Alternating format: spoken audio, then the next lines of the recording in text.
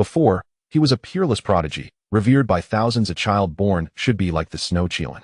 Afterward, he made no progress, and the world mocked him, a once great talent now fallen. A conspiracy shattered the seal of a blood curse. Forging a path with a sword, battling the world, defeating the celestial king, his long sword cutting through the skies, compelling all heroes to yield, and peace returned to the realm. Chapter 1, Xue Qilin. In the early morning, the dawn mist, like silk, enveloped the towering Kirin Peak, draping it in a delicate white veil, adding an air of mystery. A beam of golden light descended from the heavens, piercing through the morning fog, illuminating the peak with a warm, harmonious glow. Bang! A muffled sound reverberated from Kirin Peak, shattering the tranquility. Atop the mountain stood a young man beside a heavy ironstone pedestal, its weight exceeding 10,000 pounds, the sound emanating from its descent. His name was Xue Qilin, the young master of the Tai Xuan Sword Sect, only 16 years of age. He possessed an ordinary appearance, yet there was a certain appeal about him, deep-set eyes and a resolute visage. Were it not for his youthful, tender cheeks, one would hardly perceive him as a mere boy. His brows exuded maturity, and his demeanor held a cunning calm. "I've done it." Xue Qilin beamed, a flash of sword intent flickering in his eyes, embracing the morning light, radiating vitality. "I must prepare. The martial arena is likely already filled with disciples eager to witness my folly," he mused, shaking his head slightly, a hint of bitterness crossing his face. He retrieved a white robe hanging from a nearby branch and made his way back to the wooden hut at the center of the mountain. Kirin Peak was spacious, with 8 or 9 wooden huts built on either side of Xue Qilin's, emphasizing his status. However, the other huts were covered in dust, their entrances overgrown with weeds, long abandoned. After some time spent in meditation, Xue Qilin completed his morning routine and emerged from the hut, clad in white and brandishing a sharp sword, his expression stern, yet still detached from the abyss surrounding him. Descending the peak, he exited the cave abode. The Tai Xuan disciples had long awaited his arrival, and upon seeing him, they erupted in jubilant excitement. Xue Qilin had grown accustomed to their fervor. The martial arena was indeed as he anticipated. A sea of people, all disciples of the Tai Xuan Sword Sect. A murmur spread among the crowd, their eyes fixed on the entrance. As soon as Xue Qilin appeared, the atmosphere surged with excitement, and every disciple buzzed with exhilaration. This was a battle of profound significance. On the martial platform stood an adversary, a youth perhaps a year or two younger than Xue Qilin, possessing strikingly handsome features, his face radiant as the moon, with sword-like brows and starry eyes. Yet, his demeanor was notably aloof and haughty. "Xue Qilin, I've awaited your arrival. I thought you might not dare show up." His voice was deep and resonant, rich with magnetism, inciting a chorus of adoration from the female disciples outside. Xue Qilin replied coolly, "It is merely a contest. What is there to fear? Go, brother Xue, defeat Xue Qilin and claim the first position." Before the duel commenced, a disciple's voice rang out, rallying support for Xue. As soon as he finished speaking, another voice chimed in, echoing their sentiments. Though the words were not harsh, they were unwelcome. Xue Qilin, the foremost disciple of the Tai Xuan Sword Sect, was a figure of great renown. His esteemed background played a role. His adoptive father, Xue Qilin, the current sect leader, regarded him as a true son despite their bond being one of adoption, showering him with affection. Whenever Xue Qilin spoke, he would comply. With such a status, Xue Qilin could act with impunity, yet he had never abused his power, for he was not that kind of person. Secondly, his innate talent was truly enviable. In his childhood, Xue Qilin demonstrated a set of sword techniques. Xue Qilin, wielding a wooden sword, emulated him with remarkable accuracy. He began his cultivation, mastering the yellow-tier sword techniques to a degree of 3 or 4 parts of their potential, while the profound techniques required merely a month to grasp. After a year of cultivation, he reached the pinnacle of the body refinement stage. By the age of 11, he had ascended to the peak of the Qi gathering stage, having also comprehended the concept of momentum, a sword intent coveted by countless martial artists. Such talent was rare in the Tai Xuan Sword Sect, a prodigy akin to Xue Qilin. Under the strong recommendation of several venerable elders, Xue Qilin became the youngest sect master in history. Bestowed with the title of Young Sect Master at the tender age of 11, breaking new ground for the sect. Yet, the higher one stands, the harder one falls. Fate played a cruel joke on Xue Qilin. Having reached the peak of the Qi gathering stage, he found himself at a standstill. His dantian was as hard as iron, unable to be opened. Even when the esteemed elders united their efforts, they could not budge at a fraction, leaving them with nothing but regret. Unable to open his dantian, he could not convert his qi into yuan, thus remaining stagnant, unable to advance further. The Qi gathering stage became but a threshold, one he could not cross. He was no longer a prodigy, but rather a forsaken child, scorned by the heavens, his brilliance extinguished, and resentment grew within him. The once bustling Qilin Peak now echoed with the coldness of human sentiment. The prodigy had vanished, the forsaken arose from a lively gathering to a desolate scene. Xue Qilin gradually matured amidst the turmoil, shedding his arrogance for a steadfast resolve. His temperament hardened like iron, remaining unperturbed by the vicissitudes of life. Time passed, and while the world around him changed, one remained steadfast, his adoptive father, Xue Qilin, who was often in seclusion, immersed in his own cultivation. The elders of the council were preoccupied with official duties. Friends and playful disciples had distanced themselves. Gentle senior sisters and adoring junior sisters drifted away one by one. They abandoned him, leaving Qilin Peak. Some even banded together to mock and suppress him. Initially, Xue Qilin felt immense anger, facing those familiar faces that were not foes, yet felt worse than enemies, making him acutely aware of betrayal. As the tide of public opinion shifted, more joined the ranks against him. Yet, his anger did not cloud his judgment. Instead, it awakened him to focus solely on his cultivation. The body refinement stage could unleash 999 pounds of strength, the Qi gathering stage, 12 levels each level yielding 330, the 12th 4009. Yet, Xue Qilin's strength had already surpassed 10,000 pounds, his sword intent evolving into true sword will. With his current prowess, no one beneath the innate stage could rival him. Even those at the innate level did not instill fear in him. As the first of the outer sect, Xue Qilin had maintained this position since reaching the pinnacle of the Qi gathering stage, unrivaled by any. Numerous gifted disciples had challenged him during this time, all defeated within 100 exchanges. This was still a result of Xue Qilin holding back. He did not wish to shatter the confidence of these disciples. Should he unleash his full power, they would struggle to withstand even a single strike, and those with fragile hearts might carry the burden of defeat, hindering their progress. Moreover, they were all disciples of the Tai Xuan Sword Sect, deserving of mutual respect and dignity. Yet, this was merely Xue Qilin's one-sided sentiment. Those who had lost felt an acute sense of injustice, often proclaiming, "Without defeat, how can there be victory?" Alas, they would never have the opportunity to face the young sect master again. Should that day come, the victor would undoubtedly be him. Each time Xue Qilin heard such remarks, he remained expressionless, turning back to Qilin Peak to continue his arduous cultivation. For every challenge, there was a corresponding defeat, and all disciples understood that in the outer sect, none could surpass him. The only one capable of overcoming Xue Qilin was himself. Thus, no one dared challenge him. Xue Yun's challenge marked the first in 3 years. Chapter 2. The Sword Drawing Technique. Xue Yun's challenge was one Xue Qilin instinctively wished to decline. 3 years ago, he would have accepted without hesitation, ready to wield his sword and demonstrate to the disciples that Xue Qilin would return, unwavering in his resolve. Yet now, having matured in spirit, he found little interest in such contests. Rather than squander time in this manner, he preferred to meditate and cultivate his qi. However, Xue Qilin could not refuse according to the rules. As the first of the outer sect, he was obliged to accept challenges. Thus, he ascended the martial platform, standing opposite Xue Yun, both wielding the Tai Xuan Sword Sect's finest weapons, the sect's entry-level armaments. Xue Yun pointed his sword at Xue Qilin, declaring, "Young sect master, it seems you may need to relinquish your position as the outer sect's first today. But do not worry, I am at the pinnacle of the Qi gathering stage. It won't be long before I open my Dantian, convert Qi into Yuan, and ascend to the innate stage." The first sentence, Snow Kirin, and the second, Young Master, convey a clear intent to trample upon the dignity of the Snow Kirin, mercilessly tarnishing its reputation. In days of yore, no one would have dared such insolence. Yet now, a piece of fortuitous news has surfaced. Xue Qilin has temporarily departed from the Tai Xuan Sword Sect on urgent business, leaving the Snow Kirin without a protector. While it cannot be said that it can act with impunity, it may indulge in mockery as it pleases.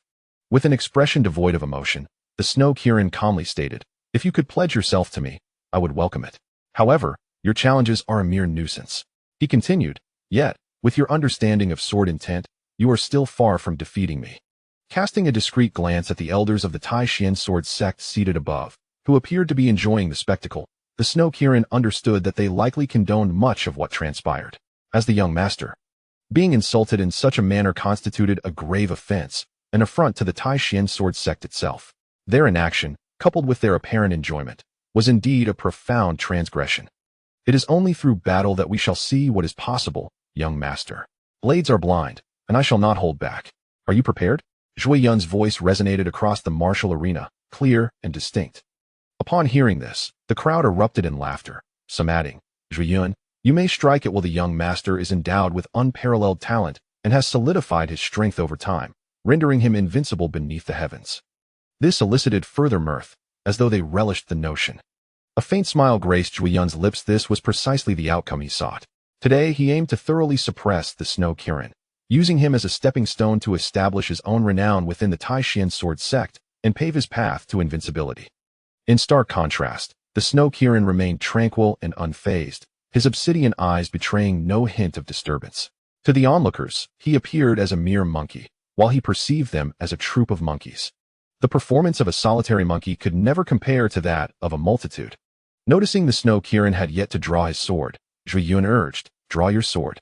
The Xue Qilin replied, a sword will unsheath itself when the time is right. Xue Yun retorted coldly, if that is the case, should I wound or slay you? It would be your own doing, with no blame on me. With a sudden step forward, his aura surged like a tide, causing the martial arena to tremble. A series of shadowy figures obscured the true Xue Yun, who then appeared behind the Xue Qilin, thrusting his sword with ruthless intent toward the heart. As anticipated, the blade pierced the Xue Qilin's form. However, no blood emerged, and the Xue Qilin's figure began to dissipate, a mere illusion. Incredible speed. Xue Xixiang has perfected the Phantom Eightfold Steps technique.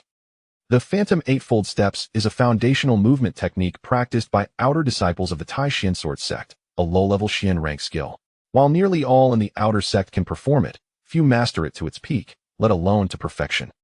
Just now, Xue Yun had executed a step that produced 48 shadowy figures, a hallmark of having mastered the technique. Yet the young master is not slow either, leaving behind an illusion. Damn it, who are you? Let's get to the point.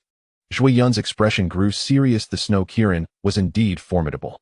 In terms of speed alone, few at the nascent Qi realm could hope to match him. The Xue Qilin, now at Xue Yun's former position, regarded him with a nod, acknowledging Xue Yun's talent and prowess. Within the Tai Xuan Sword Sect, few could surpass him. You are indeed strong, having dominated the top position for several years, yet today you shall still be defeated. Allow me to demonstrate my sword intent, Xue Yun proclaimed, his aura surging from the peak of the nascent Qi realm. He gripped his sword with his right hand, raising it before his forehead, while his left hand's index and thumb pressed against the blade. Xue Yun's sword radiated a sharp, piercing energy, unleashing a torrent of force. This is sword intent, at the peak of minor mastery. Indeed, it is minor mastery. I never imagined Xue Xixiang's comprehension of sword intent had reached such heights. Gasps of astonishment filled the martial arena. On the platform, the first elder on the left stroked his goatee, smiling as he observed Xue Yun on stage. Nodding in satisfaction, he was indeed his disciple, Su Shan's pupil. Xue Qilin, are you afraid? Xue Yun bellowed, as spiritual energy coalesced around his blade, the sword aura radiating outward, shimmering with violet brilliance. This was his strongest attack. He aimed to vanquish the Xue Qilin in a single stroke. Sword intent perfected, resplendent and vibrant, quite impressive. Facing the overwhelming pressure, the Xue Qilin felt no trepidation and regarded Xue Yun with admiration. The vivid hues of the Tai Xuan Sword Sect's intermediate-level sword technique surged forth, a manifestation of mastery. As he unleashed a strike that released a torrent of purple energy, engulfing all before it. As Xue Yun's violet sword aura approached, the Xue Qilin moved, performing a singular action, drawing his sword. Yet, it seemed as though the blade had rusted, bound to its sheath. In that moment, the Xue Qilin could not draw forth his sword. You brought this upon yourself, Xue Yun thought, a fleeting thought crossing his mind. As the sword aura drew near, life and death hung in the balance. A soft murmur was heard, followed by a crisp sound as the violet energy dissipated, the tempestuous wind seemingly vanishing. The Xue Qilin released his grip. Standing tall and unperturbed. You are unharmed? Impossible, how can this be? Xue Yun retreated a few steps, disbelief etched upon his face. This revelation struck a blow to his psyche. His mightiest strike had not only failed to injure the Xue Qilin, but had not even forced him back a step. The elders on the platform wore solemn expressions, one of them remarking, "It appears he has indeed mastered the art of drawing the sword." Chapter 3. The Distorted Battle. The Sword Drawing Technique. One of the most ancient and esteemed skills of the Tai Xuan Sword Sect. Devoid of any written records or cultivation methods. To attain it, one must rely on one's comprehension, A mere relief sculpture can yield varying degrees of understanding. 100 individuals may grasp the sword-drawing technique, yet each manifestation is unique, exhibiting considerable differences in power. In the past, Xue Qilin had unfettered access to the ancient texts of the Tai Xuan Sword Sect, where sword techniques and cultivation methods were at his fingertips. He never aspired to soar too high, believing that a solid foundation was essential for further advancement. Without any groundwork, attempting to learn profound sword secrets would yield only superficiality. Lacking depth, over several years, he perused thousands of secret techniques, ranging from yellow rank to mysterious rank, with the highest reaching earth rank. However, 6 months after he was unable to open his dantian, this privilege was revoked. At that critical moment when he was grasping the essence of sword intent, the loss of such privileges was particularly disheartening. Not wanting to burden Xue Qilin, he sought inspiration from the Sword Mountain, the true legacy of the Tai Xuan Sword Sect, a precious treasure left by the 9 founding ancestors. Yet, the wall sculptures were profoundly intricate, with few capable of sitting in contemplation and enlightenment. When Xue Qilin arrived, he found only a few elderly individuals in deep meditation. Once he delved into the essence of the mountain, he became enamored with the Sword Mountain and its wall sculptures. After years of dedicated study, he reaped substantial rewards: the sword-drawing technique, a cultivation method, a body-forging technique, and a suite of mystical skills. Xue Yun's eyes gleamed with disdain as he exclaimed, "Xue Qilin, you are despicable and shameless." Xue Qilin frowned and retorted, "What do you mean by that?" His initial fondness for Xue Yun dissipated, as he observed that instead of reflecting on his own shortcomings after defeat, Xue Yun was entangled in blame. Such talent paired with such a disposition was regrettable. Xue Yun continued, "You dared not receive my sword technique head-on and resorted to using the lesser sect order. As the young master of the Tai Xuan Sword Sect, do you not feel ashamed?" Understanding dawned on Xue Qilin, and he slightly shook his head, realizing that Xue Yun's overconfidence led him to such thoughts. The lesser sect order was no ordinary token. It was a spiritual treasure that combined both offense and defense. When activated, it summoned a spectral guardian to fight, its strength proportional to the spiritual essence infused. The most powerful could invoke a peak expert at the Death Profound realm. Defensively, it could create a protective barrier strong enough to withstand conventional attacks from the same realm. Xue Qilin's expression turned frosty. "Do you know what you were saying?" he inquired, his eyes narrowing. Unfazed, Xue Yun provocatively replied, "Isn't the lesser sect order a defensive treasure?" While the higher-ups of the Tai Xuan Sword Sect were aware of its true nature, this knowledge was confined to the inner sect's elite. Even the core disciples and direct heirs were oblivious to its classification as a spiritual treasure. In the outer sect, perhaps only the outer sect leader was privy to such information. Xue Qilin coldly asked, "How did you come to know that it is a defensive treasure? Who informed you?" Startled, Xue Yun stubbornly asserted, "The lesser sect order is a treasure. That is no secret. Everyone knows it. Why would anyone need to tell you?" Xue Qilin, stop beating around the bush. This is just opportunism on the martial combat platform. Disregarding Xue Yun, Xue Qilin turned to the elders on the high platform and asked, "Elders, the lesser sect order is a treasure, but what kind of treasure is it? Are you aware?" Upon hearing Xue Qilin's inquiry, the first elder on the left shook his head, while the remaining 4 did the same. They only knew it was a treasure but lacked knowledge about its true nature. Upon hearing Xue Yun's claims, they were subtly stirred. Turning back to Xue Yun, Xue Qilin said, "I am quite curious. Why would you so confidently reveal a secret that even the elders are unaware of? If you were not privy to such information, you would not speak with such certainty." Faced with Xue Qilin's relentless questioning, Xue Yun found himself at a loss for words. Just then, the leftmost elder rose, saying, "Young master, this matter was disclosed to Yun'er by me in a drunken stupor. I hope you can forgive this lapse." This elder, Su Shan, was the most powerful among the outer sect elders, second only to the sect leader Li Qiunan. Xue Qilin fixed his gaze upon him, and Su Shan met his eyes with calm composure. After a brief moment, Xue Qilin nodded. "So it is, elder. Your concern is unwarranted. What forgiveness do I need? Did I use the lesser sect order just now?" Su Shan replied, "No, the young master is exceptionally gifted, having mastered the sword-drawing technique, thus genuinely countering the sword strike. Your sword moves like the wind, retracting like lightning." Xue Yun's perception was too dull to notice. Upon hearing this explanation, the disciples were enlightened. They had certainly heard of the sword-drawing technique, the sect's legacy, which had no written records but relied solely on comprehension from the wall sculptures. To grasp it, one must possess unparalleled insight. They gazed at Xue Qilin with awe, though none dared to express their astonishment, for Su Shan's words commanded their respect. Xue Qilin expressed his gratitude. Thank you, Elder, for clearing my name. Su Shan bowed. The young master has suffered unjustly. A slight melancholy settled in Xue Qilin's heart. What a laughable young master he was. Xue, you should now understand that I did not use the lesser sect order to block your sword strike, Xue Qilin countered. In the outer sect, Xue Qilin was the elder brother to all disciples, with everyone else regarded as younger brothers. Xue Yun was well aware of this fact, yet resentment brewed within him. He believed Xue Qilin was merely probing for the sake of humiliation, pouring salt on his wounds, making it difficult for him to lift his head before the other disciples. Human emotions are indeed complex and ever-changing. Simple matters often twist into convoluted narratives. I know. Xue Yun gritted his teeth, his eyes filled with murderous intent. Our battle is far from over, young master.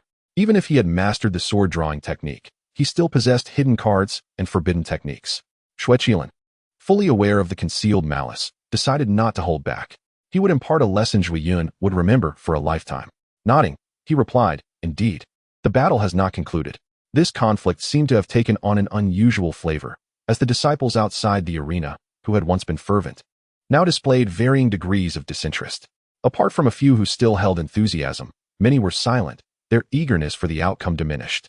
Chapter 4. The Emergence of Sword Intent. The game is set. The two opponents faced each other once more, commencing a new duel. Xue Qilin's eyes flickered as he inquired, Xue, are you prepared? Xue Yun replied, You talk too much. Initially, he had approached Xue Qilin with a degree of caution regarding his status, but that consideration had vanished. He saw an opportunity to act without restraint towards Xue Qilin. Understood.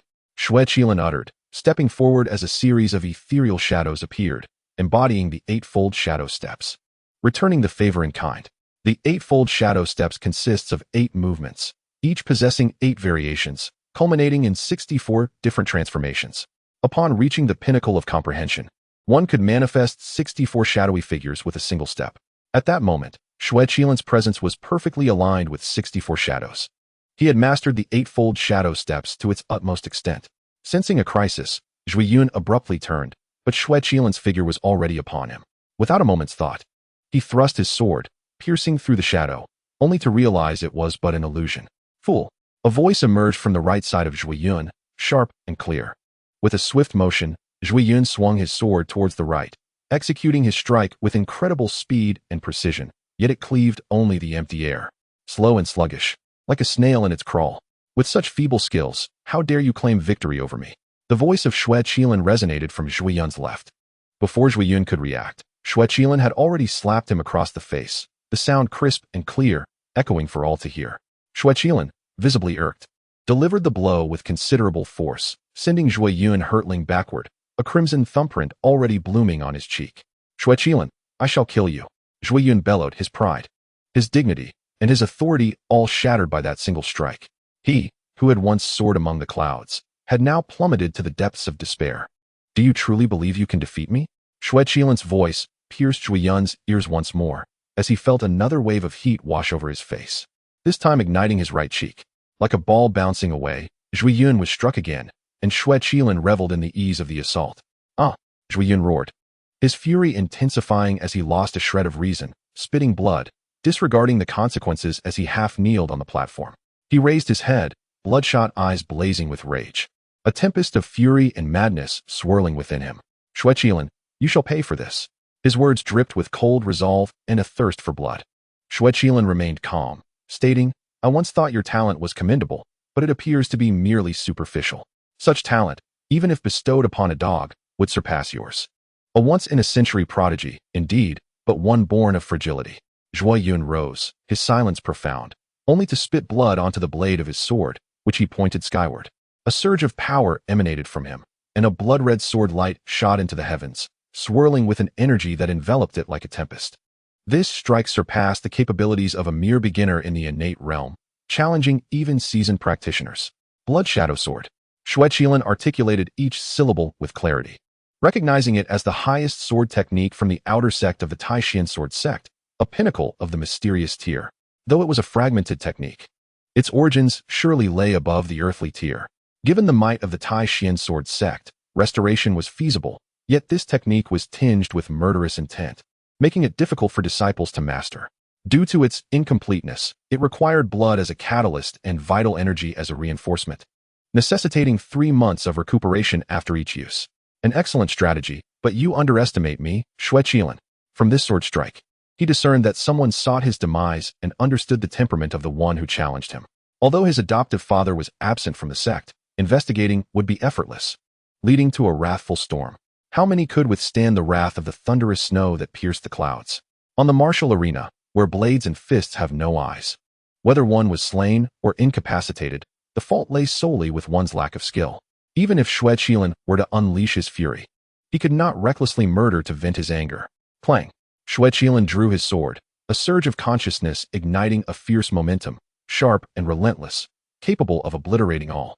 Outside the martial platform, weapons trembled in the hands of disciples, drawn to this overwhelming aura, as if yearning for Xue Qilin as their master.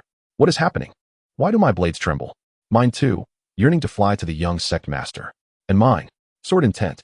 On the high platform, the 4 elders, aside from Xu Shan, were visibly moved. They had not anticipated that Xue Qilin would forge his own sword intent, not merely a half-step, but a complete first-tier sword intent. His understanding proved to be nothing short of prodigious. The elders, having regained their composure, looked on with regret in their eyes. Such talent, yet unable to cultivate a dantian. Truly, the heavens were jealous of gifted individuals. With the emergence of sword intent, the outcome was already evident. The battle had reached its conclusion. Xue Qilin wielded his sword. Purple energy swirling around him, coalescing into a cloud of violet, resolved to retaliate with his own method, adorned in brilliant hues. This sword strike had reached its zenith. Kill. With the arrow drawn, there was no choice but to release it. Zhui Yun's voice echoed, his sword cleaving the air towards Xue Qilin. Shatter. Xue Qilin murmured. The purple energy surging forth, the sword chi flowing, its momentum far surpassing the blood-red sword light. As the blood-red light made contact, it shattered, and the purple energy surged toward Zhui Yun, dissipating before it even reached him. Zhui Yun has been defeated. Xu Shan, acting swiftly, could not allow his gifted disciple to be engulfed by the purple energy, leaving behind only a trace of crimson. Xue Qilin, unfazed, nodded and remarked, I understand. The purple energy is merely that, no sword light concealed within it, no lingering aura of defeat, leaving only a trace of red in its wake. As the young sect master of the Tai Xuan Sword Sect, how could I strike my fellow disciples too harshly? Moreover, Xue Shidi's talent is rare, destined for greatness. I, Xue Qilin, would not stoop to the level of destroying my own sect. Elder Xu Shan, you have underestimated me. Xu Shan bowed deeply. The young sect master is virtuous. Xue Qilin cast his gaze upon Zhui Yun and declared, you have lost. Zhui Yun, weakly half kneeling on the martial platform, looked frail and pale, breathing heavily. His eyes, filled with unwillingness, nevertheless bore the marks of acceptance. Having witnessed Xue Qilin's mastery of sword intent and the challenges of comprehending such a path, he recognized the arduous journey from the initial stages of sword momentum to its pinnacle. It took him 3 years, with further mastery still to be achieved. Xue Qilin was merely 2 years his senior. Given 2 years, it was uncertain if he could even reach the completeness of sword momentum. While Xue Qilin had already forged his sword intent, Zhui Yun, trembling, stood upright and declared, I concede. I have lost. At that moment, his acceptance was resolute, devoid of excuses. Chapter 5. The Sword Xian Pavilion. Zhui Yun's words caught Xue Qilin off guard, as if the blood shadow sword technique had extracted his resentment and arrogance, revealing the true essence of his character. Suddenly, Xue Qilin contemplated a possibility. This moment of Zhui Yun represented the genuine Zhui Yun.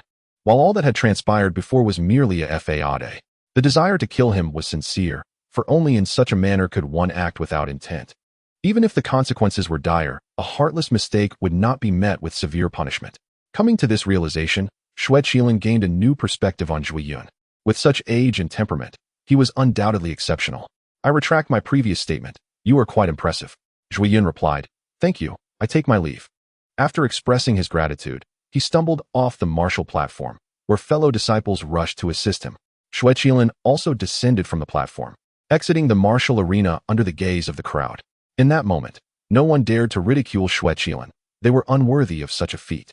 To comprehend sword intent at such a young age, even many innate experts and formidable practitioners would struggle to reach that threshold. Xue Qilin, at this age and with this strength, wielding first-tier sword intent, rendered them unqualified to mock him. What a pity, with such understanding, in a century. He will undoubtedly become an unparalleled swordsman who astonishes the world. On the left peak of the outer sect courtyard stood a figure, graceful and enchanting, her beauty unparalleled. She was Xue Qilin, the leader of the outer sect and its strongest member, having long since transformed the ethereal energy into a profound essence. Observing the martial arena, the surge of Xue Qilin's first-tier sword intent caught her attention, and she sighed, filled with regret. Returning to Kirin Peak, Xue Qilin sat upon a stone pedestal at the mountain's edge, enveloped in a chilling solitude, an unmistakable air of desolation clinging to him. What a fine young sect master, he muttered to himself with a hint of self-mockery after a prolonged silence. In the entire Tai Xuan Sword Sect, apart from his adoptive father, there was not a single soul left, not one. In the past, the title of young sect master had evoked a mixture of 7 parts respect and 3 parts mockery in the eyes of Xue Qilin. But now, the moment he emerged, all respect had vanished, replaced solely by derision. With a flick of his hand, a token materialized in his grasp, the young sect master's order. Palm-sized and of a coppery hue, one side inscribed with Tai and the other with Xian. Both characters radiating sword energy, sharp and piercing. If you desire it so much, then I shall not permit you to obtain it, at least not before I turn 20. The glint of sword energy flickered in Xue Qilin's eyes as his words rang with conviction. Today's events, whether they cast Xue Yun as a mere pawn or a coerced participant, undoubtedly indicated the presence of a hidden hand behind the scenes, likely from the inner sect. This infuriated Xue Qilin. At 17 years of age, he had 3 years remaining until he turned 20. If they wished to play, he would engage, for he feared not even if the entire sect conspired against him. The young sect master of Tai Xuan held a prestigious status, subordinate only to the sect master and the elders, while outer disciples might remain oblivious. The elders and sect leaders were certainly aware that such brazen insults directed towards the young sect master warranted execution. However, today, the entire outer sect had created history for the Tai Xuan Sword Sect, disregarding the significance of his position. In truth, Xue Qilin cared little for the title. He had once discussed relinquishing it and returning the young sect master's token with Xue Qilin, but his adoptive father had dissuaded him, extinguishing those thoughts. Thus, he felt justified in maintaining his hold on the title. Su Shan returned to the depths of his secluded chamber, his expression devoid of calm, replaced by an icy malevolence. Damn it, damn it! Su Shan roared, his eyes ablaze with fury as he vented his wrath, unleashing a powerful surge of energy that shattered the stone platform upon which he practiced, leaving faint cracks in the walls, a testament to his seething rage. His earlier conversation with Xue Qilin had been deceptively cordial, a tactical confrontation where he had initially constrained Xue Qilin, forcing him to suppress his anger. Yet, in the end, Xue Qilin had countered, leaving Su Shan feeling profoundly aggrieved. After expending his anger, Su Shan regained his composure, stating with a measured tone, "Xue Qilin, I shall allow you to live for a while longer. But mark my words, in 3 years, I will deal with you. 3 years hence. Should Xue Qilin fail to advance, the title of young sect master would need to be reassigned, and without this identity, he would be merely an ordinary disciple among the outer sect, easily manipulated. For the time being, they could not act against Xue Qilin. Setting aside the consequences of offending the young sect master, should the outside world learn of their attempt to suppress him resulting in his demise, it would tarnish the reputation of the Tai Xuan Sword Sect. Su Shan exited the chamber and returned to the main hall, where Xue Yun awaited once more. Greetings, master. Xue Yun bowed, his complexion still slightly pale, yet his spirit appeared significantly rejuvenated. He held great respect for Su Shan for 4 years prior. Had it not been for Su Shan's timely intervention, he might have met a grim fate. Su Shan seated himself in the primary position, speaking softly. You performed admirably today. Although you did not triumph over Xue Qilin, defeat does not diminish your honor. Do not be disheartened by this encounter. Focus on your training and strive to achieve mastery of your sword energy before entering the inner sect, thereby carving out your own legacy. Xue Yun bowed again. I shall not disappoint your teachings, master. However, I currently wish to defer my entry into the inner sect. Su Shan furrowed his brows, irritation creeping into his demeanor. Why? Entering the inner sect meant stepping into the true realm of the Tai Xuan Sword Sect, where the wealth of texts and training resources far surpassed that of the outer sect, along with access to the Sword Chi Tower for deeper comprehension of the sword path, an advancement that seemed almost instantaneous. Given Xue Yun's aptitude, he would undoubtedly receive significant support, and it would not take long for him to achieve recognition within the inner sect. Thus, Su Shan could not suppress his anger upon hearing Xue Yun's words. Xue Yun quickly clarified, Master, do not be angered. It is not that I do not wish to enter the inner sect. Rather, I aspire to fully comprehend my sword energy before doing so. Su Shan's eyes brightened. You seek to enter the Jianxian Pavilion? The inner sect of the Tai Xuan Sword Sect was divided into 9 peaks and 4 pavilions. Only those who distinguished themselves among the 9 peaks had the privilege to enter the 4 pavilions. Yet beyond these 4 lay a 5th, the Jianxian Pavilion, which was known for its rigorous selection criteria. Firstly, it only accepted disciples from the outer sect. Secondly, one must be 18 years old, possess innate talent, and have perfected their sword energy. Among the thousands of outer disciples, it was uncertain whether any would be chosen by the Jianxian Pavilion. Years ago, Xue Qilin had been considered for admission, but ultimately could not meet the stringent requirements, leaving the pavilion lamenting his potential. At the age of 12, Xue Qilin had already reached the pinnacle of sword energy mastery, on the cusp of perfection. However, the Jianxian Pavilion accepted only a select few, making it the most formidable of all pavilions, one that no one dared to provoke. Xue Yun nodded resolutely. The Jianxian Pavilion is the pinnacle of the Tai Xuan, and my heart yearns for it. I hope for your approval, master. Initially, he had intended to challenge Xue Qilin and subsequently enter the inner sect. But after witnessing Xue Qilin's first-tier sword intent, his ambition surged. While entering the inner sect would grant him focused training and powerful sword techniques, it might not necessarily endow him with the strongest sword intent, something the Jianxian Pavilion could provide. Seeing the determination in Xue Yun's eyes, Su Shan declared, "Very well. My disciple possesses such aspirations. I shall fully support you." "Thank you, master." Chapter 6. Nan Gong Xiudong. Xue Yun was elated. He did not wish to go against his master's wishes, yet he also sought to honor his own aspirations. Now he felt assured. A figure hurried into the hall. One of Su Shan's 7 disciples, and his adopted son, named Su Yuan. "Adoptive father, someone seeks you," Su Yuan reported with a bow. Su Shan's eyes narrowed slightly as he turned to Xue Yun. "Yunner, please go to the alchemy chamber in my name and collect some recovery pills to aid in your recovery." Xue Yun bowed. "Yes, master. I take my leave." Once Xue Yun departed, Su Shan inquired, "Who is it?" Su Yuan replied, "From the inner sect." Su Shan's eyes narrowed again. News of Xue Qilin's first-tier sword intent had surely reached the inner sect. Xue Qilin was continuously advancing, something that those in the inner sect would not wish to see. To Su Yuan, he instructed, "Tell them I am currently occupied and cannot receive guests. Their intentions remain unknown." Su Yuan bowed. "Understood, adoptive father." Xue Qilin continued his cultivation on the stone pedestal, absorbing the spiritual energy of heaven and earth. His meridians had reached their peak, yet without opening his dantian. His cultivation had stagnated. Using the spiritual energy to temper his physical form, he subjected himself to rigorous training, undergoing at least 1 cycle of refinement each day. Over the years, he had completed thousands of such tempering sessions, his physical strength rivaling that of innate experts. The tempering of spiritual energy has indeed reached its limit. Xue Qilin murmured as he concluded his training. It was now afternoon, with the sun hanging low, casting vibrant hues across the sky. Xue Qilin leaped down from the pedestal and walked towards the iron pillar, commencing the most arduous task of his day, refining his sword intent and forging his will under pressure. He could unleash his full potential here, free from prying eyes. As Xue Ling Tian, concerned for him, had summoned a talisman master to set up a protective formation, no one could enter without his permission. Yet, even if he were to deactivate the formation, it was unlikely anyone would approach.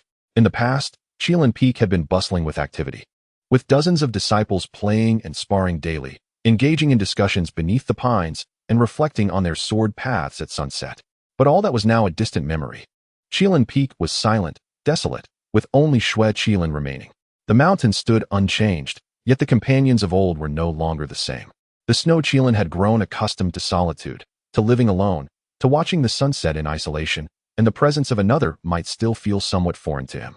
This afternoon seemed extraordinary. The clouds were drenched in crimson, a hauntingly beautiful hue that painted Kirin Peak in a stunning scarlet, adding an air of delicate allure. Yet, no matter how breathtaking the sunset appeared, it remained merely a twilight palette. Having just shed his pristine garments, revealing his bronzed physique, a subtle ripple of awareness coursed through him. Someone had triggered the formation, seemingly intending to enter Kirin Peak. "Is it the follow-up?" he murmured to himself, donning his white attire and descending from the peak to unveil the formation. At its entrance stood a young lady, exuding an air of icy elegance. Her features charming and flawless. Dressed in a white skirt adorned with delicate patterns, although still not yet of age, her figure was already shapely, and in another 2 years, As she shed her youthful appearance, she would undoubtedly be breathtakingly exquisite. Surprised, Xue Qilin exclaimed, "It's you." He recognized her instantly. She had been a frequent visitor to Qilin Peak over 3.5 years ago, and her dwelling was adjacent to his own wooden cabin. The girl softly responded, "It is I, long time no see." Her voice was melodious, akin to the chime of jade. Xue Qilin replied, "Indeed, it has been a while." His expression tinged with hesitation. Her arrival was unexpected, entirely beyond his anticipation. The girl gazed at the now composed Xue Qilin, somewhat taken aback.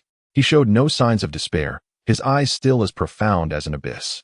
Did he harbor secrets yet undisclosed? But this thought was quickly dismissed. The results from the several pillars of the Tai Xuan Sword Sect would not be erroneous. "Will you not invite me up for a while?" she inquired. Xue Qilin harbored no belief that this young lady had come merely to reminisce. It was evident she had matters to discuss. Without uttering an invitation, he turned and walked back toward Qilin Peak, leaving the choice to her. She could follow or depart. The girl maintained a serene countenance, her gaze deep, as she glided alongside him, her garments whispering a harmonious melody, though it felt discordant with the prevailing atmosphere. A melancholic tune would have been more fitting.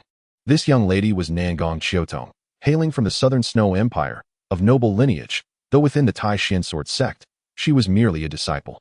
She and Xue Qilin had grown up as childhood companions. Xue Qilin had been taken in by Xue Qilin as an infant, while Nangong Xiutong had been brought into the Tai Xuan Sword Sect by Li Qianan, seemingly due to an injury she had sustained, for which the Southern Snow Empire had rendered aid, creating a debt of gratitude that had yet to be repaid.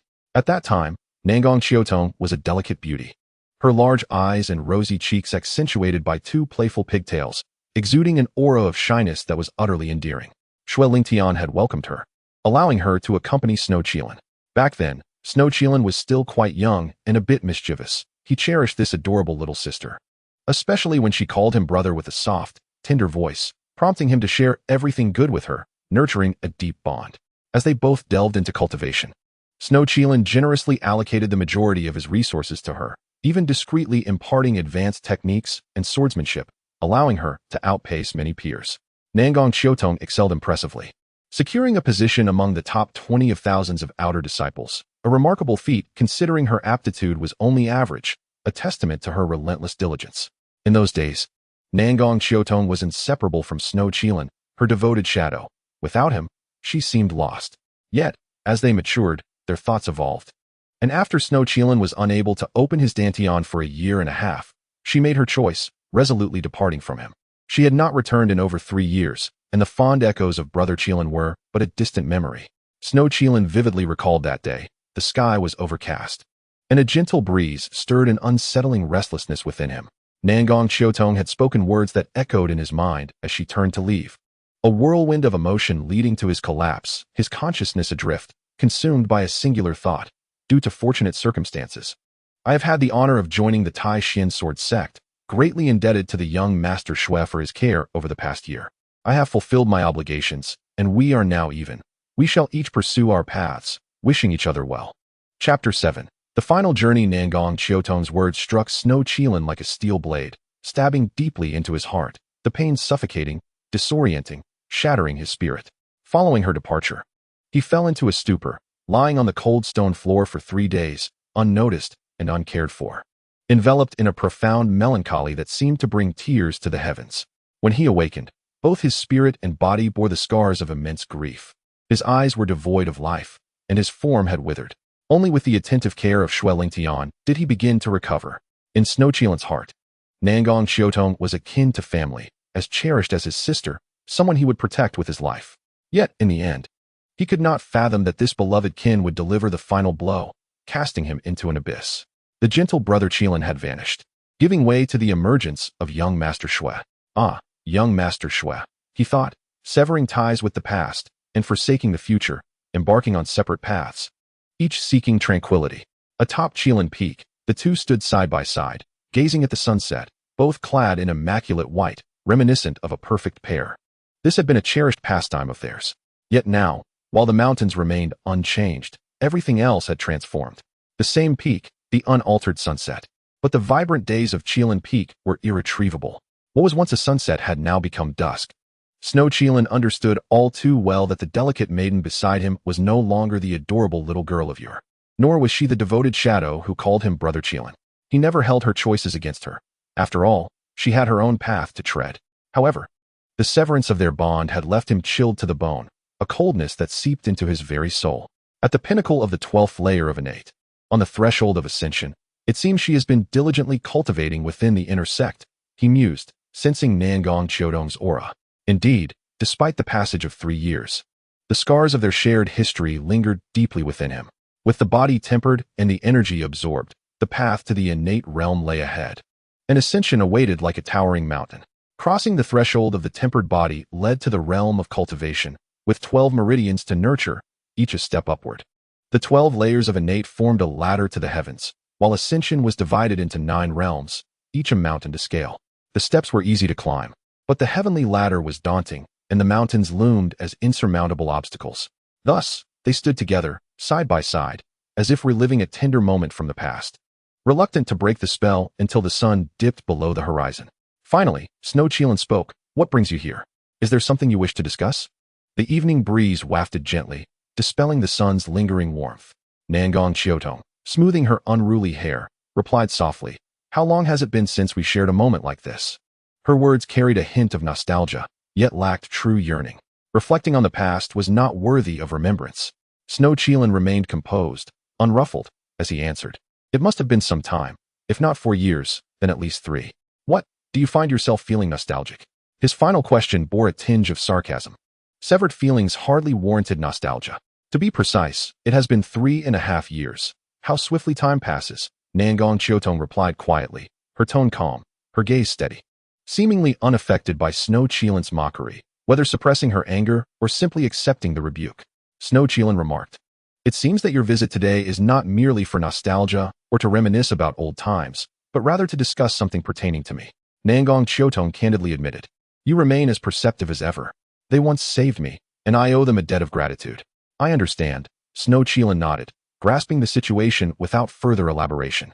"Speak then. How do you intend to persuade me?" It would be better to conclude this soon, as the conversation was rather tedious. Nangong Xiaotong cast a sidelong glance at Xue Qilin. Her visage resembled a finely carved statue, with striking brows and eyes, matured significantly, yet retaining traces of her youthful contours, albeit now imbued with a hint of weariness and composure. "It has been 6 years," Xue Qilin acknowledged. Indeed, 6 years have passed. Although she did not specify what she meant, he understood all too well. 6 years ago, at the tender age of 11, Xue Qilin had been hailed as the young master of the Tai Xuan Sword Sect. Nangong Xiaodong pressed, "Do you intend to continue down this path? What purpose does it serve? Why not simply relinquish the position of young master and return the sect's decree? You must realize that this burden brings you little benefit and only endless peril.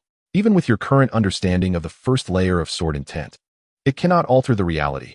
No matter how high your comprehension, you remain mortal. Is it not preferable to live a peaceful life?" In truth, Xue Qilin had already begun to suspect Nangong Xiaodong's intentions, yet he was reluctant to accept it. Suppressing that thought, he gazed at the fading sunlight. "The radiance of the sunset has dissipated," he observed. Nangong Xiaotong replied, "As the sun sets, its light must fade. Some things are fated. One must learn to let go, mustn't they? The night will inevitably fall." Xue Qilin countered, "Even in the absence of the sun, darkness may envelop the world, yet it is not devoid of light. The stars and the moon still shine, do they not?"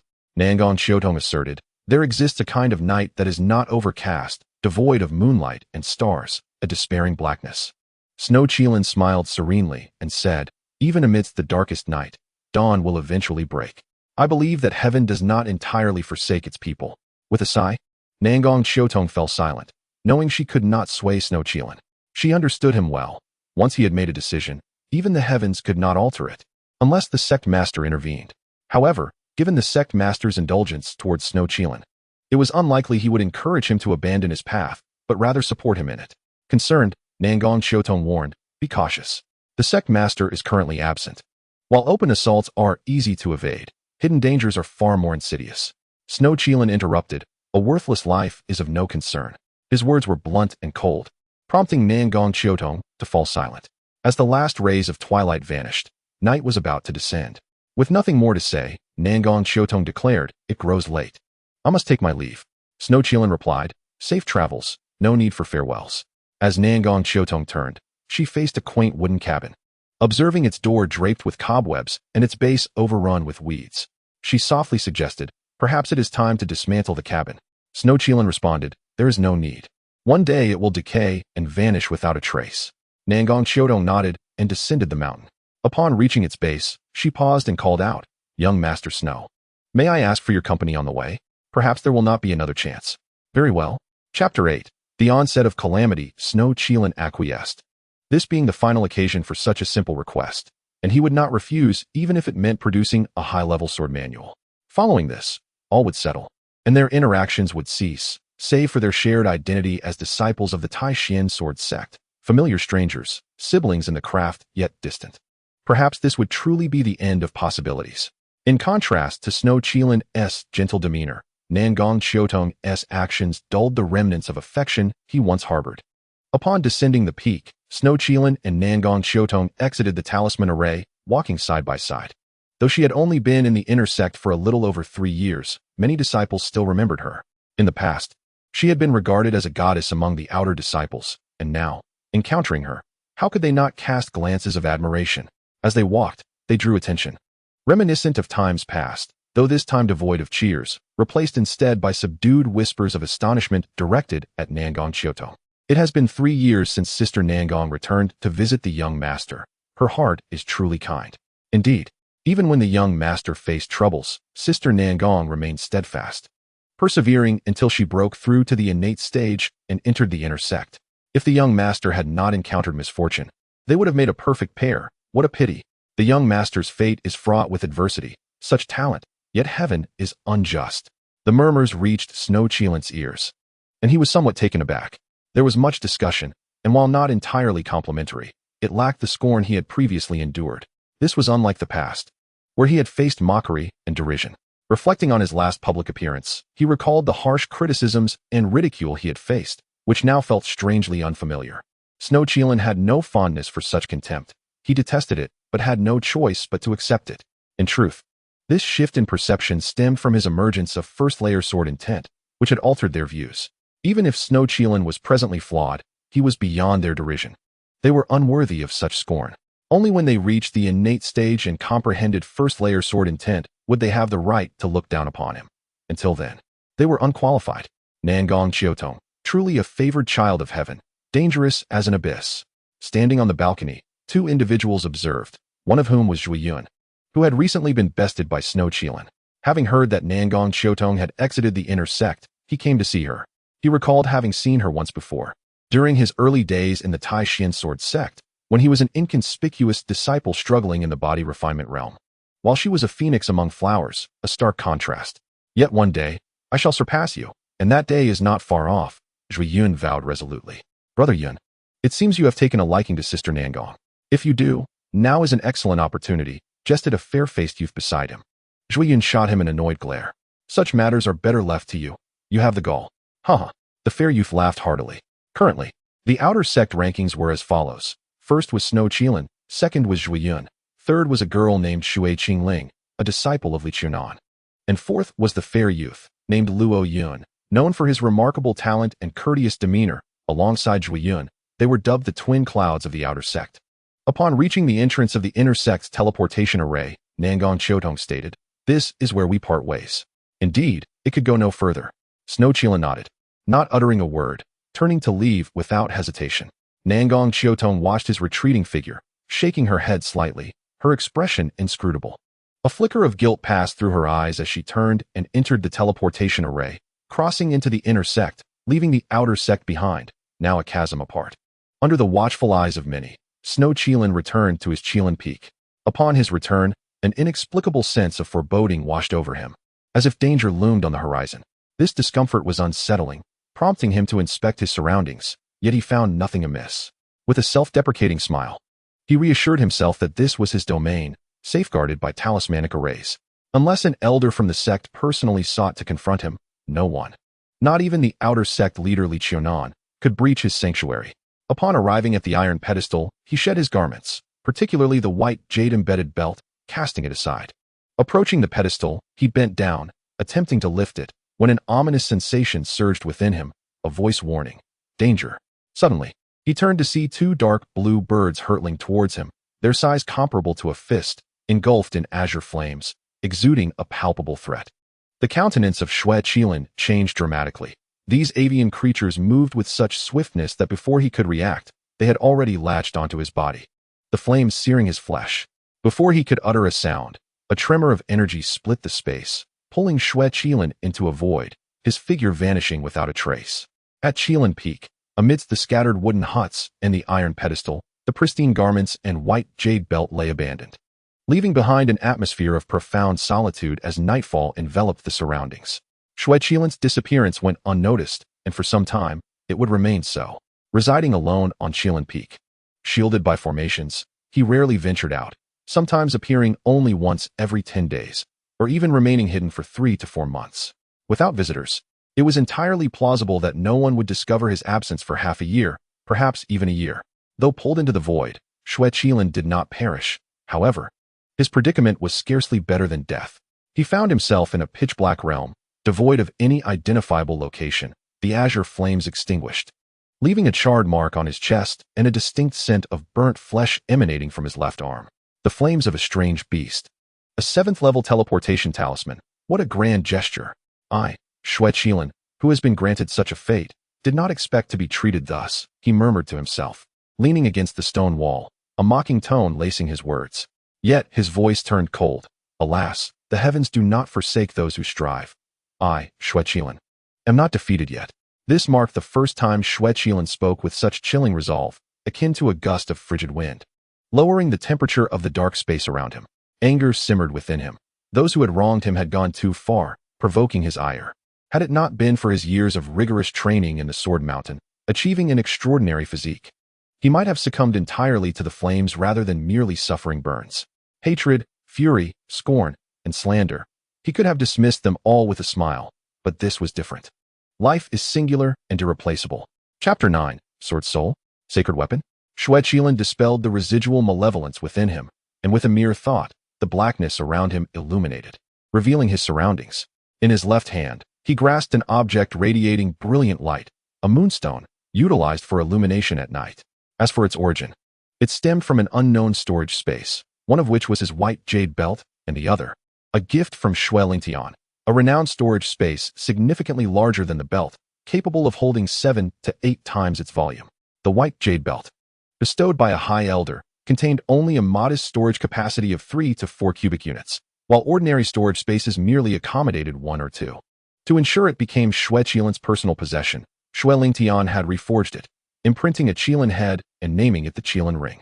Within this ring, Xue Qilin stored all his essential items, treasures, elixirs, texts, spirit stones, and even sustenance.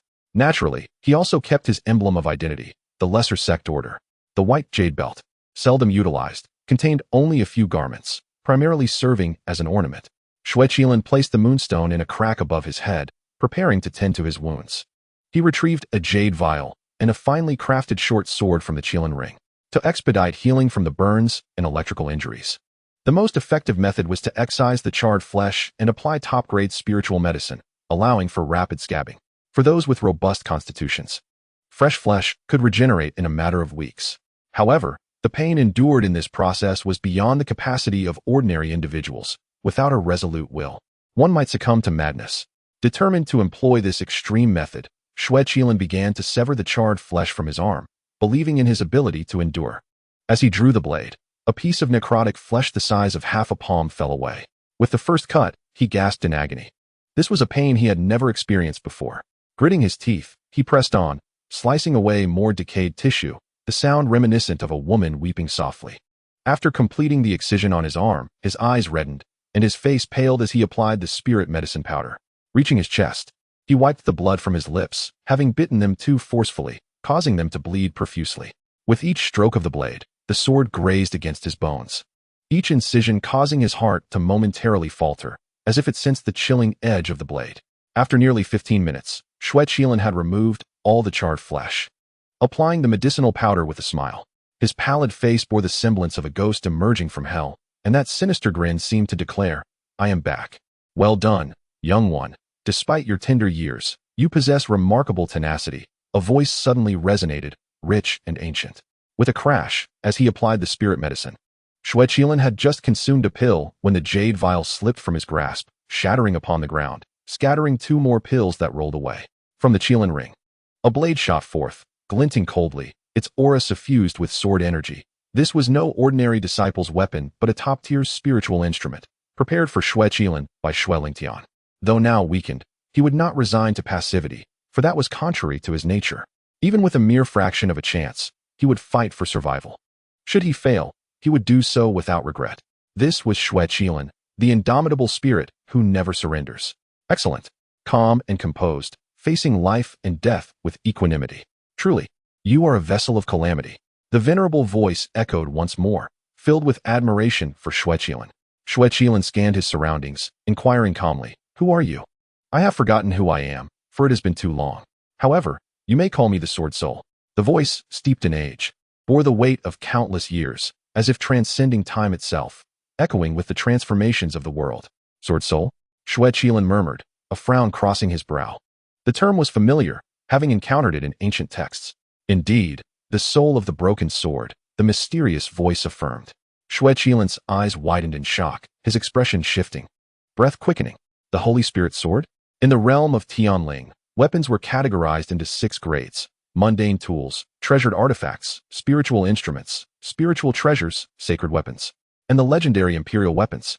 Mundane tools were crafted from ordinary iron, forged with fervor into preferred shapes, primarily utilized for woodcutting and hunting knives in villages. Treasured artifacts were divided into 3 tiers: inferior, superior, and premium. Inferior artifacts were forged from refined iron, while superior artifacts required better materials. And premium artifacts necessitated the use of mysterious iron. The spiritual artifacts are classified into 4 grades: lower, middle, upper, and supreme. The conditions for forging them are exceedingly stringent, requiring not only mastery in the realm of fire, but also the preparation of rare spiritual materials such as 1,000-year silver wood, 10,000-year dark bamboo, black sand gold, white star iron, purple-green copper, and various beast cores. The cooling process does not involve the usual natural water, but rather certain spiritual essence waters like Li Shun water and light spirit water. As for spiritual treasures, they are categorized into innate spiritual treasures and acquired spiritual treasures. The former forms naturally, while the latter is obtained through forging. Such treasures, particularly the innate ones, are coveted even by formidable beings from the Chaoyuan and Xinjiang realms, with many spending their entire lives in pursuit of just one. Regarding sacred weapons, Xue Qilin, as the vice master of the Tai Xuan Sword Sect, has neither seen one nor heard of their existence. Imperial weapons, on the other hand, exist solely in legend, mentioned only in ancient texts. Spiritual treasures possess spirit, while sacred weapons embody soul. The soul of a broken sword? Could it be the spirit of a broken sword? Is the broken sword a sacred weapon? The prospect of witnessing the grandeur of a sacred weapon fills Xue Qilin with exhilaration. Witnessing such magnificence would not be in vain. His eyes, clear and devoid of greed, reflect his understanding that it is not that he does not desire a sacred weapon, but rather that he acknowledges his unworthiness of such a treasure. Rare indeed, little one, you are quite remarkable, the sword's spirit praises, seemingly pleased by Xue Qilin's clarity. However, you may be disappointed, for the broken sword has long lost its sanctity. The breach from which its sacred essence has dissipated is like a river bursting its banks, leaving no chance for reassembly. Xue Qilin lamented, "What a pity. Does the esteemed sword spirit know where this place is?" Chapter 10. The Body of Tribulation, Hope Shattered. Yet, Xue Qilin soon furrowed his brow again. As the sacred weapon loses its sacred spirit, how could its soul endure? With the continuous loss of the sacred spirit, the soul nurtured within becomes rootless and without support, akin to a tree wilting without water. Similarly, the soul of the sacred weapon would gradually dissipate without the maintenance of the sacred spirit, ultimately vanishing from the world after countless years. But esteemed sword spirit, you are still here. The sword spirit chuckled. "Ah, little one, you possess considerable knowledge." Xue Qilin replied, "I have perused numerous ancient texts and learned a bit more." In his quest to resolve the hidden dangers within his body, Xue Qilin indeed explored a multitude of ancient tomes, gaining knowledge that surpassed many. The sword spirit stated, "Without the sacred spirit, there is still the sword essence." With this revelation, Xue Qilin's confusion dissipated. The sword cloud and the sacred weapon are products born of their master, encompassing all, capable of absorbing and enhancing power, comprehending sword intent, and achieving enlightenment in sword techniques. Moreover, I am not merely a sword spirit. This statement from the sword spirit left Xue Qilin perplexed, and suddenly, a phrase flowed through his mind. The soul of the sacred weapon can be nurtured. Birthing its own weapon soul, it can also bind the soul of a strong individual into the sacred weapon, becoming the soul of the sacred weapon. Xue Qilin inquired. May I ask, esteemed elder? The sword spirit interrupted. Little one, what is your name? And where is this place? Xue Qilin replied, I am surnamed Xue, named Qilin. As for this place, I am uncertain. I wish to ask the elder, what realm is this? He had been transported by a 7th-grade talisman capable of traversing thousands of miles, leaving him unaware of his current location. Xue Qilin, a fine name, Qilin child. It seems your ancestors have high hopes for you, the sword spirit remarked unexpectedly, giving Xue Qilin a peculiar feeling, as if this elder was unlike any other. Indeed, the name bestowed upon him by Xue Lingtian held great expectations, yet he had not only disappointed Xue Lingtian, but also left a stain upon his legacy. The sword spirit asked, Young one, you possess a body of tribulation. Given the saturation of spiritual power within you, you should have long since ascended to the innate realm. Why then are you still merely a gas-absorbing insect? Upon speaking this, Xue Qilin felt a pang of melancholy. He indeed wished to step into the innate realm, but he could not open his dantian, nor could his meridians transform into true essence. Esteemed elder, it is not that I do not wish to ascend, rather, my body is peculiar. He paused, realizing that the sword spirit had mentioned the body of tribulation twice. Had he inadvertently inherited such a physique? This revelation excited Xue Qilin even more than the mention of sacred weapons. Every treasure is but a shortcut, while true strength comes from within, a truth imparted to him by Xue Lingtian, which he has etched in his heart as a constant reminder. Indeed, sacred weapons are unparalleled treasures, elusive and unattainable. However, the opening of his dantian is of far greater significance. Esteemed elder, what is the body of tribulation? Do I truly possess such a remarkable physique? Xue Qilin asked eagerly, his words tinged with urgency and hope. The sword spirit responded with confusion, Young one, you are unaware that you possess an unparalleled body of tribulation? Upon hearing this, Xue Qilin rejoiced and said, Esteemed elder, I had no idea I bore such a unique physique. I have long been in the gas-absorbing realm, yet cannot open my dantian. Could it be due to possessing this special physique? Unable to open your dantian? The sword spirit murmured in disbelief, seemingly struggling to accept Xue Qilin's claim. For he understood the capabilities of the body of tribulation. Its might is unparalleled. How could it not open the dantian? Xue Qilin nodded vigorously, for quite some time. I have exhausted all methods to no avail. Come here directly. The sword spirit commanded. Xue Qilin complied, gripping the sword hilt tightly in his hand, still cautious despite his excitement. Observing this, the sword spirit praised, Young one, you are indeed remarkable, truly remarkable. However, do not worry, I shall not seize your body.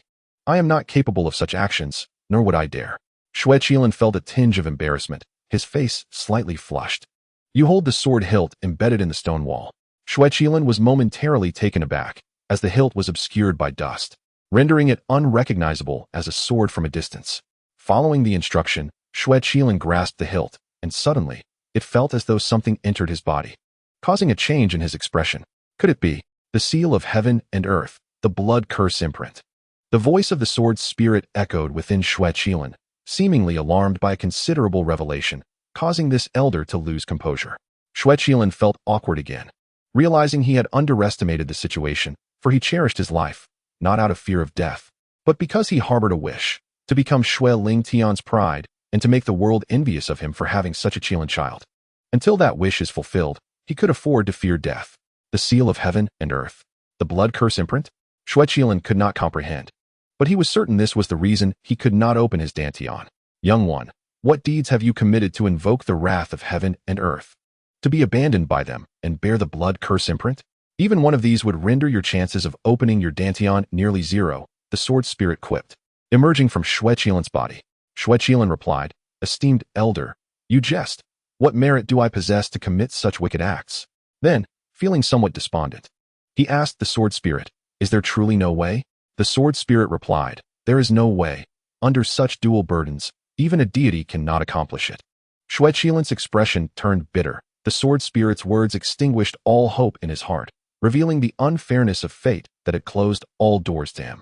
Leaning against the mountainside, Xue Qilin felt a deep sense of despair. All his past efforts seemed futile, rendering his struggles utterly in vain. The sun had set on his hopes, never to rise again, leaving him enveloped in endless darkness. He held no doubts regarding the Sword Soul's words. He could discern truth from falsehood. Upon its entry into his being moments ago, he recognized the Sword Soul's formidable power. Should it desire to seize his body or end his life, he would be utterly powerless to resist. Thus, the Elder Sword Soul had no reason to deceive him. Cough, cough. Xue Qilin coughed violently, his body relaxing momentarily as internal energy surged, aggravating his wounds and inflicting excruciating pain. Yet, he no longer cared.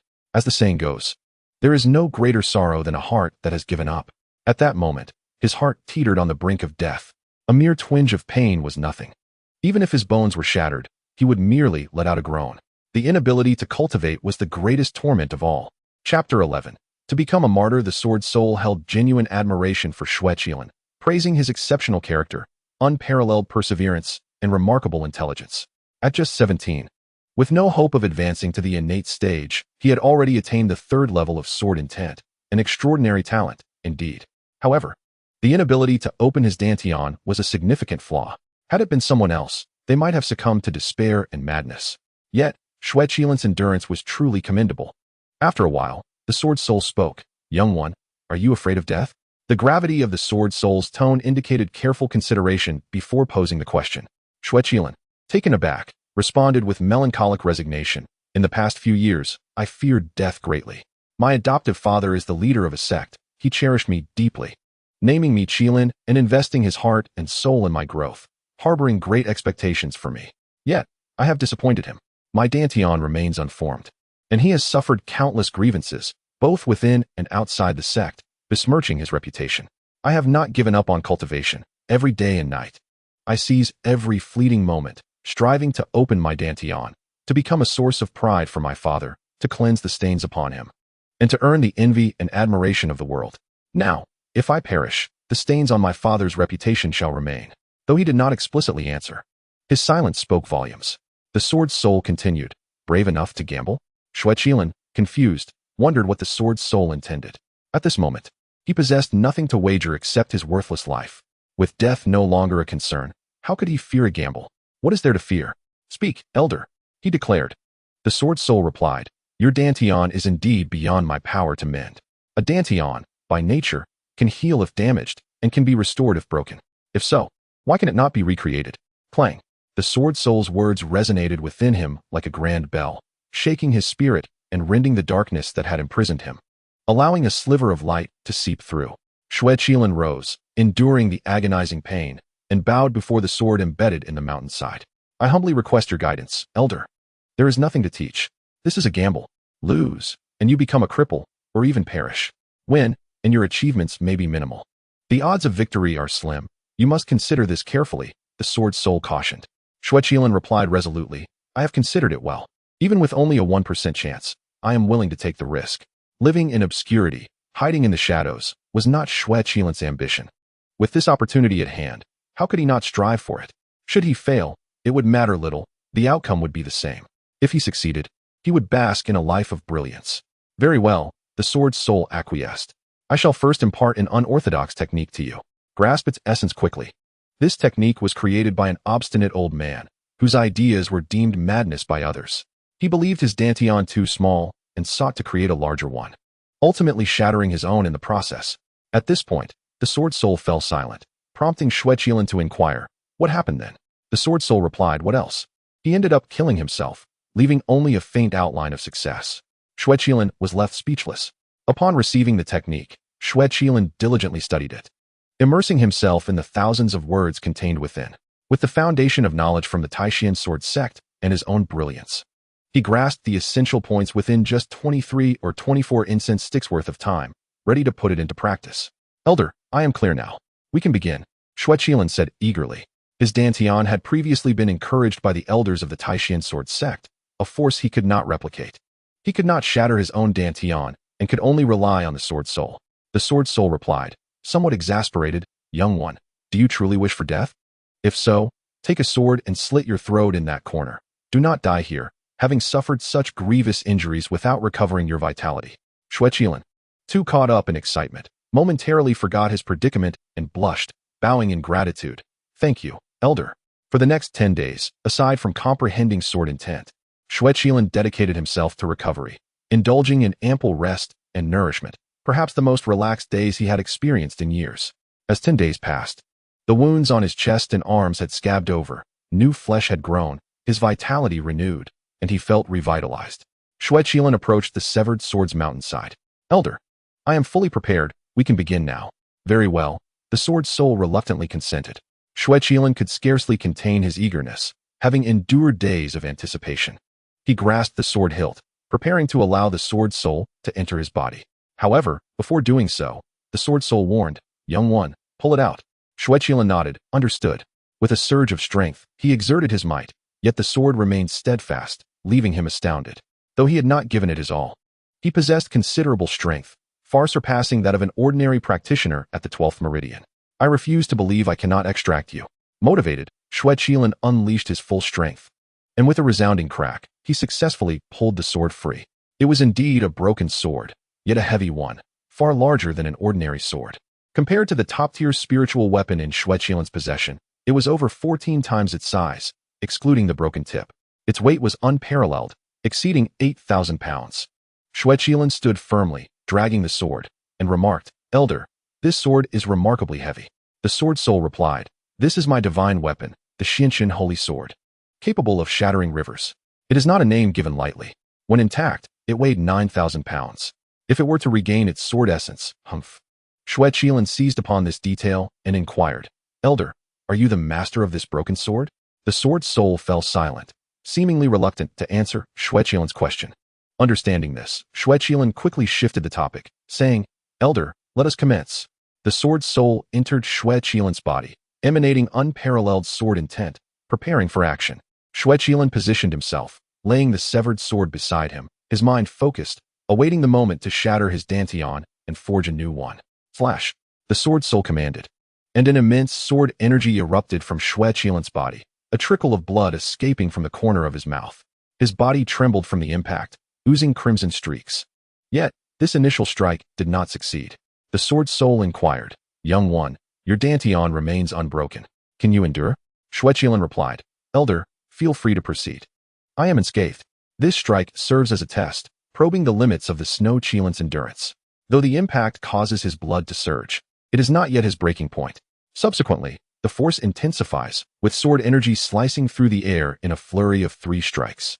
The Xue Qilin, feeling dizzy, repeatedly coughs up blood, the crimson droplets glistening under the moonlight stone, his body marred by numerous small wounds, transforming him into a figure drenched in blood. The sword soul remarks, "Little one, I must confess, I cannot fulfill your wish." The Xue Qilin, steadying himself, expresses a plea, "Senior, spare no effort, give it your all." The sword soul responds, "Child, should this continue, you will perish." To which the Xue Qilin boldly replies, "Then I shall embrace martyrdom." Chapter 12, Awakening. Success or martyrdom. The Xue Qilin has already resolved to accept martyrdom if he cannot cultivate further. The sword soul, now frenzied, states, "You are indeed a madman. Very well. I shall accompany you in this madness. If you perish, do not blame me." The Xue Qilin, filled with a sense of recklessness, insists, "Senior, strike."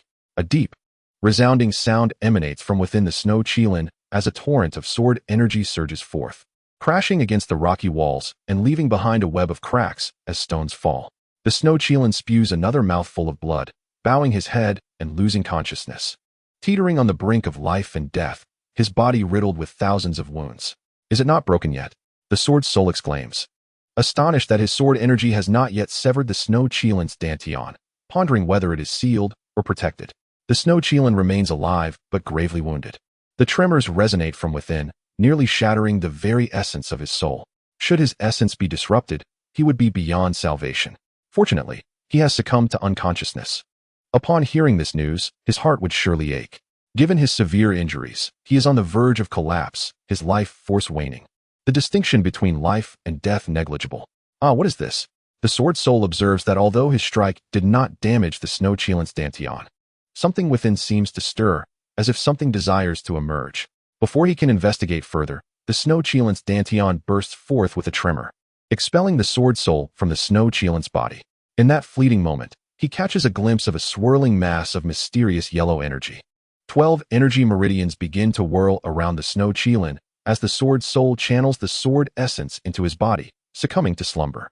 The cave returns to tranquility, the moonlight stone silently bestowing pure energy upon the Xue Qilin. Here, there are neither sun nor moon, only the passage of time. As 10 hours pass, the Xue Qilin remains unchanged, his aura still frail, teetering on the edge of life. After 20 hours, his essence strengthens slightly, vitality flickering back to life. 30 hours in, the Xue Qilin's aura continues to grow, subtly inching toward the innate threshold, transforming spiritual energy into true essence, life rekindling. After 80 hours, the serene cave is disrupted by a hoarse voice exclaiming, "How swiftly it consumes! The sword essence is nearly depleted." The sword's soul awakens, albeit not fully restored. Though he is now a weaponed soul, his essence remains that of a spirit, and a wounded soul cannot recover swiftly. Though the Dantian remains intact, it is forging a new Dantian. This lad truly turns misfortune into fortune. How intriguing. The sword soul's perception penetrates the Xue Qilin's body, revealing that the sealed Dantian remains undisturbed, yet a new Dantian is beginning to form in one corner. As the hours stretch to 90, 100, and 110, the sword essence within the broken sword is nearly empty, as the Xue Qilin absorbs it, giving birth to the new Dantian. At this moment, the Xue Qilin's life force has been restored, more vigorous than before, his energy meridians now dispersed, strands of true essence swirl around him. Though feeble, they signify that the Xue Qilin has stepped into the innate realm, now a master of the innate. Finally, after 170 hours, the Xue Qilin stirs, eyes snapping open, his facial muscles twitching, blood clots breaking apart and falling away as he sits up, hesitantly uttering, "Am I still alive?" The sword soul responds, "Of course. You are not dead. Senior, have I succeeded?" The sword soul's voice pulls the Xue Qilin from his daze. The Dantian remains unshattered, but it has been successful. The Xue Qilin attempts to mobilize his spiritual power, but his expression changes as he realizes his spiritual energy has vanished, the 12 meridians also absent. A fate worse than the Dantian sealing. Why the long face, boy? It is not as if you have lost your parents or your treasures. From destruction comes rebirth. Not only has a new Dantian been born, but your sword intent has also broken through. And your soul power has ascended from the mid-level of the mundane realm to its peak. Just a step away from condensing a soul infant and entering the soul infant realm. At this moment, the sword soul feels a pang of jealousy mixed with anger, for all his sword essence has been completely absorbed by the Xue Qilin. The Xue Qilin, unable to achieve introspection, something only possible above the soul infant realm, hears the sword soul's words about the birth of a new Dantian, and a wave of joy sweeps over him. The later comments from the sword soul go unheard, as they seem inconsequential to him. What matters is that he has gained a Dantian, and with it, he can continue his cultivation, no longer bound by the limits of the Qi gathering stage. However, as he attempts to circulate his techniques, the Xue Qilin hesitates, for he cannot sense his Dantian or the true essence. Before he can inquire, the sword soul advises, "Child, your new Dantian has just been born. It is not yet mature. You must wait for time to allow it to open. During this period, you cannot absorb spiritual energy for cultivation. Doing so will disrupt the new Dantian and render your efforts futile. Thank you, Senior, for your guidance. I shall remember it well." The Xue Qilin exhales deeply. He has endured for years. A mere wait is trivial. Here, he feels safe. A half-month's wait would pass swiftly.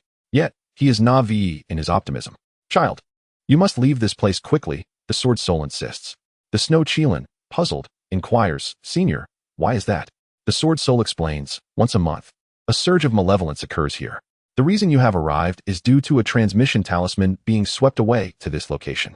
You have spent 10 days healing, and have likely been unconscious for nearly half a month. Considering the time, it will soon be upon us. If the sword essence were still present, there would be no fear.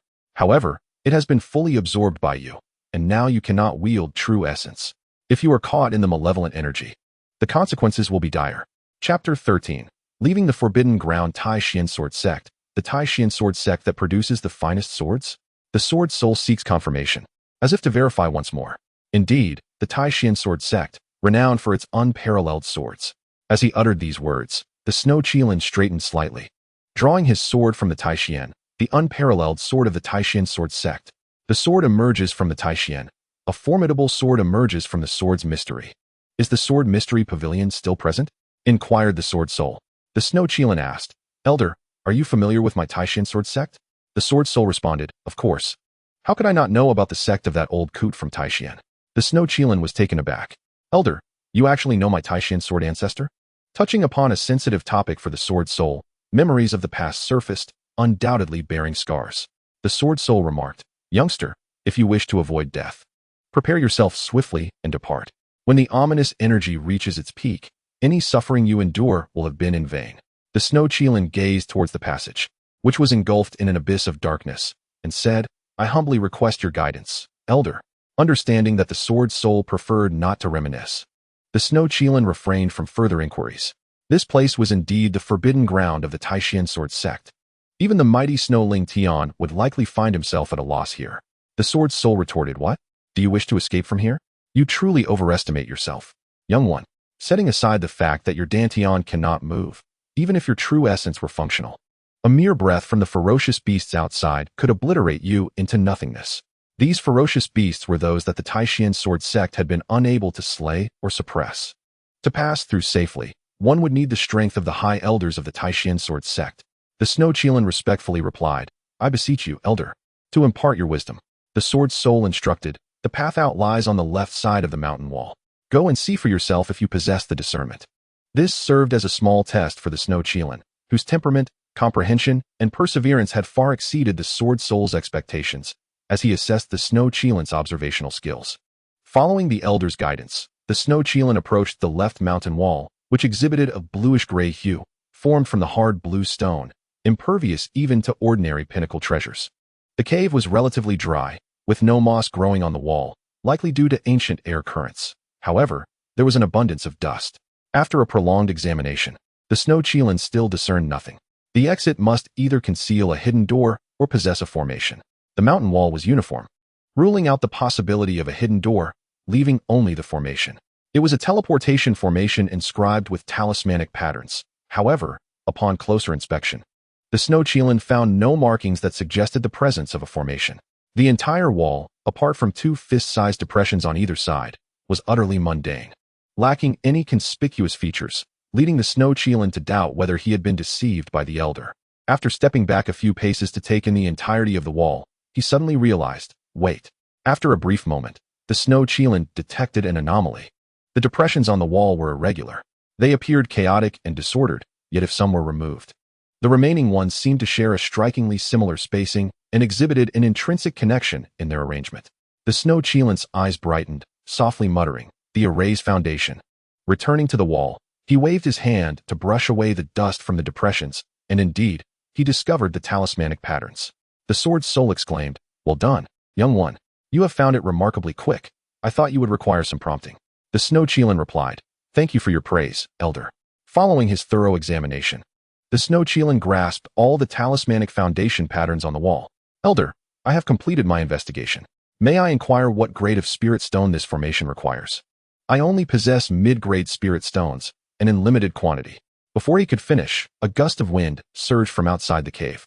The sword soul hastily interjected. Mid-grade will suffice. Young one, I must enter your soul sea. You must comply. I swear by my heart and soul. The sword essence was absorbed, ensuring that within the Xue Qilin's soul sea, his spirit would not weaken. Should he remain here without the protection of the sword essence, he would inevitably be tainted by the ominous energy, transforming into a ferocious soul, nourished by the malice and ferocity of the world, becoming a formidable killing spirit. The oath of the heart and soul was binding. Should he violate it, he would be consumed by inner demons and reduced to ashes. The Xue Qilin interrupted, Elder, you have bestowed upon me a second chance at life. How could I doubt you? Please proceed. If the sword soul intended to harm him or consume him, he would have done so by now. During his half-month slumber, when his soul's essence was wounded, it would have been the perfect opportunity, and he would have been utterly defenseless. The sword soul said, thank you, little one. The sword essence was indeed commendable, yet it fell short compared to the soul essence. The sword essence could only protect him, while the soul sea could nourish him. The Xue Qilin swiftly gathered his belongings, though there was little to collect, just the broken sword. Although this sword had lost its sacred spirit and could not be repaired, its strength was not much inferior to that of a spiritual treasure, making it a decent weapon. Moreover, given its weight, it could serve well for tempering his physique. The winds intensified, heralding the impending eruption of ominous energy, and the Xue Qilin hastily stuffed the mid-grade spirit stones into the depressions. Snow lad, brace yourself. This is a gamble. This teleportation formation is no less than level 7, demanding significant spiritual energy. If you had high-grade spirit stones, there would be no cause for concern, but unfortunately, you only have mid-grade stones. The Sword Soul's voice resonated in his mind, grave and serious. The Xue Qilin bit his lip, a hint of bitterness on his face. Did he have any other choice? To extend his head was to live, to withdraw it was to die. Elder, please proceed. Lacking spiritual energy to activate the formation, he had no choice but to rely on the Sword Soul. The Sword Soul ceased to waste words, not needing to control the Xue Qilin's body. A surge of spiritual energy erupted from within the Xue Qilin, striking the formation. Instantly, the formation activated, illuminating 48 foundational points, and a void opening emerged. The Xue Qilin stepped into the void, vanishing from sight. Shortly after the Xue Qilin's departure, a tempest erupted within the cave, the ominous energy surging like a tide, causing a spirit stone to slip and fall. As the spirit stone fell, the formation abruptly ceased its operation, and the void opening vanished. At that moment, the Xue Qilin, within the teleportation path, sensed a looming danger from behind, causing his expression to change drastically. The space fractured. This was the result of the teleportation formation failing. Had the spiritual energy been absorbed so rapidly? The mid-grade spirit stone could not even last a quarter of an hour. Little one, you truly face a life fraught with calamity. Your fate now lies in the hands of fortune, remarked the Sword Soul, enveloping him in a protective energy shield. At this moment, he was one with the Xue Qilin. If the Xue Qilin perished, so too would he. Currently, the Xue Qilin was unable to move his true essence, leaving this matter solely in the Sword Soul's hands. Of course, even if the Xue Qilin's true essence were operational, he would still need to intervene. After all, the Xue Qilin was simply too weak. The Xue Qilin sincerely expressed, "Thank you, Elder." The Sword Soul replied, "I am merely acting to preserve my own existence." As the space shattered, energy clashed against the Xue Qilin, and the protective energy shield fractured. He fell unconscious without even a cry of anguish. Little one, I have done my utmost. In the night, the stars twinkled, and silence enveloped the world. Above a small grove, a figure suddenly appeared, drenched in blood and illuminated starkly by the moonlight. It was none other than the Xue Qilin, gravely injured and unconscious once more. His trials were far from over. He had been expelled from the teleportation path, plummeting from a height of at least 30 or 40 zhang above the ground. Lacking buoyancy and support, his body fell freely, accelerating rapidly. The fierce wind rustled his garments, snapping delicate branches atop the trees and startling the resting birds into flight. Ultimately, the Xue Qilin was caught by a branch, blood dripping continuously from his body. The grove grew even colder. Chapter 14. I have returned to life in Oak Town, an exceptionally significant rural area within Yunzhou City. It served as a vital passage into the depths of Yunling Mountain. Surrounding the town, there exists a vast expanse of oak trees, extending over 20 miles and leading directly to the Yunling Mountains, from which the town derives its name. The oaks grow at an astonishing rate, typically reaching heights of over 20 zhang, with leaves of considerable size. Enveloped by these towering oaks, the sky is nearly obscured, and those lacking a keen sense of direction may easily lose their way within the grove. Consequently, villagers from surrounding areas require the company of townsfolk to navigate the town safely. The Yunling Mountains are rich in mineral resources and are particularly suited for cultivating a rare herb known as the Shaolin grass, which can yield thousands to tens of thousands of gold coins annually. Such a lucrative prospect is not overlooked by the prominent families. Oak Town is home to two families, the Chun family and the Fan family, both of whom are branches of the Chun and Fan families from Yunzhou City, tasked with managing the revenues from the Yunling Mountains. The dynamics between these two families in Oak Town are anything but harmonious, akin to fire and water. The Chun family occupies the eastern part of the town, while the Fan family controls the west. Although they maintain a facade of cordiality, exchanging pleasantries in public, behind the scenes, they employ various underhanded tactics, be it assassination or poison, to undermine one another, all while ensuring their actions remain untraceable. Should their schemes be uncovered, it would result in the family members committing suicide out of shame. Today, the two families are at odds over a single corpse, leading to a gathering of dozens, including several cultivators, as they prepare for what seems to be an inevitable confrontation. The corpse in question belongs to Xue Qilin, who finds himself in a precarious situation. The spatial passage has collapsed, compressing his body. Had it not been for the residual power of his sword spirit, his current physical strength would have rendered him little more than a mere smear upon the ground. The sword spirit, however, is but a shadow of its former self. merely ensuring Xue Qilin's survival.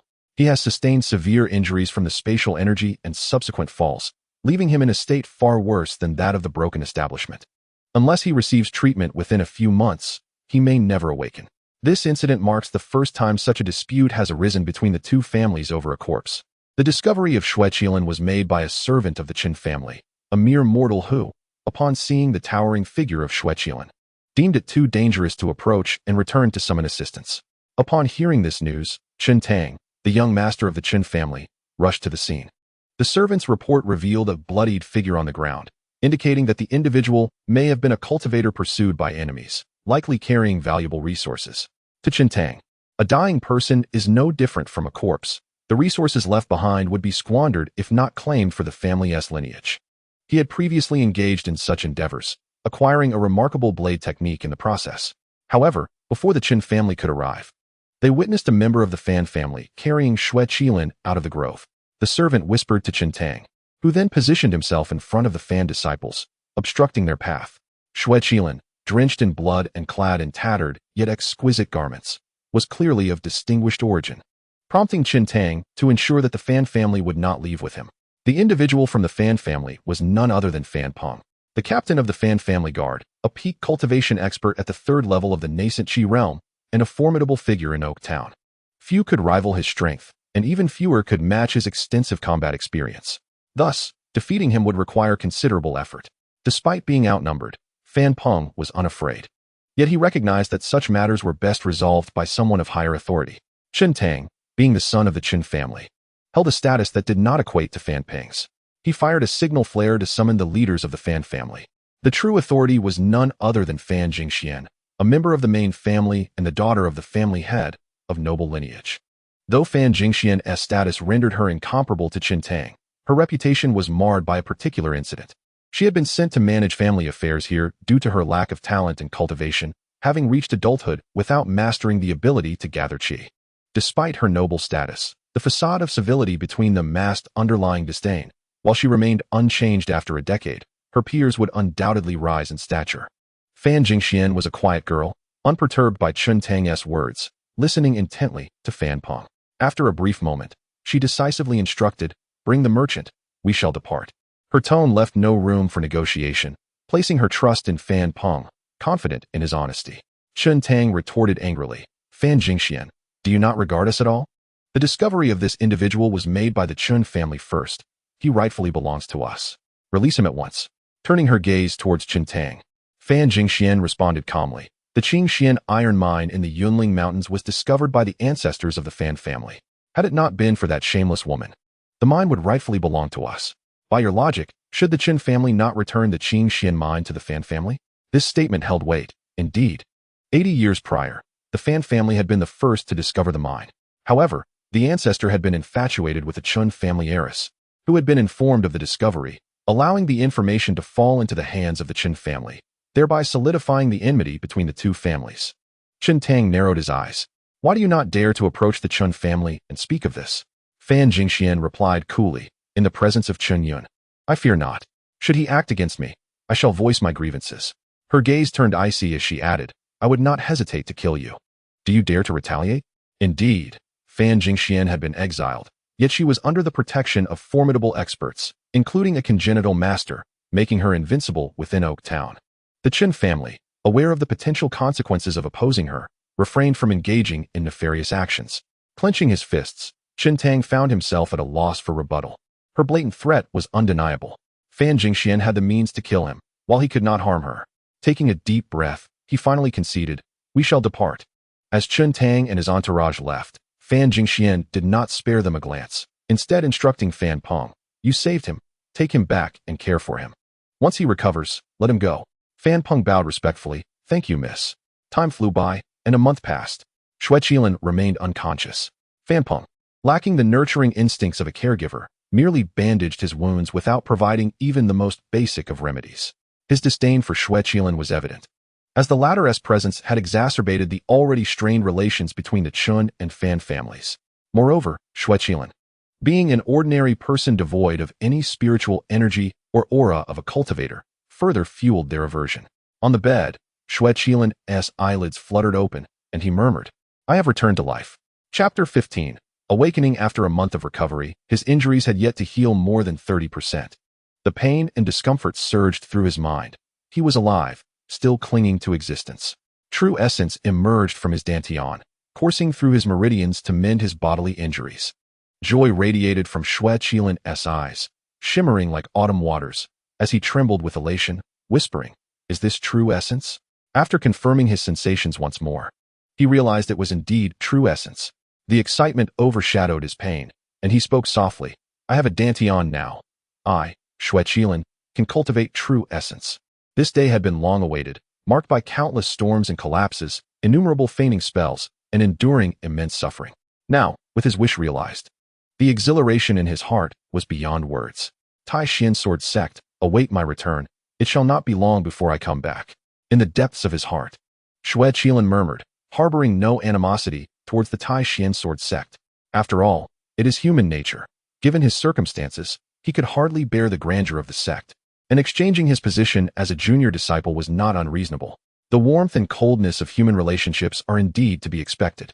However, some individuals have gone too far. They can forsake past affections, openly and covertly slandering him, which he could disregard, but such despicable tactics that could lead to his annihilation incensed Xue Qilin. This grievance could not be left unavenged. "Father, await my return. I shall fulfill that promise. A son should be like Xue Qilin." His voice was low yet resonant, capable of shattering stone. He then recalled the teleportation passage, and under the protection of the sword spirit elder, he had sustained injuries. The elder must have been wounded as well. He called out, "Elder, how are you now?" Receiving no response, he called again several times, but still, there was silence. Xue Qilin murmured, "The elder must have fallen into slumber due to severe injuries sustained while saving me." The sword spirit resided within Xue Qilin's soul sea, a realm entirely under his dominion. The presence of the sword spirit, albeit faint, confirmed its existence. "Elder, do not worry. I shall seek treasures to restore your spirit and awaken you." Xue Qilin sat up, retrieving healing elixirs from his Qilin ring, and upon channeling his true essence, he felt a surge of joy. He discovered he possessed 7 strands of true essence, indicating his current innate strength at the 7th level. "Is this the gift of rebirth?" Xue Qilin whispered, unable to contain his delight. In truth, his ascension to the 7th level was merely a result of 1/10 of his efforts. The remaining 90% stemmed from the absorption of sword essence. Most of it had contributed to the creation of a new dantian, with only a fraction absorbed by Xue Qilin. The rest, accounting for 30%, was related to his relentless training over the past few years, where he had tempered his body daily with spiritual energy, gradually accumulating a substantial amount of spiritual power that converged into his dantian and transformed into true essence. The healing elixirs were prepared by Xue Lingtian, who, upon visiting Xue Qilin and seeing his battered state, had taken the initiative to concoct these remedies, which were primarily composed of spiritual herbs. After a duration equivalent to 3 incense sticks, Xue Qilin's wounds healed, and upon hearing a commotion, he ceased his meditative practice and descended from his bed. The door swung open, revealing a burly man, bare-chested, showcasing a physique of a warrior, glistening with sweat, likely returning from training. "Ah, you're awake. I thought you wouldn't make it." The man, Fan Peng, spoke with a hint of impatience, his demeanor towards Xue Qilin far from cordial. Unperturbed by the man's words, Xue Qilin bowed respectfully. "Thank you, uncle, for your rescue. Ling Qishuang is eternally grateful." Xue Qilin was unaware of his whereabouts or how far he was from the Tai Xuan Sword Sect.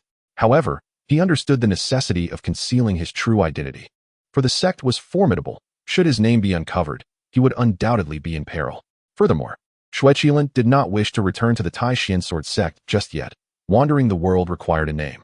Thus, he inverted his name, creating a moniker that, while different, retained a semblance of its essence, albeit somewhat feminine. "Don't flatter yourself. I had no intention of saving you.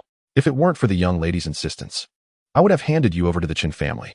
Ling Qishuang, a grown man adopting a girl's name? Fan Peng waved dismissively, further irritating Xue Qilin. Xue Qilin scratched his head and chuckled, refraining from responding. Fan Peng inquired, "How are your injuries?" Xue Qilin expressed his gratitude. "Thank you, uncle. I am mostly healed and can move without issue." Fan Peng replied, "That's good. Please wait a moment." Uncertain of Fan Peng's intentions, Xue Qilin returned to his bed. Shortly after, Fan Peng returned with a small cloth bag and a portion of food, addressing Xue Qilin. "Here is some silver to aid your journey. Since you're well, you should leave."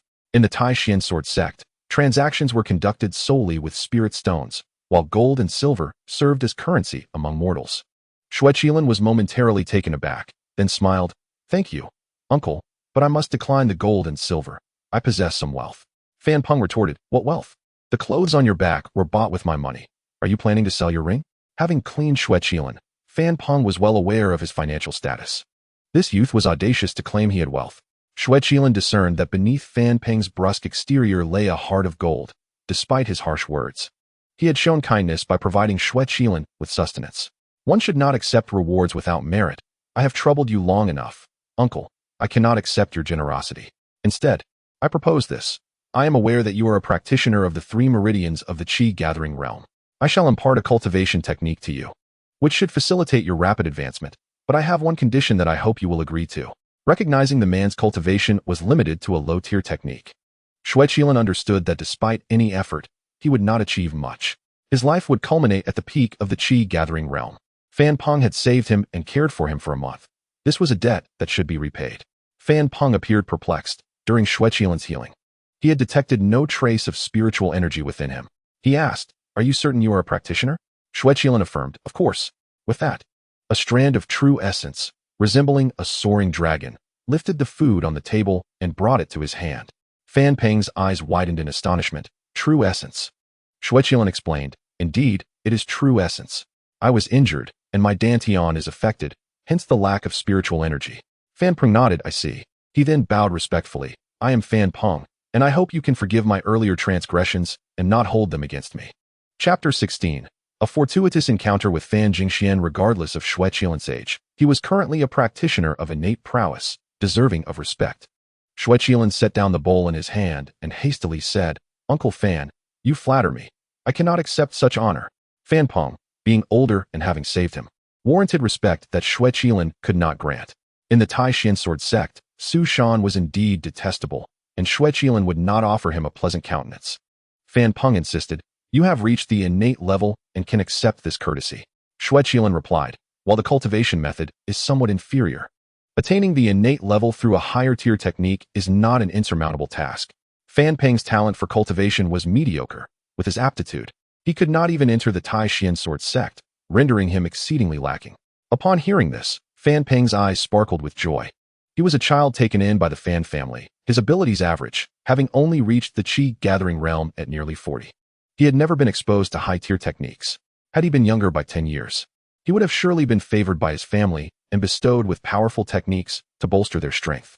Xue Qilin continued, "However, you must first agree to my terms." Fan Peng responded, "Please speak.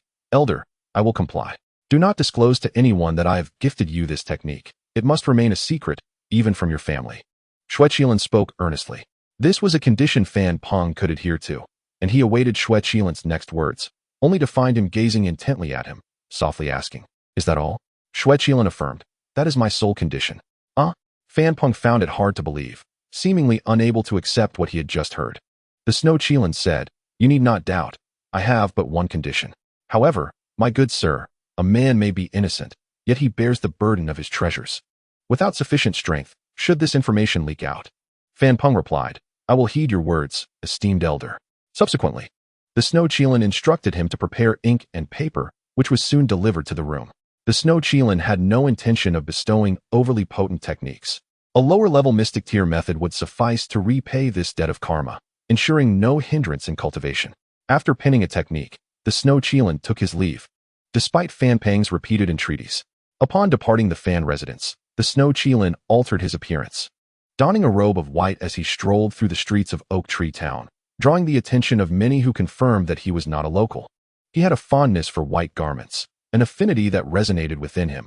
This color, reminiscent of snow, was indeed a symbol of purity. "I forgot to inquire about my whereabouts. I seem to have wandered a bit too far," the Xue Qilin mused, a bitter smile gracing his lips, as his mind was preoccupied with settling debts rather than other matters. It appeared he would have to find an inn to rest for the night. He thought to himself, "You are the injured person rescued by Fan Peng." A cool voice interrupted from behind. Turning around, he beheld a tall, graceful maiden clad in green, her demeanor icy, her brows knitted as though burdened by unspoken troubles. Her clear eyes betrayed a hint of melancholy. "My apologies, I mistook you for someone else." The green-clad woman quickly corrected upon seeing the Xue Qilin's current visage. The Xue Qilin inquired, "Might I ask your surname, fair maiden?" "Fan Jingxian," she introduced herself. The very person who had retrieved the Xue Qilin's body from Qintang. The Xue Qilin remarked, "It is not you who has mistaken, but rather I have altered my appearance." Fan Jingxian replied, "So it is." The Xue Qilin bowed slightly. "I, Ling, am deeply grateful for your life-saving grace." From Fan Peng's account, he had narrowly escaped a calamity, thanks to the young lady's formidable influence. Qintang was a treacherous man who had previously seized a cultivator's elixir to ascend to the second vein of the qi-gathering realm. Had he fallen into the latter's clutches, it was likely he would have met his end within a few days. Fan Jingxian nodded and asked, "Are you planning to leave?" The Xue Qilin responded, "I have overstayed my welcome. It is time for me to depart." Fan Jingxuan's brows furrowed slightly. "You are not a cultivator. And should you leave in this manner, you may not travel far. In a few days, the Fan family will transport iron ore to Yunzhou City. You may accompany us." The Xue Qilin again bowed. "Thank you, Miss Fan. I am indeed a cultivator. But I have sustained injuries that have caused my dantian to behave abnormally, rendering me devoid of spiritual energy, which the physician from your estate failed to detect." "Oh, I see. Then I shall not disturb you further," Fan Jingxian said, stepping aside as she brushed past the Xue Qilin. Her attendant cast a glance at him. This attendant was also her protector, a guardian of innate realm prowess. After a moment's contemplation, the Xue Qilin spoke. "Miss Fan, may I request a moment of your time?" Fan Jingxian turned, her expression remaining stoic, instinctively asking, "Do you have further business?" Her female guardian subtly lifted her sword hilt, ready to draw it. The Xue Qilin inquired, "Might I ask who imparted the sword technique you practice?" Fan Jingxuan's eyes darkened slightly as she replied coolly, "Have you crossed the line?" She understood that this was no ordinary secret technique. It was a top-tier mystic tier skill, rare and coveted. In the entirety of Yunzhou City, there existed only one intermediate mystic tier technique, and should others learn of it, it would spell disaster for the Fan family. Her protector's hand rested on the sword hilt, poised to act at a moment's notice. The Xue Qilin was taken aback, shaking his head slightly as he said, "Miss Fan, could we speak in a more private location? There are too many ears here, and it would not do for our conversation to be overheard." He sensed Fan Jingxuan's unease regarding the karmic debt he owed her, and he had no intention of causing misunderstandings. Even if it were merely a mystic tier sword technique, he would feel no temptation, not even for a earth tier skill. Fan Jingxian breathed a sigh of relief. If the Xue Qilin were to speak indiscreetly, her secret would be compromised. "Follow me," she instructed. The Xue Qilin followed closely behind Fan Jingxian, her guard tightening her grip on her weapon. Finding amusement in the situation, he turned to the female guardian and said, "Dear sister, do relax a bit. I truly harbor no ill intentions. You make me feel as though I am a criminal. Those who smile too broadly are rarely good people." The guardian shot back, her gaze warning. "Smile too broadly? Do I truly appear so?" The Xue Qilin was taken aback. Reflecting on his intentions, he merely wished to negotiate amicably, yet his smile was misconstrued as the demeanor of a rogue. "Dear sister, I must inquire. How does my smile seem so overly jovial?" "I assure you, my intentions are purely benign," he insisted. The female guardian retorted, "At present, you resemble more of a villain." The Xue Qilin's demeanor stiffened, and he resolved to tread carefully. Chapter 17, Settling Karma Again. The ferocity of mountain beasts, the three did not return to the Fan residence, but instead made their way directly out of Oak Tree Town. With Fan Jingxian leading the way, they deviated from both the main road and the smaller paths, forging their own route, the white-clad figure trailing behind. A slight smile played at the corner of his mouth. He seemed to grasp Fan Jingxuan's intentions, yet he was unconcerned.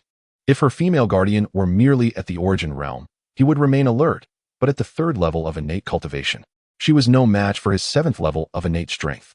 As the wind picked up, rustling the leaves and branches, the trio finally halted in a clearing, where the gusts intensified.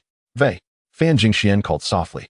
With a sharp sound, the female guardian drew her sword, slicing horizontally towards the Xue Qilin's head.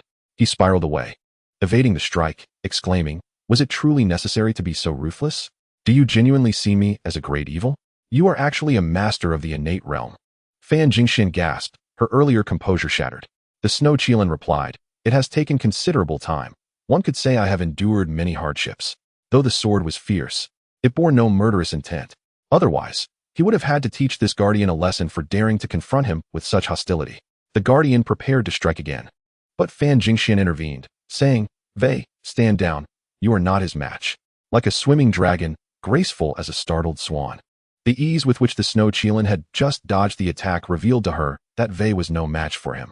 The Xue Qilin remarked, "You have a keen eye. Rest assured, I have no interest in your sword technique. It is merely a flawed method."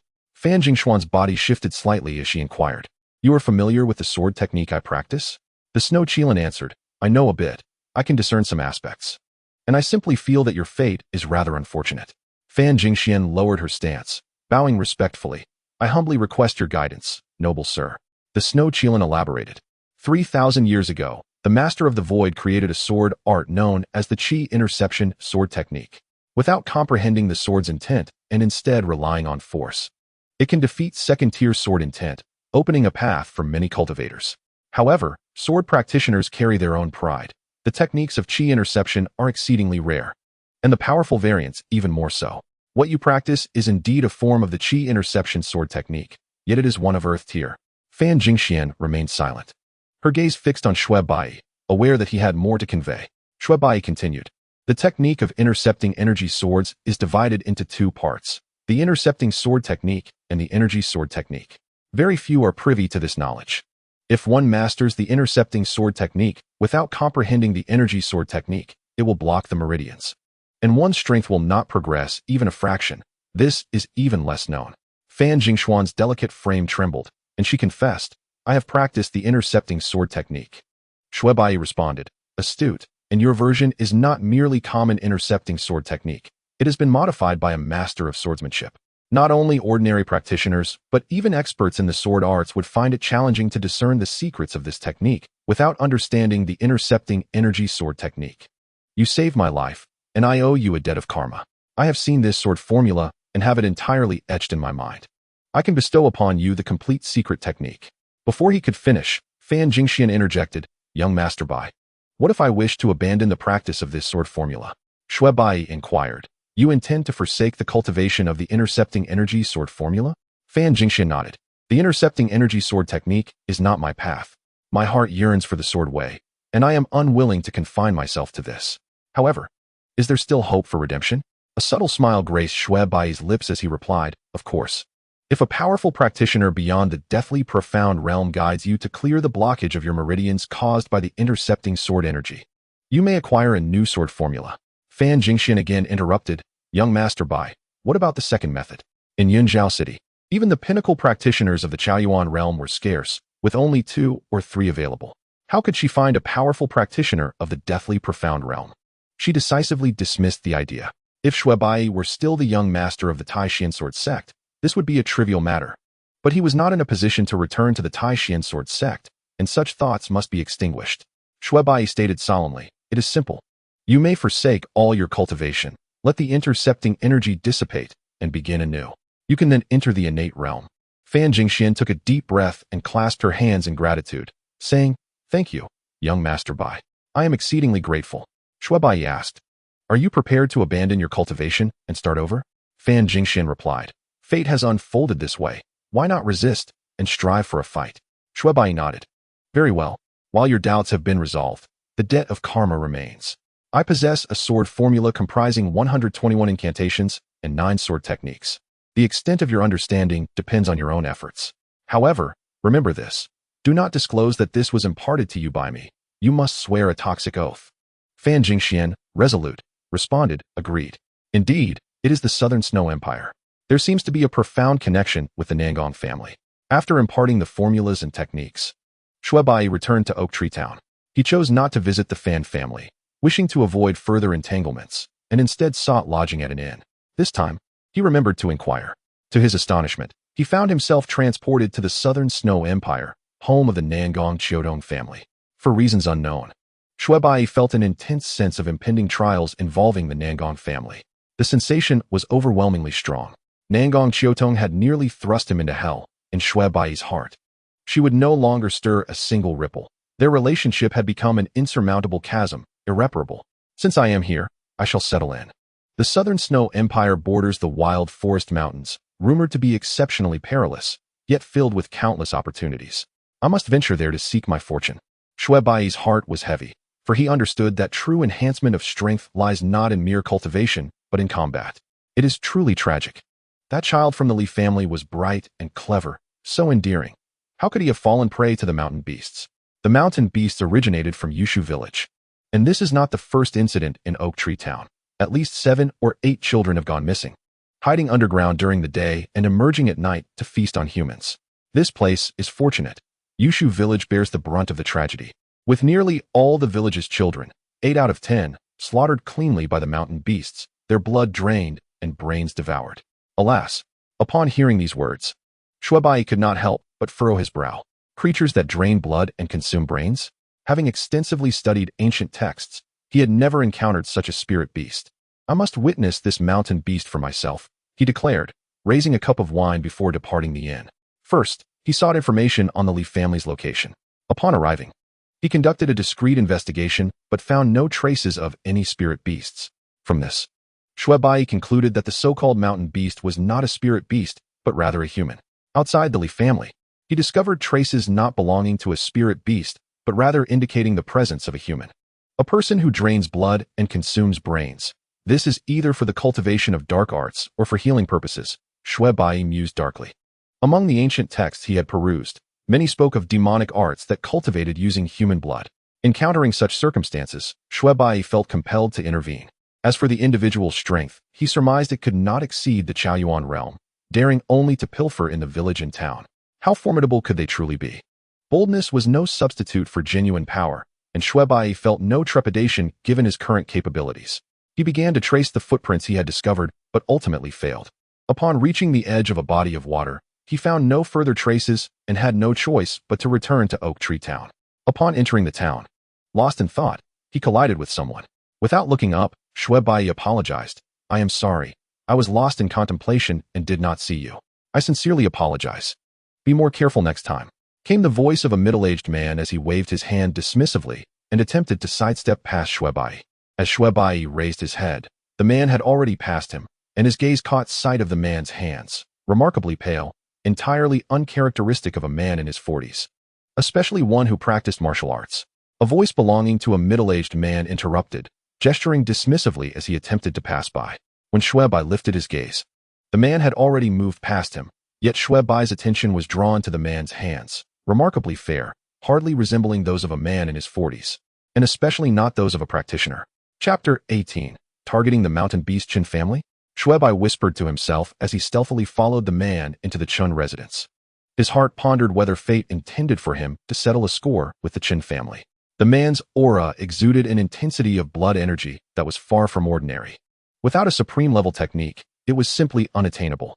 Xue felt a surge of excitement. This man might indeed be the mountain beast.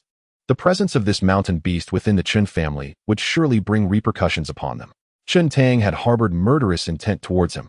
They were no allies. And if they were not friends, then they were foes. Enemies must either fall or be vanquished.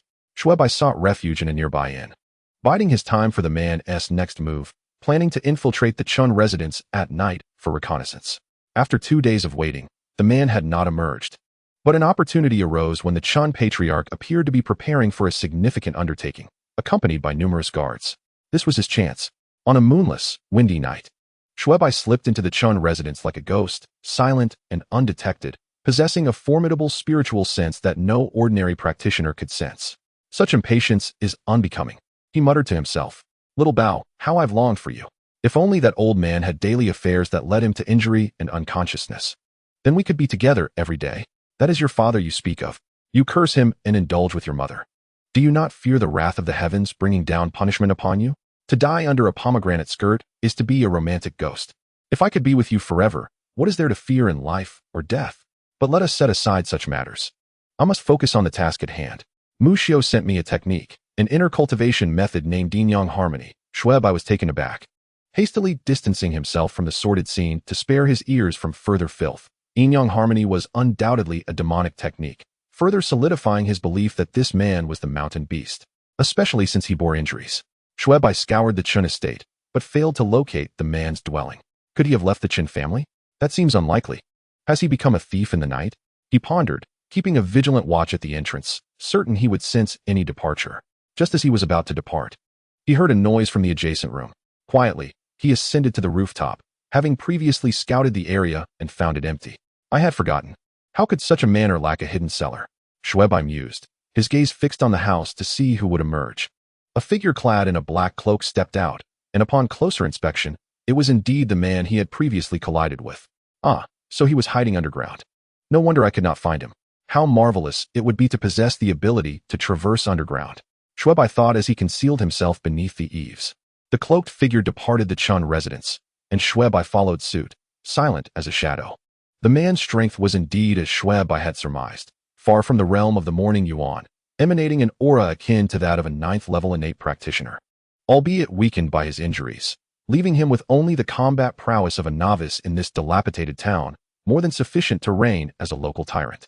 Eventually, the man stopped before a humble farmhouse at the town's edge, lifting his head to reveal a pair of blood-red eyes, resembling a mountain beast. Swiftly, he entered the dwelling, moments later emerging with a child in his arms, scaling a tree and disappearing into the forest. Indeed, it is you. Just as the cloaked figure entered the woods, a sword beam ignited the night, glimmering in the moonlight. The chilling sword aura pierced through the air, aiming directly at the soul. The man, disregarding everything, dropped the child and attempted to shield himself from the sword beam, but Xue Bai's strike was not something to be easily deflected. This technique, known as Ocean's concealment, appeared plain and unremarkable, yet concealed profound intent, capable of shattering illusions upon its eruption. With a thud, the cloaked figure was sent crashing against a tree, the sword beam piercing through him, splintering the branches above. As he lifted his head, a blend of malevolence and bloodlust marked his features. Revealed was a youthful man in his 20s. Upon recognizing Xue Bai, he exclaimed, "It is you." Xue Bai caught the child and gently set him aside, leaning him against the tree to rest. "Indeed, it is I. I did not expect you to be the mountain beast. Your disguise was adequate, but there remains room for improvement. Such pale hands are hardly fitting for a practitioner of your age." The black-clad man inquired, "Are you from the Talisman's Alliance?" Xue Bai replied, "No, your injuries are the result of being hunted by the Talisman's Alliance, and your abduction of the child was to facilitate your healing." The Talisman's Alliance was a formidable collective, uniting talisman masters from across the realm, headquartered in the Central Emperor domain. Led by an 8th-level talisman formation master capable of annihilating a top-tier sect. "Then are you from the Destiny Tower?" The man pressed. "The Destiny Tower?" Xue Bai frowned, shaking his head. "No, the Destiny Tower, as it is commonly known, signifies those who perceive their fate, hinting at a killer organization." The cloaked man remarked, "One of the top powers in the southern wastes. Sir, we have no grievances or enmity between us." "Hold, do not speak of mercy. I shall not acquiesce. Though I am neither a sage nor a chivalrous hero, witnessing such heinous acts that invoke the wrath of heaven, allowing you to escape unscathed is the act of a beast, not a human." Xue Bai interjected, determined to end this man's life regardless of his affiliations. His eyes glimmered with sword light, fixated on the black-clad figure. Any sign of hostility would not escape Xue Bai's notice. As the wind swirled, the cloaked man brushed off the dust from his garments, declaring, "So it seems I am doomed today?" Xue Bai nodded, "Unless unforeseen circumstances arise. You are destined to die today." "Really?" The black-clad man grinned wickedly. "Have you heard of gentle breeze luring the soul?" "I have not." With those 2 words from Xue Bai, he sank to one knee, his body growing weak. The cloaked figure smirked. "This is gentle breeze luring the soul." As Xue Bai's defenses faltered, the man approached him, now in control of the situation. From a distance of several paces, Xue Bai suddenly asked, "How many levels of teleportation talismans do you possess?" The cloaked man, taken aback, instinctively replied, "What do you mean by that? You seem to know quite a bit." In an instant, Xue Bai made his move, unleashing 7 sword beams that pierced the black-clad man's body, severing his limbs and crippling his dantian, rendering him unable to use talismans, devoid of both hands and spiritual power. "How is this possible?" Chapter 19. The Black Xian Wooden Box. Xue Bai remarked, "Your experience is indeed profound. You must have evaded countless assassinations this way." The black-clad man retorted, "My poison is specially crafted. You have no hope of finding the antidote." Before he could finish, his injuries worsened, and he coughed up blood. Xue Bai remarked, "My sense of smell is extraordinarily keen. The moment your poison wafted in, I detected it and was prepared. Furthermore, I have tempered my body and bones with sword intent. Common poisons cannot harm me. Even if you possessed the venom of the 10,000 venom serpent, I would still remain unscathed. Alas, such treasures are beyond the reach of even the sacred sects. How could you possibly have them?" This statement held truth. The 10,000 venom serpent, while a creature of poison, possesses a formidable qi that renders its skin and organs invaluable. It is a rarity. The Tai Xuan Sword Sect. The sanctuary for sword cultivators has never managed to capture such a serpent. The cloaked man, his meridians crippled and Dantian destroyed, found his hopes of cultivation extinguished. He gazed at Xue Bai and inquired, "Who are you?" Xue Bai replied, "Bai Jianxian has mentioned you, yet you remain unaware. You are Mu Xiaolai, are you not?" The cloaked man nodded. "Indeed, I am Mu Xiaolai, the one who slaughtered my master and obliterated my clan in Qinglin City. With your swordplay, you could easily dispatch me with a single strike. Is it for that child?" Xue Bai stated, "Clever. Killing you poses no issue, but do not involve the innocent. That is not my desire. I intended to continue my assault, yet you clutched a talisman, a teleportation talisman. Then you questioned whether I belong to the Talisman Alliance. If the Talisman Alliance seeks to kill you, yet you remain so sprightly, you must possess a means of escape. Thus, I must begrudgingly relent. Such cunning, such strategy." Mu Xiaolai praised, genuinely impressed. Defeated by Xue Bai, he found no grievance in his loss. Xue Bai responded, "Thank you for the compliment, but I will not spare you. You deserve death." Mu Xiaolai, his mindset elevated, said, "It matters not. Do you wish to know why the Talisman Alliance hunts me? Do you covet their treasures? Promise me one condition, and I shall reveal it." He believed Xue Bai would surely acquiesce. For the treasures of the Talisman Alliance could not be mere trifles. They were what led to the demise of his master. Unfortunately, his efforts were in vain. He had procured a box, yet gained nothing, and all attempts to open it were futile, leaving him with nothing but enmity from all. Such was the consequence of his own actions. However, he did not realize that before him stood the young master of the Tai Xuan Sword Sect, one who did not adhere to conventional reasoning, and he promptly rejected, "No need. I fear complications. While I am not afraid of the Talisman Alliance, I dread the disturbances that might hinder my cultivation." Little did he know, he was already ensnared. Complications had indeed found him, and there was no evasion. Mu Xiaolai, somewhat astonished, remarked, "But this is the Talisman Alliance's supreme treasure." Xue Bai suddenly declared, "The treasure resides within you. Should I slay you, it shall be mine." Mu Xiaolai was taken aback, involuntarily asking, "How do you know?" "Foolish, exceedingly foolish. I am truly too clever." Mu Xiaolai dejectedly lamented. Xue Bai stated, "It is not that you are foolish, it is that I am too astute." He could not help but praise himself. As long as it was a treasure, be it from the Talisman Alliance or another power, Xue Bai cherished it. If it served his purpose, he would keep it. If not, he would exchange it for resources. What joy in that! I, Mu Xiaolai, will die by my own hand. He extracted a long sword, plunging it into his throat, preserving his final dignity. Xue Bai approached Mu Xiaolai's lifeless body. Encountering death for the first time was not as repulsive as he had anticipated. The bloodshed evoked an inexplicable exhilaration within him. Could it be that I am inherently a cold-blooded executioner? Xue Bai mused, shaking his head, and began to search Mu Xiaolai's body. He found some scattered silver and a few pearls in his bosom. How peculiar. Where is the storage space? Xue Bai fumbled for quite some time, discovering no rings, bracelets, necklaces, or belts. Nothing of a substantial nature. The spatial stone used for creating storage spaces is quite hard. Yet Mu Xiaolai possessed none of these items. After inspecting the silver and pearls, he concluded they were merely mundane treasures. Had he not already feigned interest, he would have given up. Wait, there is still one thing unexamined.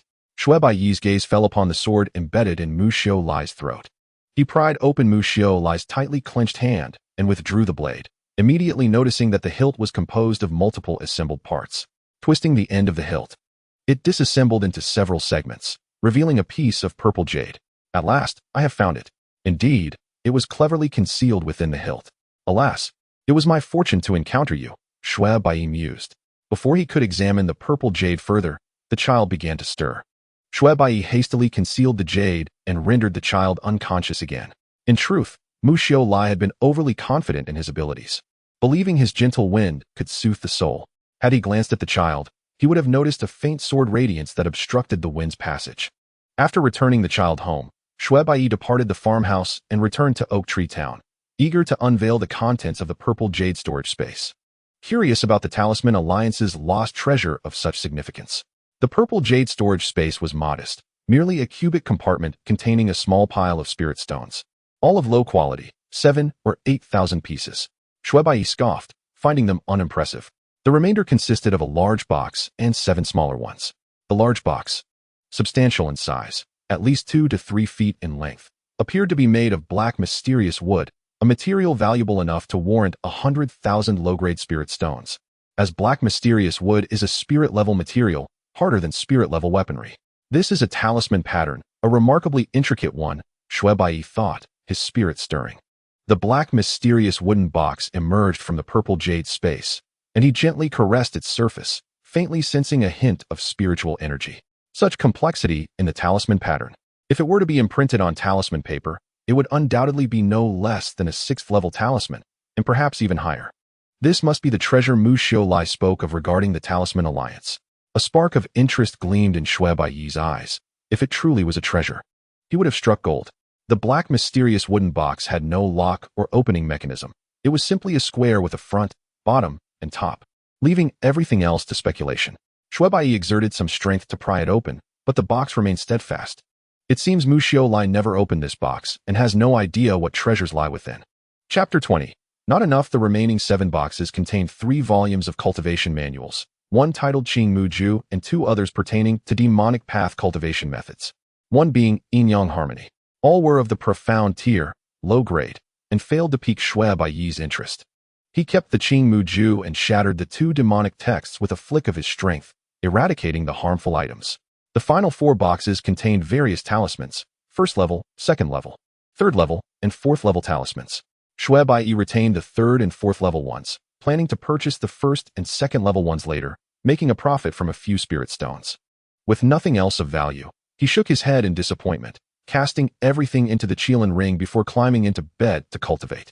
The night passed without incident, and by morning, Xue Qil's gaze returned to the Qin family, who appeared to be devoid of activity, still unaware of Mu Xiaolai's demise. A knock at the door announced the arrival of the innkeeper with breakfast. Xue Qil opened the door, allowing the innkeeper to enter. As the innkeeper set the delicious food on the table, Xue Qil took a sip of wine and asked, "Young man, may I inquire about something?"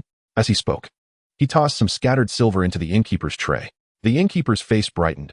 "Guest, you have found the right person.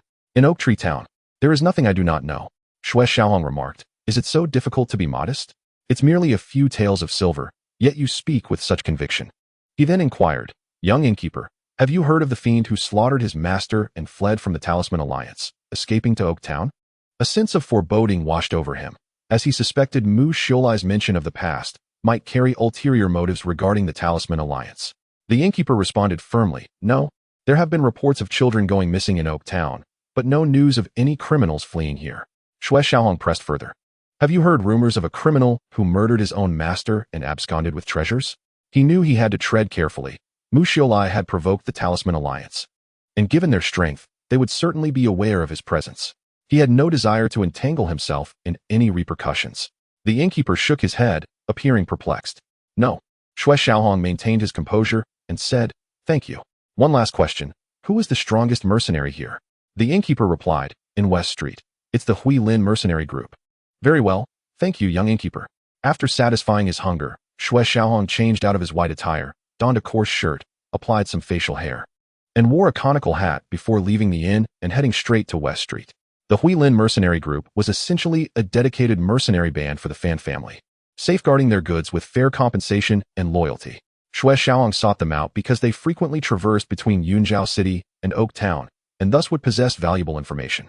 Upon arriving at the mercenary group's entrance, Xue Xiaohong was stopped. He tossed a spirit stone and stated, "I wish to see your leader to inquire about certain matters." He was soon ushered inside. The leader of the Xue Qilin mercenary group, a rotund man named Xue Qilin, possessed a rather unappealing appearance, with a prominent mole on his hooked nose. His strength was respectable, at the 1st level of innate power. "What does this esteemed guest wish to inquire of Zhao?" he asked, scrutinizing Xue Xiaohong, attempting to gauge his capabilities, though he was woefully outmatched.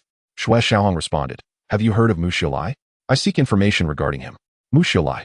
The one who murdered his master and turned against his clan?" Zhao Huilin queried. Xue Xiaohong nodded. "Indeed, him. Do you have any news about him?" Zhao Huilin shook his head. "No. It is said he coveted his master's treasures and poisoned his mentor, Lin Shun, who was a 4th-level talisman master and a formidable figure in Qinglin City. Many practitioners are searching for him, and we too wish to learn of his whereabouts." Xue Xiaohong inquired. "Among those pursuing him, are there members of the Talisman Alliance?" Zhao Huilin replied, "There likely are, as Lin Shun was an honorary elder of the Talisman branch in Qinglin City." Xue Xiaohong asked, "Are you suggesting the entire Talisman Alliance of the Southern Snow Empire is hunting him down?" Zhao Huilin chuckled. You jest, sir. If the entire Talisman Alliance were to mobilize, there would be no way for Mu Xiaolai to roam freely. Xue Xiaohong nodded. That is true. Thank you.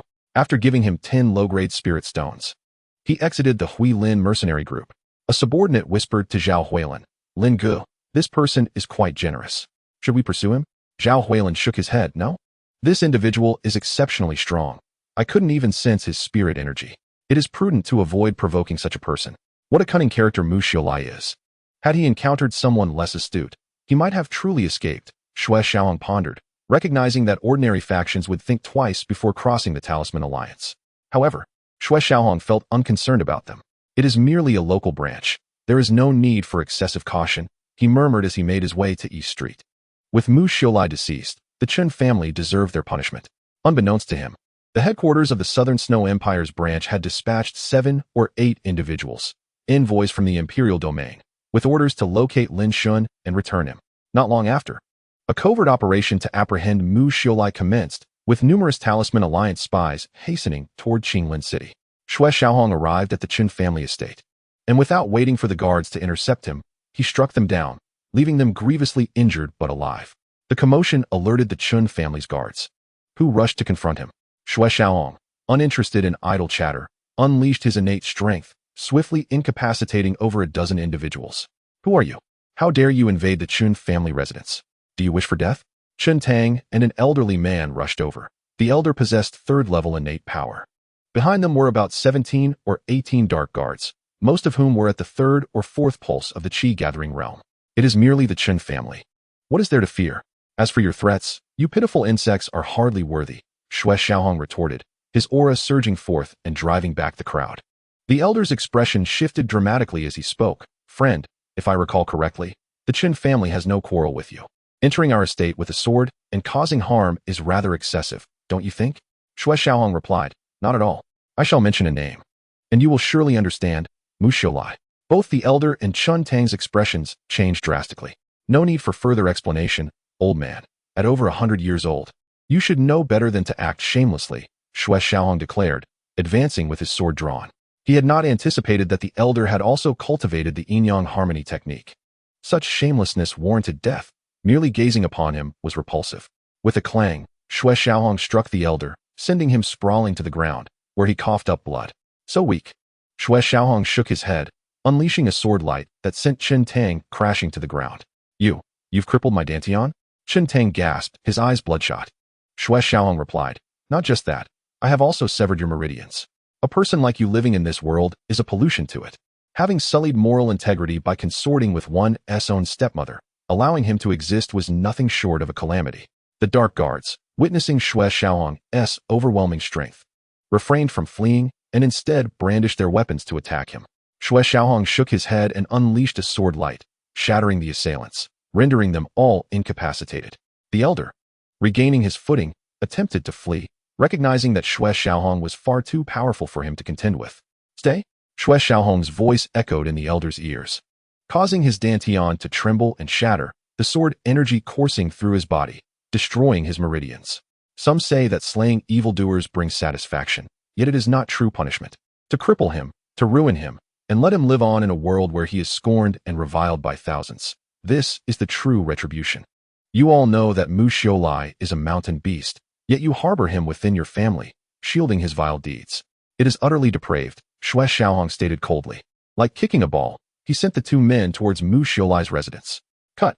Xue Xiaohong swung his sword, cleaving the house in two, leveling it completely, leaving Chen Tang and the elder trembling in terror at the sheer magnitude of his power. Xue Xiaohong approached and effortlessly opened the door to the underground secret chamber with a single stroke of his sword. Descending the stone steps, he was greeted by a flickering light that illuminated the room. Upon entering, a shiver coursed through his body as a surging intent to kill surged from within. This underground chamber resembled a hell on earth, with severed corpses hanging from the walls, some desiccated and others still fresh. In total, there were at least 100 bodies. And even in their desiccated state, one could perceive the terror they experienced before their demise. Their brains had been extracted, and the recently deceased children's corpses bore no trace of blood. Not enough, Xue Xiaohong declared, turning away from the underground chamber, feeling an insatiable hunger for vengeance. Exiting the chamber, He cast a cold glance at Chun Tang and the old man, uttering icily, "You truly deserve to die." Approaching them, he unleashed 8 strikes, severing their limbs. Amid their anguished cries, Xue Xiaohong continued to exude his murderous intent, directing his wrath towards everyone in the Qin family, sparing neither the untrained maidservants nor the women. Having quelled his murderous thoughts, Xue Xiaohong departed from the Chun residence through the main entrance, where a crowd had gathered outside. Drawn by the commotion but refraining from entering, the mountain beasts have laid waste to the underground chamber. "You shall witness the fate of the Qin family and decide for yourselves," he proclaimed. After delivering his statement, Xue Xiaohong soared into the air, leaving behind an impression of his swift departure. No one dared to follow him, for he was the master who had obliterated the Qin family in Oak Town. To be discovered by him would mean certain death or grievous injury.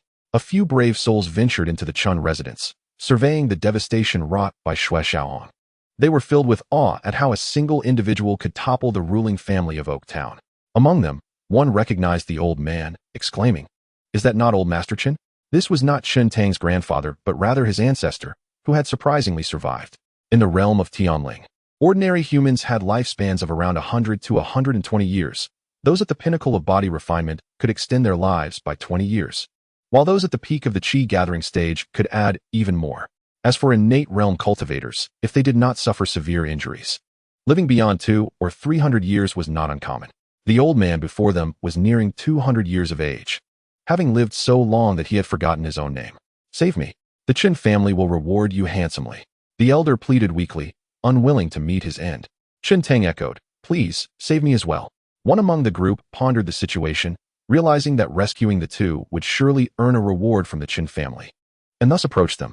The others, however, were not inclined to assist. The Chun family was not a benevolent clan, and they descended into the underground chamber to witness the so-called mountain beasts. Upon entering, they beheld the hellish landscape, and several bloodthirsty individuals, exuding a chilling aura, drew their blades, declaring, "Whether it be the Chun family of Oak Town or that of Yunzhao, from this day forth, we shall embrace our fates. Seizing the chance to kill, and with the heavens as our witness, we shall not regret our actions in this world." Emerging from the chamber and into the courtyard, they found someone tending to the injuries of the Qin descendants. With an icy demeanor, he remarked, "I fear your wishes shall not be fulfilled. Today marks the calamity of the Qin family." The released killing intent forced the healer to take a step back. Before he could speak, Xue Xiaohong continued, "If you dare enter the underground chamber and wish to aid the Qin family, we await your challenge." The healer furrowed his brow, having ventured into the underground chamber. Shortly thereafter, he emerged with 3 others, stating, "Count me in."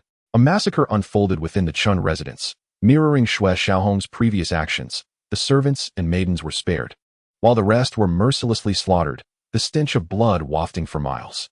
What a deserving fate for the Qin family. Fang Jia's Fang Jingxian coldly remarked upon hearing the news, appalled by the hellish scene of children turned into mummified corpses. What kind of heartless individual could commit such atrocities? She pondered. "Send word.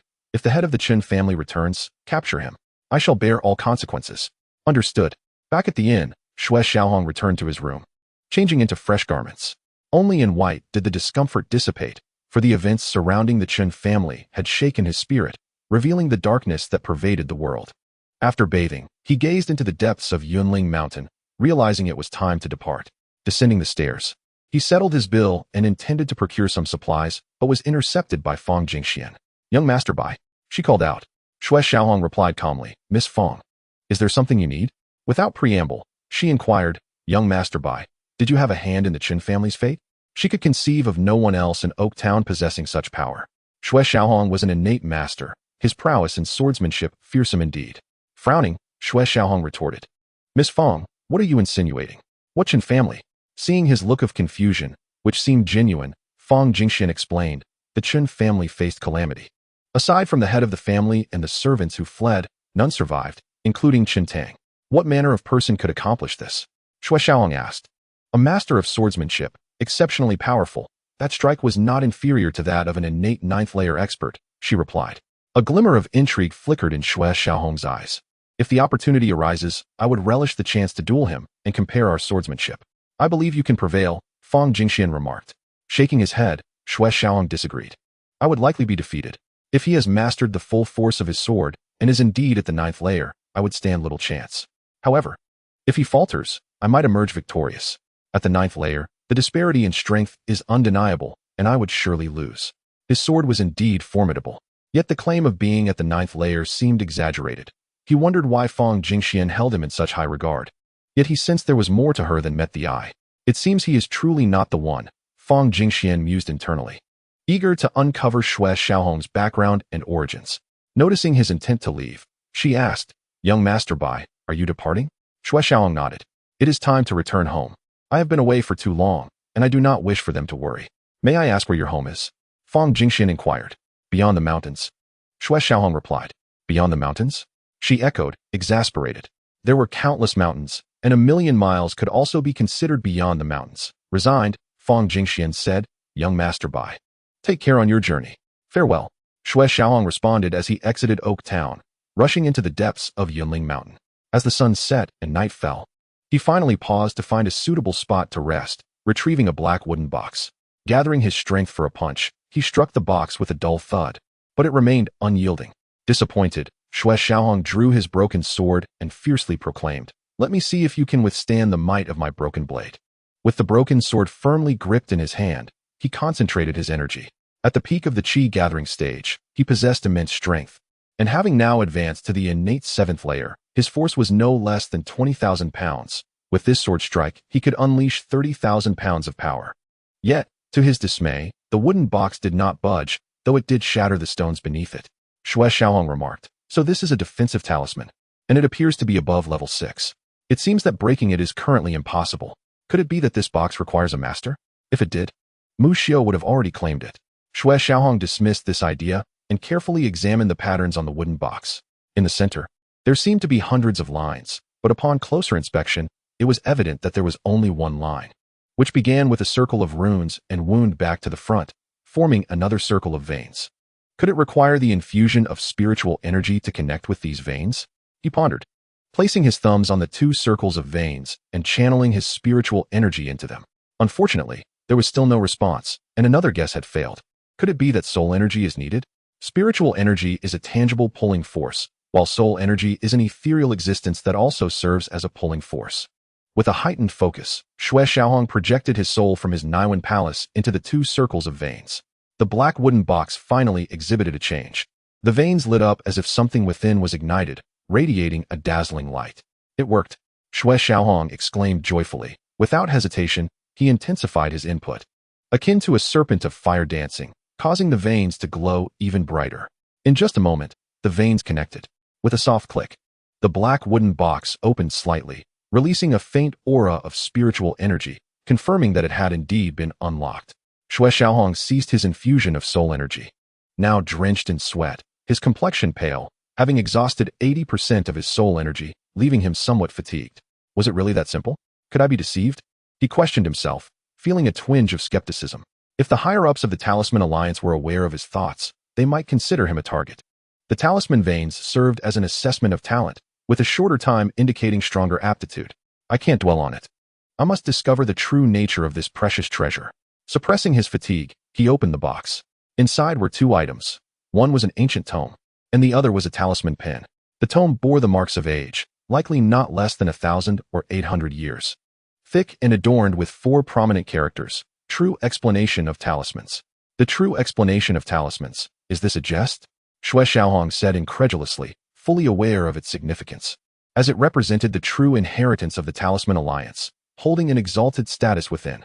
Obtaining the true explanation of talismans would position one as the future leader of the Talisman Alliance, commanding its authority.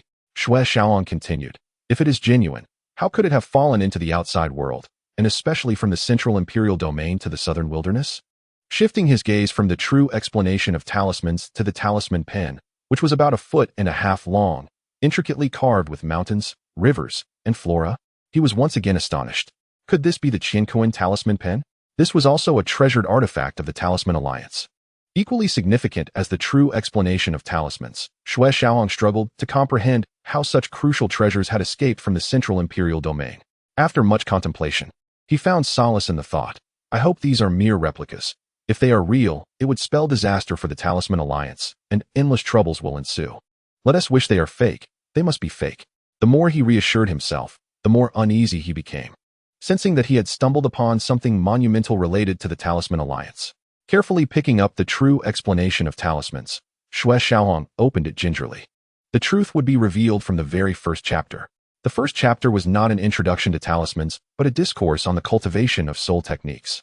It appears to be genuine, Xue Xiaohong said, feeling a sense of loss at seeing the soul cultivation methods, which were identical to those recorded in the Tai Xuan Sword Sect. Indeed, the opening was about soul cultivation techniques. Heavens, will you not relent until you've brought me to ruin? Xue Xiaohong lamented, on the verge of tears. If it were any other treasure, he would not have been afraid, but this particular treasure would offend the entire Talisman Alliance, and he lacked the resolve to stand against them. Most importantly, these two artifacts were irreplaceable. The Qianquan talisman pen had likely already recorded his soul's aura, meaning that discarding or auctioning them would lead the Talisman Alliance straight to him, while returning them would likely result in his capture to join the Talisman Alliance, a consideration he had never entertained. Being a disciple of the Tai Xuan Sword Sect without question. Alas, I can only take it one step at a time. Chapter 22. Congealing the Soul Infant. Tracking Xue Xiaohong suppressed his inner turmoil and meticulously studied the soul cultivation methods. The Tai Xuan Sword Sect had similar teachings, but at that time, he had been preoccupied with his Dantian cultivation and had no time to focus on soul training. Furthermore, the Tai Xuan Sword Sect's soul cultivation methods required the soul to reach the peak of the mortal realm before one could practice. The soul cultivation methods in the true explanation of talismans were easily comprehensible. Xue Xiaohong, possessing exceptional talent, began to practice as he understood and soon entered a genuine state of cultivation. As the bonfire extinguished, the foot of the mountain was enveloped in darkness, with only a white figure resembling a ghost frozen in place. After absorbing the sword essence, Xue Xiaohong's soul had already reached the pinnacle of the mortal realm, and with the cultivation methods in sync, he felt the urge to break through to the realm of soul. This was a grueling process. Congealing the soul infant was akin to refining the body, fraught with pain. The agony originated from the soul, and those with weak willpower would likely fail, leaving lasting shadows. Yet, for Xue Xiaohong, this pain was trivial. During his sword intent refinement, he had once fainted for an entire day and night before awakening. The torment was not fleeting, and when he severed his Dantian, the pain was soul-crushing. Capable of rendering one a fool, he had long since grown accustomed to it. Time and cultivation always seemed to pass swiftly. After a night of meditation, as the sun rose, its rays illuminated the foot of the mountain, casting the first light upon Xue Xiaohong's face. Suddenly, he opened his eyes, a brilliance shining forth that surpassed the sun's radiance. The soul infant realm. A faint smile graced Xue Xiaohong's lips. Typically, achieving the soul infant would require one to be at the life-profound realm. Even those with extraordinary talent would need to reach a stage beyond Yuan to have a chance to congeal the soul infant. He had achieved an unprecedented feat. It seems my soul energy has increased. Perhaps the Sword Soul Elder can also absorb soul energy. Henceforth, I must diligently cultivate my soul power, Xue Xiaohong remarked. As he congealed his soul infant, he sensed a subtle movement from the Sword Soul. Gently caressing the true explanation of talismans, he added, since this opportunity has arisen, I shall embark upon the path of talismans. Soul cultivation is similarly profound. Under extreme exhaustion, unexpected gains can emerge. The act of inscribing talismans could deplete the soul, ultimately benefiting cultivation. After rekindling the fire and consuming some sustenance, he set off once more. At the pinnacle of the mortal realm, Xue Xiaohong could sense a radius of 30 feet, yet in the soul infant realm, his perception expanded to 100 feet, a threefold enhancement. Navigating through the mountains, it was wise to remain cautious. The Yunling Mountain spans 300 miles. Moving swiftly, Xue Xiaohong traversed 3/4 of the distance in less than 2 days. Just as he intended to rest, the sound of hurried footsteps intruded upon his awareness from 30 feet away. After some contemplation, he decided to follow, wondering if there might be a treasure hidden within Yunling Mountain. If so, encountering it would signify a connection, and he would not hesitate to claim it. Soon, Xue Xiaohong caught up with a group of travelers.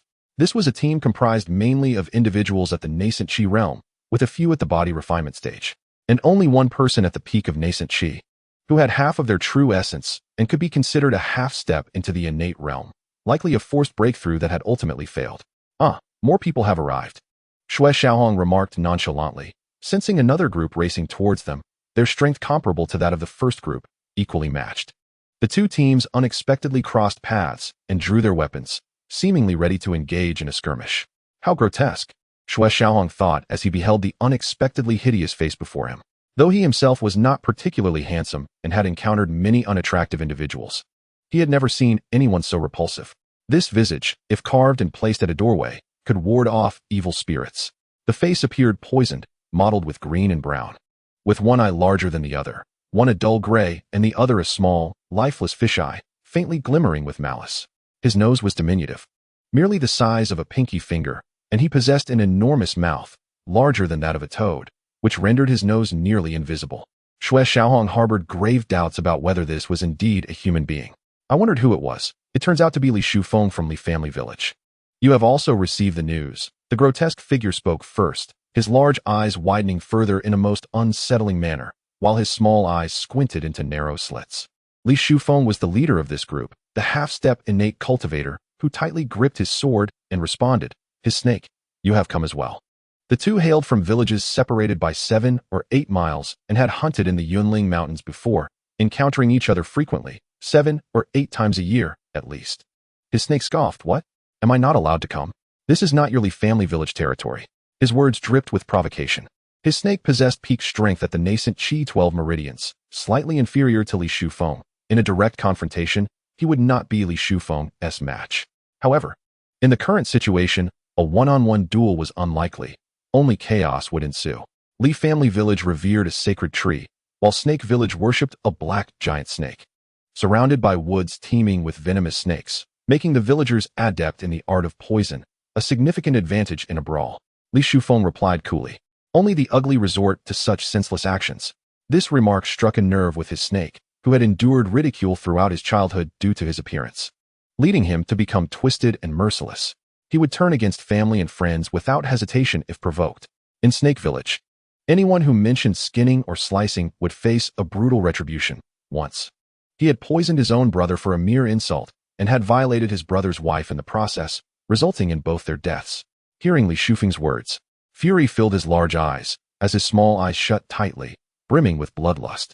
"Li Shufeng, do you wish to die?" Unperturbed, Li Shufeng retorted, "His snake, you are not yet qualified to slay me. If you dare to use poison today, I shall embrace villainy myself. I have heard that widow Lu has given birth to a lovely daughter, now 3 or 4 years old. They cannot withstand my blade." No one wished to marry his snake. Even if forcibly taken, they would rather end their own lives than endure a lifetime with him. While his appearance might be tolerated, his twisted soul was not. Once, his snake had saved widow Lu, and they had shared a moment, leading to her becoming pregnant for 10 months and giving birth to a charming girl whom his snake adored, lavishing all his love upon her. As she grew, her affectionate calls of daddy softened much of his snake's aggression. Threatened, his snake's demeanor turned icy, and he squeezed the words through clenched teeth. "Li Shufeng, remember this. One day, you will die by my hand." Li Shufeng calmly replied, "I await that day." Chapter 23. The mysterious cave. With that, the skirmish came to an end. They did not travel together, yet their paths coincidentally aligned as they entered a valley. What an abundant aura of spiritual energy. What could this mean? Xue Xiaohong remarked as he stepped into the valley's mouth, astonished by the richness of the spiritual energy, which, while not comparable to that of the Tai Xuan Sword Sect, was 3 times denser than that of the outside world. This was merely an initial entry. As they ventured deeper, the concentration of spiritual energy could be imagined. A faint smile played upon Xue Xiaohong's lips, for it seemed that treasures lay ahead. Although he had not discovered them, the treasures were unclaimed, and thus, he felt compelled to contend for them. Upon reaching a cliffside, the group halted. The cliff had collapsed, revealing an entrance to Zhanghai, from which the spiritual energy emanated, drawing the attention of both villages. His snake declared, "Li Shufeng, you are the strongest. You should venture inside to investigate." Li Shufeng countered, "I have heard you have mastered the spirit snake steps, which grants you speed and expertise in poison. It is only fitting that you scout ahead." "Humph." His snake scoffed, irritated by Li Shufeng's retort. 2 from each village. Li Shufeng agreed with this proposal, nodding, "Very well." His snake pointed to 2 individuals from his village, commanding, "You 2 go." The faces of these 2 turned pale, intimidated under his snake's presence, unable to express their anger or protest. One of them mouthed silent curses, but before he could voice his resentment, a swift slap silenced him, killing him instantly. He was merely at the body refinement stage and stood no chance against his snake, who was at the peak of nascent Qi. His snake coldly stated, "You may choose to disobey, but I will not hesitate to act." Fear coursed through the bodies of those from Snake Village. His snake then pointed to another person, who, having learned from the previous example, dared not show any emotion and stepped forward. Meanwhile, Li family village was much more harmonious, and after some deliberation, two slightly older but less powerful middle-aged men were chosen. The four lit torches and entered the cave. At this juncture, Xue Xiaohong's soul infant detected a barrier within the cave. A talisman array? Could this be the legacy of a formidable cultivator? He mused quietly. Since others were acting as pioneers, he decided to wait for a moment, ensuring the absence of danger before proceeding. After a while, his snake, unable to contain his impatience, bellowed, "What is inside?" A voice echoed from within, "Spirit stones." Indeed, the cave contained spirit stones embedded deep within the stone walls, shimmering at the foot of the cliffs, at least 100,000 of them, eliciting excitement from the four, who had never encountered such an abundance of spirit stones. They were momentarily stunned. Upon hearing this, both his snake and Li Shufeng felt their breaths quicken. Unable to restrain themselves any longer, they rushed into the cave, fearing that if they hesitated, the spirit stones might vanish as if they had sprouted legs. Once everyone had entered the cave, Xue Xiaohong waited a while longer. He could hear the faint sounds of a tumultuous uproar, suggesting no immediate danger. Emerging from his hiding place, he approached the corpse, whispering words only he could hear. "Rest easy. I shall avenge you," before stepping into the cave. "Who are you?" As he ventured deeper, one individual looked up and noticed him, though the others digging for spirit stones remained oblivious, engrossed in their task. Xue Xiaohong smiled and replied, "Do not worry, merely a passerby." The one who had spotted Xue Xiaohong immediately shouted, "Halt!" With that loud cry, the covetous hearts of those present were finally recalled to reality, and they turned to face Xue Xiaohong.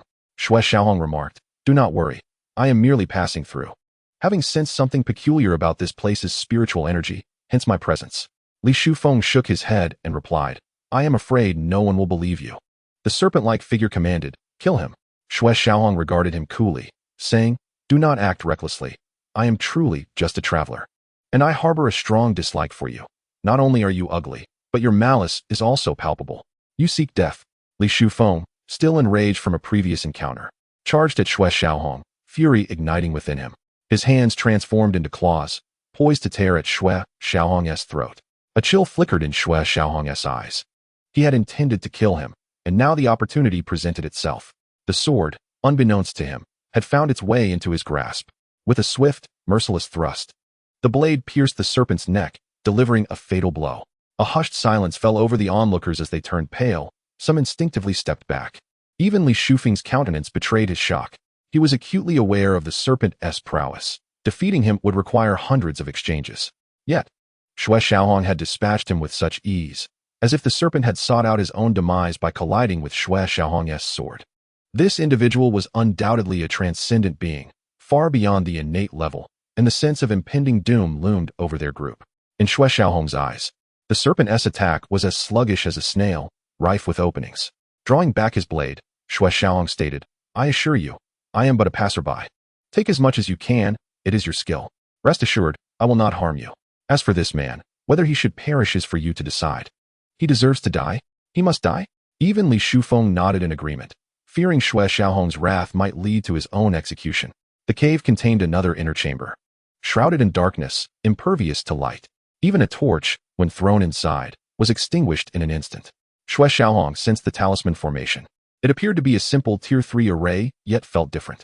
After careful consideration, he still found nothing amiss and approached the inner chamber. Indeed, there were numerous spiritual stones. But Xue Xiaohong paid them no heed and advised those around him, "There exists a talisman formation here. I suggest you leave promptly to avoid endangering your lives." Li Shufeng replied, "Yes, esteemed elder. As long as Xue Xiaohong did not drive them away or slay them, all could be negotiated." Xue Xiaohong shook his head. "Do as you wish." He then proceeded into the inner chamber, leaving their choices of life and death to them. Xue Xiaohong made no attempt to expel them. Nearly 100 individuals grew increasingly excited, laboring fervently to extract the spiritual stones. The prospect of such wealth would undoubtedly bolster their village's power. Unbeknownst to them that danger was drawing near, the scent of blood began to permeate the cave, and the entrance faded from view, yet none noticed that at this moment, their hearts were consumed by the thrill of mining the spiritual stones. Chapter 24. The Duel of Two Souls. Upon entering the passage, it was not dark. Crystals illuminated the space, casting light upon the surroundings. The stone walls of the passage also bore spiritual stones, all of mid-grade quality. The passage extended 7 or 8 zhang. and Xue Xiaohong collected 1,000 mid-grade stones. Xue Xiaohong grew wary. This place was quite peculiar. The spiritual stones were evident, but there was also a talisman formation, one that eluded his perception. After some contemplation, he decided to retreat. However, it was too late. The entrance had sealed shut, and an ominous premonition arose within him. With no path to turn back, Xue Xiaohong sheathed his sword, retrieving a top-tier spiritual weapon instead. Before he even entered the inner cave, he caught a whiff of a faint yet stale scent of blood, suggesting it had lingered for a long time. This cast a shadow over his heart. The cave had likely collapsed long ago, perhaps a century past. If there were no other exits, the accumulation of blood would be significant, leading to an inevitable conclusion. As anticipated, he encountered a circular blood pool, 3 zhang in diameter, filled with crimson liquid, its energy flowing like silk. Ah, finally someone has arrived. Notable talent. Innate level 7. At just 17 years of age, a voice crackled in Xue Xiaohong's ear. He steadied himself, scanning his surroundings, ultimately focusing on the blood pool. Suddenly, ripples surged through the pool, and a blood-colored creature emerged, transforming into a blood-hued figure, reminiscent of a being clawing its way from the depths of hell. It regarded Xue Xiaohong with satisfaction, nodding, "I have waited long for a youth like you. Indeed, the heavens have been kind to me." Xue Xiaohong brandished his sword and inquired, "Who are you? Are you human or monster?" The blood figure replied, "Though much time has passed, I still recall my name. Fu. Blood Sea.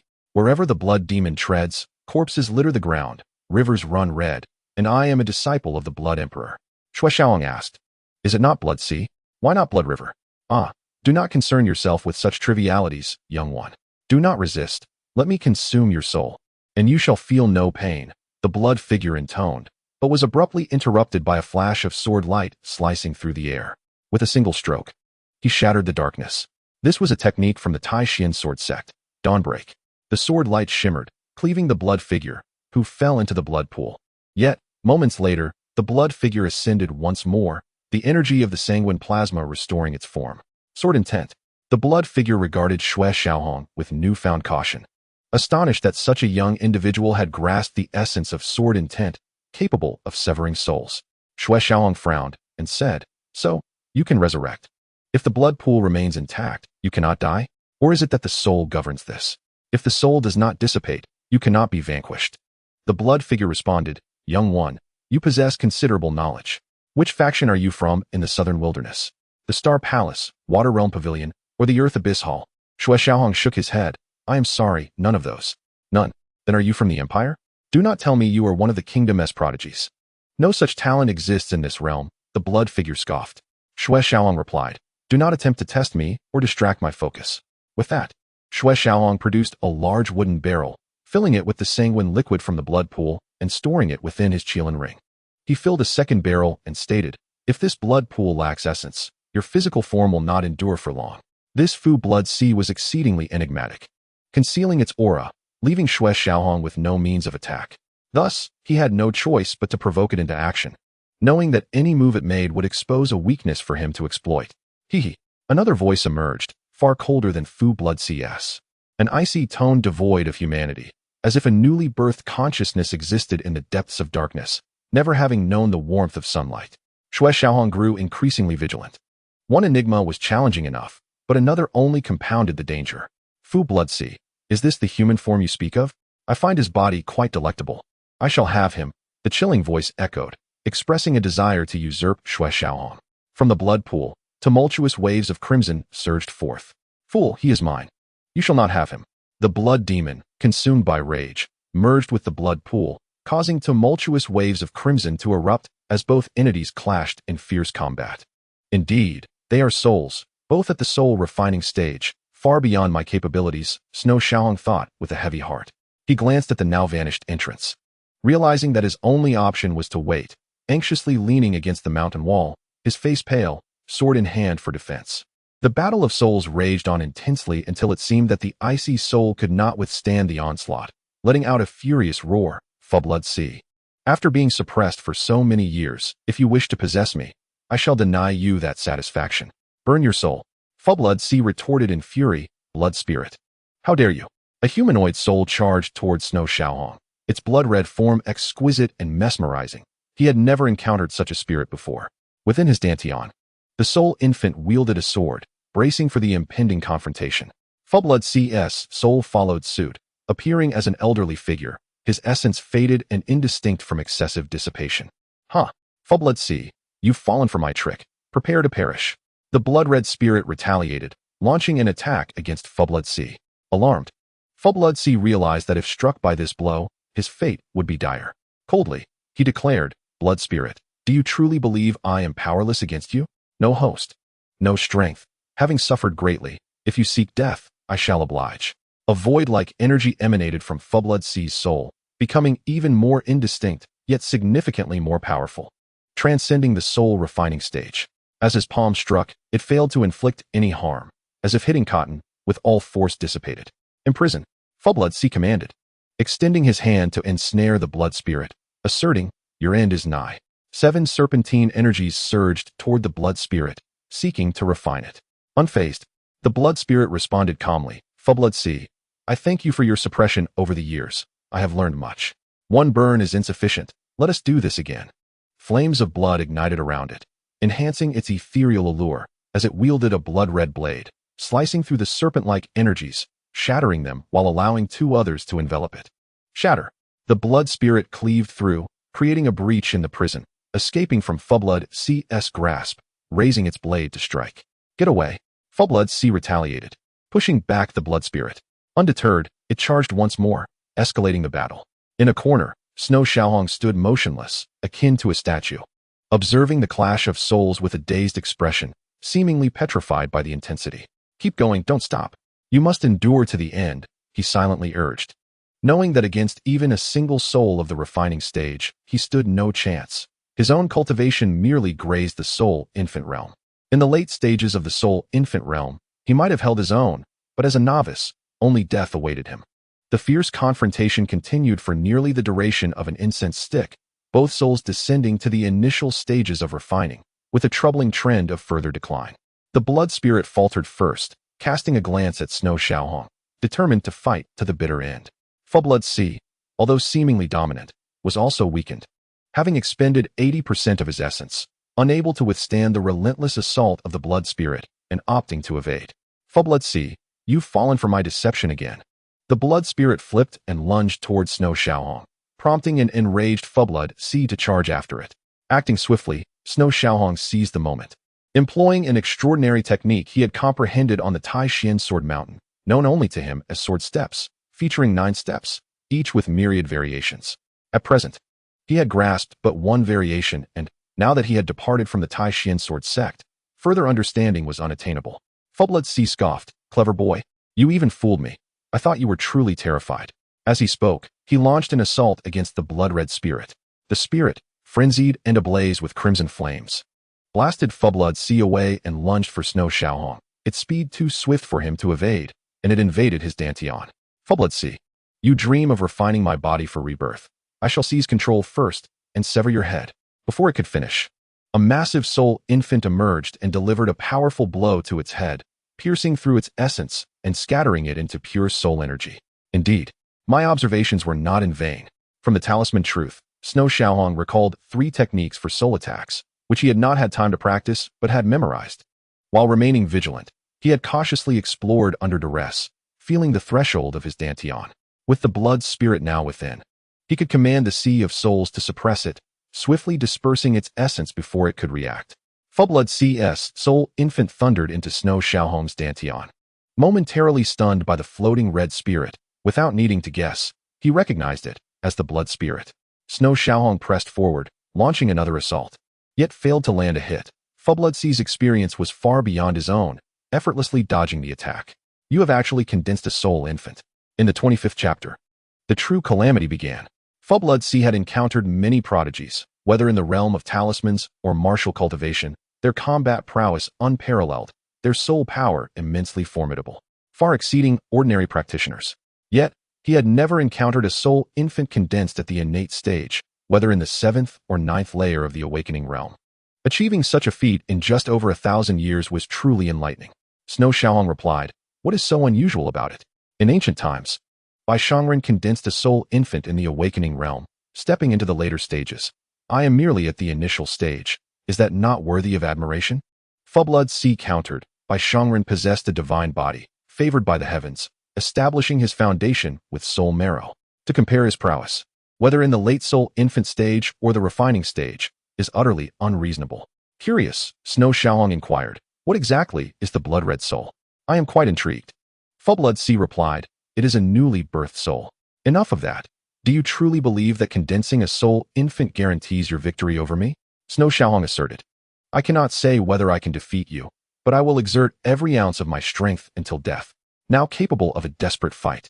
He recognized that Full-Blood C had depleted much of his soul power from earlier battles and had ignited his essence twice, although still within the refining stage. He struggled to unleash the full might of his soul power. Full-Blood C warned, obstinate fool, surrender your soul, and I might show you mercy, otherwise, I shall offer you as a blood sacrifice. Snow Xiaohong absorbed the shattered essence of the blood spirit, transforming it for his own use, causing his soul infant to swell. Growing immense as he exerted pressure from his sea of souls upon Full-Blood C, then opened his colossal mouth to swallow him whole. Full-Blood C scoffed, dare to consume me, blood demon?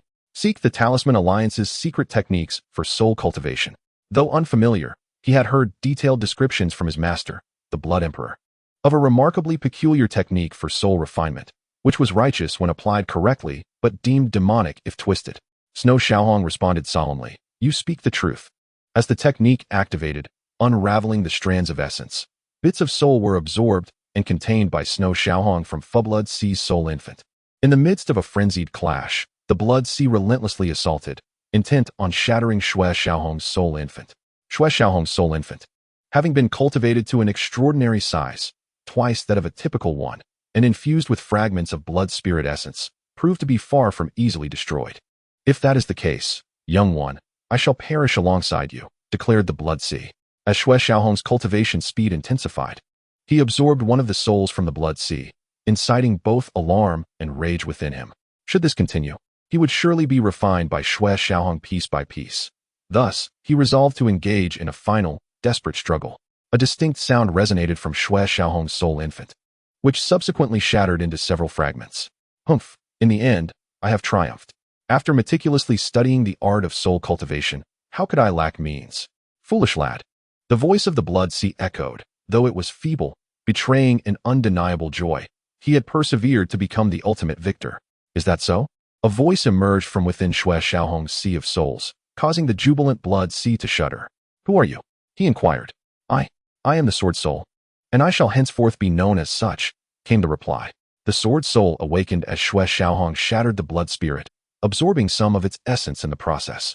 From the eyes of the Blood C's soul infant, a towering figure emerged, exuding an aura capable of cleaving mountains and submerging seas, an overwhelming presence that none could suppress. The Blood C trembled in fear for the first time in his life, even more so than in the presence of his own master, the Blood Emperor Wenren. In that moment, he comprehended the meaning of two words, heavenly chasm. The disparity between him and this elder was as vast as the heavens themselves. Senior, I implore you to spare my life. I was unaware this child possessed such power, the Blood C pleaded. The Sword Soul, uninterested in his ramblings, merely pointed at the Blood C and said, it is time for you to dissipate. With a single gesture, the Blood C was obliterated, leaving no trace behind. Though the soul is shattered, the primary consciousness remains, and the sea of souls has not darkened. This young man is indeed remarkable. His fate seems extraordinary. Previously, he merely sustained injuries, but now he faces true calamity. This is quite intriguing, and I am eager to see what further curiosities may unfold. With that, the Sword Soul vanished, refraining from absorbing any more souls, as it would be unwise to hoard Xue Xiaohong's spiritual essence and inadvertently affect him. At the moment the soul infant shattered, Xue Xiaohong plunged into the blood pool, submerged in the sanguine liquid, resembling a vengeful spirit in a purgatorial realm. The cave was devoid of life, transformed into a hellish domain. Li Shufeng and his companions had long lost their vitality. After Xue Xiaohong entered the passage, the cave's exit vanished entirely, and the formation activated. A wisp of ominous smoke rose in the cavern, poison that ensnared souls, transforming them into red-eyed monstrosities, unleashing chaos upon both the villagers of Snake Village and Li Family Village. Their blades were merciless, devoid of recognition, striking down kin and brother alike. As blood became their sole focus, the mightiest among them, Li Shufeng, remained until the end, utterly drained. Moments later, his lips turned blue. and his face purpled from the lethal poison, collapsing into a pool of blood, lifeless. Their insatiable greed had led them to the path of oblivion, and the cave no longer exuded any spiritual energy. For a radius of 10 miles, the winds howled, plunging the area into a profound silence, devoid of birds or beasts. In Oak Tree Town, the Chun family patriarch returned, having gathered no information. The town had not whispered a word, and before entering the city, he was besieged by Fan Jingxian and her cohort, all captured and bound, dragged back to Yunzhou City, where their crimes were laid bare. Henceforth, the Qin family would no longer exist in Oak Tree Town, with the Fan family reigning supreme. On that day, a group of mercenaries arrived in Oak Tree Town, donned in crimson and azure robes, with a wolf's head emblazoned upon their chests, a striking blue wolf's head. They were the Blue Wolf Mercenary Corps, the most formidable mercenaries across the realms of Yunzhou, Qilin, and Mengchuan, renowned for their prowess. Their leader, Zhao Qinglang, stood at the pinnacle of the Morning Yuan realm, facing few rivals in these 3 cities. The one who came to Oak Tree Town was Wan He, the strategist of the Blue Wolf Mercenary Corps. Zhao Qinglang was a vicious wolf, while Wan He resembled a venomous serpent. Together, they managed the Blue Wolf Mercenary Corps with remarkable discipline, earning them a fearsome reputation. "It is an honor to have you, Elder Wan, gracing the Fan family. Please, take a seat." Wan He had come to gather information, and in Oak Tree Town, only the Fan family held the stature to warrant such attention. As the helm of the family, Fan Jingxian could not afford to slight Wan He, lest she provoke the ire of the Blue Wolf Mercenary Corps. Such a misstep would render the Fan family vulnerable in these 3 cities. Wan He scrutinized Fan Jingxian and remarked, "So you are the daughter of Fan Hong. You are indeed striking. I have heard you have attained the pinnacle of qi gathering, yet your aura appears weak." Inconsistent with the rumors, Fan Jingxian sighed, saying, "In response to Elder Wan, I too am perplexed. Upon my arrival, I found my spiritual energy dissipating, leading to my current state." Wan He narrowed his eyes, reminiscent of a serpent, and said, "Very well. I have come to inquire about some matters, particularly regarding Mu Xiaolai. Surely, you must possess some knowledge." Mu Xiaolai's arrival in Oak Tree Town was hardly a secret. The Chun family had already divulged information. Now that the Chun family's collateral branches had been eradicated, the only ones privy to the truth were likely the Fan family's offshoots. Fan Jingxian nodded and replied, "I am aware." Wan He pressed urgently, "Then where has Mu Xiaolai gone?" This was a significant mission for the Blue Wolf Mercenary Corps, tasked with locating Mu Xiaolai, a powerful and enigmatic figure. The effort was substantial, having already received an advance of 10,000 spirit stones, prompting immediate action from the Blue Wolf Mercenary Corps. Fan Jingxian stated, "He is dead. He was slain at night by a mysterious swordsman." Wan He frowned. "Dead? Are you certain?" The employer demanded a living target, complicating matters. Fan Jingxian urged, "Elder Wan, please follow me." Wan He remained silent, gesturing for her to lead the way. Mu Xiaolai, having been slain by Xue Qilin, left behind his belongings before departing. His body lay undisturbed in the oak grove for 3 or 4 days until it was eventually discovered. The death of one individual was inconsequential. With the Qin family suffering numerous losses, the prevailing sentiment was one of relief. Upon learning this, Fan Jingxian dispatched individuals to investigate, soon discovering that Mu Xiaolai was indeed the true instigator. She ordered the scene to be secured, believing that Mu Xiaolai's demise was not the end, and wished to avoid implicating the Fan family. A group departed Oak Tree Town and entered the oak grove, quickly arriving at the site where Mu Xiaolai had perished. Fan Jingxian pointed to the now foul-smelling corpse, declaring, "Elder Wan, that is Mu Xiaolai." Wan He nodded and approached, intent on examining the scene personally. Mu Xiaolai bore no visible wounds, indicating that he had fallen victim to a master swordsman, a conclusion drawn from the remnants of shattered tree stumps, which bore the marks of sword energy. Such formidable sword energy, Wan He remarked, a serious expression crossing his face. He was a 3rd-level expert in the Morning Yuan realm, and from the shattered trunk, he discerned the razor sharpness of the sword energy. Though not overly powerful, it was capable of inflicting considerable damage. At once, he dismissed any possibility of the Fan family's involvement. They possessed no swordsman of such caliber. Moreover, prior to their arrival, they had investigated rumors of a swordsman from the Qin family who had left behind tales of his prowess, believed to be the one who had slain Mu Xiaolai. Their inquiries confirmed that this individual had no ties to the Fan family. Fan Jingxian stated, "Elder, the mysterious swordsman must be the same one who attacked the Qin family." Wan Sui remarked, "I am aware that during this period, several other enigmatic individuals have arrived in Oak Town, skilled in swordsmanship, possessing prowess that rivals innate masters." Fan Jingxian pondered for a moment and responded, "Indeed, there is one. Sui inquired, who might that be? Mu Xiaolai has perished, and while they could transport his remains back to claim a reward, this matter is far from resolved. There will undoubtedly be further developments.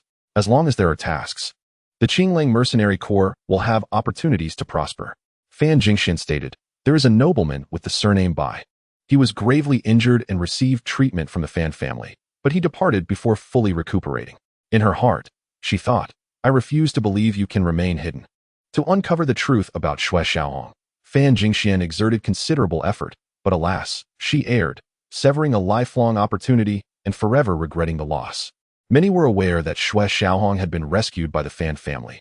However, it was common knowledge that he lacked spiritual energy, rendering him just an ordinary individual. Not a practitioner. Even if it were unspoken, his existence would go unnoticed by the Qinglang Mercenary Corps or others, leading to a series of assassination attempts that placed Xue Xiaohong on the precipice of peril. What does this nobleman with the surname Bai look like? Sui asked again. Fan Jingxian shook her head. We do not know. He concealed his identity and walked incognito.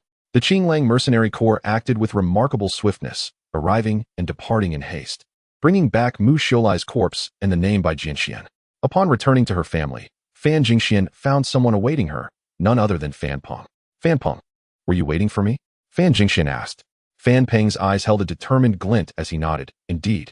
Never had she encountered such a foreign side of Fan Peng, prompting her to ask, Fan Peng, has something occurred?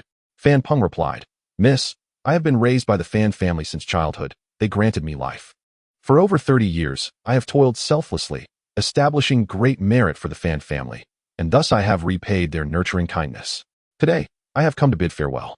He had not accompanied Fan Jingxian and the others. Ever since Xue Xiaohong imparted his techniques to him, he had achieved a breakthrough 2 days later. And in his ecstatic fervor, he delved into frenzied cultivation. After a time, he unexpectedly advanced another level, feeling profound gratitude toward Xue Xiaohong. Today, he had learned that the Fan family had betrayed the benefactor who bestowed upon him those teachings, causing him deep sorrow. He was a straightforward man, yet not foolish. He understood that the strength of Xue Xiaohong could not exceed 3 individuals, of which he was one. The young lady and her 2 guards were also aware, while the outside world only knew that the Fan family had rescued an ordinary person. No matter how they reasoned, it would not implicate his benefactor. Yet Fan Jingxian had done it, and her actions felt cold. Bid farewell, Fan Jingxian murmured, then asked, Fan Peng, has something happened? Fan Peng, loyal and competent, was someone she genuinely wished would not depart. He replied calmly, the nobleman Bai is a good person. He has avenged many and eradicated malignant forces such as the Qin family, alleviating the calamities of numerous families. Fan Jingxuan's brow furrowed deeper as she inquired, are you leaving the Fan family because of today's events? Fan Peng nodded, indeed. Fan Jingxian stated, Fan Peng, are you aware of the Qinglang Mercenary Corps' formidable nature? Should they uncover the truth, the Fan family will face dire consequences, as they will bring calamity upon us. Fan Peng retorted, Miss, the nobleman Bai possesses great strength. Only the 3 of us are privy to this. Such a succinct statement silenced Fan Jingxian. Any further rebuttal would be futile. As long as the 3 of them remained resolute, the world would perceive Bai Jianxian merely as an ordinary person devoid of spiritual energy. Fan Jingxian questioned, did the nobleman Bai also impart techniques to you? Fan Peng, feeling a chill within, shook his head, no. The nobleman Bai merely shared some insights into cultivation and offered guidance. He had made a vow, woven a web of lies, and even without that vow, he would not betray Xue Xiaohong. Fan Jingxian recognized the gravity of the situation, but felt helpless to alter what had transpired. Yet asking her to set aside her status to retain Fan Peng was beyond her. She merely asked, is your decision final? Fan Peng affirmed yes. Fan Jingxian said, very well, go to the treasury and retrieve 1,000 taels of silver for your journey. Fan Peng replied, thank you, miss, but I require none. I consider myself a servant of the Fan family, seeking to redeem myself. In the chest within my home lies 3,000 taels of gold, which should suffice for my emancipation. He had no wife or children, and apart from what he needed for cultivation, he had no other use for it. He would sever all ties with the Fan family. Fan Jingxian acquiesced, very well.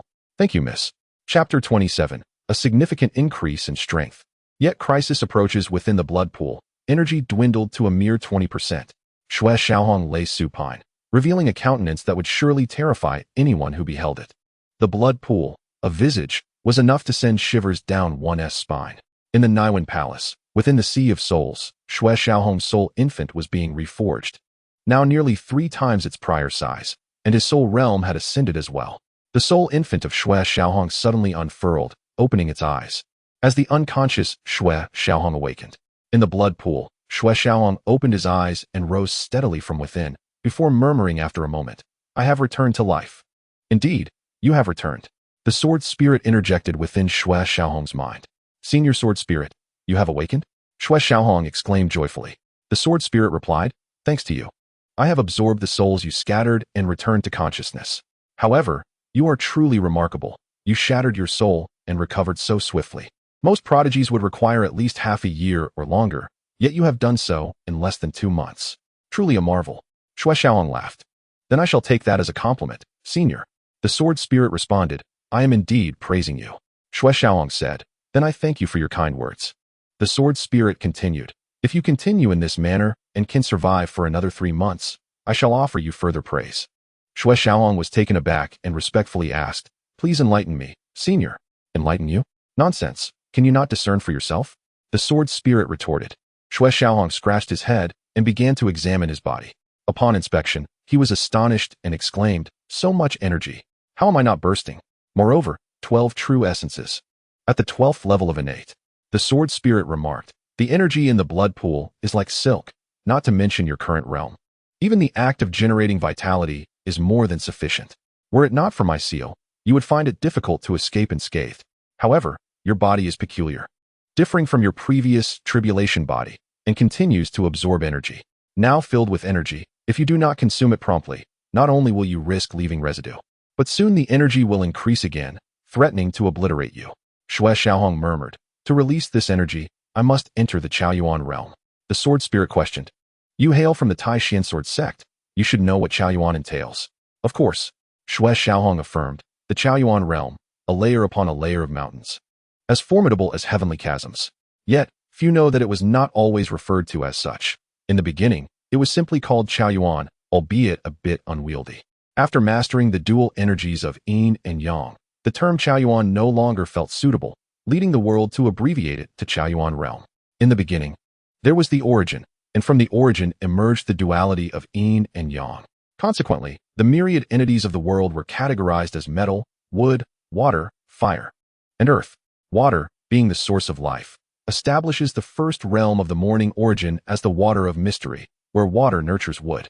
The second realm is the spirit of wood, followed by the third realm of the fury of fire, and the fourth realm of the dust of earth, culminating in the sharpness of metal. Indeed, upon reaching this state, one may attain vitality. However, cultivators who defy the natural order find themselves devoid of the dual energies of yin and yang. The essence of the acquired life force seems to lack something vital. Thus, the integration of yin and yang energies was introduced, and subsequently, the concepts of wind and thunder were discovered, leading to the current 9 realms of morning origin. The sword spirit remarked, "Yes, your understanding is quite profound, yet alas, you cannot enter the water of mystery at present." Xue Xiaohong furrowed his brow. "Why is that? Having established a dantian, how could he not cultivate?" The sword spirit continued, "Corresponding to the human body, the heart belongs to fire, the lungs to metal, the spleen to earth, the liver to wood, and the kidneys to water. With a dantian, you should be able to cultivate. However, you are unable to do so. It seems you are still connected to your original dantian, which is bound by a layer of shackles. You must break through this layer to cultivate. The shackles, of course, are the seals of heaven and earth, the markings of blood curses." Xue Xiaohong inquired, "Must I sever my dantian once more?" He had no penchant for suffering. The pain of severing his dantian was an experience he wished to avoid. The sword spirit replied, "Perhaps that is the case, though this is merely conjecture. You may explore this further. Perhaps there is a way to cultivate without severing the dantian." Upon hearing this, Xue Xiaohong could not help but feel a sense of bitterness. The path ahead appeared fraught with difficulties. He said, "Senior, there is no need for further research. I appreciate your assistance."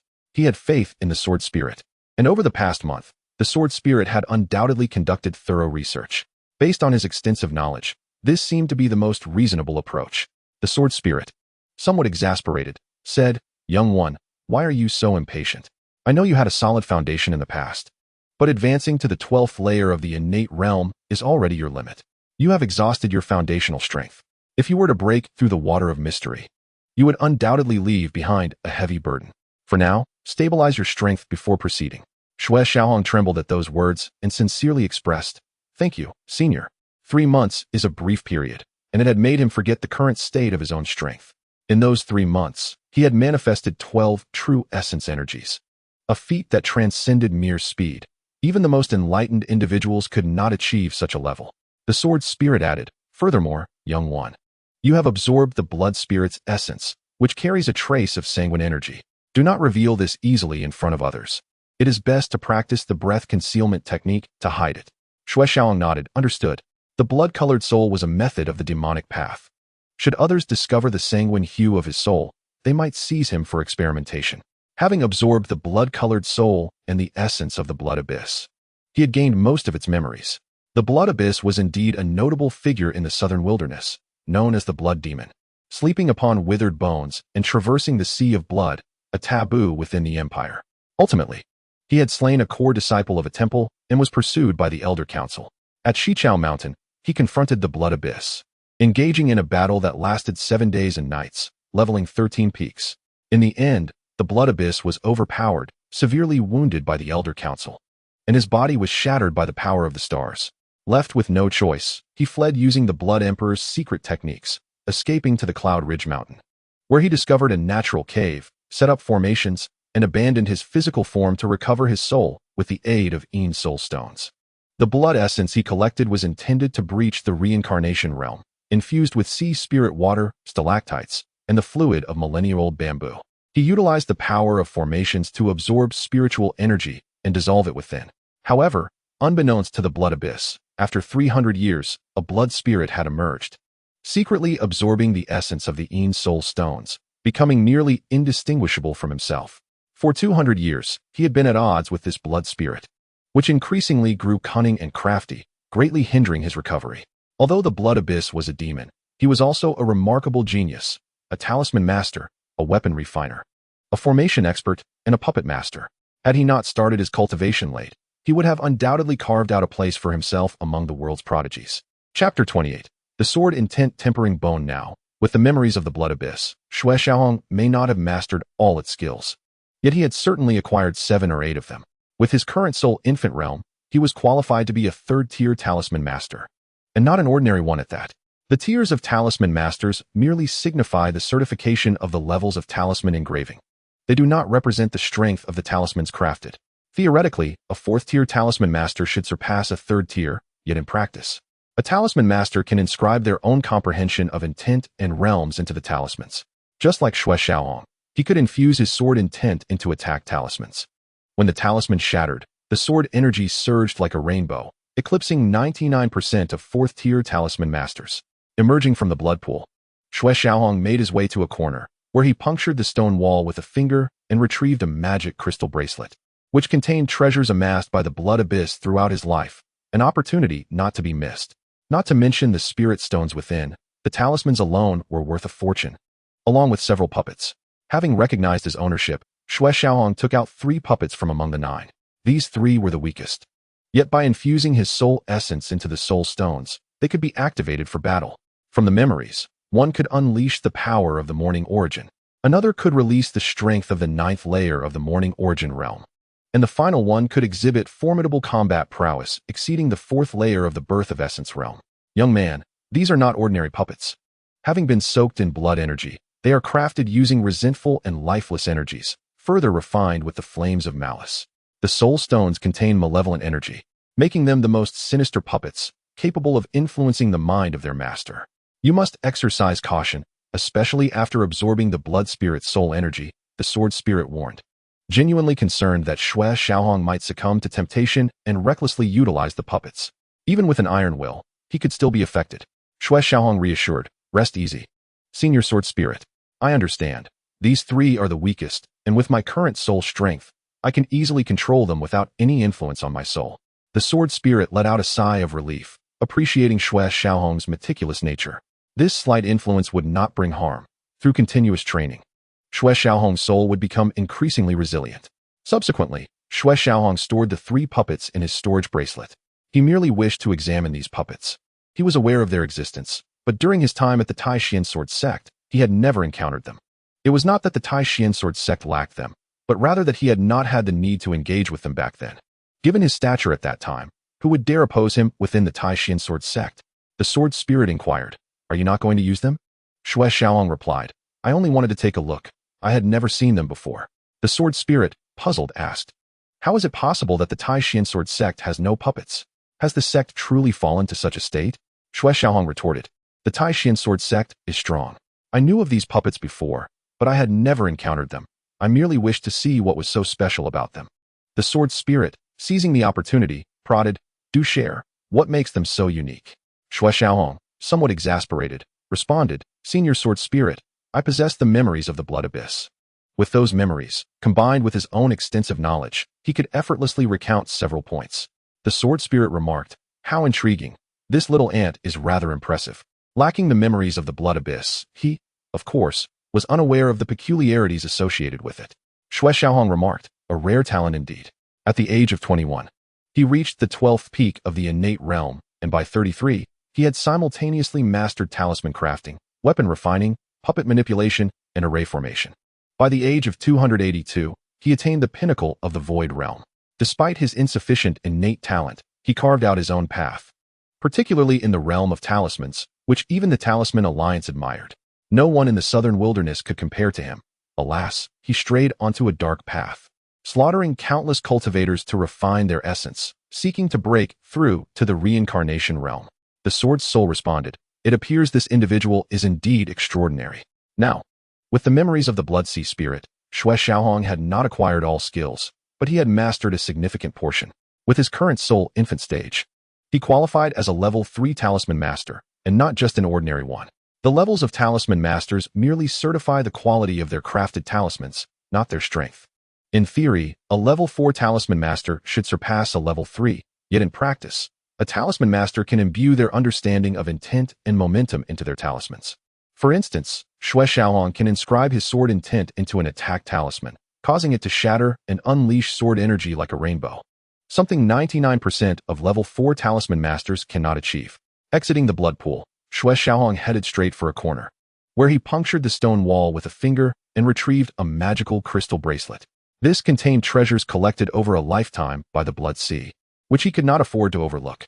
Besides the spirit stones within, the talismans alone were worth kingdoms, not to mention several puppets. Xue Xiaohong took ownership of the items and subsequently extracted 3 puppets, of which 9 existed in total. These 3 were the weakest. Once he infused his soul breath into the soul stones and equipped them, they could engage in battle. From memory, one could unleash power equivalent to the initial stage of the Yuan realm, another could unleash the 9th level of the Yuan realm, and the last, above the life transformation realm, could manifest the strength of the 4th level of the life transformation realm. Young man, these are not ordinary puppets. They have been steeped in blood energy, driven by resentment and death energy, and refined with malevolent flames. The soul stones contain wicked energy, making these the most sinister of puppets, capable of influencing their master's mind.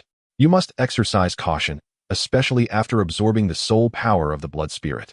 The sword soul cautioned, genuinely concerned that Xue Xiaohong might succumb to temptation and overuse the puppets. Even with a steadfast will, he could be affected. Xue Xiaohong replied, Rest assured, Sword Soul Senior. I understand these 3 are the weakest, and with my current soul strength, I can fully control them without their influence affecting me. The sword soul let out a sigh of relief, appreciating Xue Xiaohong's meticulous nature. This slight influence would not harm him. Through continuous training, his soul would grow increasingly resilient. Xue Xiaohong then stored the 3 puppets in his spatial bracelet. He merely wished to observe them, although he was aware of their nature. He had not encountered them during his time at the Tai Xuan Sword Sect. It was not that the sect lacked such treasures, but rather that he had not engaged with them back then, as his reputation prevented anyone from daring to act against him.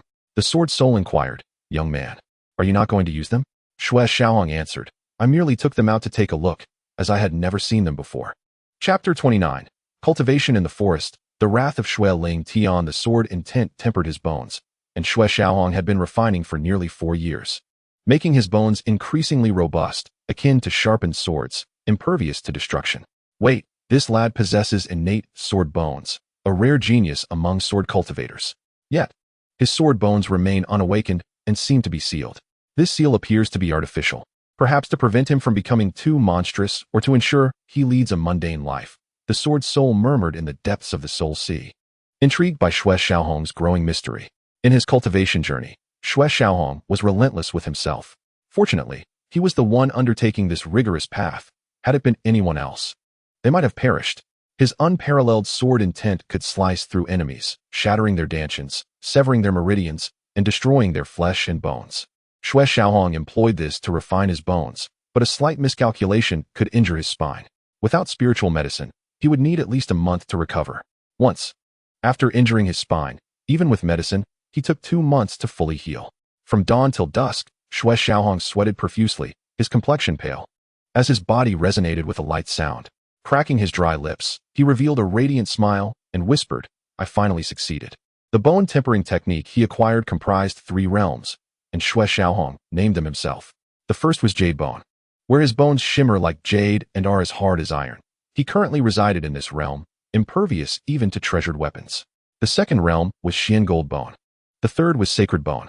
Pleased with his progress in the first realm, he was curious about the appearances of the latter 2. "Young man, have you obtained the Tai Xuan legacy?" the sword soul inquired. Xue Xiaohong replied, "I received the legacy of the Tai Xuan sword ancestor. As for this, I am uncertain. My bone tempering method comes from insights gained atop Sword Mountain, without any manuals or teachings from elders." The sword soul explained, "If you derived it from Sword Mountain, it must be part of the Tai Xuan legacy. That old rascal Tai Xuan has 3 major legacies: the Tai Xuan Sword Classic, the Sword Step Technique, and the Sword Intent Bone Tempering Method. The method you practiced earlier was indeed the Sword Intent Body Tempering Technique." Xue Xiaohong asked, "So, does this mean the internal cultivation technique I am practicing is the Tai Xuan Sword Classic?" The sword soul affirmed, "That should be correct. However, you have not grasped the complete technique. Even if you did, I would still advise you to forge your own path and comprehend your own methods." Xue Xiaohong acknowledged the sword soul's words, stating, "I shall remember the senior's advice." The sword soul continued, "However, young man, with your resilience, you are well suited to cultivate a body tempering technique. The Tai Xuan techniques primarily focus on bone tempering, while body tempering is somewhat lacking." Xue Xiaohong replied, "I am indeed considering this now, but I have never encountered body tempering techniques before and currently find myself at a loss. I wonder if the senior has any recommendations." The sword soul responded, "Certainly, there are several decent techniques available. However, they may not be suitable for you. At this moment, your only course of action is to refine your body with spiritual energy. Your current physical strength surpasses that of the innate 3rd level, and those body tempering techniques focus on developing a copper body and iron bones, which would conflict with your sword intent bone tempering and ultimately prove to be a hindrance to your future." Upon hearing this, Xue Xiaohong felt a twinge of disappointment. He would not abandon the sword intent bone tempering technique.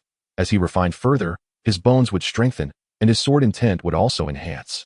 If there was indeed a conflict, it would complicate his cultivation.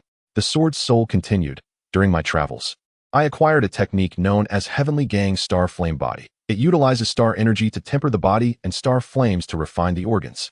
Cultivating this technique can lead to a star body, rendering you impervious to spiritual weapons. Are you brave enough to practice it?" Xue Xiaohong inquired, "Senior, is this technique truly extraordinary? And what are the star flames refining the organs? Isn't that akin to self-destruction?" Star flames, the amalgamation of star energy, derived from the power of the stars, which is among the 9 great elemental forces of the universe, immensely formidable.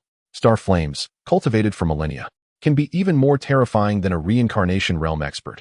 Refining organs with such energy is akin to courting death. The sword soul confirmed, "Indeed, it is extraordinary. This technique is merely a draft. I cannot ascertain why it has not been cultivated, but I believe it has not, as success in its practice would not go unnoticed."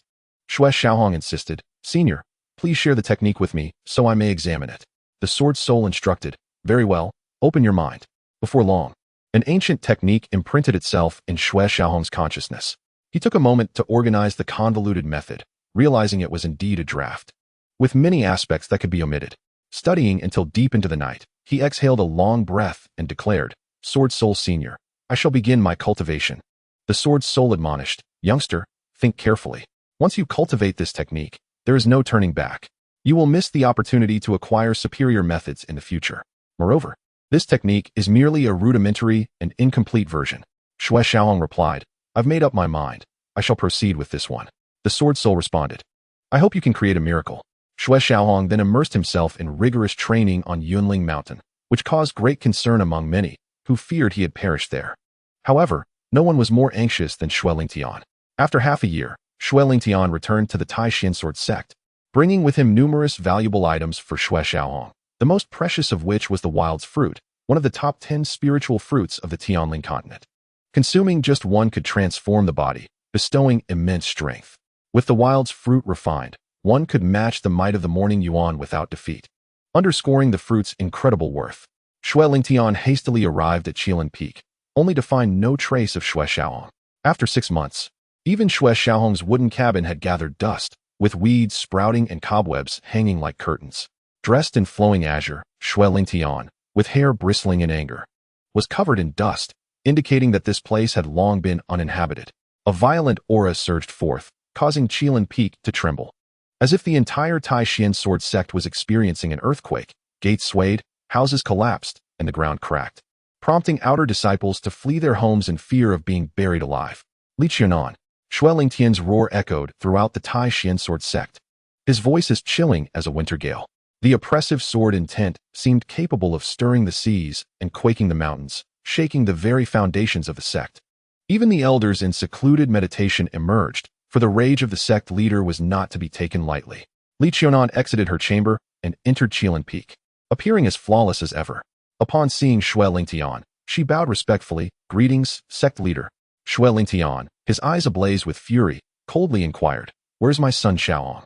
Li Qianan, taken aback, asked, "Is the young sect leader not on the peak?" This bewildered her, for Kirin Peak was Xiaohong's domain. No one could enter without his permission. Xue Qilin anger intensified as he declared, "If you do not provide a valid reason today, I shall crush this outer sect." With that, he dispelled the protective formation of Kirin Peak, revealing the mountain's true form, a tempestuous sword energy shooting skyward, threatening to rend the heavens asunder. In his wrath, Xue Qilin embodied the essence of the sword. Regardless of the accusations levied against him, he remained indifferent. Xue Xiaohong was his beloved son, and any harm to him was a direct affront to Xue Qilin himself. "Qilin, what is happening?" 9 figures emerged from the void.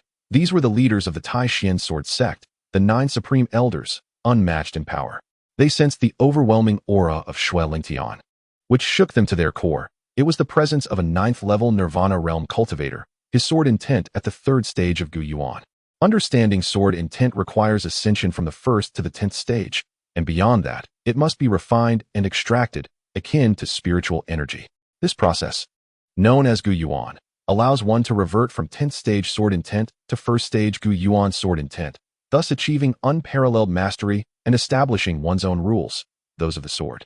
All 9 elders were at the pinnacle of the 9th-level Nirvana realm. 2 possessed 1st stage Gu Yuan sword intent, while the others varied. Yet, the youngest among them was over 600 years old, whereas Xue Qilin was not yet 300. Given his prodigious talent, it was certain he would surpass them within 300 years. They were all profoundly astonished. Xue Qilin proclaimed, "My son has vanished. How is it that no one in the Tai Xuan Sword Sect is aware of the disappearance of the young sect leader? Is that not laughable?"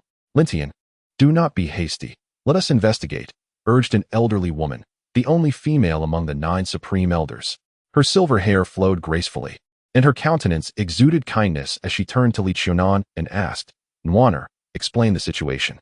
Li Qianan, as her cherished disciple, elicited her concern. If the matter truly pertained to Li Qianan, Xue Qilin current state could spell disaster. Li Qianan took a breath, having been truly frightened. The aura emanating from Xue Qilin chilled her to the bone, the powerful sword radiance capable of annihilating her.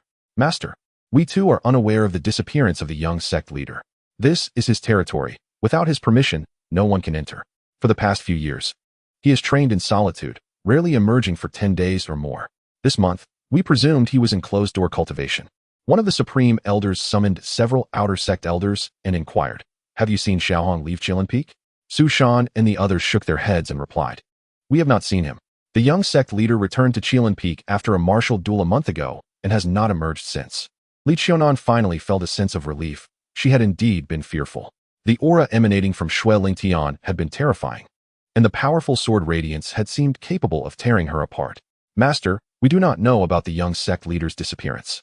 This is his domain. Without his permission, no one can enter. He has been training solo for many years, rarely emerging for days at a time, and we have assumed he was in closed-door cultivation this month. Li Qianan reiterated. Another elder brought forth several outer sect elders and asked, "Have you seen Xiaohong leave Qilin Peak?"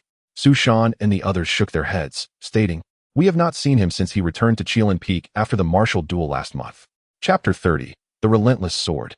Xue Lingtian concedes the remaining 4 outer sect elders were drenched in cold sweat. Before Xue Lingtian, they felt as if they stood before an insurmountable peak. To end their lives would require nothing more than a glance from him. The inner sect leaders and elders gathered at Qilin Peak. Sensing that something significant was amiss due to the sect leader's anger, many cast cold glances at Su Shan, who, at this critical moment, dared to speak such words, an act tantamount to courting death. If not for Xue Lingtian's broad-mindedness, Su Shan would have already met his end. Another elder surveyed the scene atop the mountain and remarked, "Lingtian, from the circumstances here, it appears Xiaohong was engaged in training and has gone missing. It is likely that someone has interfered." Xue Lingtian sneered. "Of course, someone has interfered. Who could possibly have the audacity to act against the Tai Xuan Sword Sect? Elder Ge, do not tell me that a formidable opponent has infiltrated the sect in recent months and abducted my child." Upon hearing this, many elders felt a sense of embarrassment. Logically, as the young sect leader of the Tai Xuan Sword Sect, Xiaohong should have had protectors, yet he had fallen into obscurity. His brilliance dimmed. Xue Lingtian picked up the storage belt, stating, "This storage belt was bestowed upon Xiaohong by the sect, and its purpose is self-evident. In my absence, they aim to usurp the sect token and seize the position of young sect leader." His words were blunt, leaving many with an uncomfortable expression, as they tacitly acknowledged that Xiaohong was no longer fit to hold the position of young sect leader and should relinquish it. What a pity, what a pity. You will not be able to obtain this sect token. This storage belt is merely an ornament for Xiaohong. With tremendous force, he crushed the storage belt, causing its contents to spill forth. Only clothing, nothing more. Xue Lingtian asserted, "Xiaohong never aspired to be the young sect leader. He has requested me multiple times to relinquish the title, but I have never acquiesced. I believed in him, that he would surely cultivate his dantian and lead the Tai Xuan Sword Sect to glory." At 17, he comprehended second stage sword intent, a feat the founder of the Tai Xuan Sword Sect had never achieved. "Unexpectedly, my perseverance has brought harm to him. You are all well indeed." The elder, Qinglan, gently called out to Lingtian. Xue Lingtian raised his hand to stop her, saying, "Elder Qinglan, I understand your intent. Is not my child also a member of the Tai Xuan Sword Sect?" Despite the slander and remarks directed at him, Xiaohong has never uttered a word in retaliation. He has faced numerous challenges from outer disciples without ever unleashing his full power, fearing it would damage their confidence, always pointing out their shortcomings. Yet, no one has expressed gratitude. Instead, they have resorted to mockery. Has Xiaohong's pure-heartedness led to such a conclusion? A hint of discomfort appeared on Qinglan's face. For this truth was indeed shameful. The brilliance of that young man, had it not been for the inability to open his dantian, would have surely made him an unparalleled powerhouse within the Tai Xuan Sword Sect. Xue Lingtian spread his hand, and a sword blade descended from the void. As he coldly declared, "To those who participated, our sect shall allow you to reincarnate in this world." As his words fell, a tempest of sword energy enveloped the realm, intent on slaughter. Whether it was the leaders of the 9 peaks or the heads of the 4 pavilions, all remained vigilant. Even the 9 esteemed elders fortified their defenses. Xue Lingtian was in a frenzy, and such a battle would undoubtedly cause collateral damage, harming innocent disciples. They all recognized the significance of Xiaohong in Xue Lingtian's heart. He would protect him at all costs. Lingtian, enough. At that moment, a voice emerged, and the 9 esteemed elders let out a sigh of relief. One person manifested from thin air, clad in a tattered blue robe, bearing a black iron sword slung over his shoulder, a purple-green vine at his waist, and grass shoes upon his feet. "Greetings, Elder Pavilion Master." In the void, figures bearing long swords appeared, bowing to the elder. He was Jian Wuhui, the former head of the Jianxian Pavilion, devoted to the sword path, loyal to its principles, and wielding a black iron sword capable of repelling ancient foes. Xue Lingtian was his disciple, and the sword path was entrusted to him. He was also the most respected figure by Xue Lingtian. "Master." Xue Lingtian sheathed his sword and slightly bowed in acknowledgement. Jian Wuhui spoke, "Lingtian, I know you share a deep bond with Xiaohong. His fate has been tumultuous, and he is destined for such tribulations." Xue Lingtian replied, "He is my son, my child. I have failed to protect him. It is my inadequacy. He has departed, and all I can do now is seek vengeance for him." Jian Wuhui's countenance darkened. As Xue Lingtian's interruption made his stance clear, He would not yield in this matter, and no one could dissuade him. Ling Tian, why must you go to such lengths? Jian Sanshun, the head of the Jianshin Pavilion, spoke up. He was Jian Wuhui's adopted son, a disciple trained in the sword path. But he had not followed the same path as Jian Wuhui. Instead, he had crafted 3 exquisite sword techniques. Sword 1, submerging mountains and rivers. Sword 2, submerging and slaughtering. Sword 3, submerging sun and moon, hence his name, Jian Sanshun. Xue Ling Tian responded coldly, "Are you attempting to stop me, brother?" Anyone who sought to prevent his vengeance would be deemed an enemy. Jian Sanshun could not help but smile ruefully. His 3 swords were renowned throughout the world. With few rivals, yet compared to his brother, he was vastly outmatched in both strength and sword intent. Jian Wuhui said, "Ling Tian, I understand your anger, but this is not the time for internal strife. A great calamity looms on the horizon." Pausing for a moment, he continued, "Ling Tian, here is my proposal. You may unleash 3 strikes upon me. I will neither retaliate nor defend myself. Let this matter end here. What do you think?" The young master had departed, and no one within the Tai Xuan Sword Sect was aware of the circumstances. Who would believe such a tale? Numerous individuals were undoubtedly involved. And should this matter be pursued, countless others would be implicated. The Tai Xuan Sword Sect could not withstand such calamity.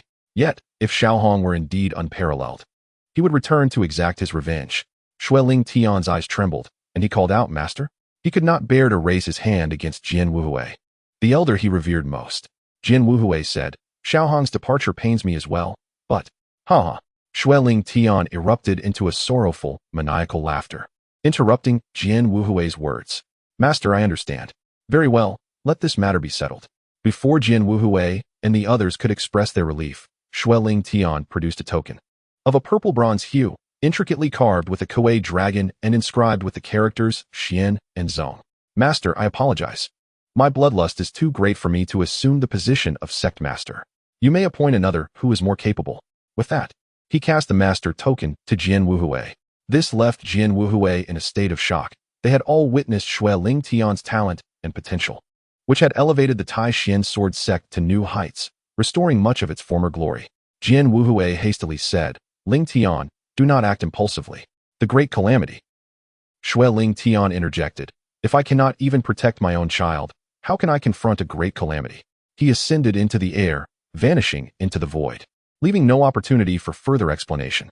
With a single sword strike, he sought to leave. How many in this world could impede him? In the absence of Xue Ling Tian's presence, Jian Wuhui turned to the gathered crowd and posed a question. "Are you all satisfied now?" The 9 esteemed elders bowed in reverence, as did the heads of the 4 pavilions, the leaders of the 9 peaks, and the assembly of elders. Jian Wuhui, being the highest-ranking elder within the Tai Xuan Sword Sect, commanded respect due to both his strength and status. Jian Wuhui softly stated, "I am old now. You may do as you please." With that, he departed in disappointment, leaving the sect master token suspended in the air. And his words lingered. If the young master can be slain at will, then the position of sect master is indeed superfluous. What value does the sect's rules hold if they are disregarded?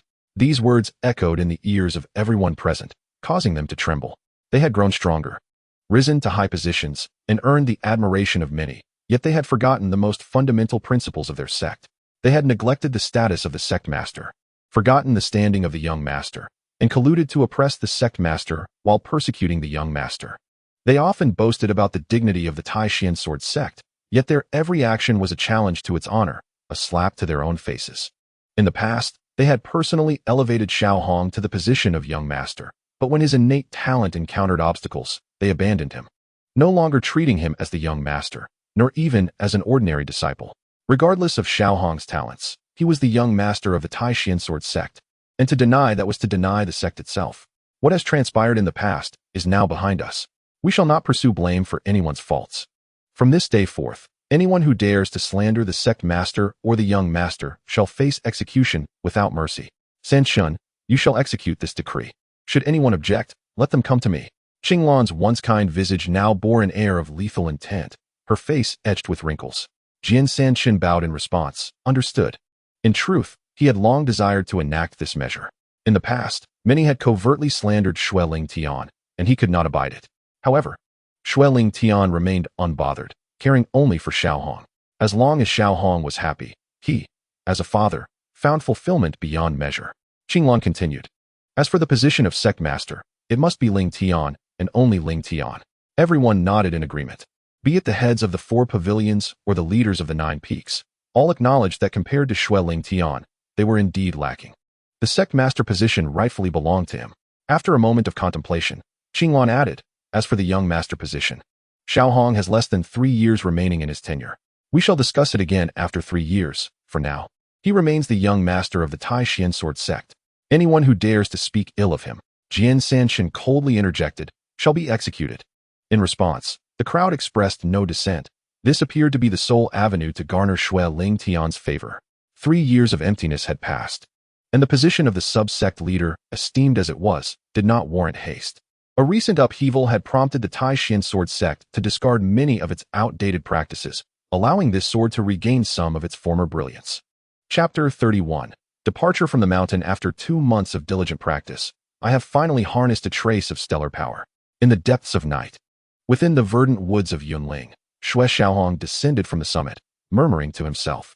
Over these 2 months, his physique had grown stronger, particularly his strength. Previously, he could withstand the 3rd level of innate power, but now, relying solely on his strength, he could resist the 1st. The sword spirit remarked, Young one, your intellect is a rarity throughout the ages. This technique is commendable. Merely regulating the stellar power around your body has yielded such prowess. Once you cultivate the star body and comprehend the secrets of the stars, what magnificent vistas await us. I find myself rather eager. However, young one, you must be cautious about your current state. Though your body has been refined well, there remain some shortcomings. Without advancing to the Chaoyuan stage, your condition may worsen. At the mention of this, Xue Xiaohong felt a pang of bitterness, though his dantian had been opened. He could only cultivate to the pinnacle of the innate level and would need to sever his dantian to break through its limitations. The agony he would have to endure this time was truly unimaginable. Jokingly, Xue Xiaohong said, Senior, you must have once been an exceptional sword cultivator. Would you be willing to impart a few defensive techniques to me? The sword spirit replied, Even without your prompting, I had intended to do so. I am quite curious to see how my Iron Battle's Great 9 techniques fare in your hands. What began as jest unexpectedly turned into a delightful surprise. Xue Xiaohong said, Senior, although I hail from the Tai Xuan Sword Sect, I have yet to take on a master. Would you consider accepting me as your disciple?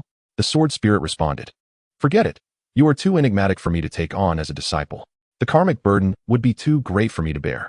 Xue Xiaohong's expression darkened. Senior, are you praising me or mocking me? Half and half. Having found a water source, he enjoyed a refreshing bath and donned clean garments before hastily departing the forest, seeking an opportunity that would lead him to life from the clutches of death. That lad hasn't he met his demise in Yunling, has he?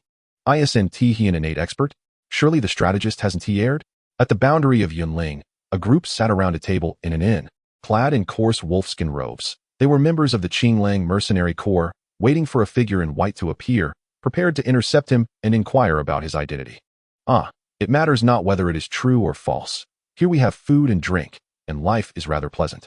It's good to enjoy a leisurely respite for a while, for soon there will be no peace to be had, one remarked, reclining on a wooden chair, one hand clutching a wine jug and the other savoring roasted meat. A burly man grumbled, Enough, Zhang He, you have a mouth like a crow, keep it shut. He then smiled at his companions. So, brothers, shall we have a round? Enough, old spring chef. You've won all our money clean. Now you want more? Go away. There's nothing left to gamble. Old spring chef grinned and coaxed. No worries, I can lend you some. Hey, stop gambling. Someone's coming out, white-clad giant sword. One interrupted old spring chef, spotting an individual emerging from the mountains, wielding a hefty dark iron sword, clad in white as snow. Old spring chef declared, Let us go. This is the moment. Let us see if this person is Bai Jianxian.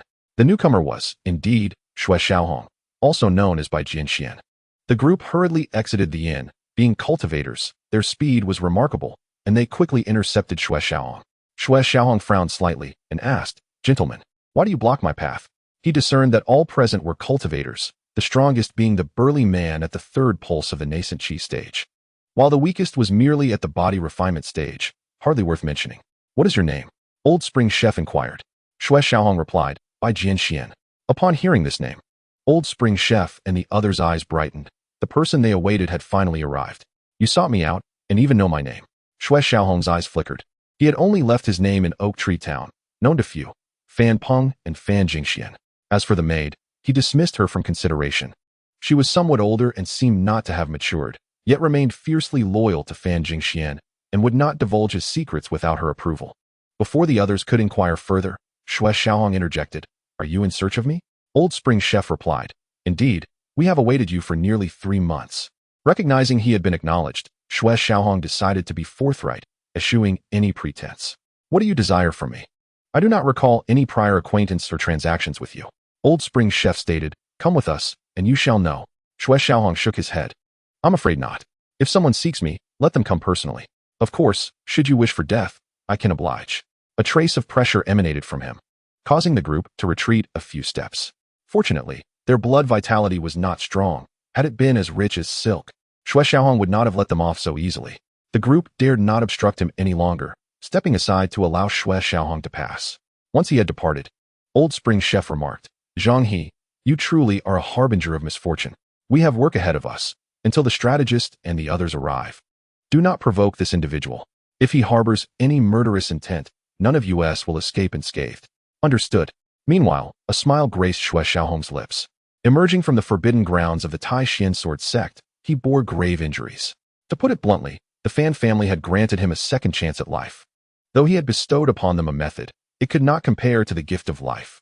With this exit, the karmic ties were severed, and his heart was free of guilt. Is this the consequence of Mu Xiu's arrival? It came rather swiftly. I wonder if it is the Talisman Alliance or another force. It seems my journey ahead will not be tranquil. Xue Xiaohong murmured. From the recent encounter, he discerned that it could not be the Tai Xuan Sword Sect that had discovered him. Had they done so, the individuals sent would not be such insignificant figures. Whether to protect or to eliminate him, they would have dispatched at least a master of the Shengxian stage. The sword spirit quipped, "Let us not dwell on this journey. Your future path will be anything but serene." That is the legacy of the Old Man Talisman Fruit, the very core of the Talisman Alliance. Even if you fled to the ends of the earth, they would seek you out. Xue Xiaohong grasped the crux of the matter. Sword Spirit. You are an ancient sage from 10,000 years ago. I recall that the Iron Sword's Great 9 techniques are the legacy of the Iron Sword Sect. Could it be that you are their ancestor?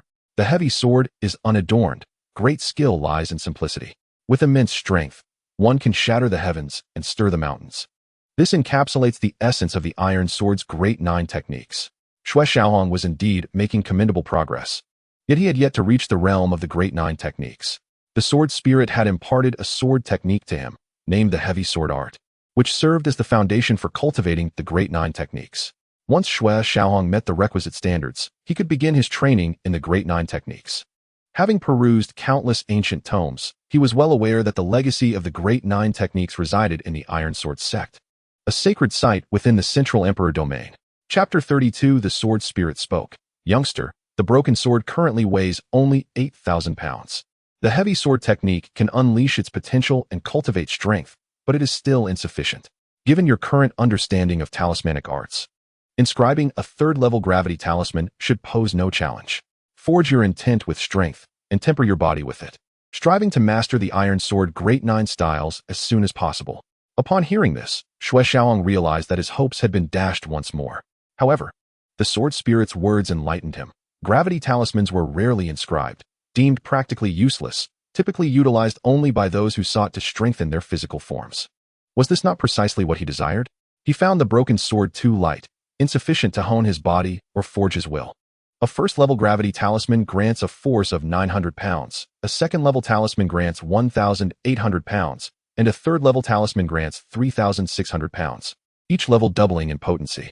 Adding 3,600 pounds to the existing 8,000 pounds would be more than adequate. In truth, he preferred a weight of 7,200 pounds, yet he feared he could not inscribe it. The quantity he required was considerable. Selling it would waste precious spirit stones, after all, as it was a fourth-level talisman. Thank you for the reminder, Senior. Xue Xiaohong bowed respectfully.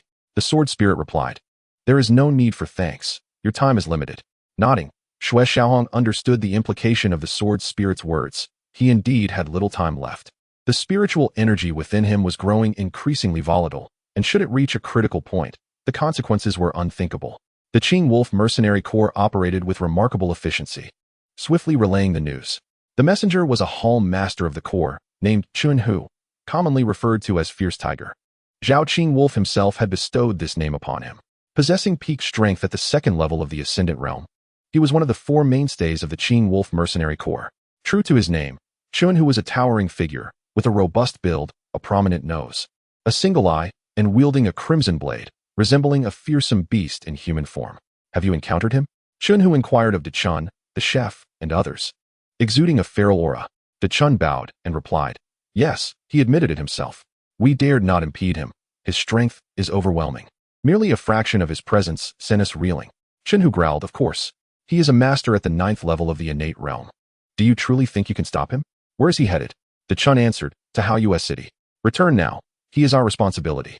Should you encounter Wansui, inform him of Haoyue City. Chunhu commanded, leading his 3 subordinates as they sprinted away. Dechun and the others bowed, understood. Xue Xiaohong was not in a hurry.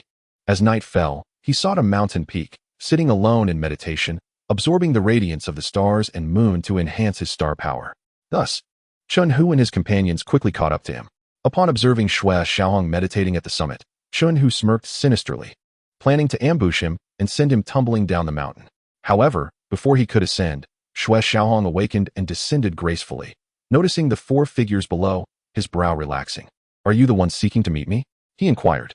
The 4 bore identical wolf head insignias, akin to those he had encountered earlier, yet their strength was unmatched.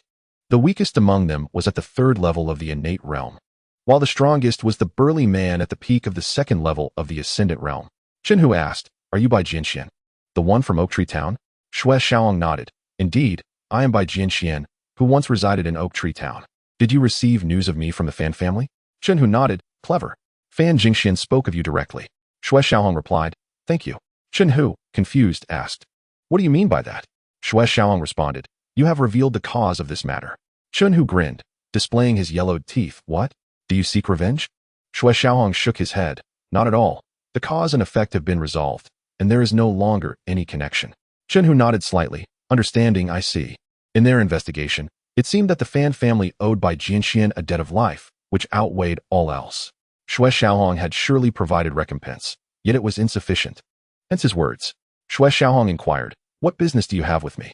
Chunhu queried, did you indeed kill Mu Xiaolai? Though he had surmised the truth, a tinge of bitterness still lingered in his heart. The inevitable had come. I do not know if he was Mu Xiaolai.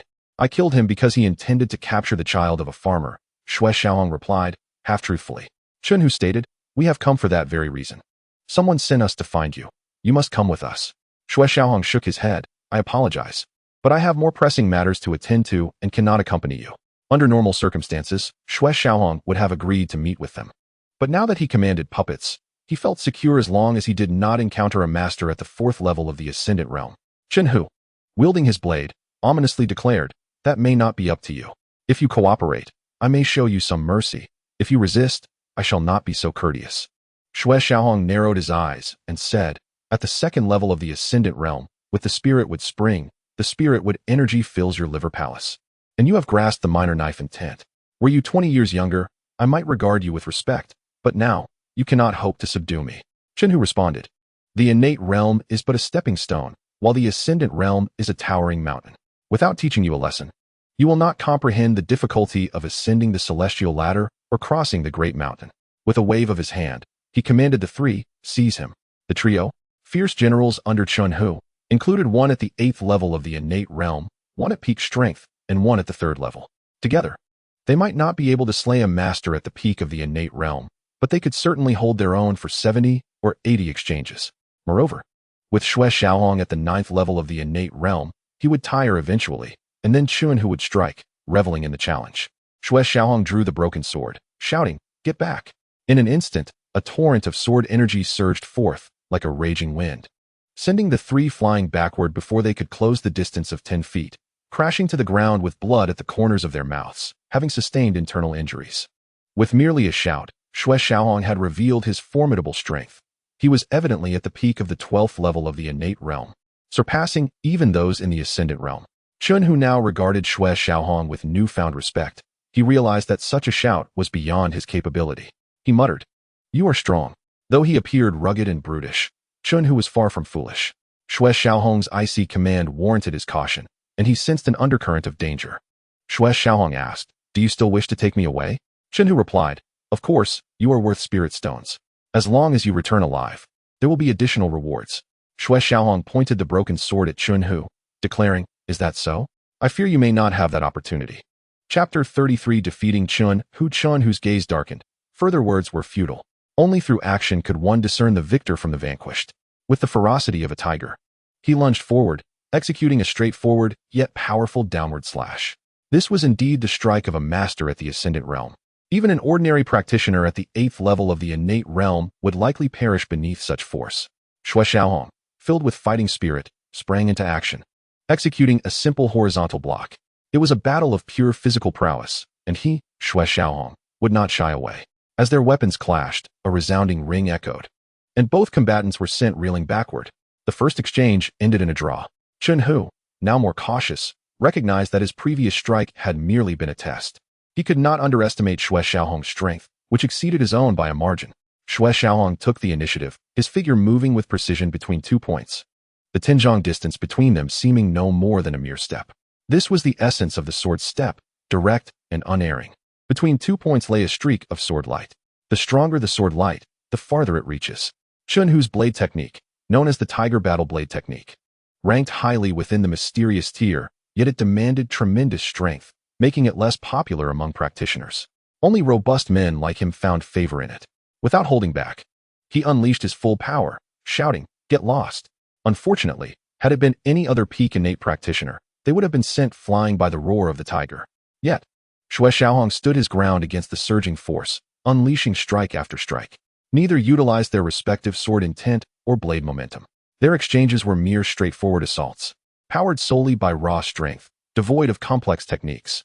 The clash of blade and sword resonated with a metallic clang, reverberating through the air.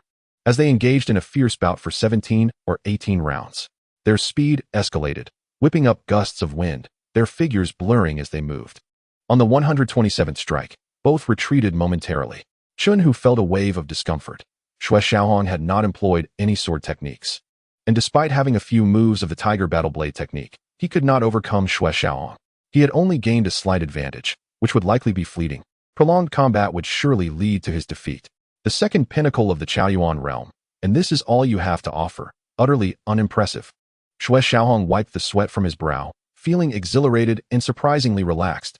As a portion of his spiritual power dissipated, a delightful surprise. Continuing this way, he was confident he could secure victory within 200 moves. Chun Hu remained silent, studying Xue Xiaohong, lost in thought.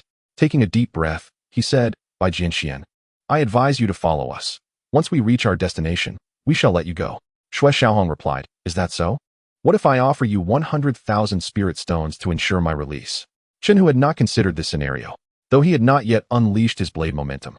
It was evident that the enemy's understanding of swordsmanship was also not to be underestimated. If they were to determine victor and vanquished, it would likely end in a life-and-death struggle. He was no stranger to the bloodshed of combat, and had long since cast aside any fear of mortality.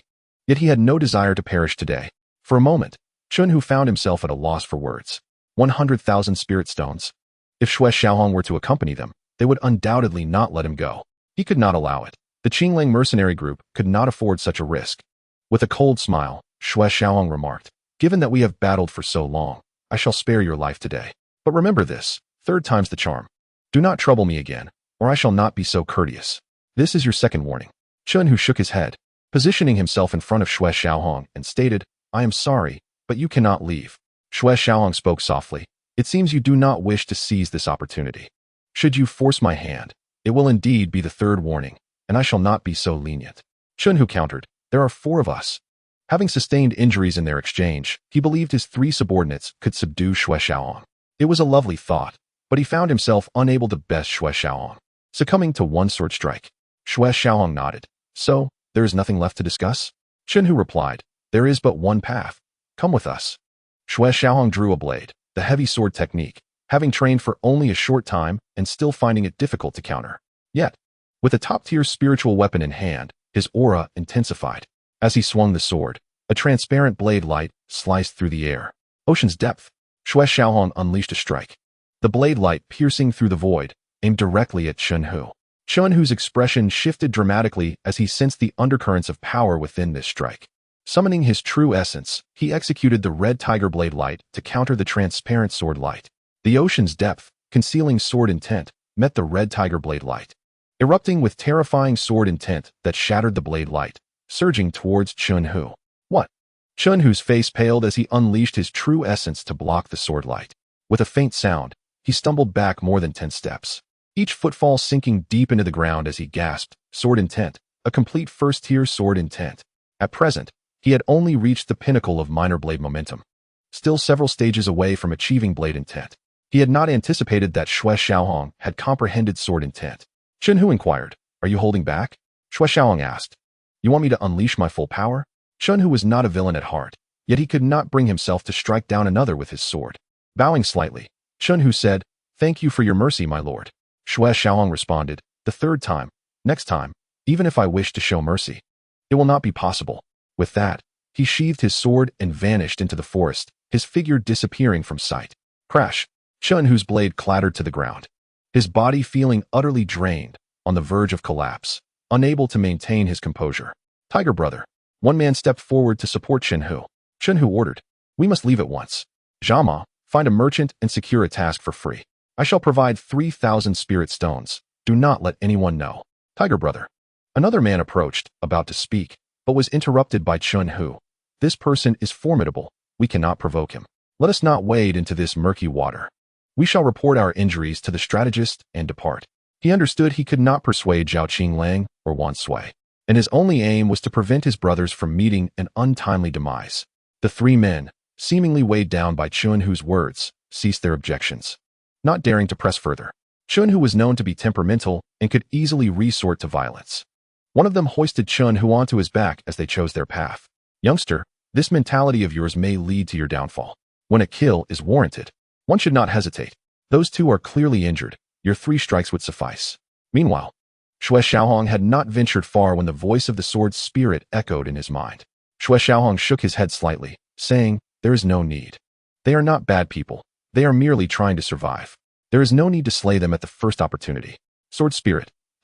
Chapter 34. The mysterious enemies this night felt particularly cold and dragged on endlessly. Having found another hilltop, before Xue Xiaohong could settle his mind, the sword spirit spoke again. "Youngster, someone approaches. Hide." There was a faint hint of murderous intent in its tone. This was the first time Xue Xiaohong had heard such a tone from the sword spirit.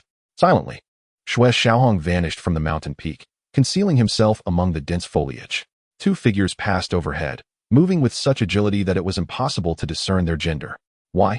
As they passed, Xue Xiaohong uttered 2 words. The sword spirit interjected, "Youngster, they are foes. Follow them." Xue Xiaohong shook his head, saying, "I am not asking you, senior. I am questioning myself." Just moments ago, sensing the presence of the two, a surge of murderous intent welled up within him, and his sword intent stirred, compelling him to strike them down. The sword spirit asked, "What are you saying?" Xue Xiaohong replied, "I do not know why, just now, a surge of killing intent arose within me, compelling me to slay those two, though I know not the reason." The sword spirit repeated, "Did you just say you wanted to kill them? A feeling from the heart?" Xue Xiaohong nodded. "Indeed, the killing intent surged, and my sword intent stirred. This is something I have never experienced before." After a moment, the sword spirit inquired, "How do you feel about these individuals?" Xue Xiaohong responded, "Their aura is cold and sinister, steeped in malevolence and bloodlust. They are certainly not righteous individuals." The sword spirit affirmed, "They are indeed not righteous. They deserve death. Youngster, follow them and slay them. The merits will be immeasurable." Xue Xiaohong nodded, affirming, "All right." Even if he refrained from taking a life, he was determined to uncover the truth behind this unsettling sensation. With a sweep of his soul power, he quickly pursued the source to an inconspicuous valley, overgrown with thorns and seldom trodden by human feet. "There is the aura of a master in the realm of life and profound," Xue Xiaohong remarked. His spirit brushed against a faint essence of life and profound power, emanating from a practitioner of that realm. The sword soul interjected, "It appears they are orchestrating a conspiracy. You must destroy it." In his heart, Xue Xiaohong believed these individuals were incapable of good, only capable of malevolence. They were the embodiment of evil. Xue Xiaohong inquired, "Senior, how does this individual's soul power compare?" The sword soul replied, "It is not vastly different from yours. However, fear not, for with my protection, he will not sense your presence." "Thank you, senior," Xue Xiaohong expressed gratefully. As he cautiously approached, a sense of unease began to rise within him, yet he remained restrained. With the sword soul dormant and no murderous intent awakened. "Has Nangong Shang made an appearance?"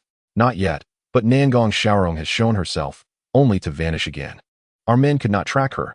A master at the third level of the life and profound realm is not one you can hope to pursue. Remember, if Nangong Shang arrives, lure him to the wild forest, where treasures abound, just what they desire. We must prepare a grand gift for them. Understood. And what of Nangong Sharo?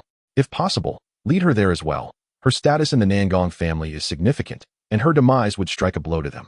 We have gathered intelligence. The Talisman Alliance is in pursuit of an individual who possesses something of great importance to them. Should we act? Something of great importance to the Talisman Alliance? This is intriguing. The Talisman Alliance, the Refinement Pavilion, and the Universal Merchant Association all seek wealth and talent. Yet anything associated with them is far from ordinary. Can we ascertain what it is? Unknown. Likely only the upper echelons of the Talisman Alliance are aware. And who possesses this treasure now? Bai Jianxian. At this moment, Xue Xiaohong blinked, pondering whether he had become embroiled in a significant conspiracy. The sword soul, devoid of concern, remarked, "It seems you are their natural adversary. You are not their nemesis. Rather, they are yours." Xue Xiaohong retorted, "I should be their bane." The sword soul replied, "I too hope so. Our current focus is the wild forest. Most of our personnel will be dispatched there. The remaining ones should investigate deeply to uncover the true identity of Bai Jianxian." Understood. The two departed, Xue Xiaohong remaining still, as the sword soul advised caution. For these individuals were evidently engaged in a grand conspiracy centered in the wild forest. They could not afford to act recklessly. Unbeknownst to Xue Xiaohong, he had an inexplicable connection to the wild forest. Before he could even think to venture there, he found himself pursued into its depths.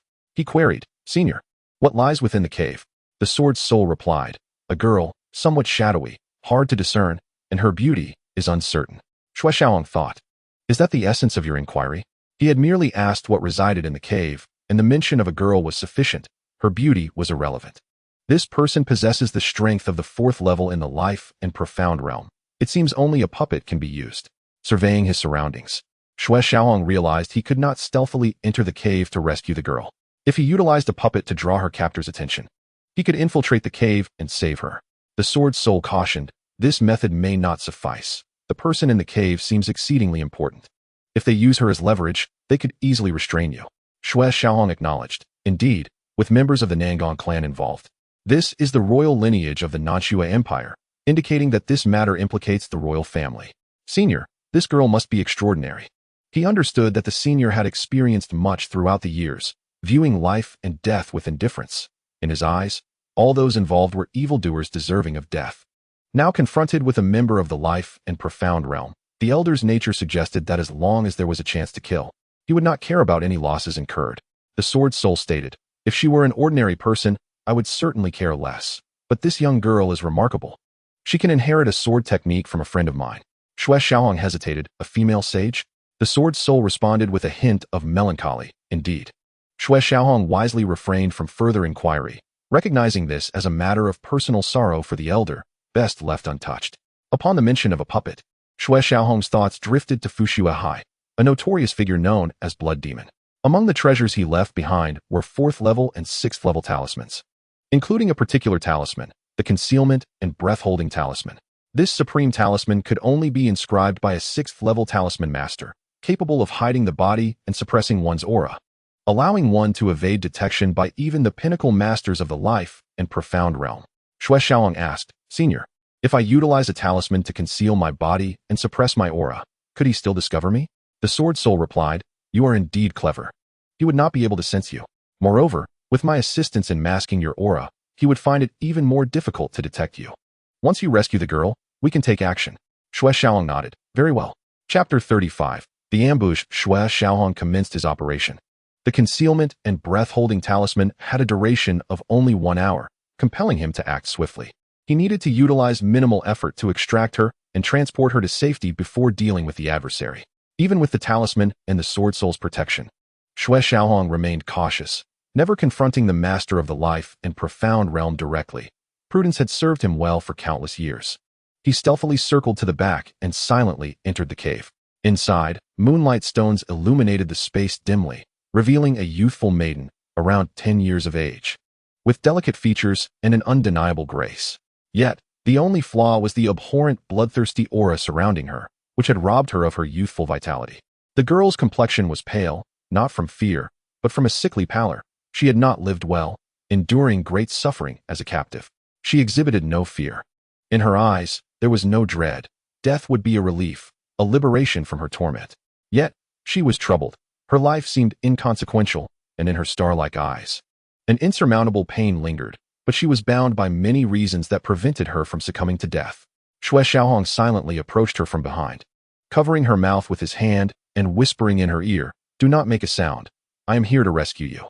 Unable to see Xue Xiaohong, the girl sensed his intent and felt a flicker of excitement in her eyes, gently nodding in response. Her dantian was sealed, rendering her incapable of exerting any power. And fearing that her family would use their bloodline to locate her, her very bloodline had been sealed as well. Escape was impossible, and death was not an option. Hearing that someone was coming to her aid ignited a spark of hope. Xue Xiaohong infused the concealment and breath-holding talisman into the girl's body, hoisting her onto his back, and stealthily exited the cave, evading the master of the life and profound realm, slipping into the forest. Xue Xiaohong's consciousness delved into his mind, asking, "Senior, is there anything dangerous within her body?" The sword soul replied, "Yes, something quite perilous." Xue Xiaohong's expression tightened, urgently asking, could he discover it? The sword soul assured, "It is of no concern to him. After we deal with him, we shall address this girl." Xue Xiaohong nodded, understood. After traversing a distance of 300 zhong, Xue Xiaohong gently set the young girl down and spoke, "Little sister, rest here for a moment. I shall go deal with that scoundrel and return to you shortly. Please, don't leave me, brother." The girl implored, her voice tinged with a hint of tears. Xue Xiaohong was her current pillar of support, and she could not bear the thought of him departing. "I do not intend to abandon you," he reassured her. "This man is wicked. I must confront him. Your safety is assured. I will leave a puppet to protect you, but do not venture too close to it." With that, Xue Xiaohong produced a puppet, one of formidable strength. "Really, brother?" the girl asked, her voice soft and melodious. "Certainly," he affirmed. "I would not leave you without protection." Her face brightened with joy. "Thank you, brother." She did not truly care for the puppet. She understood that Xue Xiaohong's words were merely intended to soothe her. Meanwhile, after a brief interval, the dark-clad expert from the realm of primordial darkness sensed something amiss. The cave was devoid of any life force. His expression darkened as he swiftly entered the cave, but there was no trace of any human presence. Enraged, he burst out of the cave. But before he could take any further action, a shadowy figure struck him with a powerful punch. The dark-clad man's expression shifted as he unleashed a black palm strike to counter the attack, but the force sent him hurtling back into the cave. Emerging from the depths, he furrowed his brow, muttering, "A puppet." He then called out, "Friend in the shadows, reveal yourself." Xue Xiaohong remained hidden, employing an invisibility talisman. Concealing himself in the dark might yield greater rewards, and he activated another puppet, one of the 9th rank in the primordial realm. The dark-clad man frowned again. Another puppet. Under Xue Xiaohong's guidance, the two puppets launched a sudden assault. Chapter 36. Unconcealed intent to kill. Xue Xiaohong's sword radiated with brilliance, yet the attack, though formidable, was still limited to the peak of innate mastery. This slight relaxation allowed the enemy an opening. In the shadows, a rift tore open, and the sword light slashed toward the dark-clad man's throat. Startled, he reacted slowly, shattering the sword light, but a fist was already crashing into his back. With a sickening thud, the dark-clad man was sent crashing into the forest. Despite his defenses, he was struck by a punch of primordial darkness strength. Xue Xiaohong, possessing the soul power of the soul infant realm, had concealed his sword intent using the power of the soul infant, coupled with the invisibility talisman. Thus, the dark-clad man failed to detect the unparalleled sword intent hidden within Xue Xiaohong's strike. "You should flee. He is summoning another puppet," his sword spirit advised. Xue Xiaohong nodded. "Very well." He summoned another puppet, one with the 9th rank strength in the primordial realm, infusing it with his soul power. A chilling aura surged into his soul sea, causing him to shudder. The malevolent energy was pervasive, yet failed to affect him. Within his soul sea, several sword lights arose, safeguarding Xue Xiaohong's soul infant. "Do not worry for now. With sword intent to protect you, this puppet will be safe," the sword spirit reassured. The dark-clad man, confident in his escape, was merely curious about the identity of this young man who could comprehend sword intent to the 4th tier at the peak of innate mastery. Such talent was rare, not only in the Southern Snow Empire, but also in the Southern Wilderness. Xue Xiaohong stepped forward, declaring, "You have been waiting to see me." The dark-clad man frowned deeply. "Your voice sounds youthful. You must have changed your appearance." Xue Xiaohong nodded. "Astute." The dark-clad man inquired, "Is Nangong Yao the girl you rescued?" Xue Xiaohong asked in return. Are you referring to the maiden in the cave? The dark-clad man grew displeased. We are both intelligent. Why the pretense? It is evident we are speaking of her. Friend, is this truly amusing? Xue Xiaohong feigned confusion. What do you mean? He exhaled in relief. Realizing the man was already encircled, no matter which direction he attempted to escape, he would find no avenue. The dark-clad man said, It seems you did indeed rescue her. I wish to know how you accomplished it. Xue Xiaohong replied, It was quite simple. I utilized an invisibility talisman. Nangong is of imperial lineage. Do you not fear the Southern Snow Empire's wrath for abducting her? The dark-clad man retorted, If we dared to capture her, why would we fear the Southern Snow Empire? Xue Xiaohong softly mused, So, your strength within the Southern Snow Empire is quite formidable. The dark-clad man was taken aback, then remarked, You are indeed exceptional. Who are you? No kingdom or empire could produce such a genius. From which sect do you hail? Starry Palace, Water Realm Pavilion, or Earthly Ghost Hall? Xue Xiaohong offered a slight smile. Apologies, but none of those. I am equally curious to know who you are. Your aura is quite distasteful. What purpose do you have in abducting the young lady? The dark-clad man sighed in relief that Xue Xiaohong had not uncovered the secrets of the wild forest. He shook his head. I am sorry, but if you could join us, you would know. Xue Xiaohong replied, I think not. Capturing you should yield some information. The dark-clad man chuckled menacingly. You are confident. I shall not play with you any longer, boy. I have taken note of you. One day, you shall meet a grim fate. Xue Xiaohong retorted, Unfortunately, you shall not witness that day. Boom. The puppet capable of unleashing fourth-tier primordial strength attacked first. In the meantime, the dark-clad man crushed a talisman, releasing a green light, not a teleportation talisman, but a movement talisman, enhancing his speed. He evaded the puppet's strike, a smirk creeping onto his lips, seemingly mocking Xue Xiaohong. Yet, before his derision could fully form, a solid claw erupted from his abdomen, blood and malevolent energy scattering, shattering his dantian and obliterating his meridians, rendering him a cripple, unable to utilize his spiritual power. So this is the peak of the primordial realm. Now I understand why you sought to delay time, but alas. The dark-clad man wore a mocking smile as he ignited his soul, scattering it. For what use was life without the soul? His gaze dimmed as his body plummeted to the ground. Burning the soul is a decisive act. This dark organization trains its operatives with extraordinary methods. A flicker of dread arose within Xue Xiaohong's heart. Such a death warrior was unprecedented. In his soul sea, the sword spirit whispered in a voice only he could hear. It seems they have a resolute mission upon arriving in the Tianling continent. Xue Xiaohong approached the corpse. The first thing he did was to retrieve the puppet. Though safeguarded by sword intent, he found the unsettling sensation intolerable. The age-old principle of killing for wealth persisted. When it came to cultivation resources, there was no distinction between clean and unclean. Xue Xiaohong meticulously searched the body, discovering a storage jade pendant.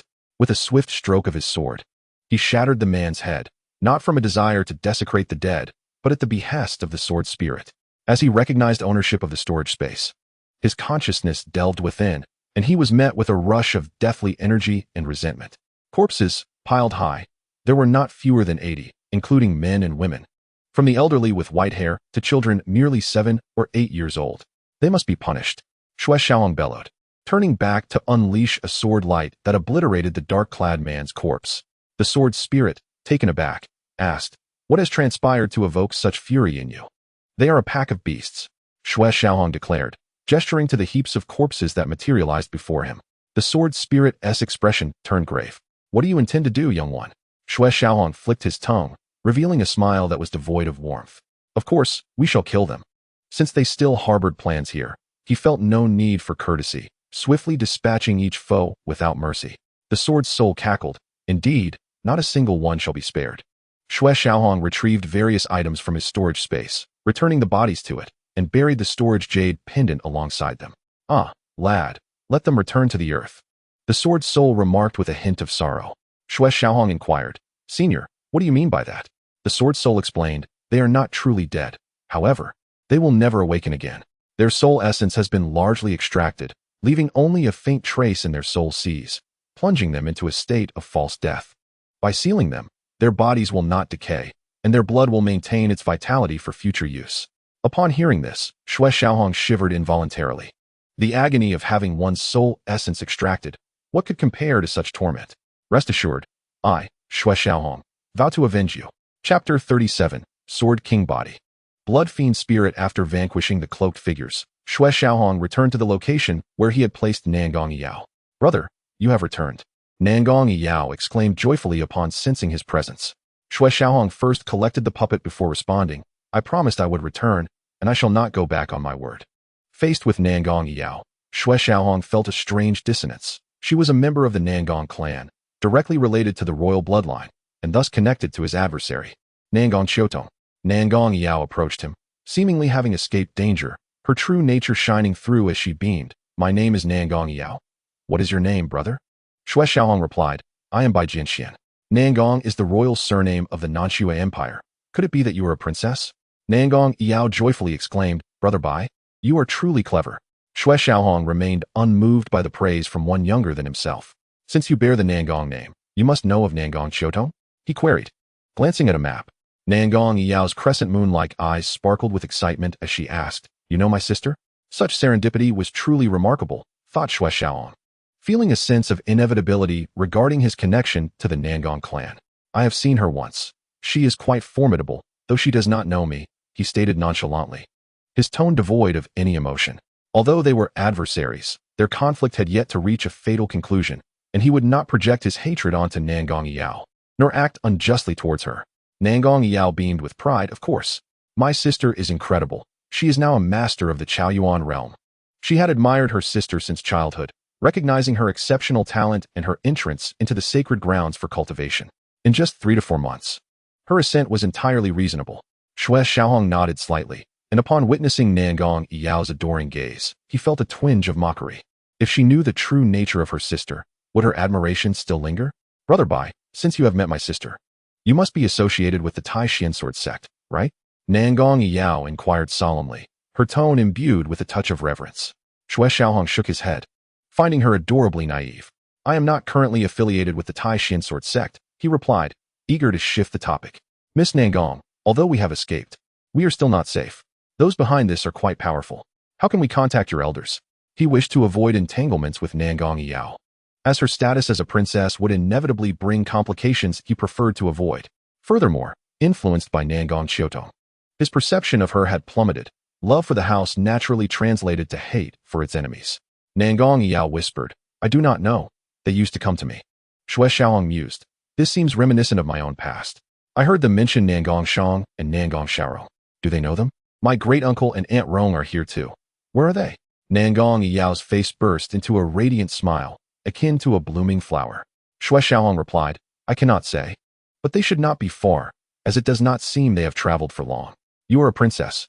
Return to Haoyue City and to the Lord's manor to relay the message, and you shall return home." "Ah, no."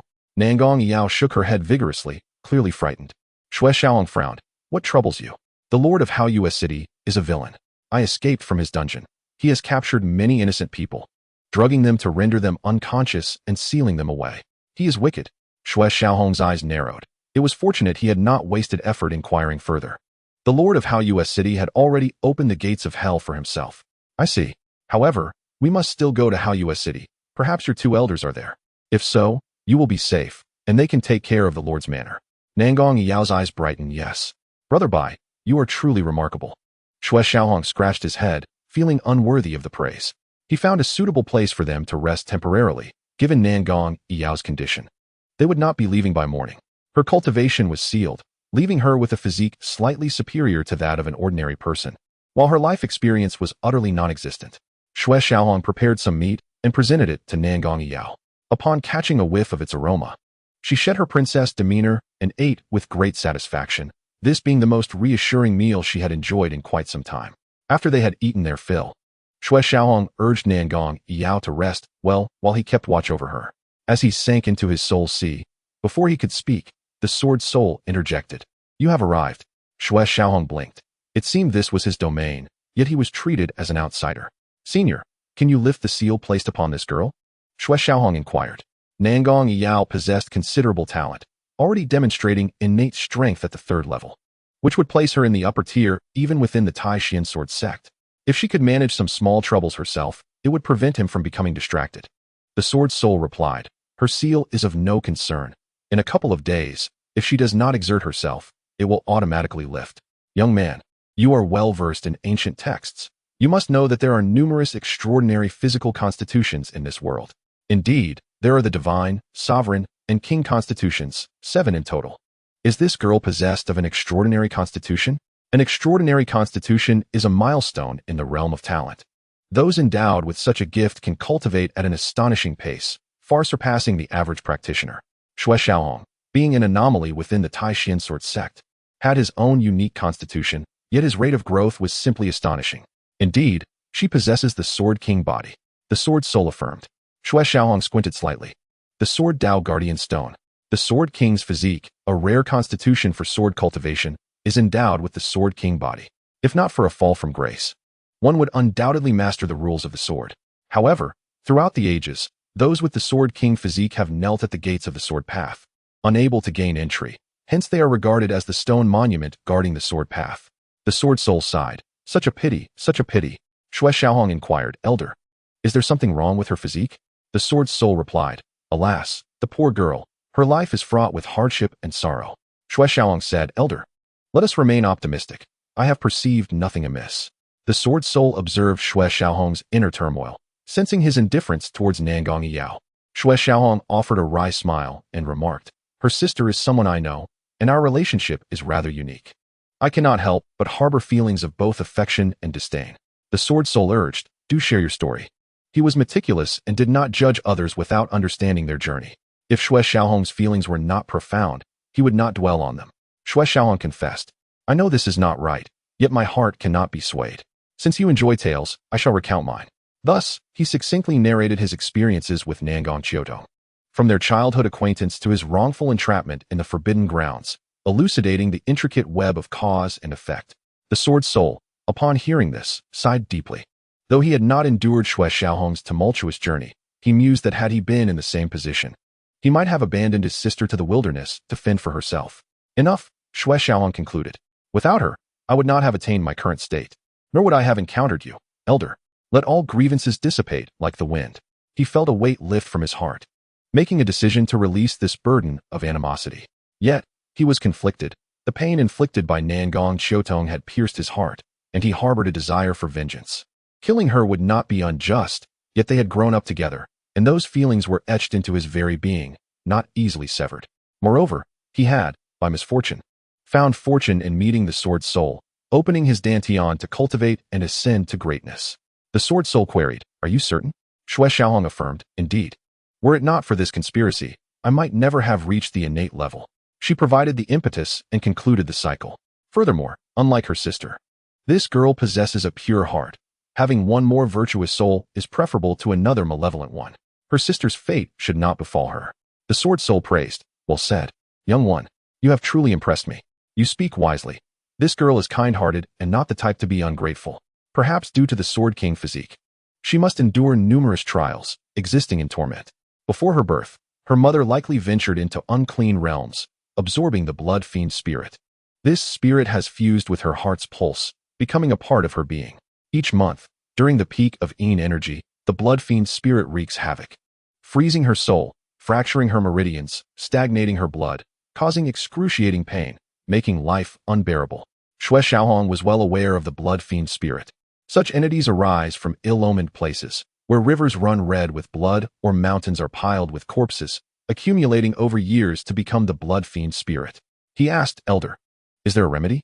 He felt it unjust that Nangong Yao had endured this torment for 180 months. The Sword Soul replied, There is indeed a way, but it cannot be eradicated. The spirit is intertwined with her heart's pulse, inseparable. To remove the blood fiend spirit would mean her heart ceases to function. And to purge it, she must die. Xue Qilin pondered. If it cannot be removed, there are two paths. One is to seal it until her strength can suppress it, and the other is to convert it for her own use. Elder, do we seal it or utilize it? The Sword Soul remarked, You are quite astute, young one. If both methods are viable, which would you choose? With such an opportunity, why not choose to make the best use of it?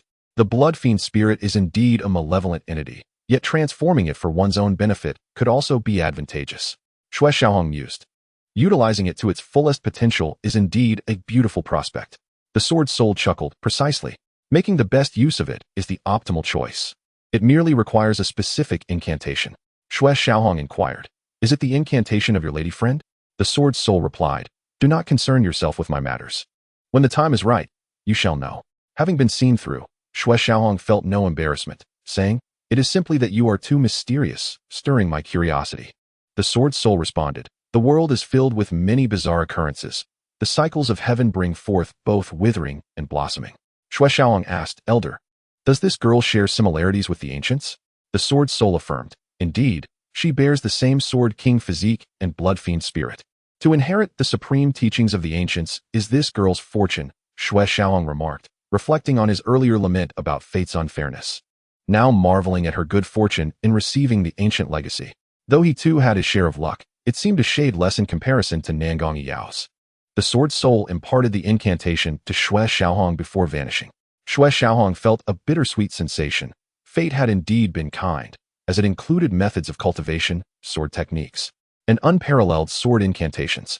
Following the path of cultivation, the blood fiend spirit would no longer be a burden, but rather an unprecedented opportunity. As Xue Xiaohong opened his eyes, dawn broke in the east, heralding the end of a long night. Meanwhile, Nangong Yao had been exceedingly fatigued, and her sleep was deep and reassuring, only awakening when the sun reached its zenith. Upon waking, her first instinct was to exit the tent and check if Xue Xiaohong remained. Seeing him, a smile blossomed on her face. Xue Xiaohong jested, "What is this? Were you worried I'd leave? Fear not, I shall not depart until I ensure your safety." "Thank you." "Brother Bai," Nangong Yao smiled, then posed a question, "Brother Bai, did you kill that man?" Xue Xiaohong regarded her seriously and nodded, "Indeed, I did. Do you think I am a murderous fiend?" Nangong Yao shook her head, "I know you are not. Those people deserve to die.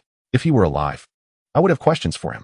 "I see." Xue Xiaohong nodded, intending to ask further but swallowed his words. It was better not to delve deeper. He thought it wise to ensure her safety and leave swiftly. Nangong Yao inquired, "Brother Bai, were you about to ask me something?"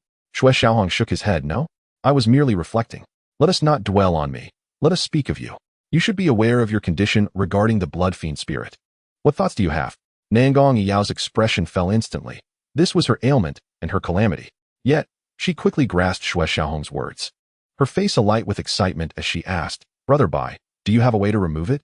After enduring repeated disappointments, she had nearly given up hope, longing for a definitive answer. Xue Xiaohong gently shook his head and remarked, "The blood fiend spirit has already merged with you, residing in your dantian. If you only think about how to eliminate it, you will surely find that it is impossible. This entity is an intrinsic part of you, inextricably linked to your existence. As long as you live, the blood fiend spirit will persist. Should you perish, it will dissipate along with you, and vice versa. However, there are indeed methods to contend with it.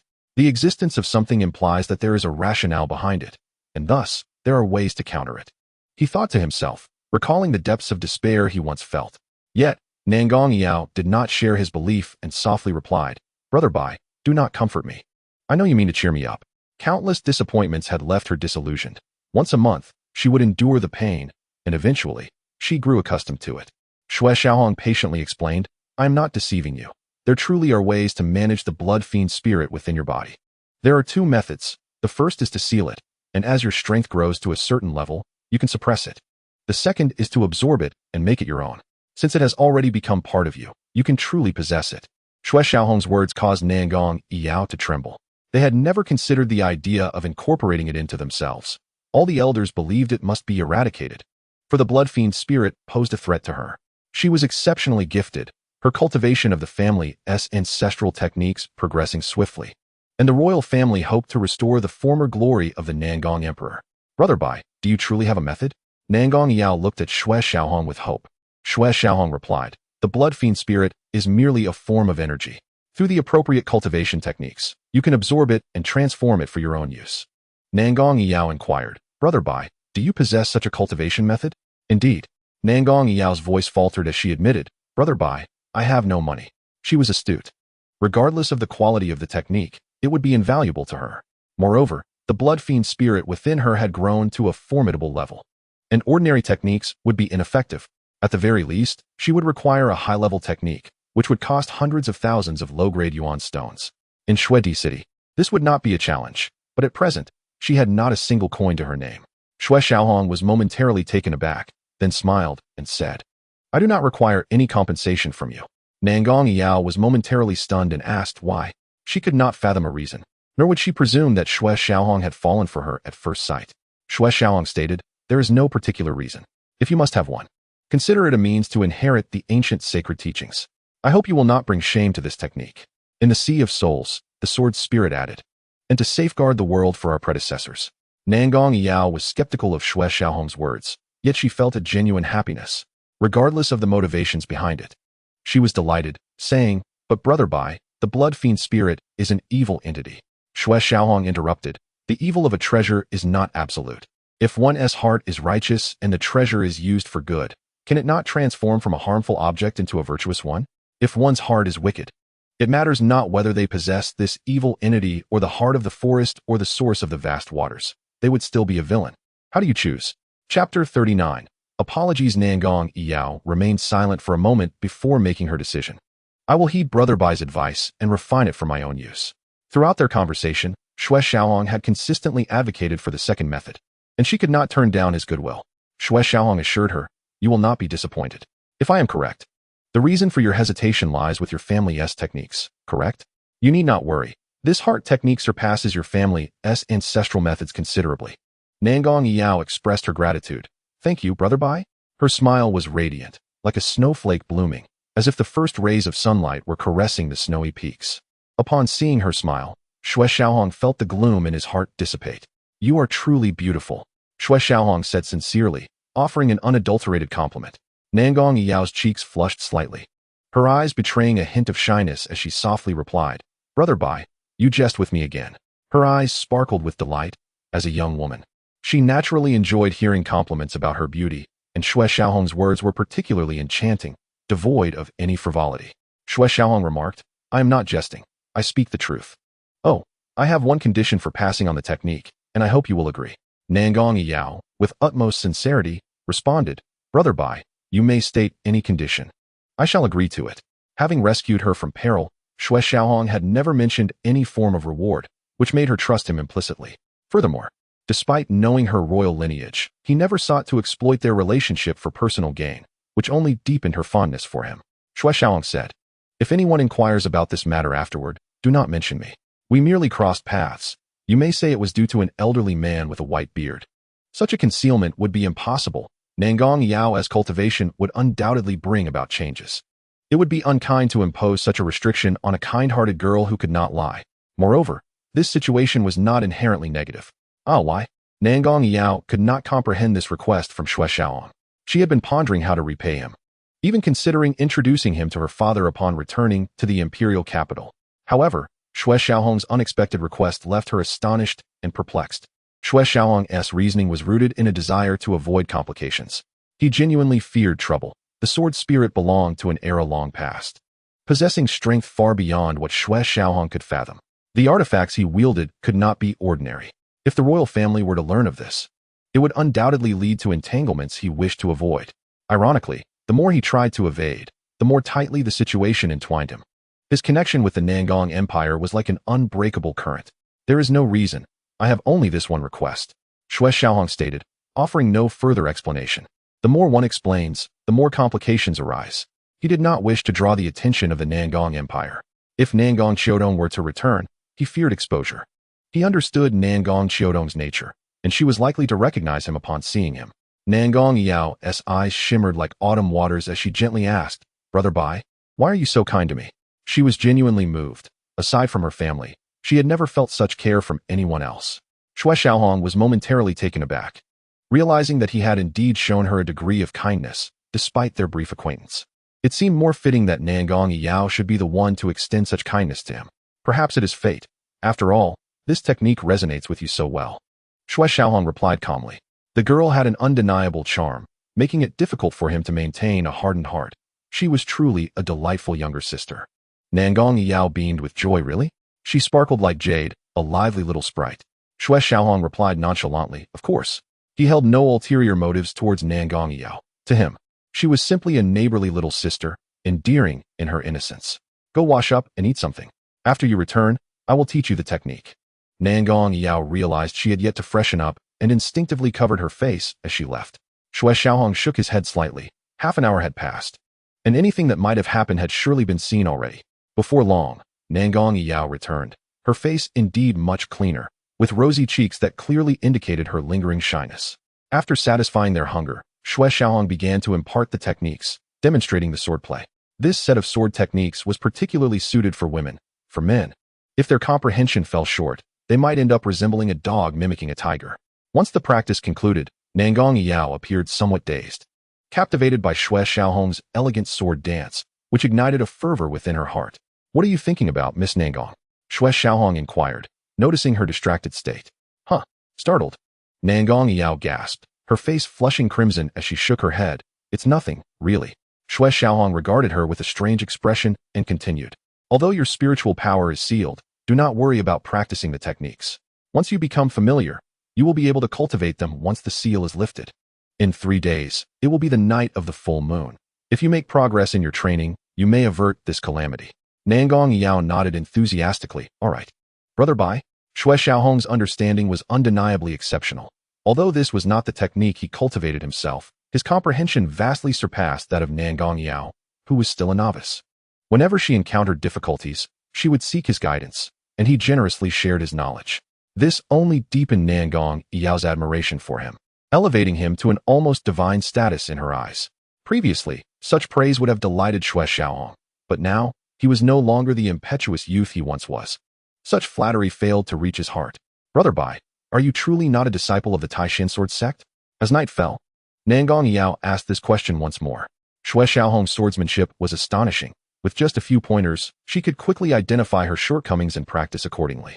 Xue Xiaohong replied, "I am not currently a member of the Tai Xuan Sword Sect, but I should be in the future, having been expelled from the sect." He was not wrong in saying so. Nevertheless, he intended to return. Leaving was not truly an option. While he could disregard the opinions of others within the sect, he would never defy Xue Lingtian, the sect leader. Xue Xiaohong would always remain a disciple of the Tai Xuan Sword Sect, without a doubt. However, he would return the title of the junior sect master. That position could not be held indefinitely. Nangong Yao, evidently unsatisfied, pressed on, "Brother Bai, I know you are quite young. This cannot be your true appearance. May I see your true visage?" Xue Xiaohong did not suppress his voice. Anyone could discern the youthful timbre, revealing his tender age. "Sorry." Chapter 40. Nangong Xiaorong's refusal was imperative. Revealing his identity could be exceedingly detrimental. If they were so brazen within the Tai Xuan Sword Sect, they would be even more audacious outside. With Nangong Xiaodong involved, Xue Xiaohong dared not fully trust Nangong Yao. Should she let slip even a word in front of her sister, he could not guarantee his secrets would remain concealed. "Oh," Nangong Yao nodded, her disappointment palpable.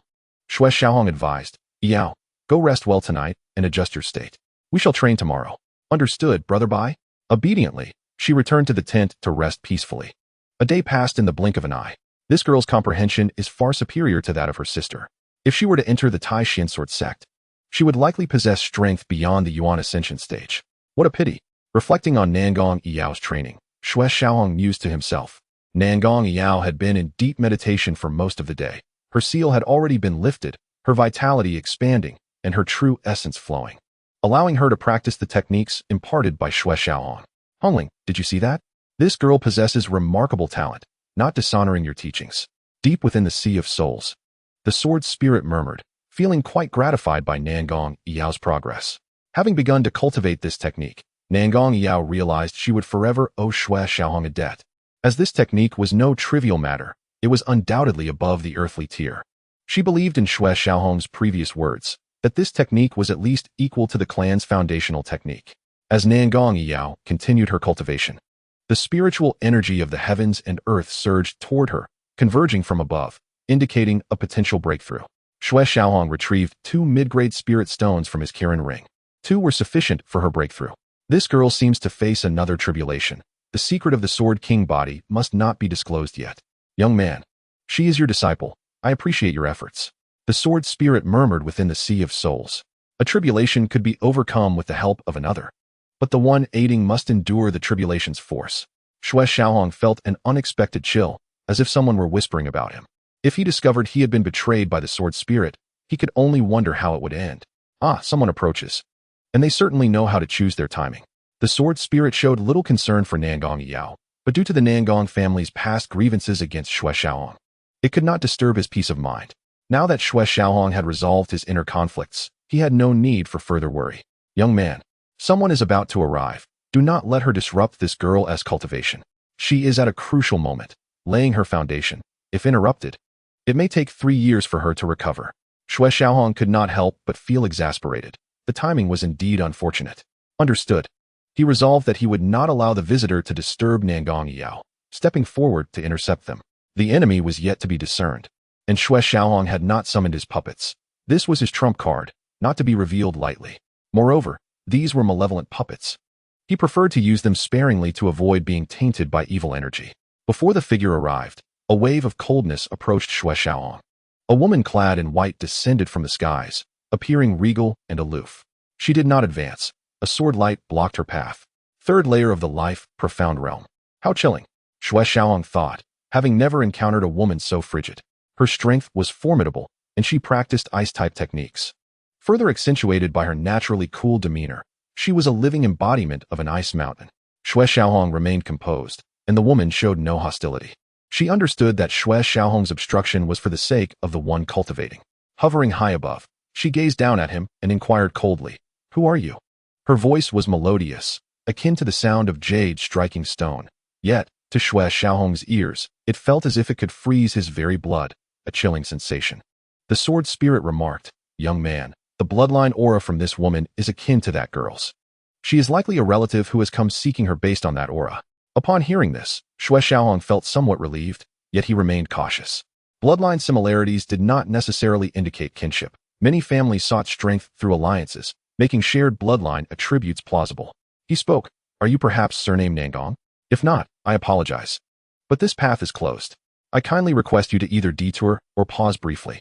To match his current appearance, he lowered his voice, rendering it deep and robust, shedding its youthful timbre.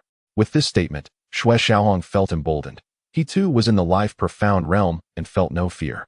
The woman in white narrowed her eyes, coldly responding, "Do you know who you are speaking to?" An icy wave surged forth, suggesting she was irate. Yet Xue Xiaohong remained undaunted, offering a faint smile. "Indeed. I am aware, a powerful being of the life-profound realm." The white-clad woman retorted, "Then do you not fear death? To me, a peak innate stage cultivator is but an ant." Xue Xiaohong retracted his smile and said, "I am indeed fearful, for I have many unfinished matters. Under ordinary circumstances, I would not dare to oppose or obstruct a senior like you. However, my friend is currently in the midst of a breakthrough and must not be disturbed. I hope for your understanding." "Very well, you have my approval to depart. My name is Nangong Xiaorong, and I shall protect Yair," the woman in white remarked, appearing somewhat satisfied with Xue Xiaohong. Nevertheless, she deemed his appearance and status unworthy of friendship with the Nangong family. Xue Xiaohong nodded. "So, you are Nangong Xiaorong, the Aunt of Yao." Upon hearing this address, the white-clad woman's expression turned cold, her aura exuding a chilling presence as she admonished, "Presumptuous. How dare a mere commoner address a royal princess by name?" Xue Xiaohong staggered back several steps, unable to suppress a few coughs. The mere pressure from a master of the birth of the profound realm nearly forced him to his knees. He had not anticipated such unreasonable behavior from her, nor her readiness to strike without granting him a moment to react. Dispelling the force that had invaded his body, Xue Xiaohong mentally communicated with the Qilin ring, his gaze vigilant upon Nangong Xiaorong. Should she exhibit any further hostility, he would not hesitate to impart a lesson she would never forget. Naturally, he bore her animosity in mind, vowing to repay it in due course. Nangong Xiaorong remarked, "You are quite impressive to remain unscathed." The pressure she had exerted, even from the initial stage, should have forced any normal individual to kneel or at least cough blood, yet Xue Xiaohong had merely retreated a few steps. This astonished her. Xue Xiaohong met the gaze of the woman in white silently, pondering whether the temperament of Nangong Xiaotong stemmed from her. Nangong Xiaorong, unable to decipher the meaning in his eyes, found them disdainful and scrutinizing. Were it not for Xue Xiaohong's assistance to Nangong Yao, such a gaze would have warranted death. She continued, "Yair is a precious little princess of our royal family. I trust you possess the wisdom not to harbor unwarranted thoughts." Her backing was not merely an imperial family but included a princely heir, destined to become the future emperor, rendering him incomparable. While Xue Xiaohong may have appeared decently dressed, he still resembled a rustic villager, neither handsome nor ugly, with mediocre talent, unworthy of the royal princess. Nangong Xiaorong added, "However, you show promise. My family, the Nangongs, could cultivate your potential." Xue Xiaohong interjected, "There is no need. I am accustomed to a leisurely lifestyle and cannot aspire to the Nangong family.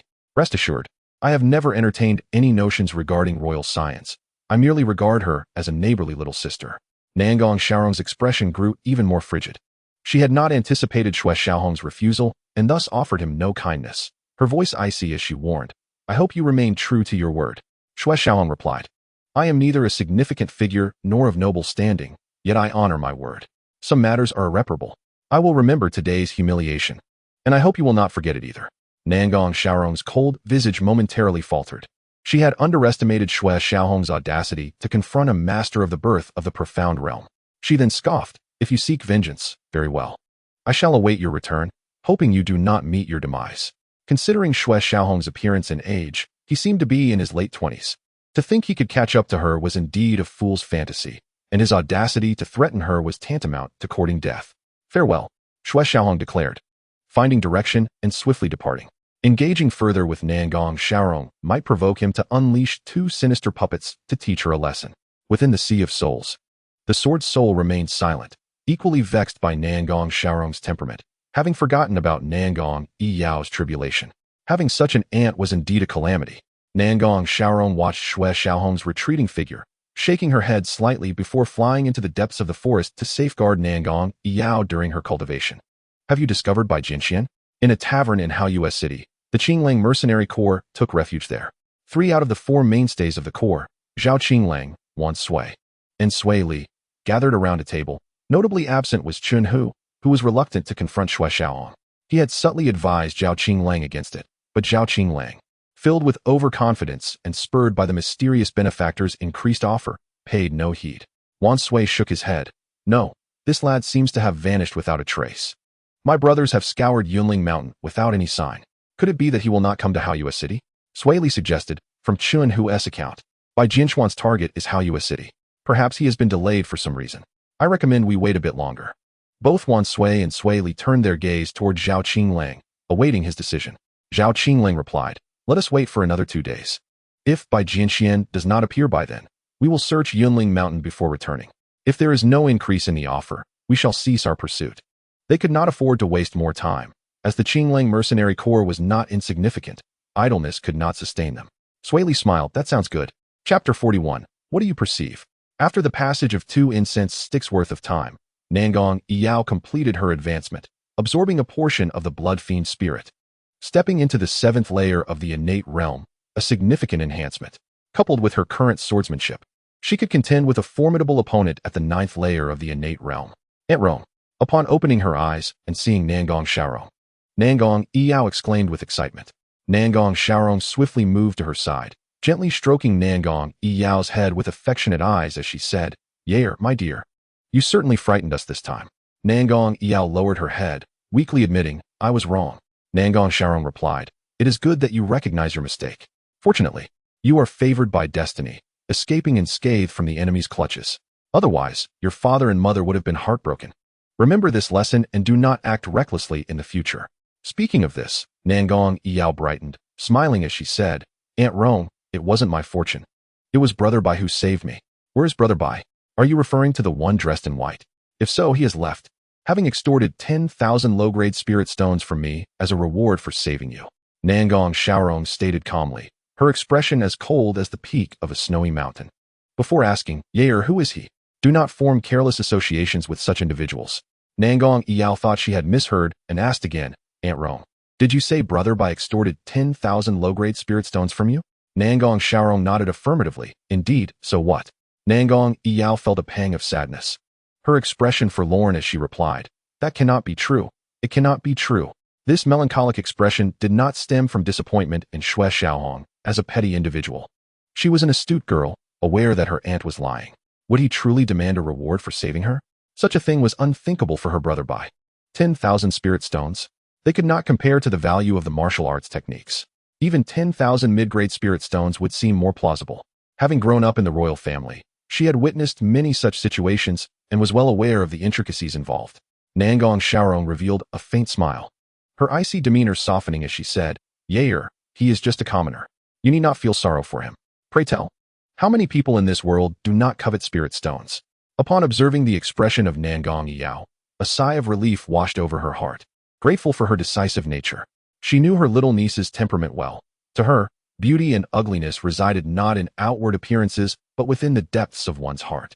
Countless handsome and remarkable individuals in the imperial city had failed to win her affections due to their impure intentions. Nangong Yao spoke in a subdued tone, "Aunt Rong, I understand." In an effort to dissuade Nangong Yao, Nangong Xiaorong disparaged Xue Xiaohong. Yet her words fell on deaf ears, as Yao absorbed none of it. Oblivious to his portrayal as a petty figure in Nangong Xiaorong's narrative, Xue Xiaohong entered Haiyue City, his appearance drastically altered. Dressed in a coarse blue garment, veiled by a mask, with dark green hair and a sword in hand, he would be unrecognizable even to the likes of the Fan family or the Qinglang mercenary group. He had intentions to confront the Lord of Haiyue City without allowing the Qinglang mercenary group to interfere. Once he had dealt with Haiyue City, he would turn his attention to them.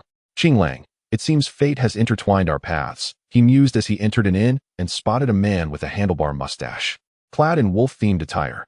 Xue Xiaohong found it rather absurd that such coincidences could occur. "How many of you are there, esteemed guest?"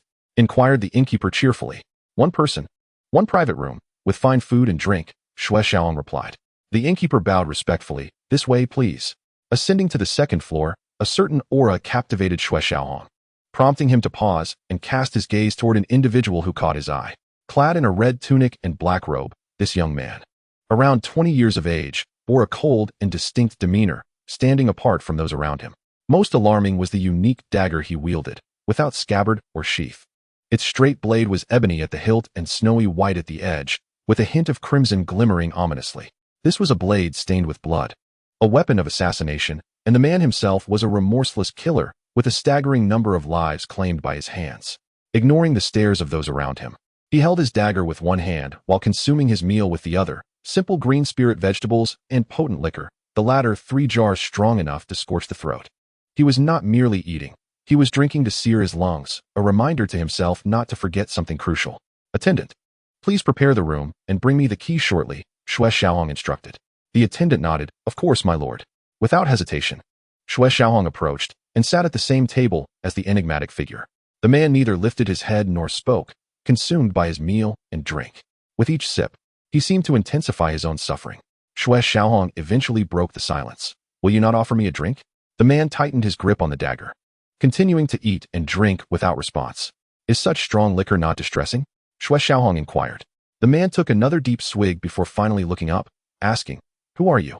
He craved this intensity. Despite his physical discomfort, his heart felt momentarily at ease. Observing Xue Xiaohong, he regarded him with an aloof gaze, as if from a great distance. To him, there were only 2 types of people: strangers and enemies. Strangers merely passed by, while enemies either fell or forced him to fall. "I am but a friend," Xue Xiaohong replied with a gentle smile. "I have no friends, nor shall I ever have any. Only enemies," the man stated coldly, without making an effort for friendship. "Of course you will have none. Let us share a drink. That alone can forge a bond," Xue Xiaohong countered. "I do not make friends, nor do I deserve to have any," the man insisted. Xue Xiaohong took the liquor jar from him, attempting to pour a cup, only to find it utterly empty. "Shall I fetch another jar?" he suggested. "There is no need. We shall not become friends. No need for drinking," he declared, rising to depart. Xue Xiaohong remarked, "The pain beneath your ribs, you need not numb it with alcohol." The man halted mid-step, returning to his seat, casting a cold glare at Xue Xiaohong without a word. They silently tested each other's patience, waiting to see who would speak first. Onlookers exchanged glances, muttering under their breath about the peculiar encounter. Ultimately, Xue Xiaohong emerged victorious as the man finally spoke. "What have you discerned?" Chapter 42. Blood-severing soul. His affliction did not originate from birth, but rather from subsequent encounters. "Let us not rush. Who are you?" Xue Xiaohong inquired. "Duan Xuehuan." Duan meaning sever, the man replied. Xue Xiaohong blinked. "Your name carries weight. Dried blood, severed soul, Duan Xuehuan," he stated with chilling indifference, bloodshed and slaughter evident in his tone. Those on the second floor, 7 or 8 individuals, shivered at the mention of his name, casting fearful glances at Duan Xuehuan before hastily descending the stairs. Once below, one remarked, "Duan Xuehuan, the god of death, is in Haiyue City. No wonder the atmosphere is so frigid. We must hurry and avoid drawing his attention." Duan Xuehuan, a cold-blooded assassin, wielded the blood-slaughter blade with ruthless efficiency, leaving a trail of devastation in his wake. "It appears you harbor a tale worth sharing. Do enlighten me, my friend," Xue Xiaohong urged. Duan Xuehuan replied icily. "It does not concern you." Can you discern the source of my injury? How should I articulate it? Your affliction stems from your cultivation of the blade technique, yet alas, the method is flawed. The energy channels are obstructed, stifling your core and threatening your heart, Xue Xiaohong elucidated. Duan Xuehuan's grip on his dagger tightened. His gaze toward Xue Xiaohong growing colder, a flicker of murderous intent evident. Do not regard me with such eyes. I find it quite displeasing.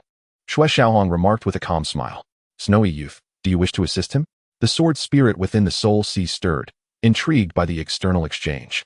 Startled by the sudden voice, Xue Xiaohong responded, Elder, you have awakened. I sensed a connection with this man. I have encountered his blade technique before. A pinnacle secret skill from the Tai Xuan Sword Sect, yet no one has ever laid eyes upon it. I once gleaned insights from the sword technique while practicing spear art, and sensing his aura, I was taken aback to discover he has grasped the essence of the blade. The sword spirit retorted, curves yield, straightness prevails, the shallow fills, the worn renew. Thus, embracing unity is the style of the world. Blades and swords share no essential difference. You truly possess great talent, lad, yet you have stumbled upon a treasure.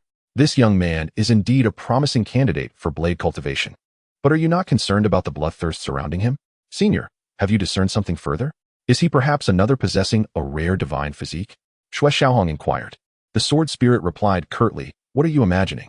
Do you think such divine physiques are as common as cabbages? While this lad may not be as extraordinary as you, he has condensed the heart of the blade. With a clear heart of the blade, he is not far removed from the Blade King body, having absorbed the essence of murderous energy. Elder, you do not happen to have another female sage's legacy to pass down, do you? Xue Xiaohong asked skeptically. The sword soul fell silent, for he was indeed struck by Xue Xiaohong's words. This was a fateful entanglement, his confidant as well as his adversary.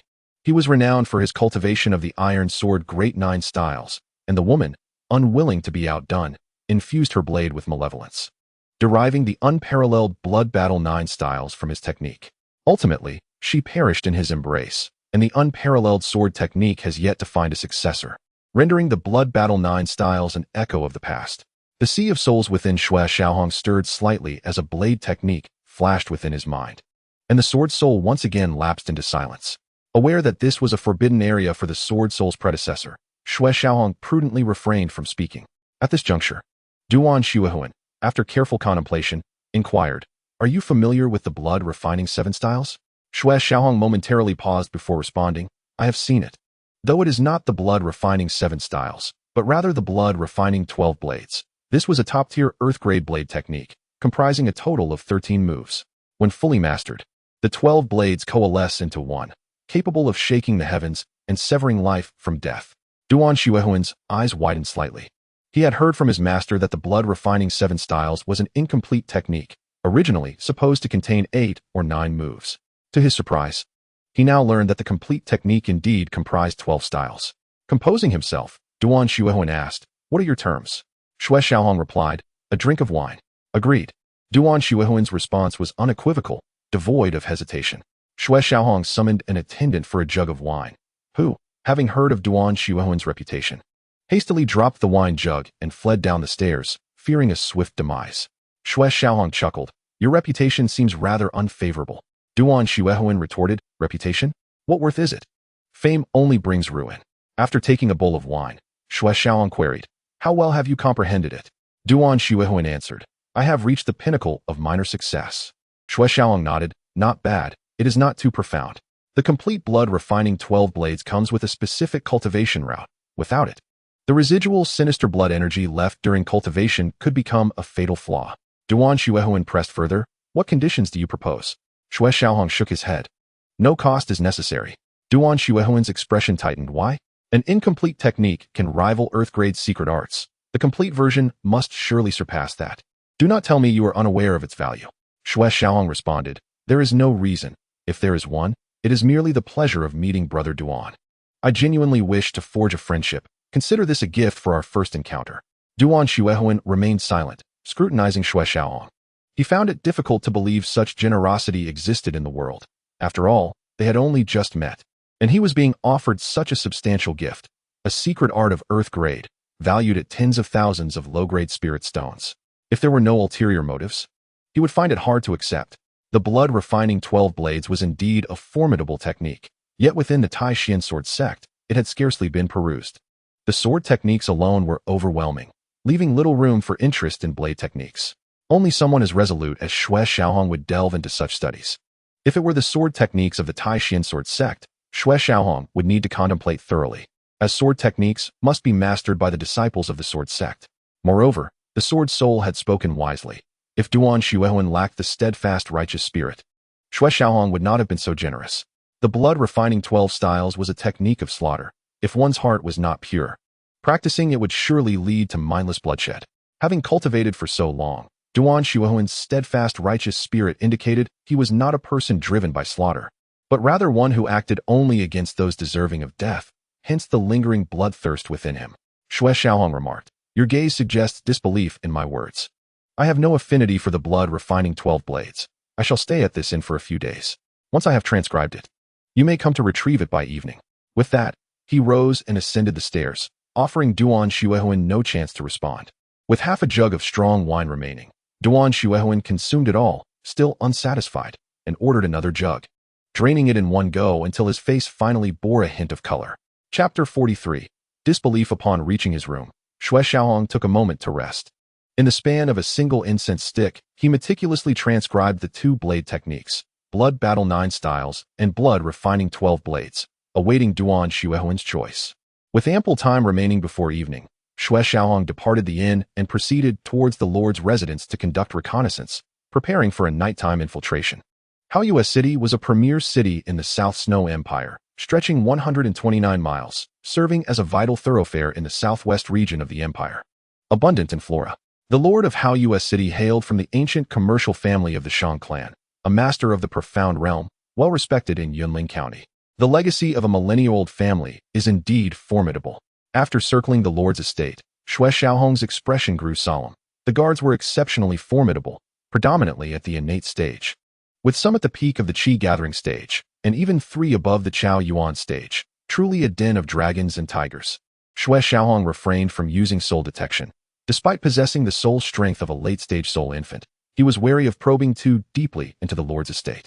He was uncertain of the depth of the Shang family's influence, and should he raise their suspicions, his efforts might be in vain. Gaining entry into the estate appeared quite challenging. "Young man, entering this estate is not as difficult as you think." Just as Xue Xiaohong felt at a loss, the sword soul spoke up. Xue Xiaohong's spirits lifted. "Please enlighten me, Venerable One." The sword soul continued, "You possess many conditions. Why do you not know how to utilize them? What do you keep all these talismans for? Why not use 1 or 2? You can now be considered a talisman master. I have seen a type of talisman called the Void Traversal Talisman, which allows one to traverse mountains and woods. The inventor of this talisman was quite eccentric, though I cannot say if it succeeded. The talisman is of low grade, merely a peak level 3 talisman." The notion of traversing mountains and woods ignited fervor in Xue Xiaohong's eyes. Possessing such a talisman would allow him to infiltrate the lord's estate undetected and uncover the secrets he sought.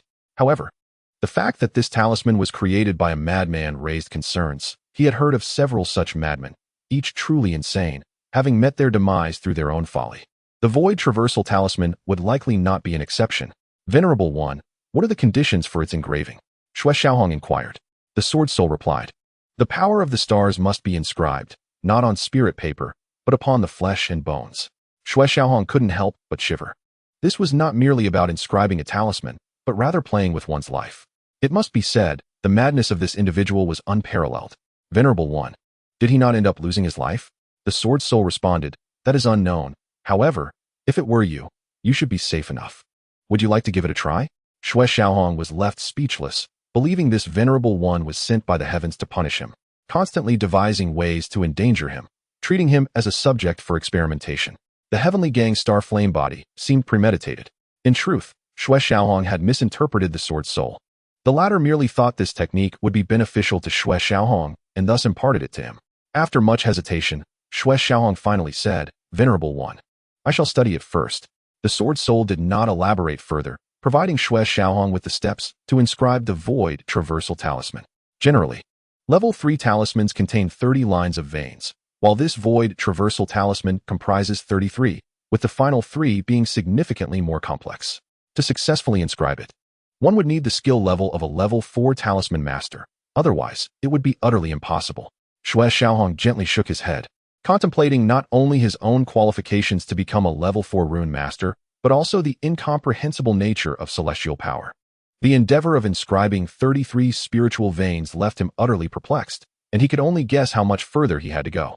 Casting a glance at the Lord of Haoyue's mansion, he turned and made his way back to the inn. As dusk fell, Duan Xuehuan arrived as promised, knocking on Xue Xiaohong's door. Upon opening it, Xue gestured for him to enter, saying, "Please come in." Duan Xuehuan, currently at the pinnacle of the second realm of the primordial spirit, with his sword intent reaching the peak of the first tier, bore no fear of Xue Xiaohong's potential hostility. He had previously witnessed the demise of a primordial spirit practitioner at his own hands. Although Xue Xiaohong concealed his aura remarkably well, Duan Xuehuan was certain that Xue was not much older than himself. Xue Xiaohong wasted no time, presenting a tome of secret techniques and tossing it to Duan Xuehuan, stating, "Examine the goods." He decided to postpone the blood battle 9 styles, believing that if fate did not allow it, it was better to let it go. Xue Xiaohong was indeed generous, yet not entirely selfless. With a grave expression, Duan Xuehuan accepted the tome without further pleasantries and began to peruse its contents. After a brief moment, he lifted his gaze, suppressing his excitement, and asked the same question. "I wish to know the reason." The secret technique was genuine, a complete version of refining blood 12 blades, yet a thorn of doubt pierced his heart. He found it hard to trust Xue Xiaohong. Xue Xiaohong replied with the same answer. "There is no reason. It is merely a matter of fate. Though I cannot discern its depth." Duan Xuehuan responded, "I possess no particular merit. If anything, I am burdened with endless hatred and countless formidable foes." Xue Xiaohong reassured him, "Do not overthink it. It is indeed fate that binds us, merely a desire for friendship." "Thank you. This kindness shall be remembered," Duan Xuehuan declared with conviction. Regardless of Xue Xiaohong's motives, he felt deeply indebted, for in his heart, this gratitude outweighed all. Bound by a sea of blood and vengeance, he could not afford to perish before avenging his grievances. Xue Xiaohong nodded, acknowledging the gratitude expressed. "I am Duan Yuni, the young master of the Duan family of Shuida City, one of the 9 great cities of the Southern Snow Empire." After a brief pause, Duan Xuehuan spoke again. Xue Xiaohong was momentarily taken aback, wondering what Duan intended. He had never ventured far from the Tai Xuan Sword Sect and knew little of Shuida City or the Duan family, even if they were renowned. They were entirely unfamiliar to him. Noticing the confusion in Xue Xiaohong's eyes, Duan Xuehuan clarified, 3 years ago, my family faced a great calamity, attacked by a mysterious master. Out of 487 family members, I alone survived. I have an enemy, one whose origins are unknown. They are exceedingly strong, rivaling any force in the Southern Snow Empire. Even the royal family would struggle to subdue them." Xue Xiaohong was further perplexed, unable to grasp the implications hidden in Duan Xuehuan's words. What was his intent? Duan Xuehuan continued, "I thank you for the gift of the secret technique today. When I have avenged my family, I shall be at your service, should I still be alive." Xue Xiaohong waved his hand dismissively. "You overestimate the matter. Had circumstances been different, I would have ensured you a favorable training environment, but alas, that is no longer possible." If the Tai Xuan Sword Sect had not been preoccupied with him, based on Duan Xuehuan's talent, Xue Xiaohong could have provided him with a tranquil place to cultivate, even offering him an entire peak to train in solitude. Regrettably, he could not return to the sect without risking exposure and endangering Duan Xuehuan. Had Xue Xiaohong been aware that his adoptive father had caused an uproar at the Tai Xuan Sword Sect due to his actions, nearly leading to a massacre, he would have felt less apprehensive. "It seems you two have a story," Duan Xuehuan remarked, sensing a kindred spirit. Xue Xiaohong felt a pang of bitterness. Indeed, he too possessed a tale, one steeped in sorrow. "Compared to you, I am uncertain whether to consider myself fortunate or unfortunate, though I lean towards the former." Duan Xuehuan countered, "There is none more unfortunate than I." The memories of his fallen kin flooded back, igniting a crimson blaze in his eyes, overwhelming him with a tide of murderous intent. In response, Xue Xiaohong's gaze shimmered with sword-like clarity, dispelling Duan Xuehuan's fury as he cautioned, "Revenge cannot stem from blind rage. I understand that one cannot urge another towards goodness without knowing their suffering. If you continue down this path, your vengeance will remain unfulfilled. For if your true enemy is the Lord of Haoyue City, will you have any chance to avenge yourself if you proceed recklessly?" Duan Xuehuan's heart quaked, and he withdrew his sword intent, calming his murderous thoughts. "Thank you for your guidance. May I ask your name?" "Bai Jinxian."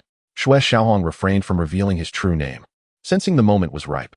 "You are a prodigy in the art of swordsmanship, and this inheritance is well suited for you." Duan Xuehuan interrupted. Is this the reason you approached me? Inheritance? Gaining access to such a legacy would yield vast rewards. Rare herbs, spiritual stones, divine weapons, and cultivation methods, and inexhaustible wealth. Xue Xiaohong was taken aback, never anticipating Duan Xuehuan's words would take such a turn. He found it somewhat amusing and replied softly, "You are indeed correct. It seems we can never be friends. The sword technique is yours. Farewell." With that, he issued an unequivocal dismissal. And Duan Xuehuan's actions caused Xue Xiaohong's goodwill to plummet to zero. Such feelings were truly irksome. He had acted sincerely, offering a tiered sword technique with both hands, yet ended up doubting the transaction. Perhaps fate had not yet aligned for them, or perhaps they were simply not meant to be friends. Duan Xuehuan recognized his error, having inadvertently shattered a promising rapport. This was a top-tier Earth-grade sword technique. Even if Xue Xiaohong had ulterior motives, he had already profited. A fractured technique would only allow him to ascend to the spirit realm, yet his enemies were not simply of that caliber. With the complete sword technique, he could eliminate the bloodthirsty remnants, free from aftereffects, and cultivate with hope for vengeance. Yet, the words had been spoken, and the moment lost. An apology could no longer mend the breach. He bowed respectfully to Xue Xiaohong before departing the room. Xue Xiaohong shook his head slightly and returned to his bed, focusing his mind and choosing not to dwell on Duan Xuehuan. If fate was indeed on their side, they would meet again, and at that time, imparting the blood battle 9 styles would not be too late. This night was extraordinary, as he prepared to venture into the lair of the Lord of Haoyue City. Xue Xiaohong needed to maintain his peak condition and began to cultivate. Chapter 44. A night visit to the Lord of Haoyue's mansion in the stillness of the night. Xue Xiaohong awakened from his meditation. The winds howled ominously. It was time to act. Silently, he slipped out of the inn and stealthily approached the Lord's mansion. Not far from the estate, a figure emerged from the Lord's residence, sending Xue Xiaohong retreating into a shadowy corner. The aura radiating from this individual was formidable, an expert at the spirit realm, not just any spirit realm practitioner, but one at the 9th level. With each ascension, they condensed a spirit pill, and the intensity of their aura indicated they were above the 8th level. "Young man, stop that person. They may be able to assist you." As Xue Xiaohong pondered how to avoid drawing attention to himself, the sword spirit spoke, leaving him somewhat bewildered. The figure moved with incredible speed, and if Xue Xiaohong hesitated, they would surely vanish. He leaped into the air, positioning himself in the path of the individual. An elderly man, clad in a tattered yet clean blue robe that has seen decades of wear, stood with a bewildered expression as he gazed at Xue Xiaohong. What was the meaning of this? A mere novice dared to obstruct a formidable expert of the Shengxian realm? "Young one, do you comprehend the gravity of your actions?" The old man inquired with a hint of curiosity, a smile gracing his lips. Xue Xiaohong's heart sank into the abyss of his soul as he asked, "Esteemed elder, who is this venerable figure?" If he miscalculated, he could provoke a fierce battle even before entering the city lord's estate. The sword spirit reassured him, "Fear not. He must be your ally. If my conjecture is correct, he should bear the surname Nangong, a 9th level Shengxian. That is sufficient." Xue Xiaohong's eyes sparkled with realization. Could it be that his aura resembles that of Nangong Yao? "Thank you, esteemed elder." Armed with this information, causing a commotion in Haoyue City seemed far from a daunting task. He could cleanse the city of its female oppressors. "Might you be of the Nangong clan, esteemed elder?" He probed. If Nangong Xiaorong had appeared, it was highly probable that this individual was Nangong Shang. The elder responded, "Young man, do you know of me?" Xue Xiaohong exclaimed with delight, "If my assumptions hold true, you are Nangong Shang, one of the pillars of the Nansno Empire." Nangong Shang squinted slightly. "And who might you be? This is not a place for idle chatter. Esteemed elder, please follow me." With that, Xue Xiaohong took the lead. Unsure of the young man's intentions, Nangong Shang followed suit, eager to discern what this youth was up to. They exited the city and paused beneath a cool pavilion. Before Xue Xiaohong could speak, Nangong Shang queried, "Young man, why have you brought me here? And who are you?" Xue Xiaohong replied, "I am Bai Jinxian, and I have invited you here." Nangong Shang's eyes narrowed further. "You are the Bai Jinxian sought by the Talisman's Alliance." Few were aware of this publicly, and even fewer knew in secret, merely 3 or 4 entities. Reflecting on this, Xue Xiaohong felt a tinge of bitterness as he stated, "If I am not mistaken, I must indeed be the Bai Jinxian they seek. I am at a loss as to why. After all, I merely took a life, yet have drawn the ire of the Talisman's Alliance." Nangong Shang remarked, "The items of the Talisman's Alliance are undoubtedly precious. Capturing you could yield significant returns." Xue Xiaohong smiled faintly. "I am aware that you would not. I harbor no enmity towards you, esteemed elder." Internally, he resolved, should the elder insist. He would impart a lesson. Although Nangong Shang was a formidable 9th-level Shengxian, Xue Xiaohong was no mere plaything, and with his current sword intent, he could withstand the malevolent forces. Nangong Shang inquired, "Speak, what is it you wish to discuss?" He was not one to capture Xue Xiaohong merely to seek vengeance or negotiate terms. Xue Xiaohong continued, "I have encountered Nangong Yao. She is likely still by Nangong Xiaorong's side and departed from the dungeons of Haoyue City." In an instant, Nangong Shang's aura erupted, lifting the pavilion into the air as he coldly stated, "Young man, do you realize what you are asserting?" He expertly controlled his power, ensuring not a trace of it reached Xue Xiaohong. Xue Xiaohong replied, "Indeed, this is precisely why I obstructed you, esteemed elder." Nangong Shang demanded, "Relate everything you know. I shall discern the truth." Eager to expedite matters and depart, Xue Xiaohong recounted his experience with Nangong Yao and described her character to lend authenticity to his tale. Nangong Shang concluded, "It seems you have indeed met Yaoer." "Certainly, it was through her that I came to know of Haoyue City," Xue Xiaohong affirmed. Nangong Shang paused, then asked, "Were you not intending to infiltrate the merchant's domain?" Xue Xiaohong nodded, "Indeed. However, upon noticing your presence and recognizing the kinship of your aura with that of the young lady from the Nangong clan, I gathered the courage to intercept you." "Ah, splendid. It is rare to encounter such an amusing young man. Truly, a calf does not fear the tiger." The merchant's patriarch is a master of the Shengxian realm, flanked by 3 other formidable Shengxian experts. "I recognize you possess means of self-preservation, yet against such overwhelming foes, how confident are you in your escape?" Xue Xiaohong's temperament resonated with Nangong Shang's, who sought to dissuade him from his reckless endeavor. "I merely intend to scout the area without engaging. They may not even notice my presence," Xue Xiaohong reasoned. Nangong Shang relented. "Very well, young one, I appreciate your intelligence. However, do not involve yourself further. Leave this matter to me, and thank you for rescuing Yaoer. In the realm of millennia-old families, a single misstep could lead to catastrophic consequences. A mountain of corpses and rivers of blood, and he wished to avert such calamity." Xue Xiaohong discerned that Nangong Shang did not fully trust his words, yet held a favorable impression of him. Not all members of the Nangong clan were blinded by arrogance. "Esteemed elder, would you accompany me?" Xue Xiaohong's eyes gleamed with invitation. Nangong Shang hesitated before asking, "Do you still intend to enter the merchant's domain?" Xue Xiaohong nodded earnestly. "Indeed, esteemed elder, would you lend me your protection?" "Very well. I shall accompany you on this venture." Though he spoke of protection, upon reaching the city lord's estate, Xue Xiaohong discreetly handed Nangong Shang a talisman. A concealment and breath-holding talisman, effective for a quarter of an hour, which should suffice for their inquiries. Nangong Shang was astonished by the talisman. Even in the capital, few could achieve such mastery. Upon entering the city lord's estate, Nangong Shang became their guide, leading Xue Xiaohong through the premises. First to the residence of the current city lord, Shang Nanqi. Unfortunately, they found him engrossed in cultivation, his aura formidable. At the pinnacle of the 8th level of the Chaoyuan realm, they did not linger but proceeded to the dungeons, where the true significance lay. Again, with Nangong Shang at the helm, they approached the dungeons of Haoyue City.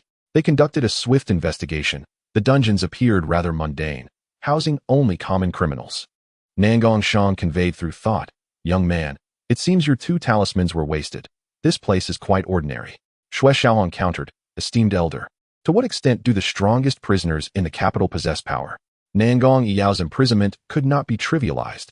Even a trace of evidence could lead to clan annihilation. The capital is indeed different, as it houses a 4th-level Xian expert. Nangong Shang's eyes suddenly lit up.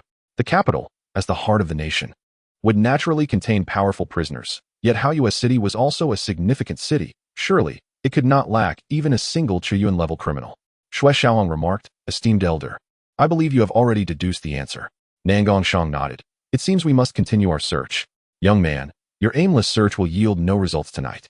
Consider the corpses, reflect on the lingering resentment, and focus on your perception," the sword spirit advised within the depths of his soul. Upon hearing this, Xue Xiaohong's eyes brightened. He indeed had not contemplated deeply enough.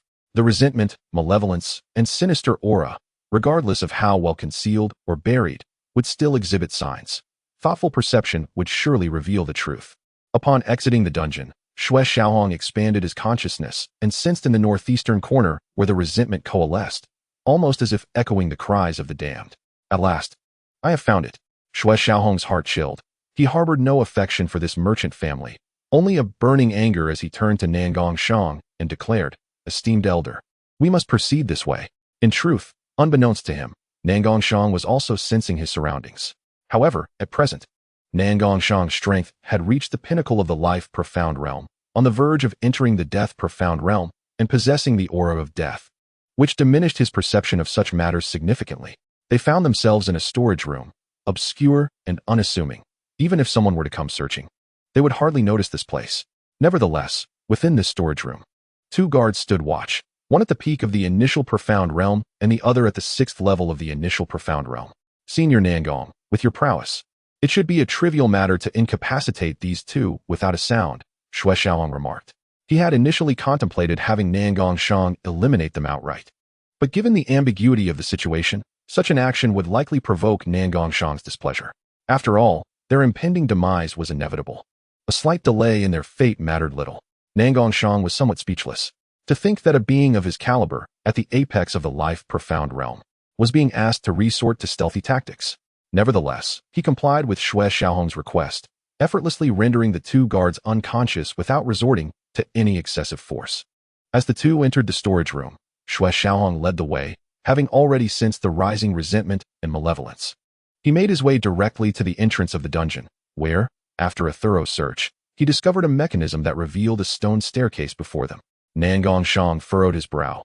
Being so close, he could undoubtedly sense the overwhelming aura of malevolence and resentment. The intensity was staggering. How many lives had been extinguished here? Xue Xiaohong had already confirmed that this was indeed the dungeon spoken of by Nangong Yao, a place of unspeakable crimes. What followed would be a frenzy of slaughter. Their figures became visible as the invisibility charm wore off. Senior, let us descend. You shall not be disappointed. A living hell awaits, Xue Xiaohong declared. Chapter 45. The Inferno of Humanity. The two descended the long stone staircase, which led deep underground for several dozen feet before they finally reached the bottom. The subterranean chamber was illuminated by moonstone, resembling daylight. Who are you? Since when has the merchant family had you two? Upon their arrival, the underground guards intercepted them. They too were of the initial profound realm, though slightly weaker than the two at the entrance. There's no need for alarm. We are here on behalf of the city lord of Nanqi. He is currently engaged with Nangongshang, and this is our token, Xue Xiaohong replied with a smile. Upon seeing the token, the guards immediately bowed and said, "We greet the lord." This token had been obtained by Xue Xiaohong after defeating a man in black, now wielded to instill a sense of authority and lower their guard. Nangongshang was taken aback. This young man possessed quite the talent for intimidation. However, what concerned him most were the auras of the guards. He recognized them all too well. He was certain he had encountered such individuals before. Xue Xiaohong inquired, "How many hosts are in this batch? Has there been any unexpected occurrences?" Reporting to the Lord, the success rate is not high, only about 30 to 40%. The rest have perished, one guard responded. A cold glint flashed in Xue Xiaohong's eyes, indicating his displeasure as he stated, "Take me to see." The two guards complied, apprehensive that they had incurred the Lord's wrath and fearing punishment. They had numerous strongholds within the Nanxue Empire, but the supply from Haoyue City was the least abundant, with the lowest success rate. They were unafraid of the city lord or the merchant family, but they dared not underestimate those from the organization. Unbeknownst to them, they had unwittingly ushered in two living harbingers of death who would swiftly determine their fates. As one of the guards opened the underground stone door, a blood-curdling scream erupted, a heart-wrenching cry that made the scalps of both Xue Xiaohong and Nangongshang tingle. Such a sound resonated from the depths of the soul. Xue Xiaohong was somewhat prepared, having anticipated this. However, Nangongshang furrowed his brow. What kind of torture was being employed here? Xue Xiaohong refrained from mentioning the soul extraction sorcery that left a fragment of the soul intact, allowing the victim to descend into a state of false death, ensuring that their blood energy would not dissipate. Upon entering the underground chamber, Nangongshang's imposing aura expanded, revealing 7 or 8 individuals engaged in the dark art of soul extraction, the anguished screams emanating from their very core.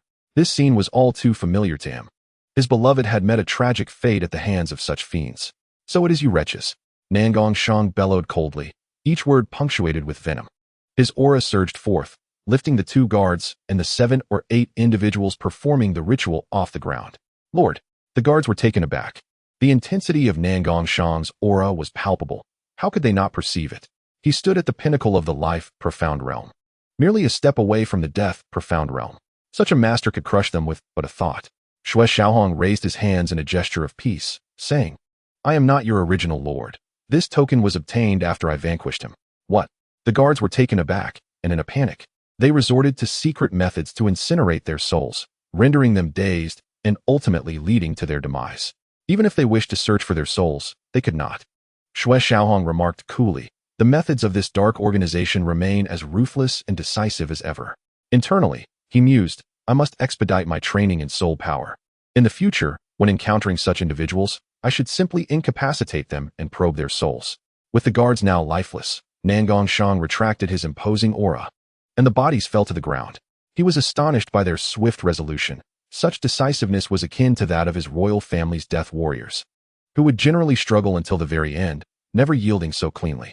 Nangongshang inquired, young friend, do you know the origins of these individuals? He had searched for years without a single lead.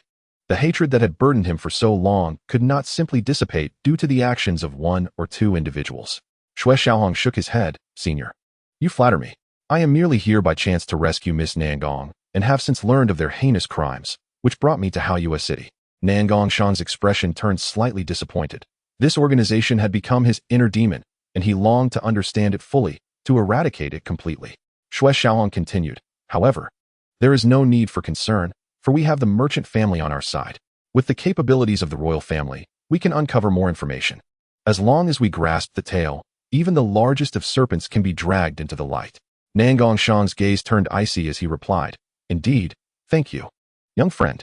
In that moment, he could no longer regard Xue Xiaohong as just a brash youth. Such thoughts revealed him to be a cunning little monster. Xue Xiaohong added, Senior Nangong, you are too earnest. To put it more delicately, I wish to leverage your strength. To speak less favorably, I intend to utilize you. After all, the merchant family poses a significant danger to me. If I were alone, success would be far from assured. Nangongshang replied, if young friend seeks my assistance, I am more than willing to be used. His demeanor reflected his resolve. As long as he could exact revenge, he cared not how he was utilized. Thank you for your generosity, Senior, Xue Xiaohong said gratefully. His gaze swept around the chamber, discovering two hidden doors. He opened one, revealing 20 to 30 individuals, both male and female, all sealed and stripped of their abilities. Some appeared dazed, having lost their sanity, while others bore expressions of resignation to their fate. Originally numbering 10, they had dwindled to just over 20. Once the stone door opened, they would surely understand that their end was nigh. The stone door was too thick, and they had all lost their powers, leaving them oblivious to the events unfolding outside. Fear not, the villains have already been vanquished, Xue Xiaohong reassured them. Yet, the captives did not react. Having been imprisoned in this lightless place for several months, they had succumbed to despair, no longer believing in salvation. Nangongshang stepped forward and said, young friend, leave this to me. Xue Xiaohong nodded and stepped aside. Nangongshang, with a voice that penetrated the soul, proclaimed, I am Nangongshang, the Bloodwound King of the Nanxue Empire, here today to rescue you all. This thunderous declaration roused the spirits of many, stirring excitement among those who had not lost their wits. One bold individual dared to inquire, are you truly the Bloodwound King, esteemed elder? To which Nangongshang replied, indeed, I am the Bloodwound King, Nangongshang. He unleashed his formidable aura, a peak manifestation of the life-profound realm, a status that commanded belief among the people of the Nanxue Empire. Bowing to the Bloodwound King, they cried in unison, their voices laden with emotion. Having awaited this moment for far too long, with a wave of his hand, Nangongshang dissipated the seals within their bodies, restoring their strength. And they could hardly contain their joy, exclaiming, thank you, Bloodwound King. Nangongshang responded, do not thank me. Were it not for young Bai, I would not have been able to save you. Thank you, young Master Bai. The crowd knelt once more in gratitude towards Xue Xiaohong, their sincerity palpable. Xue Xiaohong, stepping aside to avoid their worship, remarked, you honor me too greatly. I merely stumbled upon this opportunity. It was Elder Nangong who bravely ventured into this den of peril, making him your true benefactor. He swiftly redirected the conversation. Is there not a hidden chamber here? Could there still be captives? As he spoke, Xue Xiaohong approached, and Nangongshang followed suit. When the stone door was opened, Nangongshang's eyes reddened slightly as he unleashed a powerful strike, shattering the stones and revealing deep fissures. Inside lay a multitude of corpses, no fewer than 100, some freshly deceased, others decayed and teeming with maggots, and some nothing but dry bones. Xue Xiaohong's indignation rivaled that of Nangongshang. Yet he refrained from letting past grievances cloud his judgment. However, he vowed to seek justice for this atrocity. determined to eradicate the dark organization, regardless of its nature. Beasts. These wretched beasts. Kill. Wipe out these demons. Witnessing the scene ignited the fury within the hearts of the onlookers, their pent-up hatred now unleashed. Xue Xiaohong closed the stone door, aligning his index and middle fingers to unleash a flash of sword energy, which struck the stone wall with a resonant crack. Sealing the entrance, he uttered, "May the departed rest in peace." "Young friend, what shall we do next?" Nan Gongshang inquired of Xue Xiaohong, not out of a desire to overshadow him, but because he found himself lost in a haze of vengeance, his mind clouded with murderous intent toward the merchants. Xue Xiaohong replied, "Elder Nan should first gather forces to investigate the merchants, leaving no stone unturned. If we act prematurely, we risk alarming them, allowing them to cover their tracks and evade our pursuit." Nan Gongshang nodded in agreement. "Indeed, thank you, young Bai. Let the merchants live for one more day." The merchants had existed for millennia, their foundation formidable, yet the Nan family was even more extraordinary and powerful. A single day would suffice for their inquiry. To those gathered, Xue Xiaohong stated, "I must ask you to remain here for at least a day. Young Master Bai, there is no need for such formality. I would willingly endure a half-year here if it means avenging our wrongs. Rest assured, young Master Bai, we shall recuperate well here. In a day, we will cleanse the merchants, leaving not a single one alive." Their collective focus was solely on vengeance. Having emerged from the depths of hell, nothing else mattered. They sought to cast their enemies into the abyss, reclaiming their lost selves. Xue Xiaohong furrowed his brow, relishing the sensation. He bore no aversion to killing. As long as it targeted the wicked, be it 1,000 or 10,000, he would applaud the act. However, indiscriminate slaughter, where good and evil were indistinguishable, was something he detested. "My friends, I understand your hatred and the desire to eradicate every last merchant. However, I must convey a crucial point. While the merchants are indeed guilty, not all are malevolent. Many of the maids and servants do not deserve death. I implore you to spare a few."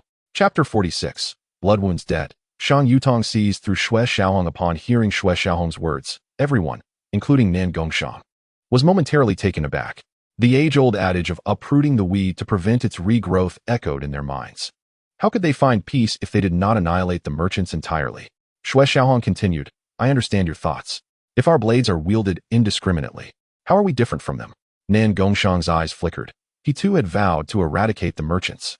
Yet, hearing Xue Xiaohong's words, his murderous intent lessened. What did mindless slaughter make them? Were they not demons in others' eyes? "You speak wisely, young friend Bai. If we kill indiscriminately, how do we differ from them? We would merely be cold-blooded executioners. I urge everyone to remember this." With the Blood Wound King endorsing this sentiment, even those who held reservations felt compelled to acquiesce. Bowing in unison, yes, Xue Xiaohong turned to two individuals among the crowd, saying, "Gentlemen, I would like to enlist your assistance." With the formidable Nan Gongshang present, addressing these two experts of the Morning Origin realm as sirs felt inappropriate, hence he opted for gentlemen. One possessed the strength of the 8th level, while the other was at the 6th, perfectly suited to replace the two guards. The two men bowed. "Young Master Bai, please give your orders." Nan Gongshang instructed, "There are 2 guards outside of similar strength. Go and replace them without raising suspicion." Understood. Having completed their tasks, Xue Xiaohong and Nan Gongshang departed silently, leaving no trace of the events that had transpired in the merchant's domain. As dawn broke, a stream of individuals entered Haiyue City, not merely merchants from the north and south, but also wandering heroes and beggars seeking refuge. They swiftly integrated into the city, making it their own. "Damn it, that Bai Jianxian really hasn't arrived in Haiyue. What ill fortune. Once I capture that brat, I'll make him wish he were never born." In a nearby room, Duan Xuehuan's low growl jolted him awake. Not from the commotion outside, but from the mere mention of Bai Jianxuan's name, his savior. "Sui Li, lower your voice. Do not alert others." Came a soft reprimand, laced with mild reproach. "Disperse everyone and search for Bai Jianxuan's whereabouts. This transaction cannot be interrupted. We shall return today to negotiate terms." Understood. Duan Xuehuan hesitated briefly before rising from his bed and leaving his room to seek out Xue Xiaohong.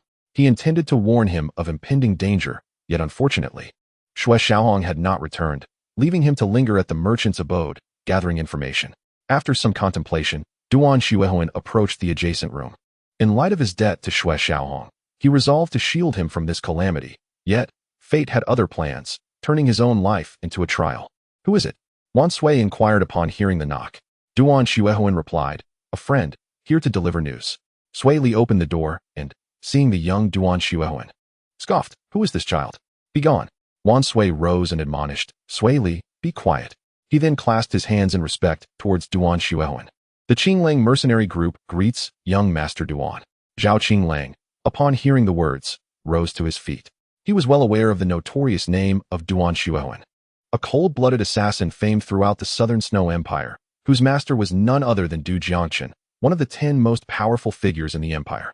They could not afford to be dismissive. Duan Xuehuan stated, I am familiar with Bai Jianxian. If you wish to learn more, follow me. Without granting the three any opportunity for explanation, he took the lead. The trio exchanged glances, quickly gathered their belongings, and accompanied Duan Xuehuan as they left the city. After traversing 300 zhang from the bright moon, Duan Xuehuan came to a halt, and Zhao Qinglang and the others followed suit. Zhao Qinglang inquired, Young Master Duan, do you know the whereabouts of Bai Jianxian? I hope you will share this information. The Qinglang mercenary group will be most grateful. Duan Xuehuan replied coldly. He has already departed. What? The trio was taken aback. Wan Sui asked, Young Master Duan, please do not jest. Bai Jianxian, Duan Xuehuan interrupted. I am not jesting with you. The reason for your presence is not to learn of Bai Jianxuan's whereabouts, but to deliver a warning. Should you dare to lay hands on him, you will be at odds with me, Duan Xuehuan. Xue Li, upon hearing this, could not contain his anger, stating, Duan Xuehuan, we recognize that your master is Du Jiangchen, one of the 10 great masters of the empire. Yet there are some individuals you cannot provoke, and some matters, Duan Xuehuan interjected. I, Duan Xuehuan, require no protection from my master, regardless of who stands behind you. Tell them that Bai Jianxian has bestowed something upon me. They are welcome to seek me out. Duan Xuehuan naturally recalled the blood-refining 12 blades, believing it to be something Snow Xiaohong had acquired through nefarious means, leading to his pursuit. Simultaneously, his gratitude towards Snow Xiaohong diminished, and he began to view him in a more negative light, suspecting that the secret technique had been given to him in order to endure calamity. After finishing his words, Duan Xuehuan turned to leave, silently vowing to repay this kindness by shielding Snow Xiaohong from disaster, after which their paths would diverge. As they observed Duan Xuehuan's retreating figure, Wan Sui asked, Brother, should we? Zhao Qinglang shook his head, replying, No, we must not provoke Du Jiangchen. Among the 10 great masters, his bloodthirst is the most pronounced. Even the prominent families must tread carefully around him. We should return and discuss this matter with our associates. The two nodded in agreement. Indeed, unbeknownst to them, Snow Xiaohong was currently disguised as a servant, wandering aimlessly within the merchant's estate. Were he to learn of Duan Xuehuan's actions, he would merely shake his head in disapproval, deeming such behavior foolish. Stop! Just as Snow Xiaohong was lost in thought, a voice called from behind. The sound of footsteps approached, and upon turning, he beheld 2 figures, one exuding an air of elegance and poise, while the other was petite and endearingly charming. Instantly, Snow Xiaohong bowed, saying, I greet you, miss. The newcomers were none other than the merchant family's young lady, Shang Yutong, and her maid. The merchant family had 3 children. The eldest, Shang Xiaoyan, was absent from the family, rumored to be cultivating in the earthly underworld hall. The second was the present Shang Yutong, who, at merely 19 years of age, had already displayed extraordinary talent. Alas, as a daughter, she did not receive the family's due recognition. Otherwise, she would undoubtedly have secured her place within the family. The youngest, Shang Xiaoxing, was a well-known scion of debauchery in Haoyue City, notorious for his arrogance and malevolence, having harmed countless young maidens, destined to meet his demise. You seem unfamiliar. Which courtyard do you serve? Why are you idling about here? Shang Yutong inquired. Gazing at the spirited beauty before him, Snow Xiaohong felt a stir of unease within. He had heard of her reputation for keen intelligence and benevolence, having saved several maidens from the clutches of Shang Xiaoxing. In Haoyue City, she was held in high regard. While the rest of her family was deemed detestable, she, however, was not included in such judgment. In a subdued voice, Snow Xiaohong replied, Miss, I am a newly recruited servant. Here too, Shang Yutong interrupted. Come with me. There's no escaping now. Snow Xiaohong thought to himself, realizing that if she had called him, it was due to her suspicions. He had no choice but to follow her to her quarters. You are the one sent to investigate my merchant family? Upon entering the room, Shang Yutong asked, her gaze sharp, imbued with an authoritative presence. Snow Xiaohong observed Shang Yutong in her purple brocade attire and replied, Shang Yutong, you are indeed astute, yet it is unfortunate that you were born into the Shang family. Such is your fate, a most unfortunate fate. Clang, clang. The maid drew her twin daggers, her eyes fixed on Snow Xiaohong, ready to strike should he make any sudden moves. Snow Xiaohong smiled at her, finding her quite adorable. Her talent was commendable as well, already possessing the strength of 7 meridians at such a young age. Shang Yutong narrowed her eyes, inquiring, "Who are you? What grievance do you hold against my family? Is it Shang Xiaoxing?" At the mention of Shang Xiaoxing, Snow Xiaohong nodded. "He deserves to die. 100 deaths would not be excessive." "Is it him again?" Shang Yutong muttered, her voice laced with indignation, a mixture of frustration and disappointment. For the family's affections had been misdirected towards the younger brother, allowing him to cultivate an arrogant disposition that had tarnished the family's long-standing reputation. Shang Yutong then addressed Snow Xiaohong. "You should leave. Do not return to the Shang family. If you are discovered, I cannot save you." She could not bear to witness further bloodshed at the hands of her family, having already rescued numerous spies infiltrating the Shang household. Snow Xiaohong replied, "Leave. I shall certainly do so, but the Shang family has run out of chances. Their sins are too grievous to overlook, their crimes numerous. The twilight of their demise has already cast its shadow upon them. You little thief, do not speak such nonsense." Before Shang Yutong could respond, the maid bared her small fangs at Snow Xiaohong. Shang Yutong asked, "What do you mean by that?" Snow Xiaohong replied, "Are you willing to follow me once? To witness a scene, and then you will understand the meaning of my words." "Miss, do not. This rogue's origins are dubious." The maid quickly interjected, glaring fiercely at Snow Xiaohong. Shang Yutong said, "Tower, worry not. If he intended to harm us, we would already be dead, would we not, young master?" Snow Xiaohong nodded. "Indeed, if you were Shang Xiaoxing, you would already be dead." He released a faint aura, the strength of 12 innate layers, which caused the maid, Tower, to retreat a step. Shang Yutong remarked, "Please, young master, I will accompany you." Snow Xiaohong shook his head. "No, no, you both must come with me, otherwise I will have no choice but to incapacitate one of you. Once subdued, it will take at least 3 days for the individual to awaken." Though Tower had been forced back a step, she was undeterred, defiantly stating, "Do you dare?" Shang Yutong inquired, "Very well, how shall we proceed? Where are we going?" Snow Xiaohong assured her, "Fear not, we shall not leave the Shang estate. We will simply navigate within the grounds, avoiding the guards, and head to the storeroom at the back, where our destination lies." Chapter 47. The Twilight of the Shang Family. Who goes there? The 2 guards stationed at the dungeon entrance were on high alert, immediately noticing the approach of Snow Xiaohong and the others. "Greetings, my good fellows. There is no need for concern. It is I. We greet you, young Master Bai." "Who are they?" One of the burly men, a cultivator at the 8th layer of the ascending origin realm, pointed at Shang Yutong and her maid, his tongue flicking as he eyed them with a hint of desire. Having never encountered such lovely ladies before, Snow Xiaohong frowned slightly, feeling a wave of displeasure, and replied, "They are not meant to die." The other guard spoke coldly. "Are they from the Shang family?" Snow Xiaohong nodded. "Indeed, they are from the Shang family."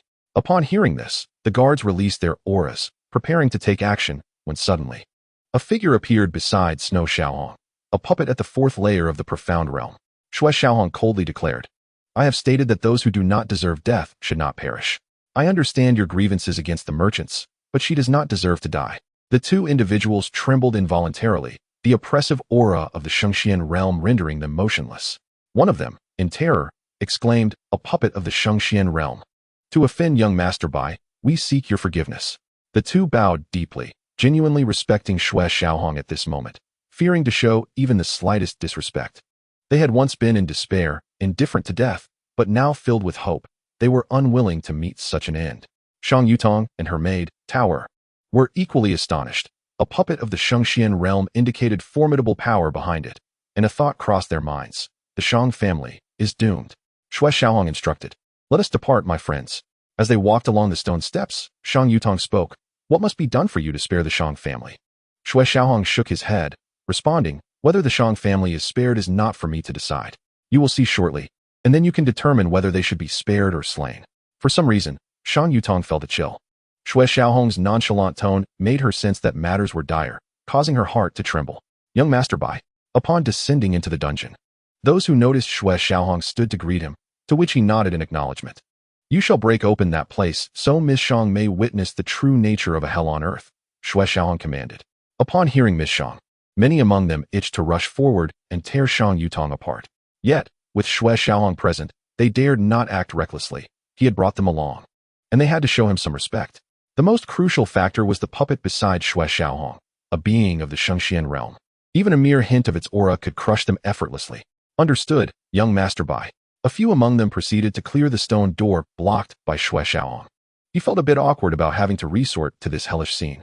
Before long, the way was cleared, and one of them said, "Miss Shang, please, take a good look at the calamity that has befallen your family." As the stone door creaked open, it emitted a sound reminiscent of sorrowful wails from the tormented. Withered bones, decaying corpses, writhing maggots. A scene of hell on earth unfolded before Shang Yutong and her maid. Overwhelmed by the shock, the maid, unable to contain herself, screamed out. Xue Qilin, noticing her distress, promptly rendered her unconscious.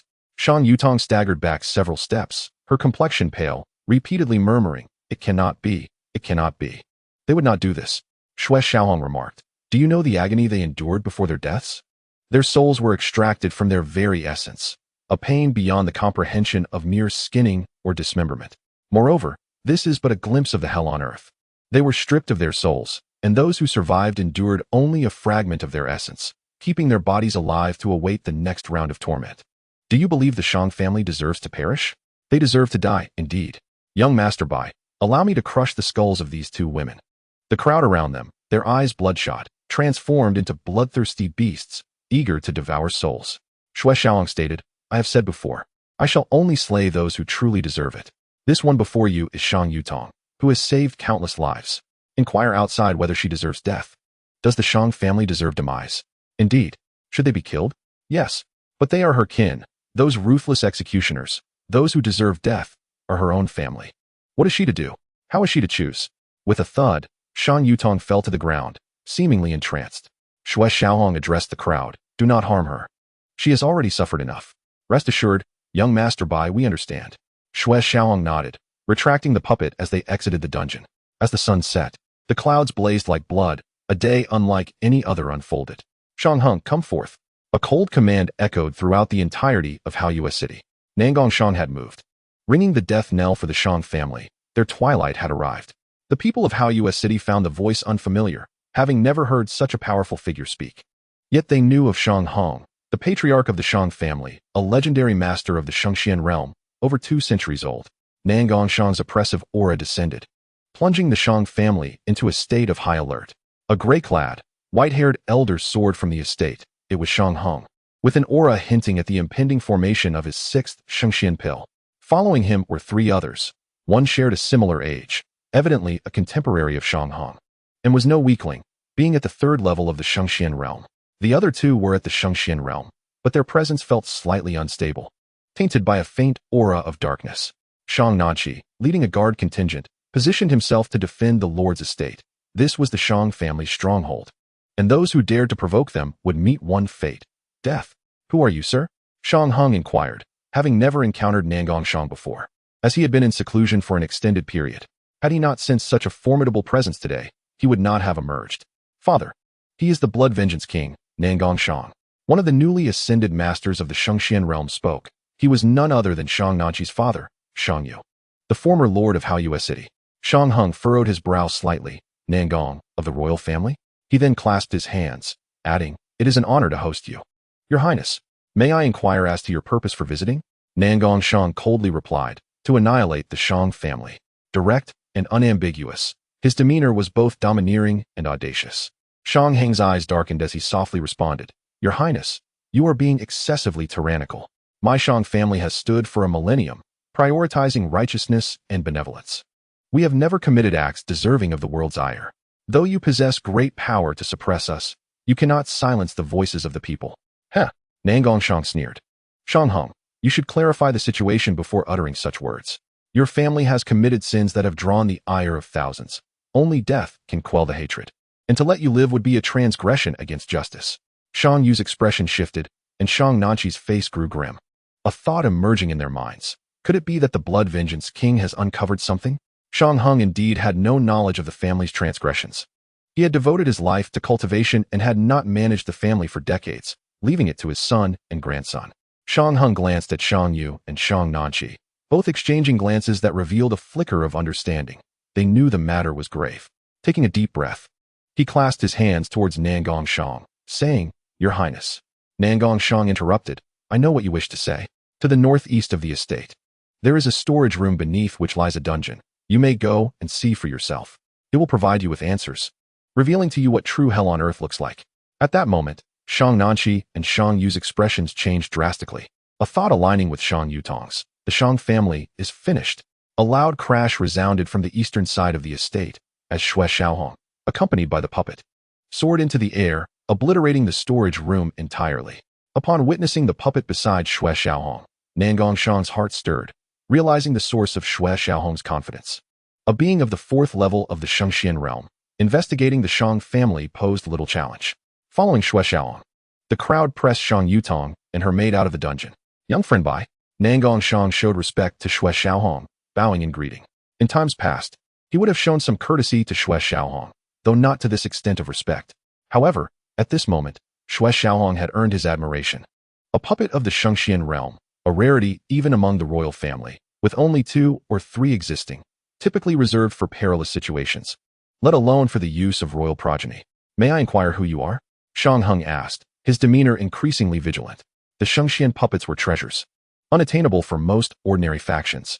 Xue Xiaohong replied, it seems you have been in seclusion for quite some time, unaware of the crimes committed by the Shang family. Shang Hung remained silent, his gaze unwavering upon Xue Xiaohong. I am Bai Jianxian, an unremarkable individual, with no grievances against the Shang family. I merely seek justice for certain individuals. Oh no, for thousands, Xue Xiaohong proclaimed. Taking a deep breath, Shang Hung clasped his hands and said, Your Highness, this young man, I am unaware of the events that have transpired. Grant me one day, and I shall provide both of you with a satisfactory explanation. Nan Gongshang interjected. I'm afraid that one tea be possible. Xue Xiaohong spread his hands. There was no room for negotiation. He held a favorable view of Shang Hung, considering him a wise and honest man. Yet regrettably, he bore the burden of a tarnished reputation, ruining all his past merits. Shang Hung retorted coldly. I will not allow the Shang family to sever a legacy that has endured for a millennium. From the eyes of his son and grandson, he discerned that this matter was of great consequence. However, he could not, even in his deepest animosity, allow the Shang family to perish before him. His intent clear, to protect the honor and disgrace of the Shang family at all costs. Nan Gongshang, filled with rage, transformed his suppressed hatred into strength. He was likely a master of the Sihuan realm now, capable of a fierce struggle, especially against a mere Shang family. He coldly declared, This is beyond your control. I shall test your mettle. The overwhelming aura of a peak Shengxian realm erupted, pressing down upon the Lord's manor of Haoyue City, as one after another. Royal assassins surged into the estate, marking the commencement of an earth-shattering battle. In Chapter 48, Dark Organization of Lidu City, Shang Hung joined forces with an elderly man of the 3rd level of the Shengxian realm to confront Nan Gongshang. As only the 2 of them could withstand the notorious blood-soaked king. The 3 exchanged a palm strike, with Nan Gongshang snorting disdainfully, Great Strength Talisman, Defensive Talisman, alas. They are only at the 4th level. Had they been more potent, you might have been able to hold me off for a moment. Now, bow down before me. Shang Hung and his companion were no match, easily knocked to the ground by a single move. In terms of strength, they could not compare to Nan Gongshang. In terms of foundation, Nan Gongshang hailed from royalty, far surpassing a 1,000-year-old family of Haoyue City. Defeat was Shang Heng's fate, and it came far too swiftly. Xue Xiaohong's position had just been emphasized when Shang Yu and another expert of the Shengxian realm lunged at him, aiming to capture him as leverage. The 4th-level Shengxian puppet unleashed 2 punches, forcing the 2 back. Nanqi, apprehend this man, Shang Yu commanded. Understood, father. Shang Nanqi swiftly advanced like a venomous snake towards Xue Xiaohong, his speed remarkable, brandishing a green blade aimed at Xue Xiaohong's neck, a lethal strike, yet devoid of malice. How could one not evade a sword aimed at them? Shang Nanqi was confident that Xue Xiaohong would dodge, allowing him to seize the opportunity. Xue Xiaohong, of course, could not allow Shang Nanqi to approach. He was a master of the 8th level of the Chaoyuan realm, beyond his capacity to contend with. Channeling his spiritual energy through his legs, he transformed it into a beam of sword light, narrowly avoiding Shang Nanqi's strike. Shang Nanqi sought to continue his pursuit, but Nan Gongshang barked, bow down. The disparity between a peak 8th level of the Chaoyuan realm and a peak Shengxian realm was akin to heaven and earth. The sound of a thud echoed as Shang Nanqi fell heavily to the ground, blood spilling forth. A 3rd-level Chaoyuan realm assassin from the Shang family leapt into the air, attacking Xue Xiaohong with a fiery blade, the flames scorching the air. Despite having some experience in the realm of fire, his innate talent was lacking, rendering his attacks ordinary. Yet fueled by a reckless spirit, sharper than the average cultivator. Xue Xiaohong brandished a blade, a low-grade spiritual weapon.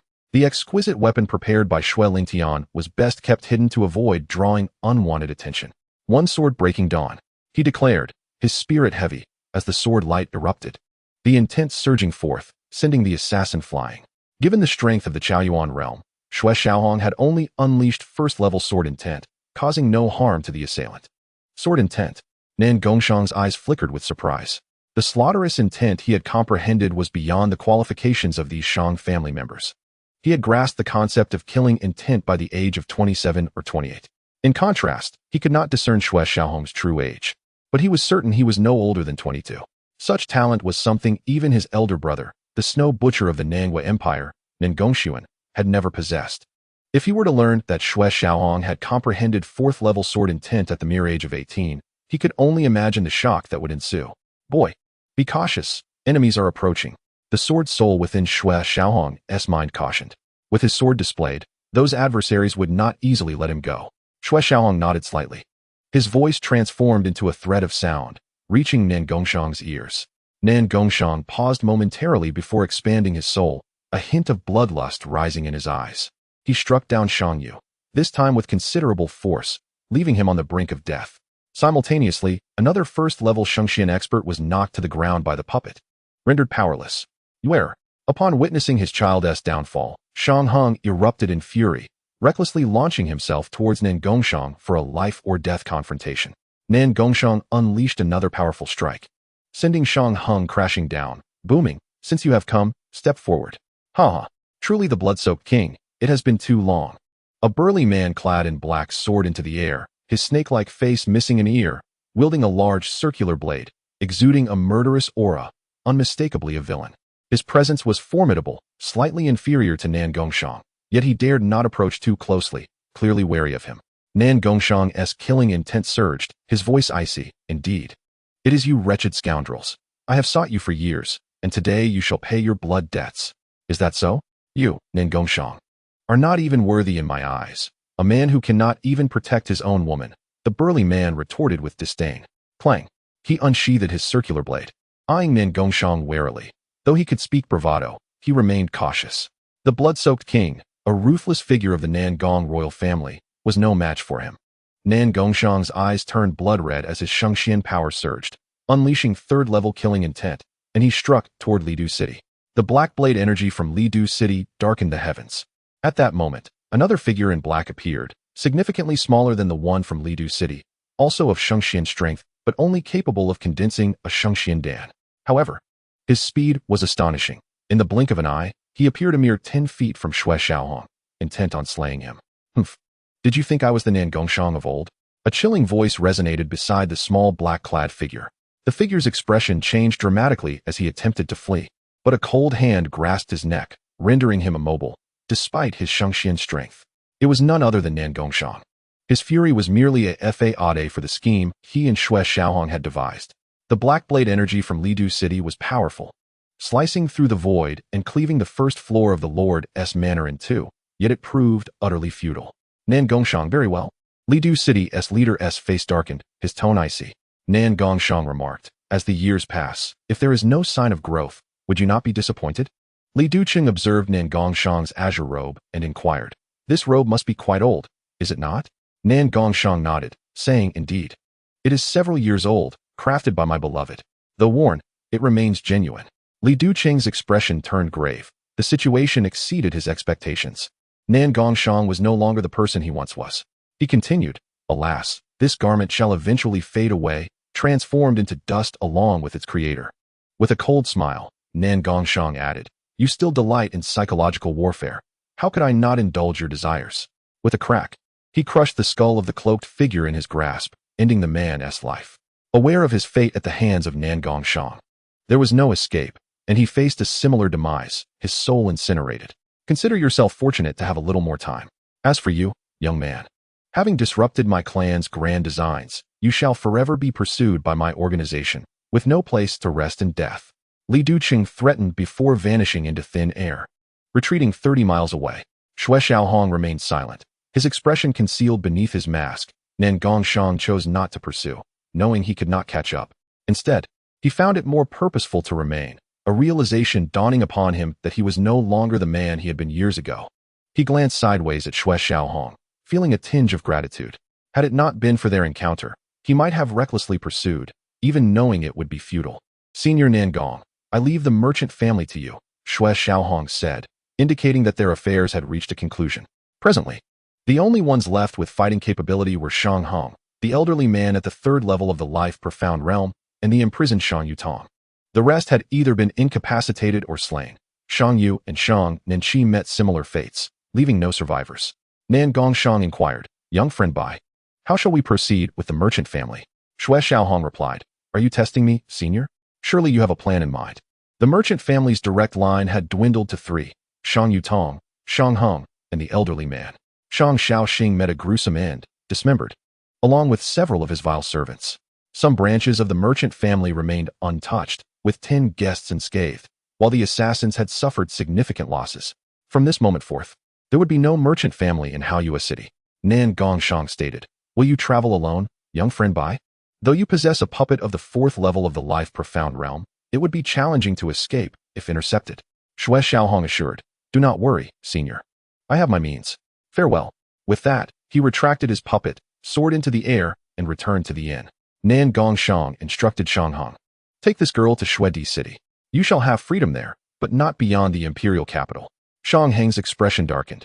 He had received word from Nan Gongshang that should he resist, the merchant family would be eradicated completely. Hearing Nan Gongshang's words now ignited his fury. Do you intend to imprison us? Bloodshed King, the merchant family has perished under your hand. What more do you desire? Nan Gongshang replied earnestly, Shang Hong, until the situation clarifies, you must remain in the imperial capital. Do you think I, Nan Gongshang, am ruthless and merciless, slaughtering your entire merchant family? You may descend and witness what true evil is. I have committed many wrongs in my life, yet I consider myself a good person. Even if I annihilated your family, I would bear no guilt. Should you seek vengeance, I shall await you. And now, it would be best for you to comply, otherwise. The title of Bloodshed King is not mere rhetoric. The last bloodline of the merchant family could be severed, including Shang Xiao Yun within the earthly ghost hall. Shang Hong glared at Nan Gongshang, filled with resentment, yet he was constrained by circumstance. His strength paled in comparison to Nan Gongshang's. Even at the 9th level of the life profound realm, with 9 life profound pills consumed, he would still be no match. Nan Gongshang commanded his subordinates. Open the dungeon. Let them witness the sins of the merchant family. Do not. At that moment, the distraught Shang Yutong exclaimed. Nan Gongshang turned to her, allowing her to continue, seeking a justification. Kneeling on the ground, Shang Yutong pleaded, Your Highness, I implore you to rescind this order. I, Shang Yutong, am willing to sacrifice everything. Shang Hong, furious, retorted, Yutong, as a disciple of the merchant family, how can you beg a thief for mercy? With tears in her eyes, Shang Yutong gazed at Shang Hong, her voice trembling, Great-grandfather, if the world were to learn of this, the merchant family would be forever shamed. Chapter 49. Upon returning to the inn, Xue Xiaohong was puzzled to find that the members of the Blue Wolf Mercenary Corps had departed. He had intended to tail them, but it seemed the opportunity had slipped away. He instructed the innkeeper to prepare some food to be sent to his room. After satisfying his hunger, he left the inn and headed directly towards the mountains to the east. Senior, do you think someone will follow? Will my bait be unappealing? After all, I am quite weak and of considerable age. Along the way, Xue Xiaohong questioned the Sword Soul. The emergence of Li Ducheng had taken Xue Xiaohong by surprise. He had never anticipated the arrival of such a dark organization. After all, Haoyue City, a premier city in the Nan Shui Empire, had its stronghold within the merchant family, the most concealed location, rendering any news unlikely to escape and preventing anyone from coming to their aid. It was a miscalculation, otherwise, Li Ducheng would have been captured. The Sword Soul replied, It is not a matter of whether you can attract attention. They have already arrived. Xue Xiaohong extended his senses, but detected no one. The Sword Soul, exasperated, said, What are you thinking? With your current soul power, can you really sense 300 zhang away? 90 zhang is your limit, and you have directly exceeded 100. Xue Xiaohong scratched his head and asked, Senior, how formidable is this individual? Could it be Li Ducheng? Only if he were to arrive would Xue Xiaohong feel somewhat anxious, as this person possessed the strength of the 9th level of the life profound realm. Should he himself ascend to the life profound realm, he might be able to contend, or at least escape, even in defeat. The Sword Soul replied, It is not him, but a rather peculiar individual. Be cautious. His soul power seems unusual, so do not fall into his trap. Xue Xiaohong responded. Understood. Let me test my skills. He brushed off the dust from his clothes, seated himself upon a stone, and awaited the mysterious visitor. Before long, a pale-faced, diminutive man appeared. Upon seeing him, Xue Xiaohong felt a flicker of wariness rise within him. This man was not particularly strong, barely reaching the 8th level of the Chaoyuan realm. Yet he exuded a danger that overshadowed many life-profound realm experts. Moreover, Xue Xiaohong realized that this was not a middle-aged man, but rather an elderly figure. With hair as white as snow, the weight of countless years was palpable. One would require centuries to accrue such an aura of time. Indeed, quite impressive. At under 18 years old, you possess peak innate strength. It has been a long time since the Nanshui Empire has seen a talent like you. The small man spoke, his voice tinged with satisfaction. Senior, this individual is indeed quite enigmatic and dangerous. Moreover, the aura of years about him suggests he should be quite aged, yet appears so youthful. How can this be? Xue Xiaohong voiced his confusion. The Sword Soul explained. This person's soul power is formidable. He must have undergone soul transference. However, this body is utterly inadequate, lacking any innate qualities. He must have been forced into this situation, and the resources consumed to elevate himself to the 8th level of the Chaoyuan realm must have been immense. Xue Xiaohong frowned. Soul transference, poor aptitude. Could he attempt it again? The Sword Soul retorted. Aren't you well versed in ancient texts? Surely you know about the cycle of reincarnation? Xue Xiaohong nodded. Of course. The way of humanity and the way of heaven. Suddenly, a spark of insight illuminated his expression as he continued. Could it be that soul possession is related to this? The sword spirit replied. Although it may seem a stretch, soul possession can occur only 6 times. After that, the essence of the soul shatters and dissipates into the cosmos. Xue Xiaohong inquired. Could it be that this person is attempting to possess a soul? Is this their final attempt? The sword spirit affirmed. That seems likely. You should be cautious, lest you be consumed. Seeing Xue Xiaohong lost in thought, the small man felt displeased at being so blatantly ignored. Boy, do you think that merely being a puppet makes you invincible? Even a puppet of the living realm is beneath my notice, let alone one of the dead realm. Xue Xiaohong asked, Do you wish to possess me? The man was momentarily taken aback by the bluntness of the question. Was his intent so obvious? Since you are aware, it simplifies matters. Will you willingly offer your body to me, or must I resort to force? The small man cackled. Xue Xiaohong shook his head, saying, I'm afraid that is impossible. I am quite curious, what sort of organization do you belong to? And who are you? The man replied earnestly. I can tell you who I am. My name is Li Xueshan. As for our organization, it is not necessary for you to know. Such knowledge would not benefit you. Xue Xiaohong smiled lightly. I am already dead. What further benefits could I seek? Li Xueshan stated. Precisely because you are on the brink of death, precautions must be taken. Xue Xiaohong was taken aback. What makes you say that? Li Xueshan explained. You are far too enigmatic. Your ability to discern my intent to possess you suggests you possess extraordinary qualities. Should you escape, it would jeopardize our clan's grand designs. Xue Xiaohong retorted. Aren't you confident in your plans? Even if I had a puppet of the living realm, or even a puppet of the dead realm, they would be mere ants in your grasp. What does my knowledge matter? Li Xueshan replied. That is exactly why you are terrifying. Xue Xiaohong drew his sword and leaped down from the rocky outcrop, asking, Li Xueshan, was that girl from the Nangong family taken by you?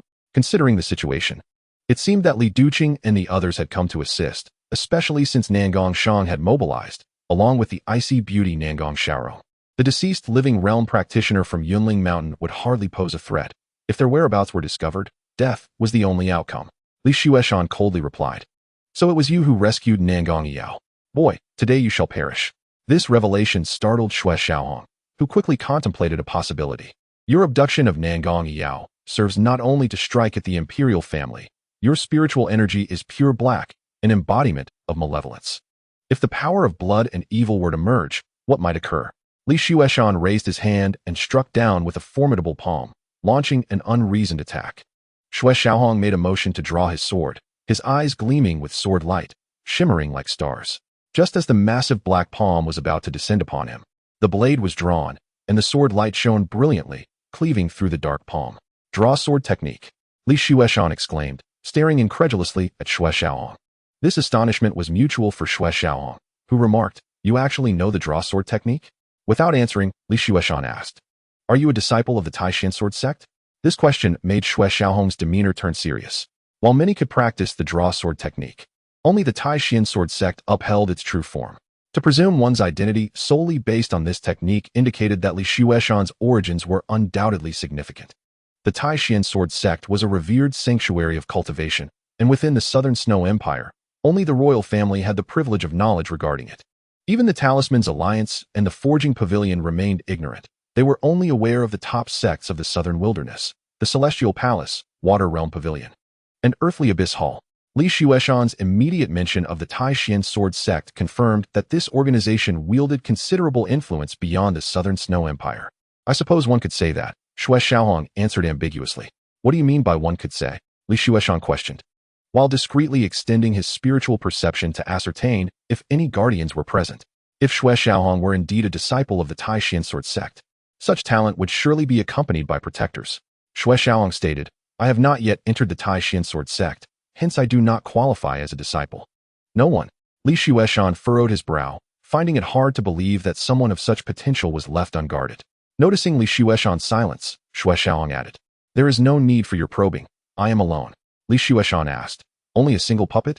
Xue Xiaohong nodded, I suppose so. May I ask you a question? Li Xueshan sighed in relief, convinced that Xue Xiaohong was indeed a disciple of the Tai Xuan Sword Sect. Ordinary powers would not possess puppets of the living realm for protection. At 18, having comprehended sword intent and reached the pinnacle of innate strength, only the Tai Xuan Sword Sect could cultivate such individuals. You may ask, should I capture you? I will grant you any request, Li Xueshan declared, his heart racing with ambition. If he could masquerade as a disciple of the Tai Xuan Sword Sect and infiltrate it, the Southern Wilderness would become their domain. Xue Xiaohong inquired, how long have you been here? This question left Li Xueshan perplexed, staring at Xue Xiaohong in confusion. What significance did this question hold? Approximately half an incense stick's worth of time. One dared to ask, and the other dared to answer. Xue Xiaohong remarked, half an incense stick, Did you not feel anything at all? You. Li Xueshan had yet to finish his sentence when he suddenly coughed up a mouthful of blood. His face turning ashen and his lips purple, signs of poisoning. Xue Xiaohong revealed a faint smile. It appears I need not summon my puppet. The poison from the blood sea is indeed formidable. Given time, it could incapacitate even a practitioner of the third realm of the living. Li Xueshan exclaimed, you poisoned me. How despicable. Xue Xiaohong acknowledged, indeed, this poison is known as soul-disrupting incense. Have you heard of it? Blood demon Fu Shuehai. Li Xueshan articulated each word with clarity. Xue Xiaohong responded, it seems this Fu Shuehai indeed has some notoriety. Even after so long, his reputation endures. Tell me, are you satisfied with my performance? Li Xueshan sought to probe Xue Xiaohong, who provided him with the opportunity to test his own limits, while he delayed, wary of the strength of this individual's soul. The poison was expelled from his body like mere dust. Li Xueshan cackled, excellent, I am very pleased. Boy, do you realize? I have loathed this body for quite some time. Today, I shall finally rid myself of it. A black soul infant erupted from the man's head, baring its fangs and claws as it lunged at Xue Xiaohong. As the soul infant entered Xue Xiaohong's soul sea, a yellowish gold soul infant spoke, in terms of soul power.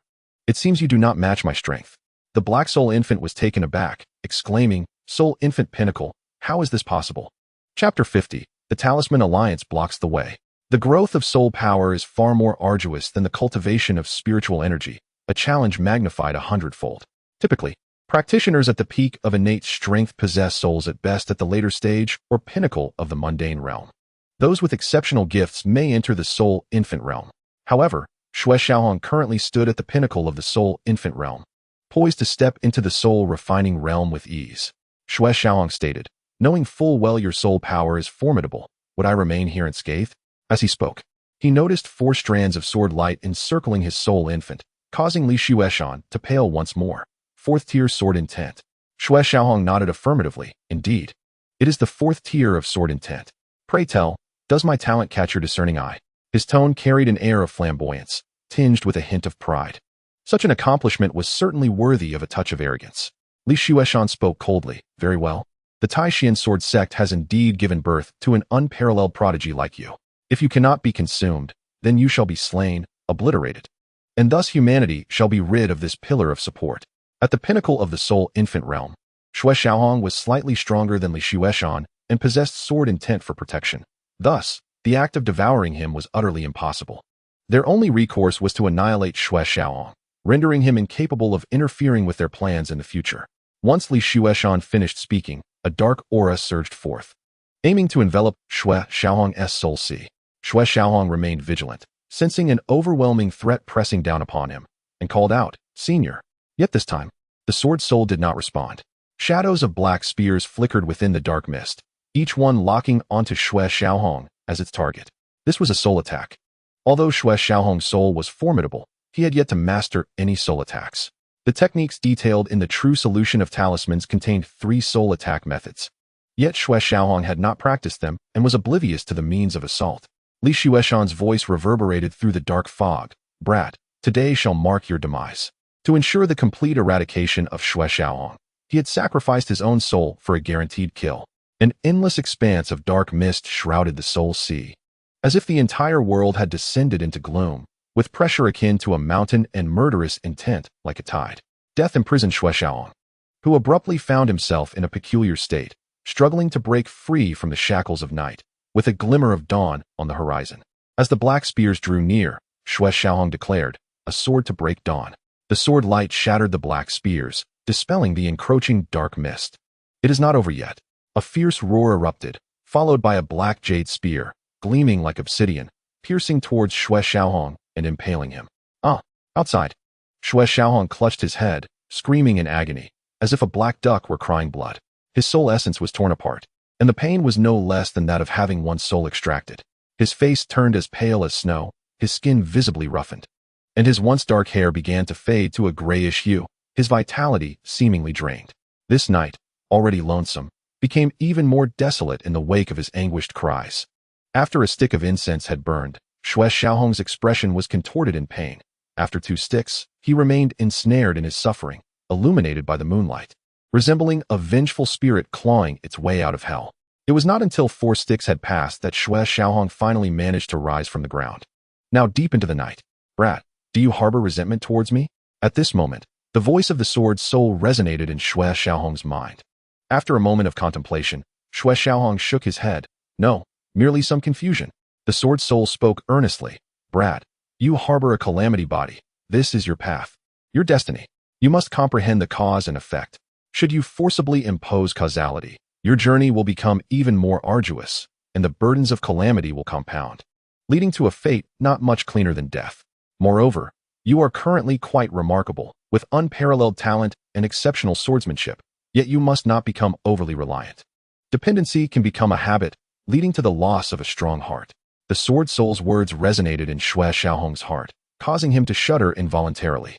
And he sincerely expressed, "Senior, thank you for your guidance. I am profoundly grateful." The sword soul replied, "Well done, a sword to break dawn. You have truly mastered this technique." Xue Xiaohong offered a flattery, saying, "I owe my thanks to your mentorship." The sword soul countered, "Nay, this is your own opportunity, unrelated to me." Having brushed against the edge of death, Xue Xiaohong came to understand what darkness truly was, what it meant to struggle, and he genuinely grasped the essence of breaking dawn, transforming the sword technique into a soul skill. A sword to break dawn was both a sword technique and a soul skill. When the sword technique reached its peak, it became a striking force so sharp that it did not require sword intent or talismans. Xue Xiaohong's A Sword to Break Dawn could even cleave through the second tier of the early soul realm. He touched the mask upon his face, pondering whether to remove it. Given his current appearance, it was likely that no one would recognize him upon the arrival of Xue Lingtian. The sword soul cautioned, "Brat, your soul essence is now unique. You must avoid using any evil puppets, even those of the early soul realm. Such actions could easily cause damage to your essence, exposing you to malign influences. Even with sword intent for protection, you cannot entirely escape the corruption of evil forces." Xue Xiaohong nodded, understood. It was somewhat troublesome. Without the puppet, many tasks would be inconvenient. His eyes brightened as he inquired, "Senior, what if I were to absorb the dispersed soul energy to break through? Could it repair the wounds to my soul essence?" Li Xueshan had perished, yet he left behind a considerable amount of soul energy, lingering within Xue Xiaohong's soul sea. This residual energy, even if somewhat diminished, could enable Xue Xiaohong to reach the soul refining realm. The sword soul advised, "I do not recommend you attempt to break through now. Generally, one can cultivate soul skills upon entering the soul infant realm, yet you, at the late stage, are still unfamiliar with any technique. Your command over your current soul power is still lacking, and should you advance to the soul refining realm prematurely, you may suffer lingering repercussions. Therefore, I suggest you first master your current soul energy before advancing." Xue Xiaohong came to a sudden realization. Indeed, indeed. Oh dear. How could I forget to purchase some talisman paper? Engraving talismans was the best method to master the soul. The sword soul remarked, Brat. Your most pressing concern now should be your body. Do you not feel it? At these words, Xue Xiaohong's face fell. How could he not feel it? The energy he had absorbed was overwhelming, and the sensation of swelling pain was acutely clear following the injury to his soul. He was certain that once the seal was broken, he would be torn apart by this energy. Xue Xiaohong gazed up at the sky. This night felt interminably long, and he yearned for the dawn to arrive swiftly. The rising sun seemed to cast a chilly atmosphere. The day did not appear promising. Awakening from his meditation, Xue Xiaohong adjusted himself to peak condition and stepped forth, heading towards the direction of Haoyue City. He needed to return to purchase some talisman paper. Intending to spend a few days at Yunling Mountain to familiarize himself further with the power of the soul. As he exited the ravine, Xue Xiaohong halted abruptly. Two figures appeared ahead. One was a young man, around 22 or 23 years of age, at the pinnacle of the innate realm, possessing formidable talent. The other was an elderly woman, a master at the third level of the profound realm, evidently the protector of the young man. Xue Xiaohong's expression turned wary as he inquired, Who are you two? Why do you block my path? The young man, adorned in a brocade robe with an eagle motif, spoke, Are you by Jinxian? Xue Xiaohong did not deny it. Indeed, I am by Jinxian. What business do you have with me? The young man replied, I am Fu Xiaohai, the deputy leader of the Talisman Alliance of the South Snow Empire. So they have come already. How swift. Xue Xiaohong replied calmly, The Talisman Alliance? What do you wish to discuss? His heart was filled with trepidation. Had his soul not been harmed, he would have felt unafraid. However, currently, with no puppets to summon, and facing an enemy skilled in the 3 lives profound pill, even with myriad techniques at his disposal, he would not withstand a single strike from them. Fu Xiaohai questioned, Did you kill Mu Xiaolai? Xue Xiaohong, puzzled, asked, Who is Mu Xiaolai? He spoke without pretense, fabricating a tale that had become all too real. Fu Xiaohai retorted, Did you not say you had been to Oak Tree Town? Xue Xiaohong suddenly understood, exclaiming, Are you referring to that ferocious mountain beast? It met its end at my hands. Why should such a creature not be killed? Fu Xiaohai affirmed, It deserved to die? Then why seek me out? Xue Xiaohong pressed, narrowing his gaze. Fu Xiaohai coldly declared, Of course, I have come for the wealth left behind by Mu Xiaolai. Surrender what you possess in relation to him, and I shall spare you. Wealth left by Mu Xiaolai? Xue Xiaohong echoed, then inquired, What wealth? I killed that mountain beast and departed. There was no wealth involved. Fu Xiaohai's expression shifted slightly. Are you certain? Xue Xiaohong affirmed, Absolutely. I witnessed him trespass into a farmer's home, abduct a child, and I struck him down with a single sword, returning the child to safety before I left. I acquired no wealth. His words were a blend of half-truths and genuine assertions, displaying an astonishing talent for performance, rendering it impossible to discern whether he spoke falsely or truthfully. Fu Xiaohai remained uncertain of Xue Xiaohong's veracity, his brow furrowing as he pressed, Was there no one else? Xue Xiaohong replied, I cannot say. I was still recovering from my injuries at the time, and if there were any other cultivators present, I would have been unaware. With no puppet to rely on, it was time to play the fool, and this presented an opportunity to temporarily evade suspicion. After all, the Talisman's alliance had set its sights on him, which would lead to various inconveniences. Even a brief respite would allow him to navigate the situation with greater ease. The plan was commendable, yet misfortune struck, leading him not only to lose his chance at redemption, but also to expend significant spirit stones and a low-grade spiritual weapon. They were aware of Xue Xiaohong's injuries, having originated from his recovery in Oak Tree Town, which had led to subsequent events.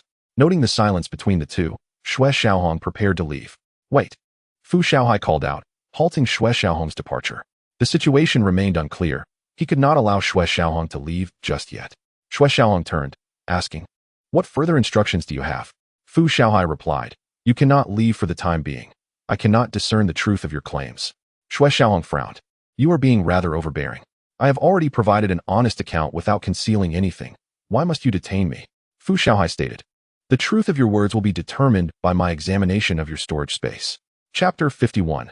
The strong of the dead mysterious realm. Xue Xiaohong became incensed, coldly retorting, Are you serious? A storage space is a person's privacy. One may offer their arm, but a storage space is off limits. Fu Xiaohai scoffed. What? Afraid to reveal it? Fearing exposure? Then hand it over voluntarily, and I shall let you go. This was not merely a provocation.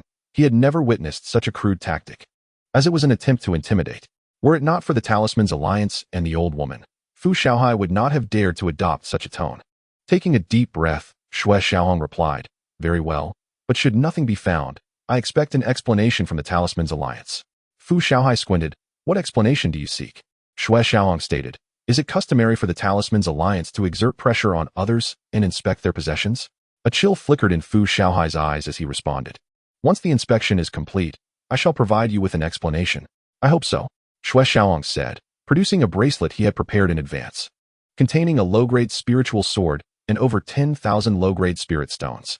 "I will extract the items for your inspection," he announced, removing 1,000 spirit stones and placing them on the ground, along with a single radiant crystal stone, which, despite its brilliance, paled amidst the pile of spirit stones. Fu Xiaohai remarked, "I will inspect it myself. Can you not hear clearly?" Xue Xiaohong hesitated momentarily, suppressing his anger. "Very well." Erasing his spiritual signature, he tossed the storage bracelet over. Fu Xiaohai caught it, delving his soul into its contents. His eyes gleamed as he beheld the heap of spirit stones and the sword, a flicker of excitement igniting within him. Xue Xiaohong inquired, "Have you finished your inspection? Can I have it back now?" Fu Xiaohai smirked slyly. "Who says this is your storage space? Do you have any proof? Have you claimed ownership?" As he spoke, he imprinted his own spiritual mark, declaring, "This is now my storage space, not yours." Xue Xiaohong swiftly drew a purple crystal stone into his grasp, addressing Fu Xiaohai and the old woman. "Remember this grievance. Talisman's Alliance. I shall seek 100-fold reparation." Fu Xiaohai scoffed. "I fear you may not have another opportunity." "Lan Yi, eliminate him." Xue Xiaohong shattered a teleportation talisman, vanishing without a trace. Fu Xiaohai stared in disbelief. That was a 6th-level teleportation talisman. Regret crept into his heart. A 6th-level talisman could not have simple origins. Fu Xiaohai darted to the pile of spirit stones left behind by Xue Xiaohong, collecting the scattered stones. "Lan Yi, we must depart." He was the deputy leader of the Talisman's Alliance, supported by its might, and held no fear of a mirror by Jianxian. Meanwhile, Xue Xiaohong found himself in a cold stream, the icy water cascading over his face, sending a chill through him. Emerging from the water, he murmured, "Talisman's Alliance, Fu Xiaohai, await my return. Our enmity has been truly established, and the promised 100-fold reparation shall be demanded." He had initially hoped to reconcile with the Talisman's Alliance, but they had shown him no respect, mistaking his forbearance for weakness. "Who are you? Why are you in the stream of my home?" A voice suddenly reached Xue Xiaohong's ears, sweet and melodious. Turning towards the bank, he saw a young girl, no more than 11 or 12, with skin as smooth as mutton fat, her hair in 2 playful braids, hands on her hips, exuding a fierce cuteness. Xue Xiaohong washed his hands and stepped onto the shore, gently asking, "Little sister, is this your family's stream?" The girl replied, "Of course it is. Look, my family's blacksmith shop is right there. This water is used for tempering iron. If it weren't mine, whose could it possibly be?" Xue Xiaohong thought to himself, "I now understand that saying. Those who live by the sea tend to be quite meddlesome. It seems that those who dwell by the stream are equally intrusive. I apologize. Little sister, I was being pursued by villains and fell into your stream, inadvertently dirtying it." Glancing towards the distant blacksmith shop, he continued, "Little sister, where exactly is this place?" The girl replied, "This is Qingyuan Stream." Xue Xiaohong thought, "I was inquiring about the name of the location, not merely the stream itself." The girl asked, "Uncle, are you a good person or a bad person?" Xue Xiaohong stroked his slightly graying hair, feeling a tinge of bitterness. Once in his prime, he now found himself labeled as uncle. Such is the unpredictability of life. "Then, little sister, how do you perceive me, good or bad?" It seemed that Xue Xiaohong's term of address displeased her, and she retorted, "Don't call me little sister. I have grown up." Xue Xiaohong smiled. "Very well. Shall I call you big sister then?" The girl huffed. "That sounds awful. It is terribly unappealing." Finding little amusement in the exchange, Xue Xiaohong asked, "How should I address you, then?" At that moment, a voice interrupted, commanding, "Leave."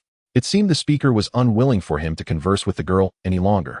Xue Xiaohong abruptly turned toward the blacksmith shop, where the forge blazed brightly, and a man was hammering away, the curtain shielding his visage. At that moment, a formidable presence emanated from the Tai Xuan Sword Sect, a being Xue Xiaohong recognized as the strongest cultivator he had ever encountered, undoubtedly a figure beyond the 4th mysterious realm. "Say it again, depart." After urging once more, it seemed he was getting angry. If she did not leave soon, he would not be polite. The little girl retorted, "You are indeed not a good person, inquiring about my name in such a roundabout manner." Xue Xiaohong replied, "Little sister, the uncle has matters to attend to and cannot play with you any longer. If fate allows, Please tell me your name when we meet again. If you dare come again, I shall kill you." The burly blacksmith threatened Xue Xiaohong, as he had concealed himself and his daughter here for 10 years, disliking disturbances.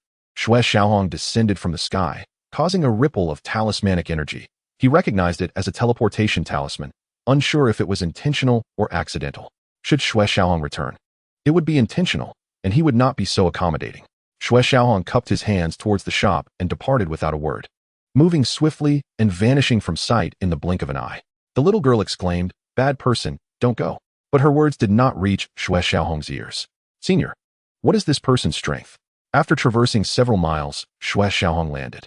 The sword spirit replied, "In his prime, he was at the 9th level of the dead profound realm. Now he is merely at the 3rd level.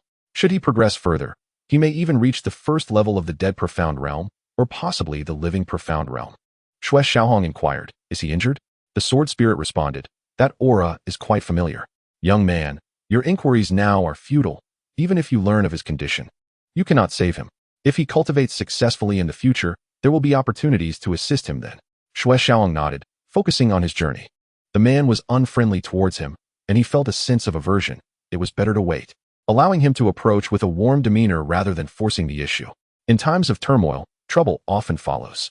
Before Xue Xiaohong could inquire about the region, he unexpectedly encountered members of a dark organization. 2 individuals appeared to be exchanging information, indicating that many from the South Snow Empire had ventured into the wilderness, including numerous prodigies, and their scheme had succeeded. This piqued Xue Xiaohong's interest. He learned from the cloaked figure that this dark organization was plotting something in the wilderness, and the mention of so many individuals suggested the conspiracy was significant. Both individuals were above the Yuan stage. Without summoning his evil puppet or utilizing his skills, Xue Xiaohong could not defeat them. He allowed them to depart, manufacturing a reasonable excuse to leave names behind to avoid alarming the snakes in the grass. "The wilderness seems intriguing. Let me discover what schemes you possess." Xue Xiaohong decided on his next destination, the wilderness. The wilderness is located in the far west of the South Snow Empire, a vast mountain range interlaced with ravines and rolling hills. This place was unknown to him, but it was several thousand miles away from the wilderness. Traveling on foot was unfeasible. Even at top speed, it would take 10 days to half a month, and Xue Xiaohong did not have such time to spare. A mistake, a mistake. I should have brought Nangong Shang along. His presence would have instilled fear in this dark organization. Xue Xiaohong lamented, realizing he had been too clever in not informing Nangong Shang of this matter. Returning to Haoyue City now seemed impractical. Should he encounter members of the Talisman Alliance, he would waste a talisman. Although he had acquired many talismans from the treasures left in the Blood Sea, he could not afford such extravagance. After a half-day's journey, he encountered someone and inquired about the region. Gao Mountain City, a second-tier city built upon ridges, featured layers of buildings ascending the mountain, serving the populace hidden within. Unbeknownst to Xue Xiaohong, Gao Mountain City was also known as the Thieves' City. Legend has it that the first lord of the city was a renowned thief, a remarkably clever one who compiled his techniques into a single method, the shadowless technique. This encompassed not only mental pathways but also body techniques, footwork, and intricate hand skills. The lord passed this technique down through generations, cultivating many skilled thieves, thus becoming quite famous. With a mere brush of the shoulder, one could stealthily relieve another of their possessions. Even their storage spaces could be pilfered. Many cultivators visiting Gao Mountain City, particularly sword masters and knights, would wander the streets, oblivious to when their swords or daggers were stolen, carrying their scabbards and sword cases haphazardly, often becoming the subject of ridicule. So this city is built upon a mountain. No wonder it is called Gao Mountain City. That tower is truly high. If possible, I must ascend to see. Traveling at great speed, after a considerable time, Xue Xiaohong spotted a ridge with layers of buildings ascending, the most striking being a tower reaching into the clouds. Chapter 52, Cloud High Tower. Understanding body techniques accelerating his pace towards the city gates, he encountered a man with a pained expression, clutching a silver spear devoid of a spearhead, dressed in tattered clothing that seemed to consist of little more than a single garment. "Friend, are you heading to Gao Mountain City?" Upon hearing footsteps, the man looked up at Xue Xiaohong and inquired. Xue Xiaohong nodded. "Yes, I need to purchase some items. What troubles you to appear so distressed?" At this, the man nearly wept, his voice tinged with sorrow. "It's inhumane. Gao Mountain City is utterly shameless. A group of disgraceful thieves even stole my underwear, which they put on a black dog. I advise you not to go to Gao Mountain City. It is a den of savages." Without waiting for Xue Xiaohong's response, he hurriedly departed. Xue Xiaohong wiped the sweat from his brow, pondering the misfortune that had befallen this man, forcing him into such a state. Thieves, you say? How interesting. I shall have to meet them. Xue Xiaohong mused, quickening his pace. Upon entering Gao Mountain City, dozens of eyes lingered upon him, indicating that someone had taken an interest in him, with many shadowing his movements. Xue Xiaohong felt bewildered as the gathered gazes multiplied. He wondered, so many. Could it be that I've entered a thieves' city? Indeed, he was correct. It was a bustling thieves' city, with many people coming and going. Is that so?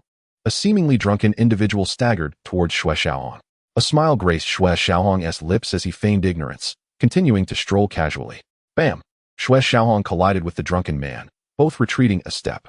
The man, reeking of alcohol, slurred, "Apologies, I've had too much to drink. Please forgive me." Xue Xiaohong replied. "It was my oversight. I failed to notice someone ahead. I hope you can understand." They exchanged apologies, with the sincerity of their words known only to themselves. After their brief exchange, they smiled and passed each other. Such swift hands. Too bad it was still a moment too late. Xue Xiaohong remarked nonchalantly, revealing a new object in his hand, a black crystal stone, a storage space embedded within. Upon entering this domain, one must adapt to local customs. If they steal, he might learn a thing or two. As the drunken man walked away, he wondered aloud, was that merely an illusion? Just moments ago, while attempting to steal, he had missed Xue Xiaohong's deft sidestep, resulting in his failed theft. Surrounding onlookers murmured about the drunken man's failed attempt, believing he had successfully acquired Xue Xiaohong's wealth, while only he knew he had gained nothing at all. After a while, the inebriated man regained his senses and exclaimed, "My storage crystal." The Cloud High Tower, the tallest edifice in the high mountain city, reaches majestically into the sky, offering a panoramic view of the bustling surroundings. It is neither an inn nor a tavern, yet it accommodates the most travelers. Merchants journeying from north to south and wandering heroes, who carry swords and knives, are irresistibly drawn to this tower. Even if they cannot find lodging, they must experience the grandeur of this structure. Standing atop the Cloud High Tower, one can embrace the breathtaking scenery of the mountain city and feel the thrill of being on the clouds. To reach the Cloud High Tower from the foot of the mountain, one must ascend a daunting 720 stone steps. These steps, steeply inclined at an angle of 40 degrees, become almost vertical, inclined at 80 degrees. Without considerable courage and skill, one would hesitate to tread upon them. Halfway up the steps, Xue Xiaohong noticed something unusual, a formation of talismans that subtly influenced the mind. For those with a fragile spirit, gazing downward at the steep stone steps would evoke an undeniable sense of trepidation, causing their legs to tremble uncontrollably. At this moment, numerous climbers were present, some scrambling with both hands, their faces pale and sweat pouring down, clearly distressed by the arduous ascent. This formation only affected those below the realm of ascension, yet it had no impact on Xue Xiaohong, as it was far too rudimentary to affect him. However, he found himself intrigued by the architects of the Cloud High Tower. It posed a trial for the young generation of High Mountain City, as traversing it over time would certainly temper one's character. Before long, Xue Xiaohong reached the summit. Gazing upward, he marveled at the Cloud High Tower, which soared into the clouds, its structure adorned in a rich crimson hue. It evoked an inexplicable sense of joy. Though its exact number of floors was indiscernible, it was certainly no less than 30. The octagonal eaves rose majestically, layer upon layer. The most enchanting time was dusk. Every evening, a thick layer of clouds would drift over the tower's peak, unchanged for decades. Standing atop this high tower felt akin to being in a celestial realm. Surrounded by clouds and mist, an indescribable sensation. How high? Having witnessed the ethereal beauty of the Tai Xuan Sword Sect and the flowing mountain waters, Xue Xiaohong found himself momentarily speechless at this extraordinary sight. The Cloud High Tower buzzed with activity, with throngs of people coming and going, seemingly liberated. Their spirits relaxed as they indulged in hearty drinks and laughter, feeling utterly at ease. Upon entering the tower, he was greeted by a stunning young woman whose attire surpassed that of any ordinary tavern server. Dressed in a butterfly-patterned sheer gown and adorned with a crown of green feathers, she radiated grace. Each guest was treated as a distinguished patron, with impeccable service. Though the prices were steep, those without means could only gaze upon the grandeur of the Cloud High Tower. The attendant gracefully inclined her head and inquired, "Esteemed guest, may I ask on which floor you wish to dine and rest?" Xue Xiaohong, dressed inconspicuously, had grown accustomed to it over time. Despite his plain attire, the attendant did not underestimate him, for the world was filled with extraordinary individuals who concealed their prowess. Xue Xiaohong asked. Could you kindly detail the cost for each floor? The expenses varied as one ascended the tower. The attendant replied. The cloud-high tower consists of 33 floors. The lower 30 floors are divided into 3 tiers, while the 3 upper floors are unique. Nodding, Xue Xiaohong declared, I shall take the 33rd floor. He possessed ample spirit stones and wished to treat himself, planning to rest for the night before departing the next day. The attendant appeared momentarily taken aback, stating, Sir, the 33rd floor requires 330 spirit stones. Xue Xiaohong nodded, responding, 330 is indeed steep, but I shall proceed with it. I have sufficient savings, so there's no need for concern. The attendant replied, Very well, please follow me. To access the 33rd floor, he needed to ascend and settle the payment. Accompanied by the attendant, they floated upward to the 33rd level, where he settled the fee. Once in his room, he headed to the dining hall, finding a table and ordering 3 dishes and 2 jugs of wine. In the hall were 4 patrons, a woman, 2 burly men, and an elderly gentleman, all possessing abilities above the innate level. The woman was at the 4th level of innate power, while the 2 men were at the 7th level, with the elderly gentleman being the most formidable at the 10th level. Xue Xiaohong, exuding the aura of a 6th level innate warrior, remained unremarkable yet did not seek attention. He dined leisurely, his mind delving into the depths of his consciousness. Elder, this cloud-high tower seems rather extraordinary. I have not discerned much. Might you offer some guidance? The sword soul replied. The cloud-high tower is rather unremarkable, merely supported by a figure of the profound realm. There is nothing of great significance. However, the scenery appears quite splendid. Observe keenly, from the windows to the vistas, and see if you can glean any insights. Xue Xiaohong understood that the sword soul would not speak without purpose. Something must be concealed within. Windows? He turned his gaze, noticing that the 33rd floor had 2 tiers of windows, with 7 in each, varying in size. The upper tier held 3 large and 4 small windows, while the lower tier had 2 small ones. A beam of sunlight filtered through the window, signaling the arrival of dusk. A breeze stirred, the clouds shifting, as the sun dipped below the horizon, painting the sky a brilliant red. So beautiful, the lone woman exclaimed, captivated by the scene. The clouds enveloped the 33rd floor, and through the windows, the patrons seemed to soar through the clouds toward the sun, embodying a sense of grandeur. The sunlight radiated through the clouds, casting golden beams, transforming everyone into a gilded spectacle, reminiscent of celestial ascension and indescribable beauty. Xue Xiaohong did not succumb to the allure of the scenery. The beauty atop Kirin Peak rivaled this, and he had witnessed such sights too often. His attention remained fixed on the windows and the hall's decor, as the sun's rays illuminated 14 specific spots, where patterns seemed to dance like clouds in motion. In an instant, Xue Xiaohong found himself immersed in a wondrous scene, where shadows of clouds swirled, and a figure appeared, moving gracefully across the air with peculiar steps, traversing vast distances with elegance, embodying 49 transformations. The wind intensified, and the clouds thickened, enveloping everyone within, rendering them unseen, and no one noticed Xue Xiaohong's dazed state. After about 15 minutes, the wind subsided, the clouds dispersed, and the sun set, leaving behind a sky awash in crimson. Xue Xiaohong awakened, a smile gracing his lips, for he realized that the 33rd floor concealed a technique of movement. The 2 tiers of 7 windows each represented a transformation of this technique, interconnected, yielding a total of 49 variations. Thank you for your guidance, Elder. Xue Xiaohong expressed heartfelt gratitude to the Sword Soul. Though this technique was not overwhelmingly powerful, he found it to his liking. Its ethereal quality resonated deeply within him. The Sword Soul remarked, This is your own fortune, unrelated to me. As night descended, having grasped the technique of movement, Xue Xiaohong felt no need to linger in the hall any longer. Rising, he intended to return to his room for rest. At that moment, a young man burst into the hall, carelessly brushing past Xue Xiaohong. Feeling a sudden movement in his chest, Xue Xiaohong swiftly reacted, executing a precise rear grab on the young man's hand with remarkable speed, leaving the youth no time to respond. The young man remarked, Wait, I shall return it myself. As he spoke, he extended his hand, presenting Xue Xiaohong with a jade-green necklace. This was the spatial necklace belonging to Xue Xiaohong, known for his carelessness. Upon receiving the necklace, Xue Xiaohong commented, Quite swift. Although he had momentarily relaxed his vigilance, the young man managed to stealthily pilfer the necklace within such a fleeting moment, which was indeed commendable. The young man waved his hand dismissively, saying, No need for flattery. Your perception is indeed remarkable. That drunken fool is at the 9th level of innate strength and has a slight reputation in our Gaoshan city. Not only did you thwart his thievery, but you also returned the favor by quietly stealing his storage space. Your speed is impressive. I am He Liso. May we become friends? Xue Xiaohong replied, by Jinxian. Upon hearing He Liso introduce himself, a woman interjected, Are you the saintly hand He Qianli?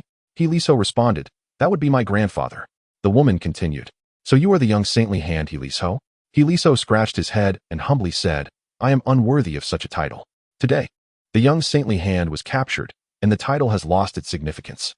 He then looked at Xue Xiaohong and added, If you were to apprentice under my grandfather, you could inherit his unparalleled technique, the divine hand. Xue Xiaohong waved his hand, saying, I shall pass. This is not a path I wish to pursue. However, you have failed. Your father will not intervene, will he? If the young one fails, the older one comes out. If the older one is defeated, an even older one appears. If the young one fails and the older one seeks vengeance, I would have to shatter the teleportation talisman to escape. As I currently lack the power to cause chaos in Gaoshan City. He Liso inquired, Is this your first time in Gaoshan City? Indeed, it is my first visit. Merely passing through. Xue Xiaohong admitted, sensing that there was more to this place than met the eye. He Liso explained, in Gaoshan City, there is an unspoken code among thieves. You possess only innate strength, and those above the Chao Yuan realm will not intervene. This was the rule of Gaoshan City. Anyone who dared to violate it would face severe punishment. Xue Xiaohong felt somewhat speechless. He Liso took on a proud demeanor, as if there were something to be proud of in being a thief. He Liso then summoned a waitress to bring forth several exquisite dishes and fine wine, inviting Xue Xiaohong to join him. Xue Xiaohong did not decline. He Liso seemed to be a decent fellow, albeit with a rather erratic thought process. At times, Xue Xiaohong found it difficult to keep pace with his rapid shifts in topic, transitioning seamlessly from commerce to brothels, with most of it relating to women. Shameless. A nearby beauty could no longer tolerate the conversation and muttered angrily before rising to leave. What do you think, brother? Do you reckon her lingerie is red or black? He Liso asked Xue Xiaohong as the lady departed. Xue Xiaohong was at a loss for words. He had never encountered such a brazen individual. I lack experience in such matters, so I cannot say. Xue Xiaohong replied. He Liso took a hearty drink and waved his hand, asserting, If you are inexperienced, I can teach you. The lady may appear graceful, but her temper is fiery, dressed in a green smoke dress. She is akin to the maidens in my family's Yun Gaolu. Her lingerie is neither red nor black, but rather a shade of willow green. However, these are not to my taste. I prefer white. As he spoke, he pulled out several pieces of white women's lingerie, which faintly emanated a fragrance. These are all stolen. Xue Xiaohong could only sigh in defeat. He had lost to this shameless rogue, who flaunted his misdeeds as if they were trophies. How thick-skinned one must be to engage in such disgraceful behavior. Well, I have matters to attend to. I shall take my leave. Xue Xiaohong decided to distance himself from this scoundrel, wishing to avoid tarnishing his own reputation. Without giving He Liso a chance to retain him, he slipped away. He Liso called after him, Friend, if you wish to learn, I can teach you. It's quite simple. As Xue Xiaohong rounded a corner, He Liso's expression returned to normal, and he muttered to himself, Interesting, truly interesting. By Jinxian, I have set my sights on you. Upon returning to his room, Xue Xiaohong wiped the cold sweat from his brow. He Liso was indeed a rare specimen, likely to meet a dire fate. What an intriguing character. Had I not held back, I might have revealed my true identity, Xue Xiaohong mused. He Liso's erratic inquiries were laced with attempts to discern Xue Xiaohong's identity. But Xue Xiaohong deftly evaded his probing, causing He Liso's plans to fall flat. The Sword Soul remarked, He is indeed an interesting individual, but what a pity. Xue Xiaohong inquired, Predecessor, have you discovered another intriguing person? The Sword Soul responded, Actually, this is something you should have discerned. Reflect on how you felt before colliding with him. Xue Xiaohong pondered briefly and shook his head. I felt nothing. He seemed to possess an exceptionally strong aura-concealing technique that eluded my perception. The Sword Soul clarified, It is not merely a powerful aura-concealing secret technique. It is his innate ability, a special divine body. Xue Xiaohong articulated slowly. The Sword Soul further challenged him. Let us see if you can guess. It is neither a divine body nor a royal body, but a kingly body. With this hint, Xue Xiaohong promptly responded, Shadow-killing body. Among the 22 kingly bodies, only the 13th-ranked shadow-killing body possessed such an ability to conceal its aura. Correct, it is indeed the shadow-killing body. However, it is unfortunate that in this small city, none will recognize his anomaly. Once he surpasses the Chao Yuan realm, this shadow-killing body will become obsolete. The shadow-killing body, capable of transforming into shadows and hiding within space, moves silently, leading to a swift demise. It embodies a deadly prowess. When death approaches, there is often a premonition, yet when the shadow strikes, it is without warning. The sword's soul advised, "Kid, should this person grow, he could become your right-hand man." While I do not possess the shadow killing technique, I have a method of slaughter that is slightly inferior to the shadow killing technique. However, it would be sufficient for this young gentleman's cultivation, and in the future, should he encounter the shadow killing technique, it would not hinder his training. Xue Xiaohong replied, "Currently, he is at the 12th level of innate strength, slightly beneath me. With his abilities, assassinating someone at the first level of Chao Yuan is well within his capabilities. If I were to recruit him for action, he would indeed make a rare ally. However, now is not the time. We shall see if fate brings us together again." The sword soul remained silent, transmitting a memory to Xue Xiaohong, which contained the method of slaughter. After a brief examination, it appeared suitable for the cultivation of the shadow-killing body. Having acquired a technique of movement, Xue Xiaohong merely grasped the basics. Sitting on his bed, he began to recall the various movements, knowing that current cultivation was impossible. However, he aimed to strengthen his memory to avoid confusion in the future. The next day, the sky was clear and bright. Even atop the 33-story building, there was not a cloud in sight. A splendid day. Xue Xiaohong left his room early. Descending from the Yun Gaolu. "Are you leaving? It will be in vain. I have set my sights on you." From high above, He Liso gazed down, a faint smile gracing his face as he observed Xue Xiaohong's departing figure. He had contemplated for a long time whether Xue Xiaohong would harbor any concern and attempt to steal back his wealth. A voice within him echoed, confident that Xue Xiaohong would succeed. Given his inability to perceive, he would strike against the family of thieves. How could he resist the compulsion to compare himself? Moreover, Xue Xiaohong was not particularly adept in this regard. "Little one, hurry and follow. Do not squander your talent. Your journey cannot end here." In the depths of the Sea of Souls, Xue Xiaohong, a master of the sword, found himself reflecting on his profound admiration for He Liso's temperament, which he favored even more than his own.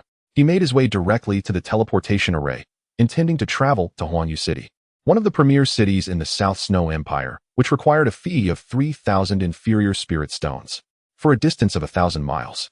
3,000 spirit stones were not exorbitant. Upon paying the fee, he was instructed to wait for the burning of 2 incense sticks. At that moment, he was the sole traveler bound for Huangyu City. Given that the teleportation process occurred one person at a time, it seemed rather inefficient. He pondered whether others would join him. Numerous individuals were heading toward the wild forest, and soon 3 more joined him, making a total of 4 standing within the array. A mysterious wave of energy enveloped them, and they departed from Gaoshan City. Shortly after Xue Xiaohong's departure, He Liso prepared himself for his own journey. Having gathered an ample supply of provisions, he generously spent 6,000 spirit stones, opting for a solitary teleportation to Huangyu City. Chapter 54. The Old Man in Green. After 2 days of teleportation, Xue Xiaohong arrived in Huangyu City. Upon emerging from the array, he was met with a faint yet pungent scent of blood that momentarily unsettled him. The wild forest mountain range was vast beyond comprehension, rumored to harbor 7th-level spirit beasts, beings as formidable as humans in the reincarnation realm, whose mere presence could alter the very fabric of the world. Not long into his arrival, Xue Xiaohong witnessed a fierce battle unfold before him between a mercenary and a hunter, seemingly embroiled in a dispute. When the hunter, feeling aggrieved by his defeat, resorted to violence, both combatants, accustomed to the brink of life and death, unleashed lethal strikes aimed at vital points, throats, and hearts. After enduring 70 or 80 exchanges, both men paused, each sustaining minor injuries, as they recognized the futility of their attempts to vanquish one another. Even a narrow victory would likely leave them vulnerable to the perils of their environment. Truly, this is the infamous city of slaughter in the South Snow Empire. Xue Xiaohong murmured, observing the pools of blood left in the wake of their conflict. In Huangyu City, he felt like a grain of sand cast into the ocean, causing no discernible stir. Such individuals as he were plentiful, numbering no fewer than 800, and the only aspect that piqued curiosity was his silver mask, which sparked a desire to discern the visage concealed beneath it. As he gazed toward the towering wild forest mountain range, excitement flickered in his eyes, urging him onward. Huangyu City was indeed substantial. Traversing from the city center to the exit took him the time equivalent to 2 incense sticks. As he approached the wild forest, the stench of blood intensified. "This odor is truly repugnant," Xue Xiaohong grimaced, finding the dense scent unbearable. He surmised that it was the byproduct of countless lives lost, a manifestation of the law of survival, an unyielding cycle of life and death. As he attuned himself to the surrounding atmosphere, he pondered aloud. What treasure could possibly attract so many formidable experts? Huangyu City enjoyed a prominent reputation within the South Snow Empire, rivaling even the Snow Emperor City. The city was home to many masters of the Life Profound realm, and it was said that the former city lord was a peerless powerhouse of the four profound realms. However, despite this, the presence of Life Profound experts was not as ubiquitous as one might assume. Just moments ago, he had sensed two formidable energies, one emanating from a 4th-level Life Profound expert, and the other from a 9th-level Chaoyuan expert, who was on the cusp of entering the Life Profound realm, subtly exuding its essence. Xue Xiaohong was skeptical of the abundance of Life Profound experts. The only explanation he could fathom was that the treasure mentioned by the Dark Organization must have drawn them here. Entering an inn, he hoped to gather some intelligence. The food here was not inexpensive, costing at least 100 spirit stones for a simple meal. However, as one who danced on the edge of danger, he was unconcerned with such expenses, having amassed considerable wealth. He chose a seat by the window, spending a few extra spirit stones. A spectacle that caught the attention of two fellow diners, who clinked their cups in a toast. Yet, the atmosphere within the inn was far quieter than he had anticipated. With little conversation to be heard, his hopes of acquiring information began to dim. Sighing silently, Xue Xiaohong realized that he would need to pursue other avenues for news. Get out of the way. A thunderous voice erupted, resonating through the inn and shaking its very foundations, drawing the attention of all patrons. This was a presence only a master of the Life Profound realm could project, and not just any master, one who had either condensed 8 or 7 Life Profound pills. Such an individual was certainly among the upper echelons of Huangyu City and the South Snow Empire. This aura must belong to an 8th-level Life Profound expert. Yet another formidable presence. What treasure emerged from the battle months ago? It must be a significant artifact. The conflict scorched half the sky, and the Xian-fired Songlin lion sacrificed its lifespan, flames consuming 300 miles. Only a Life Profound expert could hope to escape. Even 6th-level spirit beasts would perish. Curiously, despite the influx of such powerful figures into the wild forest, no trace has been uncovered. Only barren earth and that fallen meteorite. What could the treasure be? Regardless of its nature, it is beyond our reach. If we were of the Life Profound realm, we might dare to investigate. It seems this dark organization has devised a nefarious scheme due to it. The Xian-fired Songlin lion is indeed intriguing. Xue Xiaohong's heart sank. He had gleaned the information he sought and immediately connected it to the dark organization's machinations. The Xian-fired Songlin lion, a creature of great power, boasted bloodlines tracing back to the ancient and mythical Xue Qilin lion, inherently commanding the flames with formidable strength. Having satisfied his hunger, Xue Xiaohong departed the inn to procure supplies for his journey into the mountains. As he exited, the two diners also made their departure. Star power. As Xue Xiaohong passed a modest wooden cabin, an elderly man in green suddenly opened his eyes, murmuring to himself, before rising from his rocking chair to approach the window.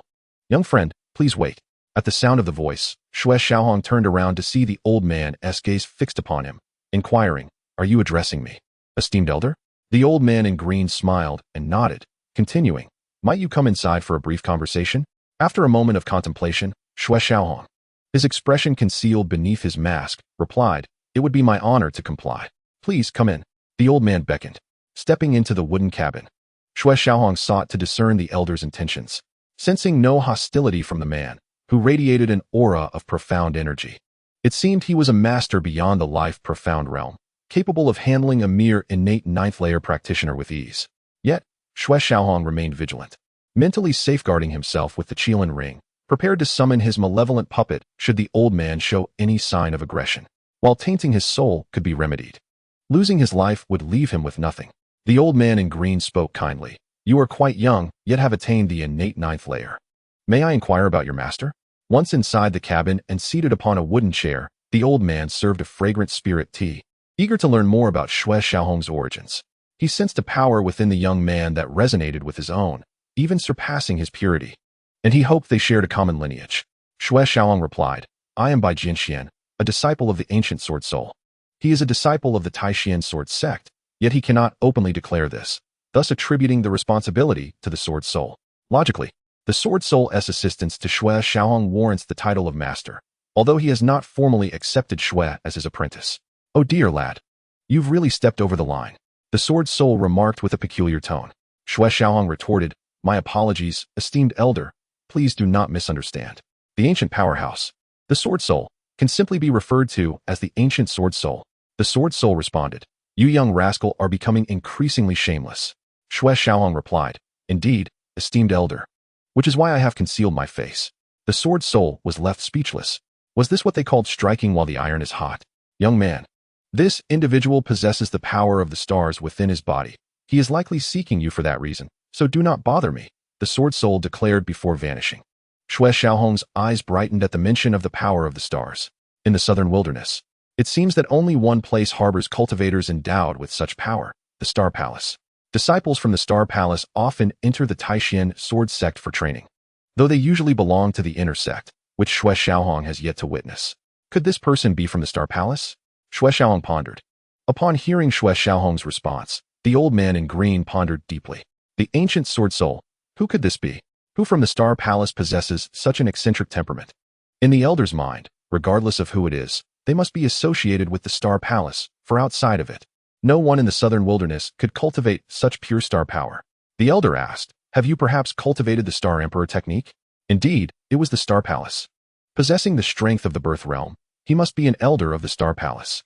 Xue Xiaohong was certainly familiar with the Star Emperor technique, the highest cultivation method of the Star Palace, which encompasses both cultivation methods and the advanced sword technique, Star Sword Technique, accessible only to elite disciples. Xue Xiaohong shook his head, stating, "It is not the Star Emperor technique, but rather the celestial star body, a method for refining the physique." He spoke candidly. Even if the elder racked his brain, he would not be able to identify this technique. Xue Xiaohong was unaware of its origins, but in the southern wilderness, no one knew of it. This was merely a rough draft, and if it were known, it would be preposterous. The entanglement with this technique would diminish his impression. As expected, the elder murmured a few phrases, revealing a perplexed expression. He searched through all his memories, but found no information regarding this technique. Celestial star body? Celestial star body? The elder repeated, and suddenly his eyes lit up. Could it be that you refine your body with celestial flames? Xue Xiaohong replied, "Esteemed elder, your insight is indeed remarkable. Yes, I cultivate this body refining technique with celestial flames as the catalyst to temper my flesh, but at present, my cultivation has only yielded a trace or two of star power. I do not know how long it will take to condense the celestial flames."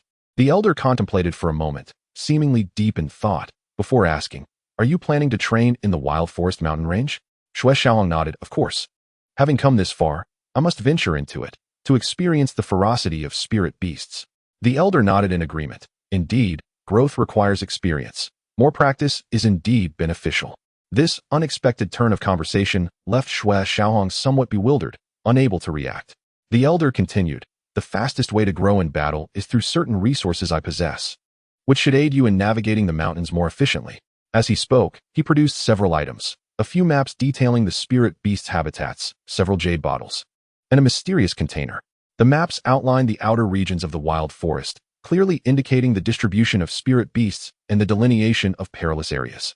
The jade bottles contained healing elixirs, while the last container bore a mysterious seal, seemingly housing some flame energy. Xue Xiaohong did not accept the items and gazed at the elder. As the saying goes, one should not take without giving.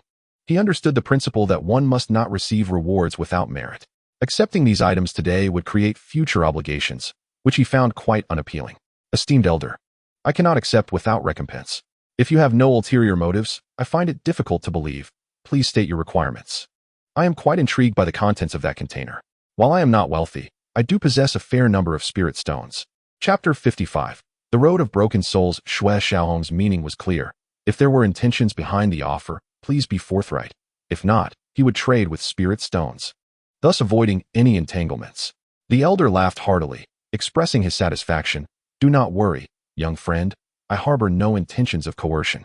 Your cultivation technique, which harnesses the celestial flames to refine your bones, is undoubtedly an extraordinary method. My actions today are solely to forge a friendship, seeking nothing more." Upon hearing this, Xue Xiaohong became even more perplexed. "Esteemed elder, what merit do I possess to warrant such an honor? Why bestow such a gift upon someone like me, a powerhouse of the birth realm, deigning to form a friendship with a mere mortal of the innate 12th layer? Such a notion would be incredulous to anyone." Xue Xiaohong's intent was clear. He wished for transparency in their dealings. The elder responded, "Since you insist on clarity, I shall be direct. Today, my sole aim is to win your favor.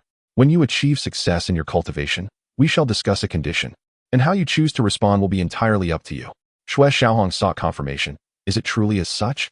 The elder affirmed, indeed. Xue Xiaohong added, should there be future transactions, we shall negotiate then. It is best to maintain clarity now, as muddled accounts are difficult to settle, and convoluted relationships even more so. The elder contemplated for a moment, then proposed, very well, if you agree to one condition, once you master the celestial flames and no longer fear them, come to Snow Emperor City and meet at the Star Pavilion to negotiate. Xue Xiaohong, taken aback, thought it was merely a change of terms. Esteemed elder, your intentions are sincere. If I were to evade this, I would be quite ungrateful. I shall accept your condition, Xue Xiaohong replied, straightforwardly. He was curious to see what the elder truly sought.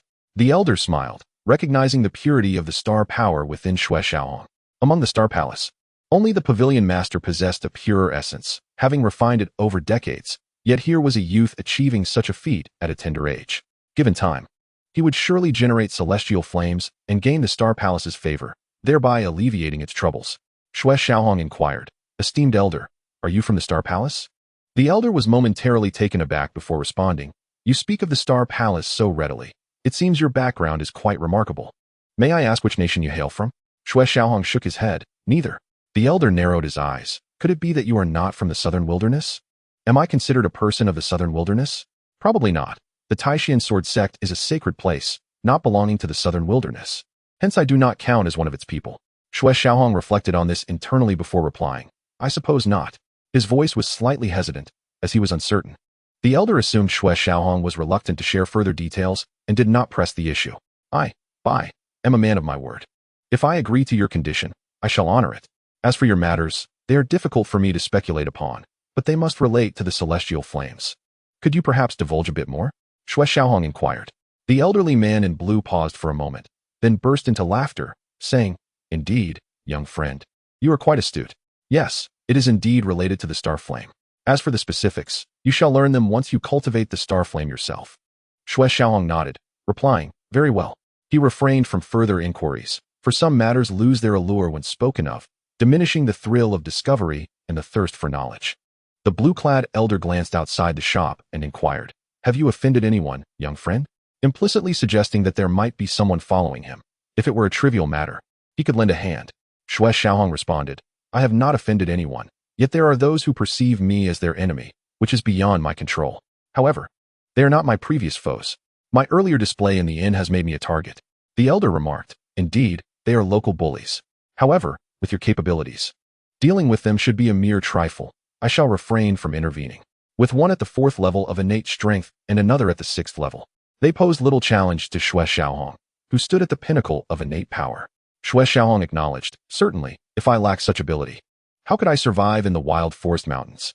He mused internally that compared to his current adversaries, they were but mere ants. Ha ha, you are indeed an interesting person.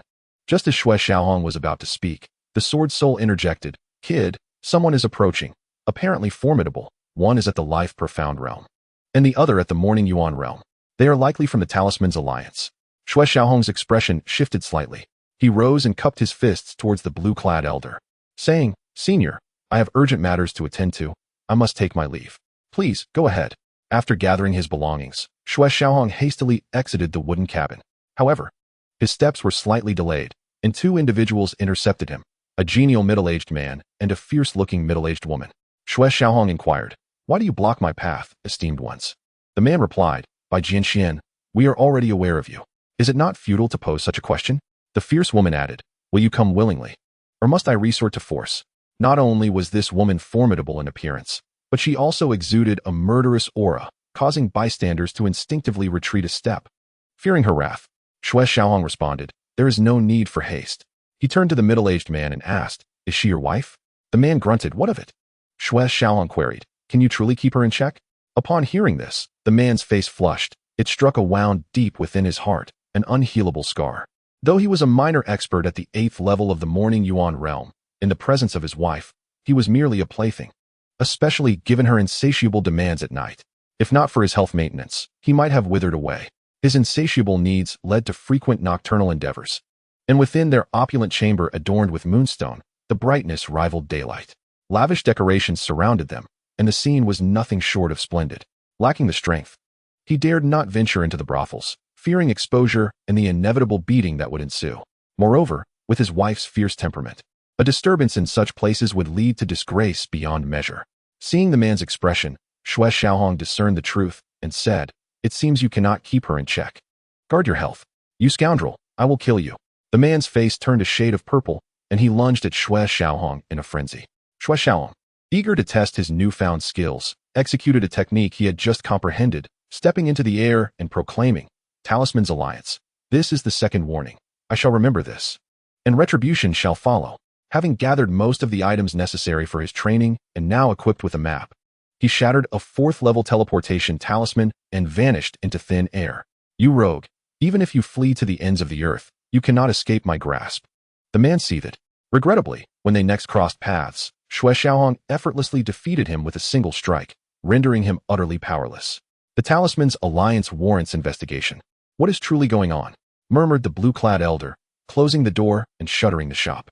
Xue Xiaohong's weight in his thoughts had become unclear. He could not afford to let anything go awry.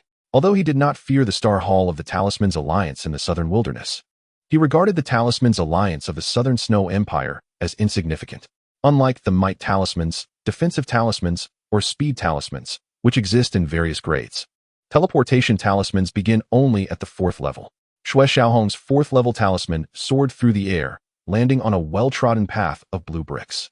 Having gathered some information, Xue Xiaohong recognized this path as the soul-severing road, measuring 2,349 meters in length and 4 zhang in width, leading directly to the foot of the Wild Forest Mountains. Soul-severing road. Traversing this path, the soul returns without resentment toward the heavens. The Wild Forest Mountains are rife with opportunities and chances to inherit the legacies of the strong. Yet, fortune and misfortune are intertwined.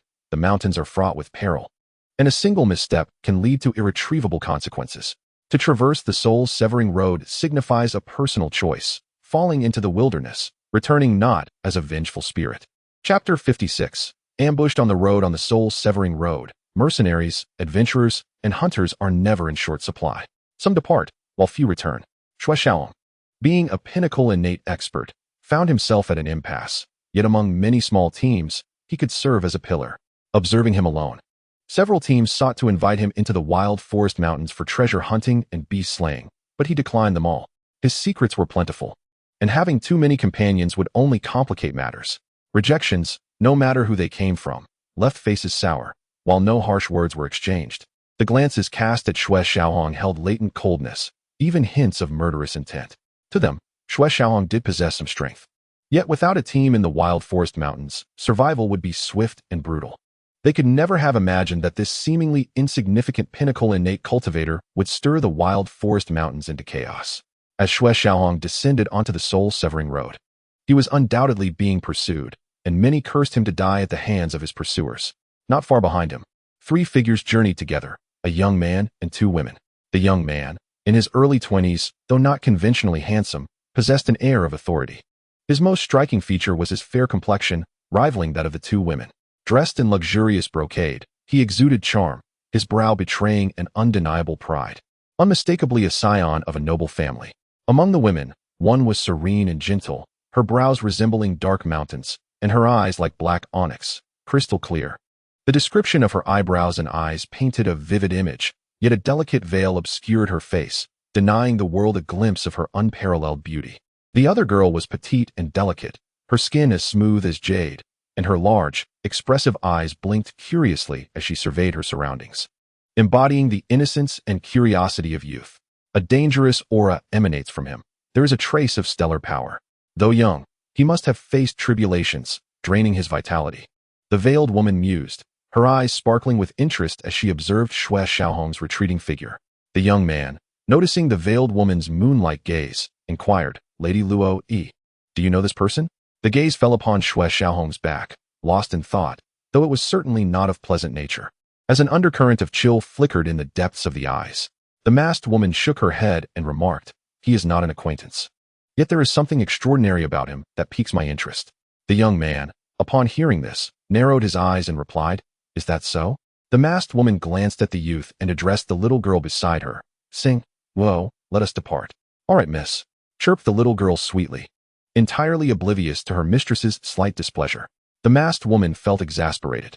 Their purpose for coming was to accompany her cousin in search of relatives while also training in the wild forest mountain range. It was somewhat frustrating to have an unwelcome protector at their side. Neither of them particularly liked it, yet they could not act overly harshly, for that would be inappropriate.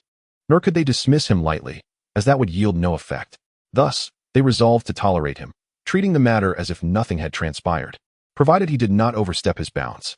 The young man raised the knife in his hand and followed closely behind the two women, undeterred by the cold demeanor of the masked woman. Meanwhile, Xue Qilin began to exert his strength, racing through the soul-cutting path and entering the wild forest mountain range, his figure vanishing into the lush greenery.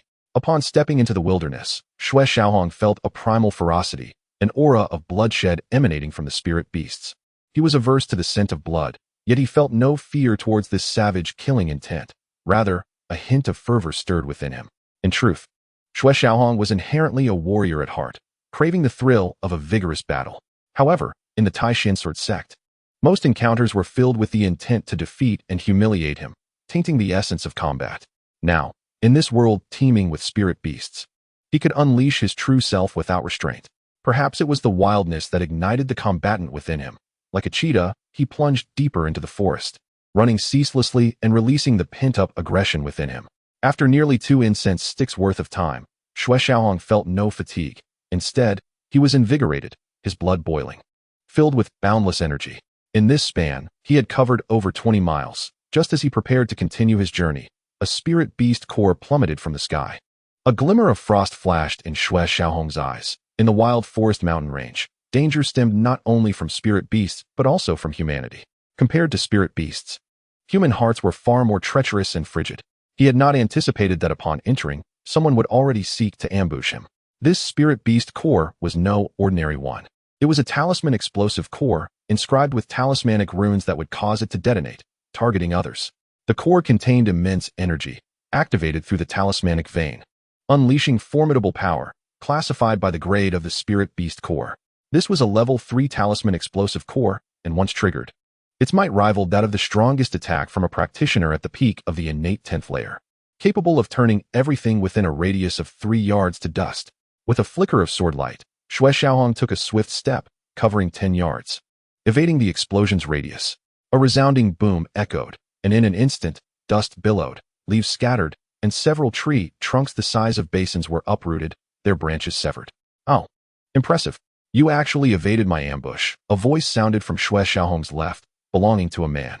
Xue Qilin turned to see a figure clad in the garb of a talisman master, his strength not to be underestimated, possessing innate strength at the 11th layer.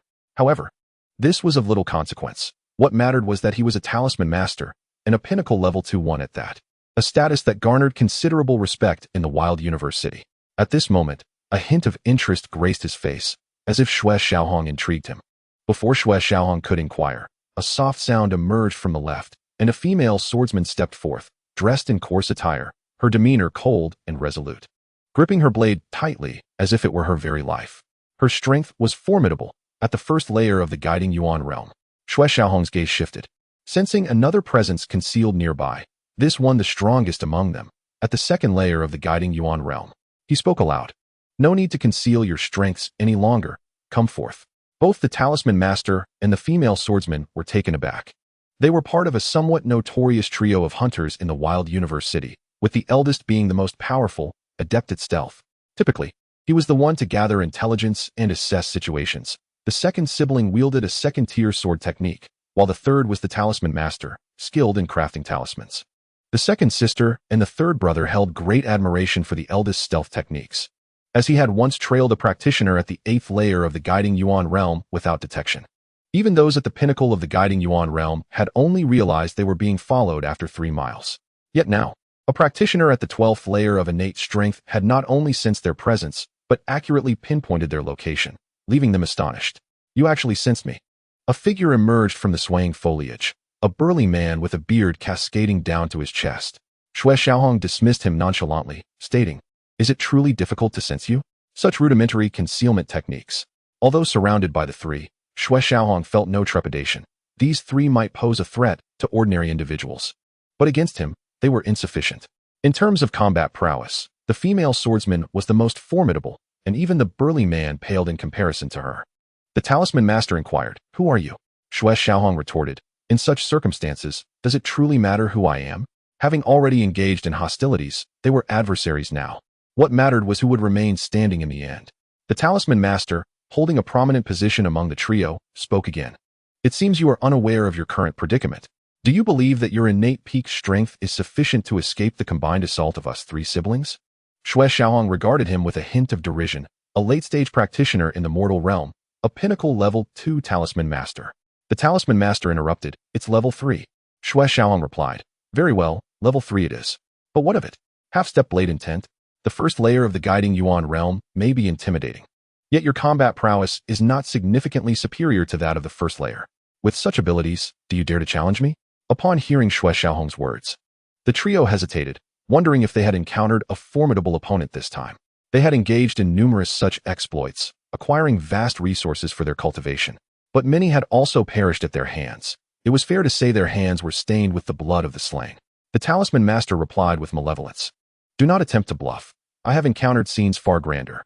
Many have perished at my hands, and if you had crossed paths with me earlier, the grass on your grave would have grown 3 feet tall.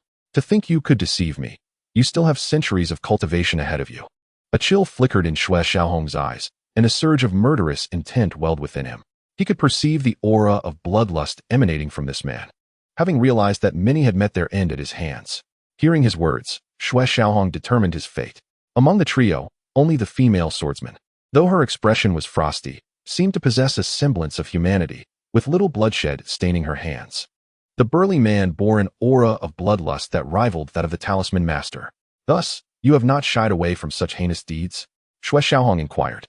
The talisman master commanded, "Eldest brother, second sister, this one is merely posturing. His aim is to distract us. Do not deliberate further, eliminate him." Leading the charge, he crushed a level 2 power talisman and a level 3 defense talisman, unleashing his technique, transforming his hand into a claw aimed at Xue Xiaohong's head. A technique he had cultivated to its utmost perfection, capable of severing gold and iron. Xue Xiaohong remarked, "You should have applied a speed talisman for yourself. Do you not realize?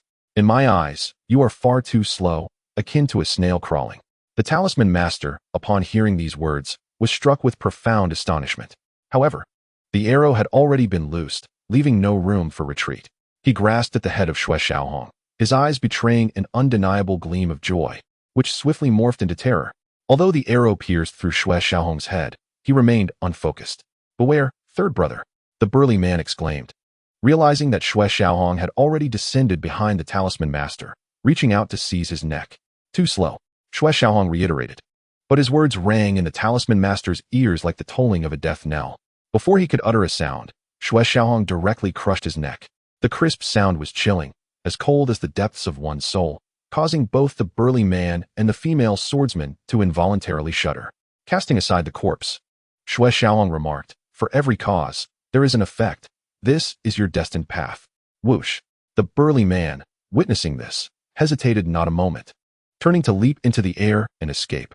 In that instant, there were no ties of brotherhood or sisterhood, only the instinct for survival. Xue Xiaohong coldly declared, "A sword to break the dawn." The chilling sound echoed, as cold as the depths of one's soul, causing both the burly man and the female swordsman to tremble once more. Xue Xiaohong cast a glance at the female swordsman before turning to depart, leaving the wealth of the two he had slain for her. "Are you not going to kill me?" the female swordsman inquired. She had been awaiting the arrival of death, feeling that after committing so many wicked deeds, she ought to pay the price. Yet, Xue Xiaohong's decision to turn away left her somewhat bewildered. Turning his head, Xue Xiaohong replied, "You should be grateful. No souls lie beneath your blade, and your sword is devoid of blood. Very clean. Otherwise, you would surely meet your end today. Moreover, your perception is truly lacking. How could a first-tier sword intent slay one at the second tier of the Chaoyuan realm?"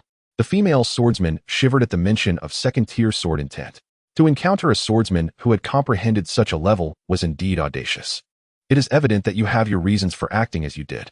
I hope you will become a good person in the future." With these parting words, Xue Xiaohong's figure vanished into the depths of the dense forest. The female swordsman called out, "Thank you. The third brother is a disciple of Master Yuan Shao. You have slain his apprentice, and Master Yuan will undoubtedly seek vengeance." Yet, her warning fell on deaf ears, for Xue Xiaohong was entirely unaware of who Yuan Shao was. or what sort of master he claimed to be. In comparison to the Talisman Alliance, all masters were but inconsequential. Had he inquired further, he would have learned that Yuan Shao was a renowned talisman master in Huanyu City, a formidable figure at the 7th level of the Xinjiang realm, holding a status rivaling that of the city lord, with countless disciples, a force not to be underestimated. Yuan Shao had 7 disciples, among whom was the one Xue Xiaohong had just crushed. This disciple, possessing considerable talent, was favored by Yuan Shao. However, their master-disciple relationship was little known, and very few had ever seen them. As Xue Xiaohong walked, he muttered to himself, 6,000 miles to traverse, with the stars and moon guiding my way. It will take at least half a month. The prospect of wasting so much time troubled him, and he pondered why there was no teleportation array established in this wilderness. The sword spirit remarked, "Young one, you have not trained in a while. Take this opportunity to practice the heavy sword technique." Xue Xiaohong nodded. That is a sound idea. With the broken sword on his back, he traveled until nightfall, covering hundreds of miles. He found a suitable place to restore his spiritual energy. And once his soul regained its peak state, he retrieved the prepared talisman paper and a common talisman pen. Utilizing the moonlight as a guide, he began to inscribe the talisman. To become a talisman master, 2 conditions must be met. The first is spiritual power, the ability to control spiritual energy, guiding it through the pen to form spiritual veins. Without sufficient spiritual power, one cannot wield the talisman pen effectively, leading to a dissipation of spiritual energy and an inability to form spiritual veins. The second condition is affinity, the harmony between spiritual energy and soul power. Practitioners absorb spiritual energy into their dantians for personal use, but when inscribing talismans, soul power must control the spiritual energy. If the two are at odds, they repel each other, preventing the formation of spiritual veins and potentially harming the soul. All practitioners can enhance their soul power, with only 1 in 1,000 possessing the necessary affinity.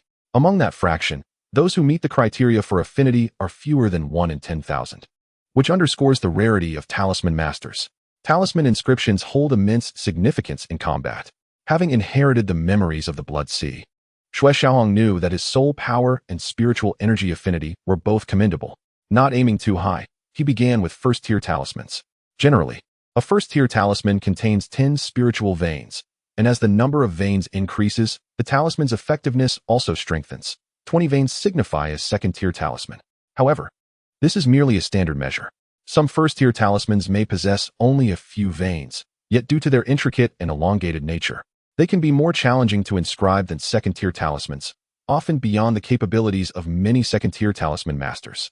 Xue Xiaohong commenced inscribing a talisman of 19 gravitational veins. As he sought a third-tier gravitational talisman, beginning with the gravitational talisman itself, leveraging the memories from the Blood Sea, he completed the talisman with 19 veins in about a quarter of an hour. Were the so-called talisman prodigies to know this, they would surely feel shame in calling themselves prodigies, for it would take them at least a stick of incense's worth of time to accomplish what he did in under 15 minutes. Even those who were second-tier talisman masters would require a similar duration.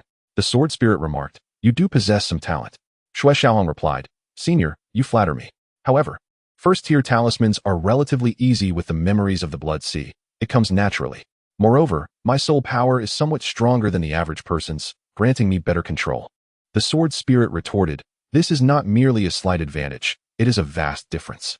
Subsequently, Xue Xiaohong began inscribing second-tier gravitational talismans, aiming for the peak, with 29 spiritual veins. This time, it took him a bit longer, about a stick of incense's worth of time, but he still surpassed many second-tier talisman masters. Xue Xiaohong mused, "Is it truly this easy?" The sword spirit replied, "It appears that your soul power and spiritual energy compatibility are exceptionally high, resulting in a seamless inscription process." Xue Xiaohong nodded. "Indeed, I have not sensed any repulsion. This must be a contributing factor." Adjusting his mindset, he resumed inscribing, now attempting to create a gravitational talisman with 39 veins. At this moment, Xue Xiaohong felt a slight tension, for inscribing a talisman with 39 veins was no trivial task. Any misstep could lead to failure or even harm. An hour passed, leaving Xue Xiaohong in disbelief as he successfully inscribed the talisman with 39 veins onto the spiritual paper. Flawless and exceptional. With this accomplishment, he proceeded to attempt a fourth-tier talisman, this time adhering strictly to the process, starting with 40 spiritual veins. As dawn broke, Xue Xiaohong finally halted, having inscribed nearly 24th-tier peak gravitational talismans. He decided against further attempts, recognizing that inscribing fourth-tier peak talismans was already quite a challenge, rendering further attempts unnecessary. After a night of relentless effort, exhausting his soul energy, it took him the time of 3 incense sticks to recuperate. He retrieved the broken sword and affixed a peak-level gravity talisman upon it, augmenting its weight by an impressive 8,000 jin. With the sword secured to his body, Xue Xiaohong felt a long-lost sensation wash over him once more. A satisfied smile graced his lips. This was precisely the feeling he sought. He then took off at a reckless sprint, each stride leaving a profound imprint upon the ground, accompanied by a muted thud. Chapter 58. The evil cultivator Lu Daozi. What on earth? Is this friend really that troublesome? Should I follow him? In the chaotic city of Huanyu, He Liso hurriedly caught wind of a rumor that Bai Jianxian had enmity with the Talisman Alliance and had mocked its masters at the western city exit before fleeing into the wild forest mountains. The Talisman Alliance was no trifling matter, far beyond what a mere highland town could contend with. If misunderstandings arose, it would not take long for the He family to face dire consequences. He Liso contemplated whether to pursue Xue Xiaohong. After much hesitation, he muttered to himself, I must go. There's talk of treasures. If fortune favors me, how splendid would that be? Purchasing some supplies for the wild forest mountains, He Liso made his way toward the western city exit. Oh, someone is trailing me. Do they have the audacity? Not far along, he noticed someone stealthily following him, prompting a smirk to curl at the corner of his mouth. Who was he? The young lord of the thieves' city. Such a pursuit could hardly go unnoticed. The one following him was a scoundrel from Huangyu City, drawn by the sight of He Liso's generous expenditure of spirit stones and his storage space. Suddenly recalling something, He Liso turned and dashed away, but in his haste, he tripped and fell directly onto the scoundrel who was tailing him. Rising to his feet, he apologized. My apologies. I was in too much of a rush and collided with you.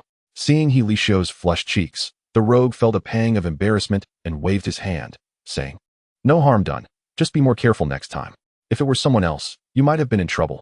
Bowing slightly, He Liso expressed his gratitude and swiftly vanished into the crowd. The scoundrel, in hot pursuit, failed to catch sight of his retreating figure. You wish to play with me? I can outsmart you all, he thought, as he turned into an alleyway, revealing a sinister smile. With a few first-level talismans and over a dozen spirit stones in hand, he felt confident. Paupers. A mere handful of spirit stones wouldn't even cover my meal.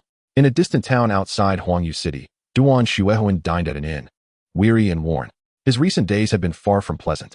He had clashed repeatedly with the Qinglang mercenary corps, engaging in over 10 fierce battles. Countless casualties ensued, including the death of one of the 4 main forces, Sui Li, and the injury of Wan Sui, who lost an arm. Zhao Qinglang, infuriated, pursued him through several cities, vowing vengeance for his fallen brothers. Chen Hu, meanwhile, sustained new injuries yet managed to profit 1,000 spirit stones during his respite. Duan Xuehuan possessed an array of escape tactics, narrowly evading Zhao Qinglong's clutches time and again. Hearing Zhao Qinglong's call, he gripped his blade tightly and dashed away, leaving behind a small pile of spirit stones. During this period, he had spent quite a bit acquiring several teleportation talismans. Qinglang Mercenary Corps. I await you in the wild forest. Come if you dare, he declared coldly, vanishing into the air, only to reappear before the gates of Huangyu City. Just as he believed he could breathe easy, his expression shifted, and he shattered another talisman, disappearing from the gate and reappearing in the city's center. Zhao Qinglang, furious, rushed into Huangyu City, his face a mask of rage. The slaughter was far from over. Ha ha, little one, your flesh is quite delectable. After traveling for 7 or 8 days, Xue Xiaohong had entered the territory of third-level spirit beasts. Exhausted from his nocturnal sprint, he had rested for the better part of the night, regaining his peak condition. Just as he prepared to shoulder the broken sword and resume his journey, a voice interrupted him. With a sound like air being ripped apart, a gray-clad elder appeared, his repulsive goatee framing a malevolent countenance. He was an evil cultivator and a formidable opponent, his strength at the 7th level of the Chaoyuan realm. Xue Xiaohong sheathed his broken sword and drew forth a blade. His gaze icy as he coldly stated, an evil cultivator is still a cultivator of darkness. That foul aura was one he detested deeply, igniting his fury. This was a being deserving of death, a scourge upon the world. The elder leered at Xue Xiaohong, drool dripping from his lips. To him, Xue Xiaohong was a sumptuous feast. Little one, resist if you must, but once I devour your flesh and blood, I shall ascend to the 9th level of the Chaoyuan realm. With a few more sacrifices, I, Lu Daozi, shall become a formidable presence in the Shengxian realm. Xue Xiaohong retorted, the sun has yet to set, and you are already weaving dreams. Will you take your own life for redemption? Or shall I be the one to strike? Lu Duozi, taken aback by Xue Xiaohong's audacious words, burst into laughter, his mirth echoing like the world's most ridiculous jest. Is it truly that amusing? Xue Xiaohong inquired. Lu Duozi ceased his laughter, replying coldly, You, with your innate strength, dare to boast before me? Prepare to die? To demonstrate his might, he stomped the ground, leaving a fissure in his wake, aiming to subdue Xue Xiaohong with a single strike. His pale hand transformed into a claw, reaching for Xue Xiaohong's throat. Rather than retreating, Xue Xiaohong advanced, executing a swift strike aimed at Lu Daozi's neck. What? Lu Daozi's expression shifted dramatically. Xue Xiaohong's speed was astonishing, arriving at his side in the blink of an eye, his blade poised for a lethal strike. With quick reflexes, Lu Daozi pivoted to the left, narrowly evading the blade. Xue Xiaohong stepped to the right, his body slicing through the air like a drawn sword, intercepting Lu Daozi's retreat. He delivered a powerful kick aimed at Lu Daozi's chest. Lu Daozi's complexion paled. Xue Xiaohong's foot carried an immense force, as heavy as a mountain. He crossed his arms defensively across his chest. Boom! Lu Daozi was sent flying by Xue Xiaohong's kick, the impact disrupting his internal balance. In this initial encounter, Xue Xiaohong clearly held the advantage. However, he chose not to pursue. Lu Daozi, having been launched away, had already braced himself against further attacks. Is this the extent of a 7th-level Chaoyuan cultivator? Xue Xiaohong mocked. Lu Daozi's voice turned icy. You have provoked my ire. A dark green spear materialized in his hand, its aura radiating outward, pressing down upon Xue Xiaohong. Though slightly wary, Xue Xiaohong's eyes shimmered with combat fervor as he replied, a 1st-level spear intent, impressive indeed. Show me what distinguishes your spear technique from the rest. You shall not only witness it, but you will also experience it, and perish beneath my Qingming spear. Lu Daozi declared. Is that so? I doubt you can accomplish such a feat. Xue Xiaohong retorted vehemently, launching himself into the fray. An inch in length equates to an inch in strength. Lu Daozi swung his Qingming spear in a wide arc, a maneuver reminiscent of a dragon's tail. Despite Xue Xiaohong's remarkable speed, he dared not approach under the wide sweep of the weapon. Indeed, Xue Xiaohong refrained from closing the distance. As the spear swept toward him, he leaned backward, narrowly avoiding the attack, then spiraled to the left, his blade slicing toward Lu Daozi's waist. Lu Daozi, seasoned in combat, raised his spear vertically to block the strike, executing a simple diagonal swipe that grazed Xue Xiaohong's left shoulder. In response, Xue Xiaohong unleashed a forceful palm strike, utilizing its momentum to retreat. Seeing Xue Xiaohong withdraw, Lu Daozi pressed forward, and the two engaged in a flurry of exchanges, neither yielding an inch. Lu Daozi is a bloodthirsty villain, yet his marksmanship is truly remarkable. It would be no exaggeration to describe it as extraordinary. His thrusts, jabs, shots, strikes, dances, twists, trembles, and lunges resonate like the roar of a tiger, the howl of a wolf, the talons of an eagle, and the shape of a serpent. A slight misstep from Xue Xiaohong would result in a puncture in his body. The more battles Lu Daozi engaged in, the more astonished he became. Xue Xiaohong had transformed his understanding of the innate realm, presenting an unprecedented level of mastery.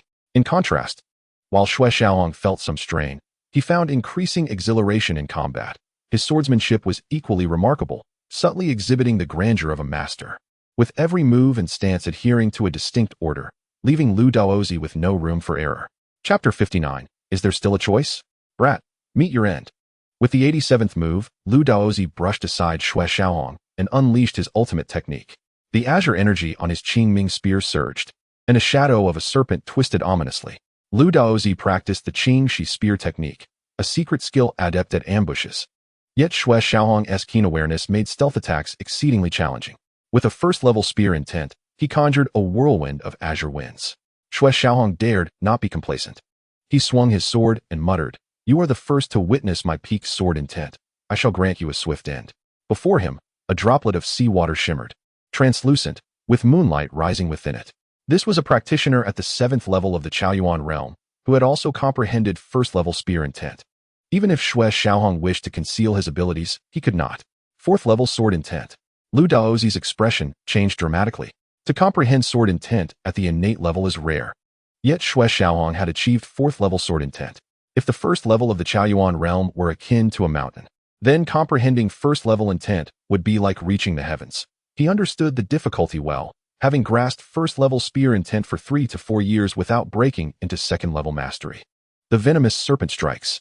With an arrow drawn, Lu Daozi launched his spear, and a blue serpent lunged toward Xue Xiaohong. The sea lies hidden, Xue Xiaohong commanded inwardly. Slicing through the air with his sword, the droplet shattered, unleashing a brilliant sword light that obliterated the azure serpent, both returning to nothingness.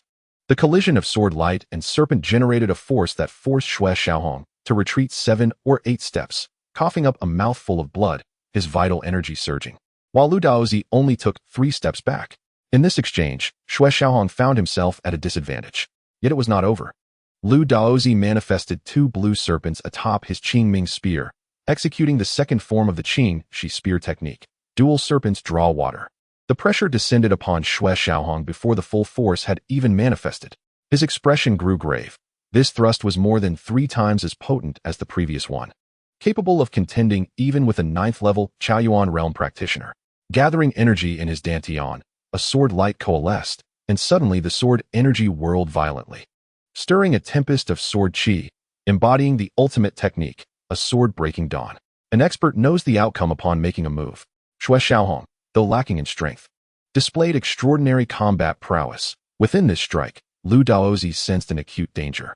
The 2 azure serpents opened their eyes, resembling venomous snakes lurking in the grass, eager to ambush their prey. Flash! Xue Xiaohong's sword cleaved through everything dark, severing the shadows. The 2 serpents, mere serpents yet to transform into dragons, disintegrated into nothingness beneath Xue Xiaohong's blade, the residual sword light piercing into Lu Daozi's body. Lu Daozi was sent flying, spitting blood, his face paling, yet he smiled, a sinister, chilling smile. Xue Xiaohong stifled his blood, feeling an inexplicable sense of danger. Despite gaining the upper hand, Lu Daozi's eerie demeanor unsettled him. Lu Daozi wiped the blood from his mouth, declaring, "You possess formidable combat strength, indicating your flesh and blood are quite powerful. Devouring you will enhance my strength rapidly. I shall gift you something good." With that, Lu Daozi produced a green spirit beast core, its energy rich and silky, adorned with winding spiritual veins from which energy emanated. Upon seeing this spirit core, Xue Xiaohong's expression shifted dramatically. Without time to ponder, a layer of sword light enveloped him, the foundational defense of the Tai Xuan Sword Sect, transforming his body into sword radiance, intent on fleeing. However, it was too late. Lu Daozi had already hurled the spirit core, resulting in a tremendous explosion that generated a force strong enough to rival a first-level Shengxian realm master. A cloud of dust rose, engulfing dozens of yards. As the dust settled, a pit nearly 10 yards deep remained, with Xue Xiaohong embedded in its wall, covered in blood and grievously wounded. He was not dead, but his body was riddled with injuries, and a fissure had formed in his newly generated dantian, causing spiritual energy to leak out, necessitating high-quality spiritual herbs for recovery. Struggling to extricate himself from the earth, he barely found his footing before rolling down the slope to the pit's bottom. After a while, he finally managed to rise. "Brat, you're still alive?" Lu Daozi appeared at the edge of the pit, unable to conceal his shock, seemingly unable to believe his eyes. Xue Xiaohong was indeed still alive, albeit bloodied and unrecognizable. Yet this revelation struck Lu Daozi profoundly. The spirit core explosion was immensely powerful, indiscriminate in its destruction. Lu Daozi himself had sustained severe injuries, requiring time to recover, his plight considerably lighter than Xue Xiaohong's. Xue Xiaohong remarked nonchalantly, "A spirit core, a third-level talisman master's creation, is truly a brutal weapon." This core contained a spirit beast far superior to a human at the 3rd level. Had a talisman master inscribed the core for detonation, not only Xue Xiaohong, but even a Shengxian realm master would have been gravely wounded under such an explosion. Regrettably, due to the inscribing process, much of the spiritual energy had dissipated, yielding merely a fraction of its potential, an outcome that could be considered ideal. Lu Daozi asserted, "As long as I can kill you, everything is worth it." Xue Xiaohong shook his head, stating, "You lack the qualification to slay me, a sword-breaking dawn." Lu Daozi scoffed, "Do you still have the spiritual energy to kill me? I have no time to waste with you, die." As he spoke, he descended from the air, intent on tearing Xue Xiaohong's head off, but as he descended into the pit, his body plummeted from the void, his eyes glazing over, vitality extinguished, dead beyond resurrection. Xue Xiaohong panted heavily. "Who told you I intended to use spiritual energy?" His soul attack pierced directly into the sea of souls, shattering the essence and dispersing the spirit. Lu Daozi was merely in the early stages of the soul infant realm and had only recently entered it, far inferior to Xue Xiaohong, who had yet to cultivate any soul techniques. Neither soul attacks nor defenses were in his repertoire. Xue Xiaohong sealed Lu Daozi's corpse within his Qilin ring and soared from the pit, emerging once again into the waning sunlight, swiftly heading towards the dense forest to the left. The commotion from this battle would undoubtedly attract many, and in his current state, he could be easily slain even by a mere practitioner at the body refinement stage. As expected, just 15 minutes after Xue Xiaohong's departure, others arrived at the battlefield, surveying the devastation with grave expressions. Such a scene could only result from a clash between Shengxian realm warriors. The strong among them began to ponder whether they should vacate this desolate forest. Under the starlit moon, Xue Xiaohong traversed the jungle like a solitary wolf, the cold wind brushing against his blood-soaked face, a palpable sense of desolation enveloping him. Severely injured, he had been fleeing for 2 incense sticks worth of time, yet had not found a suitable place to heal and rest. The night in this wild forest descended rapidly. The sun had just set, and the entire mountain range was plunged into an abyss of darkness. After a brief period of frantic searching, Xue Xiaohong finally discovered an ideal hiding place, a cave with an entrance barely wide enough for a person. He squirmed inside like an eel, sealing the entrance behind him, leaving only a fist-sized opening for air. The celestial gang's star flame body. To break is to stand. Without breaking there is no standing. Young one, within a 10-mile radius, no spirit beast shall appear. You may cultivate in peace. The voice of the sword soul rang out unexpectedly. Xue Xiaohong understood the sword soul's intention. In his current state of breaking, it was indeed the perfect moment to practice the celestial gang's star flame body. This was truly an opportune time for cultivation. Yet Xue Xiaohong felt a pang of bitterness as he replied, "Senior, I grasp your meaning, but how shall I find the star flame? Without it, I cannot break through." The sword soul responded, "Do you remember the item given to you by the old man in the green attire? Within that mysterious container lies a fragment of star flame." Xue Xiaohong's eyes lit up with joy as he asked, "Senior, is this truly the case?" He then retrieved the mysterious container, a square object about the size of 2 fists. In the rush of travel, he had nearly forgotten about it. The sword soul affirmed, "Of course. I have no reason to deceive you." Holding the container, Xue Xiaohong fell into deep contemplation. He was well aware of the star flame's power. Though it was merely a small fragment, its potency was akin to that of a volcanic force, capable of melting even star copper and mysterious iron, let alone the human body. To break is to stand. This indeed was the quickest path to mastering the celestial gang's star flame body. However, Xue Xiaohong's current state was hardly even at the entry level. He had only just begun to grasp the method of absorbing star power. He knew that until he cultivated the star flame and integrated it into his being without perishing, he could not claim to have entered the realm of the celestial gang's star flame body. "Are you afraid of death?" the sword soul inquired, noticing Xue Xiaohong's prolonged silence. Xue Xiaohong replied, "To say I am not afraid of death would be a lie. After all, no one is truly unafraid of death. Living is always preferable to dying. While alive there is hope, but in death, nothing remains." The sword soul agreed, saying, "Well said, young one. Living is indeed better than dying. Keep this in mind. Even if everyone on this planet perishes and you are left alone, remember that living is of utmost importance. There is still hope." Gently caressing the container, Xue Xiaohong spoke softly, "To break and not stand, the lightly wounded may suffer grievous injuries, while the severely wounded face death. This is a grand gamble, a wager between life and death." The sword soul responded, "To break and stand not only enhances strength, but may also lead to entering the morning origin realm. Besides, young one, do you have any choices left?" At this, Xue Xiaohong felt even more despondent, replying, "Indeed, do I have any choices left?" His path had already been set. He had no alternatives. His body was already infused with ample spiritual power, yet now his dantian had developed cracks, leaking spiritual energy, leaving his body in a state of ruin that could explode at any moment. With no options remaining, he had no choice but to gamble everything. There was only one course of action: to act. Chapter 60, A Reckless Act. Awakening, the sword soul concurred, stating, "Well said, young one. Living is indeed better than dying. Keep this in mind. Even if everyone on this planet dies and you remain, remember that living is paramount." Xue Xiaohong gently stroked the container and said, "To break and not stand, the lightly wounded may suffer grievous injuries, while the severely wounded face death. This is a grand gamble." The sword soul continued, "To break and stand not only enhances strength, but may also lead to entering the morning origin realm. Besides, young one, do Do you have any choices left? At this, Xue Xiaohong felt even more despondent, replying, Indeed, do I have any choices left? The container was sealed with talismans of moderate rank, merely third tier. Xue Xiaohong tore open a portion of the talisman seal. With a whoosh, a strand of star flame spiraled forth, resembling a small serpent in the void. Only the size of a thumb, yet its effect was profoundly significant. As this strand of star flame spread, the entire cave seemed to become agitated, the flow of air accelerating. Indeed, the star flame is powerful, Xue Xiaohong murmured. As the seal shattered, he felt an overwhelming burning force, piercing his skin and evaporating moisture.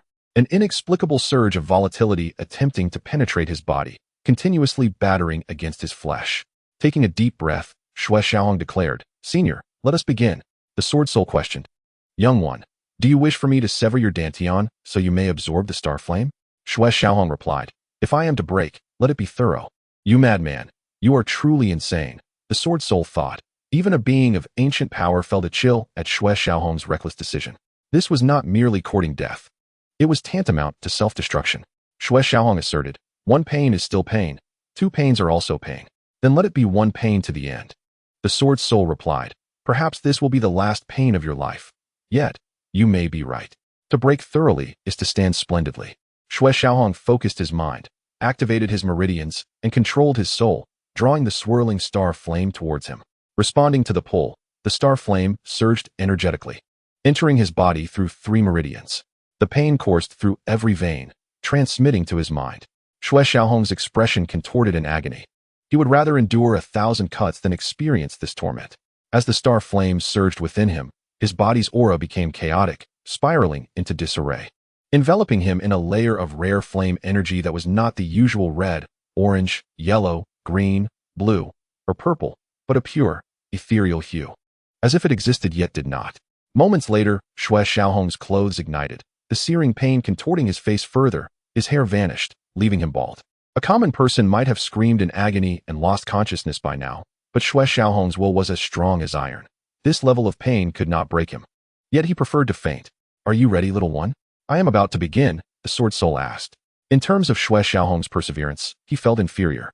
Under such torment, the boy could still endure. This sheer willpower alone could etch his name into history. Xue Xiaohong distractedly replied, Senior, please proceed. The sword soul, not holding back, gathered energy for a strike. With a muffled thud, Xue Xiaohong spat out a mouthful of blood, his body sustaining further damage. He stated earnestly, Senior, deliver a heavy blow. Simultaneously, he prepared to guide the star flame towards his dantian. Upon hearing this, the sword soul felt a chill, yet madness overtook him. Fear not. But you must endure. Do not perish. Xue Xiaohong urged, Senior, go ahead. To achieve his goal in one stroke, Xue Xiaohong secretly directed the star flame towards his dantian, intending for its power to sear through. The sword soul, recognizing Xue Xiaohong's intent, couldn't help but wipe cold sweat from his brow. The youth was indeed reckless. With a muffled thud, the star flame ignited within Xue Xiaohong's dantian. Humph! Xue Xiaohong uttered, a suppressed grunt escaping his lips, and he promptly lost consciousness, his head drooping. Is it here? The sword soul murmured. Having learned from past experiences, he braced himself to avoid being propelled outward by the powerful force. Suddenly, the sword soul exclaimed, 2 strands of profound yellow energy? Could it be that 2 dantians are to be opened? Last time, a single yellow energy opened 1 dantian. Now, 2 strands of profound yellow energy seemed poised to open 2 dantians. Just as he thought, the 2 strands of profound yellow energy swirled independently, indeed attempting to manifest 2 dantians. Sword Soul remarked, Very well. This young lad can now devote himself to cultivating until he reaches the realm of life profound. The seal has been lifted.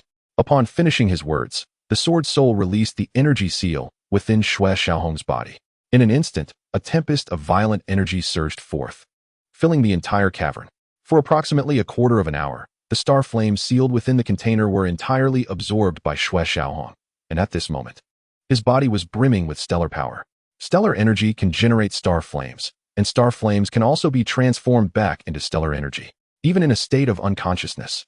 Xue Xiaohong's body was far from tranquil. It felt as though it were being hammered by scalding iron mallets, experiencing pressure, searing heat, expansion, and tearing. Fortunately, his fainting was a mercy, as the unprecedented pain was enough to render him unconscious. Drip, drip, blood trickled from Xue Xiaohong's mouth. each drop forming a line that fell to the ground, faint wisps of flame energy swirling around it.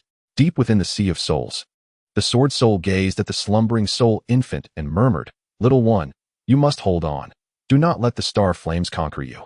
At this moment, the greatest struggle within Xue Xiaohong's body was the battle between himself and the star flames. The star flames were scorching him, while Xue Xiaohong's mental techniques operated without interruption, continuously devouring the star flames. As the flames diminished, so too did his vitality. Should the star flames dissipate and be refined, Xue Xiaohong would have successfully passed this tribulation, and his power would surge. However, if the flames triumphed, he would either become a cripple or be reduced to ashes. The star flames seemed to fear the power of the Xianhuang. Fortunately, this power safeguarded Xue Xiaohong's heart pulse, preventing the star flames from making headway and allowing him to engage in a prolonged battle. A day passed, and Xue Xiaohong had consumed a quarter of the star flames. 10 days later, he had refined and absorbed all the star flames, having endured the most arduous part of this trial. After a month had elapsed, a clear sound echoed within the tranquil underground cavern. The charred body split open, revealing 2 beams of starlight, radiant and dazzling, resembling celestial brilliance from beyond the 9 heavens. Sacred and profound. Have I succeeded? The body cracked open again, exposing a glimmer of crystalline white, his teeth pure and flawless. Having survived the tribulation, Xue Xiaohong clawed his way out of the abyss, awakening and regaining his consciousness. You have succeeded, a pillar supporting the heavens. Young man, although your foundation is considerable, such a display is quite unbecoming. The sword soul sighed with relief, his tone unusually lighthearted as he couldn't help but jest with Xue Xiaohong. The mask had been obliterated by talismanic explosions, his clothes completely incinerated to ashes by the star flames, and even his hair had turned to cinders. He was left with charred scars that would take time to heal. Upon hearing the sword soul's words, Xue Xiaohong glanced down at his condition, and a black line of embarrassment fell across his forehead. His perception of the ancient sages had plummeted to an all-time low. Was this really the same illustrious predecessor? Hastily, he donned a pair of trousers to cover his modesty. Creak! Xue Xiaohong clenched his fists, the sound echoing as a heavy force surged forth. He felt as if he could shatter a small hill with a single punch. Should he confront the nefarious Ru Daozi, he would not need to unleash the 4th-tier sword intent to defeat him. Peak of the 2nd layer of the Morning Yuan realm, quite impressive. Xue Xiaohong's face lit up with joy. This sensation was simply exquisite. With his current strength and formidable might, he felt capable of contending with even those at the 6th layer of the Morning Yuan realm without relying on sword intent. Against practitioners with exceptionally poor physical qualities, he would not fear even those at the 8th layer. Should he unleash the 4th-tier sword intent, it would likely require a practitioner at the half-step life profound realm to challenge him. The sword soul interjected, "Not just impressive, little one. Take a moment to introspect." Xue Xiaohong complied, delving into his inner consciousness. He gasped in astonishment. 3 dantians. The sword soul confirmed, "Indeed, 3 dantians. You have made remarkable progress, successfully opening 2 dantians in one go, ensuring your path to the life profound realm is unimpeded." Xue Xiaohong's joy was palpable, his grin stretching from ear to ear. "Excellent. Thank you, esteemed elder." The sword soul replied, "Do not thank me. It is the reward for your audacious endeavor." "Esteemed elder, how many days have I been in a coma?" Xue Xiaohong inquired, aware that it had been quite some time, at least half a month. The sword soul responded, "A lengthy duration, a full month. Fortunately, you persevered. A month is indeed quite long." Xue Xiaohong sighed, reflecting on past retreats. Now this month seemed excessive. Little did he know that in the future, a month would be considered a favorable duration. Walking the line between life and death could take as little as a month or as much as half a year. Xue Xiaohong asked, "Esteemed elder, have I now entered the threshold of the Celestial Gang Star Flame Body?" Entering the Celestial Gang Star Flame Body signifies stepping into the Star Body realm, refining the physique with the power of star flames. The Sword Soul replied, "You have, but not entirely." Xue Xiaohong questioned, "Is it because I do not yet possess true star flames within my body?" The Sword Soul affirmed, "Correct. Cultivating the Celestial Gang Star Flame Body requires an understanding of stellar energy and the presence of star flames to truly enter the realm. While you have opened the door, lacking the heart of star flames means you have not genuinely stepped inside. Only when your body contains the star flames for cultivation will you have fully entered." Xue Xiaohong sighed. The Celestial Gang Star Flame Body indeed had stringent prerequisites. Should his strength rise to the Morning Yuan realm, he would no longer be able to cultivate it, making the transition from the refining body realm to the energy absorption realm the best choice. Chapter 61. Thunder Spirit Body. He retrieved a set of clothing and donned it, preparing to go wash up. A familiar presence, the aura of Xinlei. The sword soul murmured. As a familiar energy entered his perception, expanding his consciousness, he was astonished. The Thunder Spirit Body, indeed the Xinlei of Ho-E. Something wonderful is about to unfold. A girl, a lively and sprightly maiden, adorned in a resplendent purple dress, flitted through the forest like a butterfly, her laughter echoing, embodying the essence of a spirit. Every movement exuded vitality, causing the surrounding trees and flowers to bloom with added life. With delicate brows like willow leaves, skin as flawless as jade, and a waist that flowed like silk, she wore a purple wind chime hairpin that jingled melodiously with each step, a sound most delightful. Such a captivating beauty seemed to descend from the heavens. This enchanting girl halted, glancing towards a vine where a rustling noise emerged, her expression tinged with caution. Sensing life nearby, moments later, a dark creature crawled out from the underbrush. This dark creature was none other than Xue Qilin. Upon seeing the purple-clad maiden, he was momentarily taken aback. Having never encountered such beauty before, his senses momentarily dulled, though he quickly regained composure. The maiden, observing Xue Qilin's appearance, exclaimed, "A ghost." Hearing this, Xue Qilin felt a black line of exasperation fall across his forehead. How could he possibly resemble a ghost? What sort of eyes did this girl possess? Could she not see that he was a striking young man? Were those stunning eyes merely ornamental? Yet, in truth, he did appear rather ghastly, with his soot-covered visage and injuries, resembling a specter indeed. With a whoosh, the purple-clad girl summoned a blade to her hand, forming a sword gesture and lunging towards Xue Qilin. His expression shifted, sensing her strength at the third layer of the Morning Yuan realm. This girl, though of similar age to him, perhaps even younger by a year, was remarkably powerful, hinting at an extraordinary background. The sword light bore no intent to kill, only the desire to harm. Xue Qilin revealed a faint smile, his pristine white teeth standing out prominently at that moment. With a swift stride, he evaded the sword technique and subsequently vanished into the depths of the forest. The girl in purple possessed considerable strength, having a few peers among her contemporaries. However, in a true battle, Xue Qilin could effortlessly overpower her, achieving a complete dominance. Nevertheless, she was not malevolent, and engaging her in combat would be meaningless. His earlier actions were merely instinctual. Turns out it's just one person, the girl in purple exclaimed, patting her chest, somewhat disgruntled. Ling Yun's eyes followed the direction in which Xue Qilin had departed, murmuring, "What incredible speed! His steps resemble a sword piercing the sky, swifter than my silent thunder steps. Who on earth is he?" Xue Qilin hastily distanced himself, traveling over 10 miles before finding a tranquil pool to refresh himself. The cold water stung his wounds, an unpleasant sensation. Despite having endured life and death tribulations, he still detested such pain. After a month of growth, his hair had grown a couple of inches, appearing much better than his previously bald head. However, an unsightly scar marred his scalp, recently scabbed over, and another on his face. Now, he no longer needed to poison himself to disguise his greenish complexion, wearing a mask. His current appearance would make him hardly recognizable even if he returned to the Tai Xuan Sword Sect. Yet, due to the hideousness of his scars, Xue Qilin donned a mask to conceal his unsightly blemishes. "Youngster, what did you think of that girl?" Just as Xue Qilin set up a fire to begin roasting, the sword spirit spoke up. Xue Qilin replied, "She is quite beautiful." Indeed, he was captivated by the enchanting visage of the girl in purple, a beauty that felt dreamlike. However, his heart held no ill intentions, for he was solely focused on cultivation.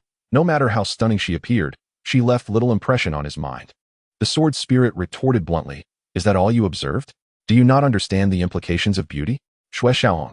Upon hearing the sword spirit's admonition, Xue Qilin shivered slightly and hastily responded, "Senior, her strength is commendable, yet she does not seem to possess anything extraordinary.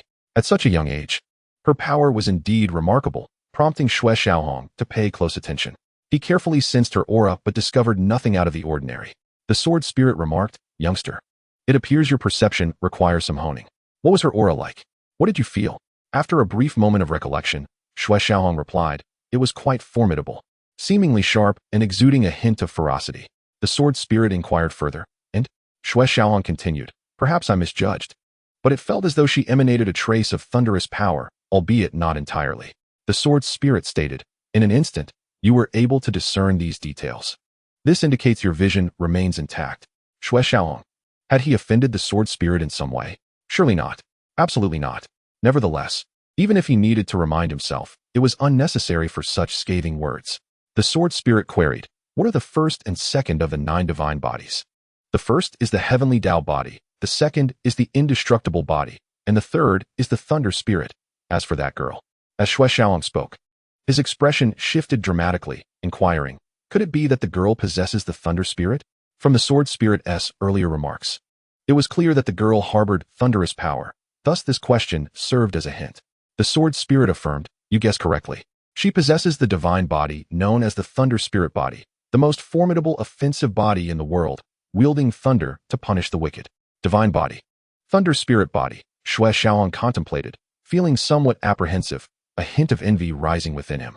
This was one of the 9 divine bodies, mastering the thunder of the world. Unparalleled in offense.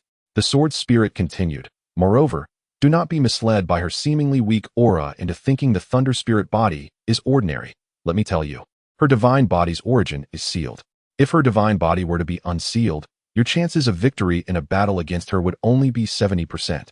Xue Xiaolong furrowed his brow. Sealed? Why is it sealed?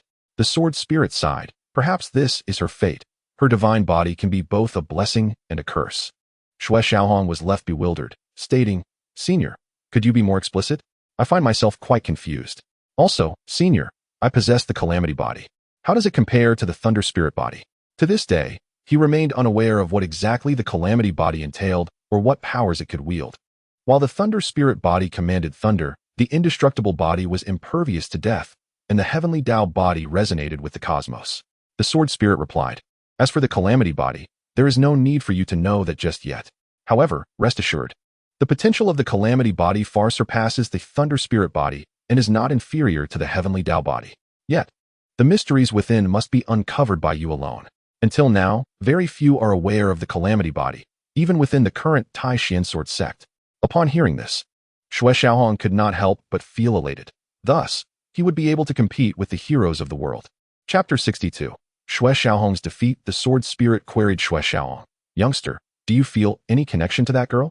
Xue Xiaolong raised an eyebrow, replying, "Senior, if you have something to say, please do not beat around the bush. You are not a matchmaker. While that girl is indeed beautiful, I have only met her once. Why would you intertwine our fates?" The sword spirit said, "Youngster, you are overthinking it. Given your current appearance, even a blind person would overlook you. I am asking you about your perception of her. Do you think she is a good or bad person?" "Oh, I see," Xue Xiaolong realized, responding, "If we were to classify her, she is certainly not a bad person. One could say she is more of a good person." The sword spirit continued, "Yet she harbors a hidden calamity, a death calamity. Would you save her?" Xue Xiaolong, being astute, quickly deduced, "Her thunder spirit body is sealed because she possesses a hidden calamity?" The sword spirit affirmed, "Indeed. Otherwise, who would seal a divine body? Especially one as powerful as the thunder spirit body. The longer it remains sealed, the later it awakens, which is detrimental to her growth. Like anyone else, if the foundation is laid too late, it will lead to inherent flaws, making cultivation difficult.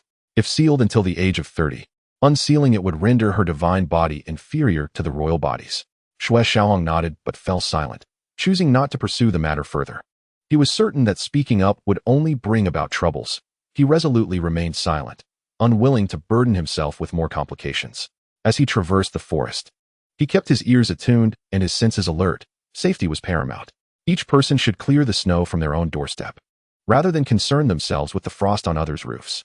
Moreover, this was a girl he was entirely unfamiliar with. It was unnecessary to invite trouble upon himself, as his own calamities were already countless. Seeing Xue Xiaolong's demeanor, the sword spirit understood his intentions. He wished to avoid trouble. If he were an ordinary cultivator, the sword spirit would not intervene. However, this was the thunder spirit body, one of the pillars of humanity's future. The sword soul would not let Xue Xiaolong escape easily, and continued, "A body born of nature, yet marred by a prenatal calamity, remains unformed. The heart meridian has been disturbed, injuring the essence of the body, leading to a compromised foundation. The divine body remains intact, but the physical essence is damaged, rendering it incapable of bearing the power of thunder. Thus, it must be sealed. Over time, the thunder within the heart meridian transforms into a heart calamity, subjecting her to the trials of thunder 3 times a year. For 16 years, she has faced 49 life and death tribulations. The unfortunate girl, enduring 7 tribulations at a time. I wonder if she can survive this one. Alas, Snow Xiaohong, in disbelief, thought to himself, he has never seen this side of the sword soul before. However, he must remain resolute. This old man is quite devious. I cannot hear anything. I am deaf. I am deaf. In truth, this is not the worst of it. No matter how great the suffering, with enough willpower, one can endure. A year is long, and 3 tribulations are but a small fraction of time. There is still ample opportunity for enjoyment. Yet, the heart meridian has its limits. If she had possessed cultivation in her infancy, she could have trained and would not have suffered damage from the thunder calamity. Alas, she was but a babe, unaware of the world's evils and joys. How could she cultivate? Even the strongest protector could not safeguard her heart meridian. The thunderous divine essence is one with her. Snow Xiaohong felt defeated by the old man, who continued to speak with increasing fervor, vividly depicting the girl's wretched existence. Even a heart of stone would feel compassion rise within. Enough, senior, you have won. What must I do? At that moment, the sword soul was in high spirits and replied with a tone of satisfaction, the essence of the fruit of creation, the Shengxing Xian Yuan pill, and the blood of another with a thunderous divine body. Obtain any one of these, and you can cure her affliction. Hearing the first 2, Snow Xiaohong was utterly bewildered. Despite his extensive knowledge of ancient texts, he had never encountered these treasures. However, from their names, he could discern their rarity. Given his current strength, acquiring them was beyond his reach. As for the blood of the thunder spirit divine body, among the 9 divine bodies revered by heaven and earth, one can only be reborn if another falls. How could he seek out another divine body? Unless he were to find the burial site of the previous thunder spirit divine body. Snow Xiaohong said, Senior, I fear this request is beyond my capabilities. I wish to help her, but this is not mere assistance. It is utterly impossible. I have never heard of either the fruit of creation or the Shengxing Xian Yuan pill. Judging by their names, they must be extraordinary items, and with my current strength, I could never hope to find them. As for the blood of the thunder spirit divine body, do you think it can be acquired by selling me? The sword soul replied, No, no one would want you. Snow Xiaohong was speechless. The sword soul then shifted his tone. But you can. Me? Snow Xiaohong pointed to himself, utterly perplexed. Indeed, it is you. Snow Xiaohong inquired, Is there a source of the thunder spirit divine body within the calamity itself? The sword soul responded, Child, what are you thinking? The calamity is formidable, but it is not that extraordinary. I am speaking of you.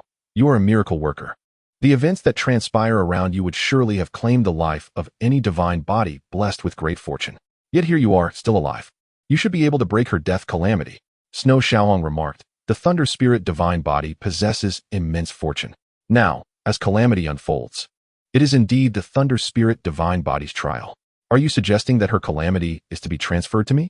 The sword soul replied, In any case, you already bear enough calamities. A few more or less make little difference. Snow Xiaohong lamented, Senior, are you attempting to bring about my demise? Ordinary causes and effects did not concern Snow Xiaohong, but this was a matter of physical consequence, and entangling himself in it could mean a near-certain death. It was akin to courting disaster. The sword soul reassured him, Fear not, you are unlikely to perish. If you were meant to die, it would have happened long ago. Snow Xiaohong remained speechless. Having escaped several perilous situations, was he now to test his limits? But how could such a test be undertaken? A misstep could lead to obliteration. This opportunity was singular. Moreover, I have a feeling that you share a special bond with the girl. You are destined to become friends. Given your nature, you would go to great lengths for a friend. Thus, I am planning ahead for you. Such words, even a fool like Snow Xiaohong would not believe. They sounded too fabricated. In his heart, he harbored but one thought. He had fallen into the sword soul's scheme and could not escape. Snow Xiaohong said, Senior, once you face the ocean, wielding your sword to cleave the waves across thousands of miles. Young one, your hairstyle is quite commendable, the sword soul remarked. Snow Xiaohong, with a darkened expression, thought, Hairstyle? While not utterly disheveled, my hair is but a tuft, and with a scar, where is the merit in that? Is there a more blatant mockery than this? Chapter 63. A sudden enemy. There are assassins sent for this young man. How curious. When did he offend these people? In a silent clash of wits, Snow Xiaohong had retreated, and the sword soul fell silent, allowing the confrontation to dissipate.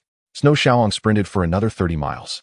From afar, 2 presences of murderous intent locked onto him, surprising the sword soul. These were entirely new adversaries, not members of the Talisman Alliance, nor that organization, nor mercenaries.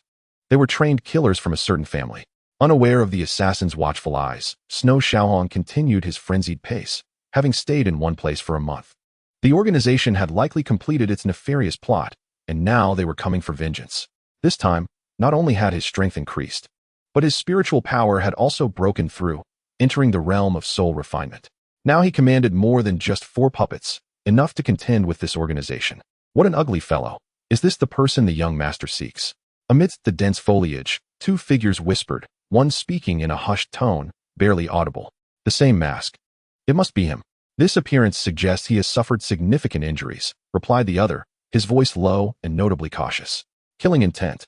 Snow Xiaohong halted, sensing a trace of animosity. He locked his gaze into the depths of the forest and softly declared, "Come out." Yet the 2 remained still, seemingly incredulous that Snow Xiaohong had detected them. After all, he was merely at the 2nd stage of the Chaoyuan realm, while one of them was at the 8th stage and the other at the 9th. Coupled with their mastery of concealment techniques, even those in the spirit transformation realm would find it difficult to detect them. Snow Xiaohong reiterated, "Not coming out? Then I shall take my leave." He began to slowly retreat. At that moment, the 2 no longer concealed themselves, breaking through the air with a surge of energy, their presence erupting like a tempest. They hovered in midair, locking onto Snow Xiaohong, ready to strike mercilessly at the slightest sign of movement from him. Upon seeing their faces, which bore a striking resemblance to each other, Snow Xiaohong asked, "Are you brothers?" "What is it?" The more boisterous of the 2 replied rudely, displaying a quick temper. His impatience had likely led to their earlier concealment being less than discreet. Snow Xiaohong nodded. "It truly has nothing to do with me. Are you here to kill me? That surely concerns me." "You are indeed exceptional, maintaining such composure even at this juncture," remarked the practitioner at the 9th stage of the Chaoyuan realm, his gaze fixed on Snow Xiaohong, seemingly astonished by his growth and strength. Snow Xiaohong's eyes scanned the 2, and he replied nonchalantly, 7th stage of the Chaoyuan realm, and 9th stage of the Chaoyuan realm. Indeed formidable. However, if your intent is to kill me, it appears you may fall short. I would like to inquire why you seek my life. If my memory serves me correctly, I have never had any dealings with either of you, nor have I ever laid eyes upon you. Why then do you wish to kill me? To take a man's wealth and save him from disaster." Xue Xiaohong chuckled derisively before continuing, "You must be some family's trained assassins, yet with a semblance of thought. Despite your intellect, your focus on cultivation has rendered you naive to the ways of the world. You attempt to masquerade as killers, but your facade is riddled with flaws. Speak, then, and confess to this soon-to-be deceased individual." The brutish man retorted, "Kid, are you foolish? You just admitted we are here to kill you. Do you really think we would be honest with you?" Xue Xiaohong scratched his head. "Indeed, I might be a bit foolish, but should I fall beneath your blades? I would rather not leave the afterlife with a clouded conscience regarding my demise." The brutish man opened his mouth to respond, but another interjected. "Hand over the storage ring you obtained from Mushio. TSK. Before he could finish, Xue Xiaohong shook his head and added, "Your disguise techniques are truly pathetic. Spare me your empty words. You aim to tarnish the reputation of the Talisman's alliance? You needn't bother. I am already their adversary. If you had come solely to kill me, I might have believed you." The 2 men's expressions turned cold as they realized how astute and troublesome Xue Xiaohong was. The brutish man bellowed, "You little brat, die?" His suppressed murderous intent could no longer be contained, and he charged at Xue Xiaohong without reservation. If it were only him, Xue Xiaohong would not have feared him, easily dispatching him. However, the presence of the man at the 9th layer of the Chaoyuan realm made Xue Xiaohong cautious. This individual not only possessed superior talent, but also had comprehended the 2nd stage of sword intent. In his hands, even Ludiozi would likely perish within 20 moves. A sword appeared in Xue Xiaohong's grasp, spiritual power surged forth, and sword intent erupted as he shouted, "Get lost." A flash of sword light, devoid of form or style, simply a manifestation of pure spiritual energy and sword intent, forced the brutish man back. While the sword strike was not particularly dazzling, Xue Xiaohong's sword intent was indeed remarkable, infused with the power of 2nd stage sword intent. 2nd stage sword intent. Young Master Bai is indeed formidable. No wonder he ordered us to eliminate you. The man at the 9th layer of the Chaoyuan realm said cautiously. Bai Jianxian had already gained some renown in the Southern Snow Empire, and many had attempted to investigate his identity and age, though they could uncover nothing. However, his approximate age of 20 was known far and wide. Young Master? Xue Xiaohong felt even more perplexed. Since leaving the Tai Xuan Sword Sect, apart from the acquaintance of Duan Xuehuan in Haoyue City, he seemed to know no other young masters. Xue Xiaohong pondered a possibility and asked, "Do you know Duan Xuehuan? Could it be that he was an enemy of Duan Xuehuan, which led them to pursue him?" This assumption was plausible. as he had once imparted the knife technique to Duan Xuehuan, and many had witnessed their drinking together in Haoyue City. The man shook his head. We do not know him personally, but we are aware of Duan Gongzi's great name. That was peculiar. When had he acquired another enemy? Yet Xue Xiaohong could not fathom that this assassination attempt stemmed merely from a fleeting glance. Before Xue Xiaohong could say anything further, the leader launched an attack. Sword light, chilling, and intent long. You can only remain a fool. Prepare to die. When an expert strikes, one can discern their skill. Once this man attacked, Xue Xiaohong realized that defeating him would be exceedingly difficult. Even if he were victorious, he would likely sustain grave injuries. However, he could not resort to using his puppet, as this man had not yet reached the Shengxian realm. This was a rule Xue Xiaohong had set for himself, not to employ his malevolent puppets unless he attained the Shengxian realm. He sought to hone his skills. Relying on puppets would defeat the purpose of self-improvement. Furthermore, regarding soul attacks, he would not employ such tactics unless he reached the Shengxian or soul infant stages. Chapter 64. An easy escape. Xue Xiaohong swiftly evaded the assassination attempt, brushed off the dust from his attire, and said, "If you wish to kill me, then come and follow." He thought to himself, if it weren't for my investigation of the dark organization, I would surely have engaged in battle with you today and slain you. Seeing this, the two assassins, undeterred, pursued him. Although their strength was slightly lacking, their speed was unmatched. Xue Xiaohong fled, stepping forth to break through the air, becoming a streak of sword light. His speed was beyond their reach. Sensing Xue Xiaohong's presence, both assassins crushed a fourth-level talisman, transforming into black lines as they tore through the air in pursuit, their resolve to kill Xue Xiaohong unwavering. Detecting the rapidly approaching auras behind him, Xue Xiaohong mockingly remarked, "Oh, a speed talisman, but alas, you're still lacking." In truth, Xue Xiaohong was slightly slower, yet he could not allow his momentum to falter. After all, no talisman could match him. He was, after all, a fourth-level talisman master, and he could procure as many fourth-level speed talismans as he desired. Black-green forest. Just as Xue Xiaohong prepared to utilize the power of talismans, a forest came into view, and he couldn't help but rejoice, muttering, "Even heaven is aiding me. Your fates now rest with your own fortunes." Direct confrontation was not an option, so Xue Xiaohong scattered some materials, not just any, but the famed Duanhuan incense from the Blood Sea, a drug known for severing souls. The Blood Sea was an extreme genius, and the black-green tree, an exceedingly ordinary tree, had a peculiar trait. It released fragrant dust. The scent could invigorate the mind and alleviate fatigue, while its fruit possessed pest-repelling properties, harmless yet beneficial. However, through extensive research, the Blood Sea transformed this fragrant dust into a toxic substance that, when inhaled over time, could ensnare individuals in illusions, accelerating blood flow and intensifying heartbeats.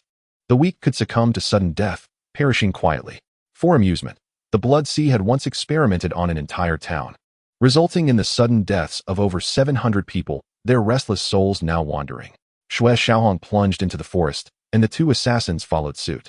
Upon entering, they lost sight of their target.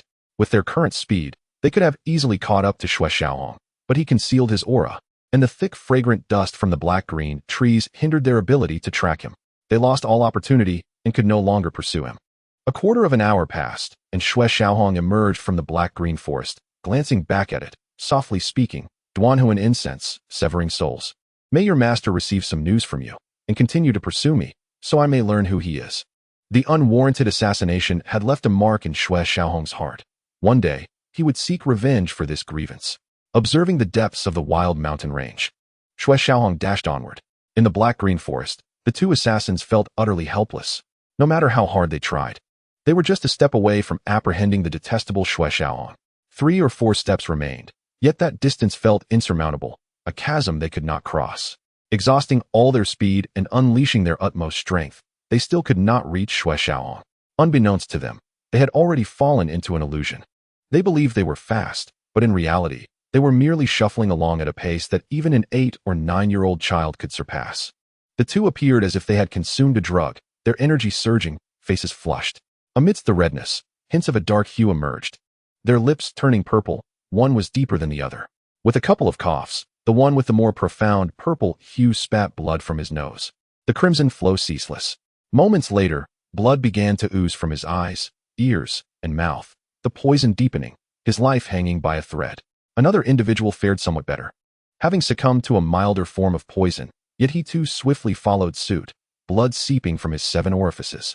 This person's sense of crisis was markedly stronger. A wave of undeniable pain surged into the depths of his mind, rousing him from his stupor. Upon regaining consciousness, he instinctively clutched his head, soon breaking into a cold sweat. Shaking his head, he positioned his sword across his chest, preparing for any potential ambush. Hong Yun awakened, seeing his brother still in flight. He bellowed, exuding an undercurrent of authority that forced his brother down to the ground. The man named Hong Yun collapsed, but he too regained awareness. "You little rascal, perish." As he awoke, Hong Yun rose and thrust his sword forward, instinctively shouting. In his mind, he had lunged forward, with Xue Qilin before him, intent on ending the latter with a single strike. However, he struck only emptiness, and as clarity returned, he shook his head, bewildered by the circumstances and his own position on the ground. "Brother, what is happening?" That little rascal.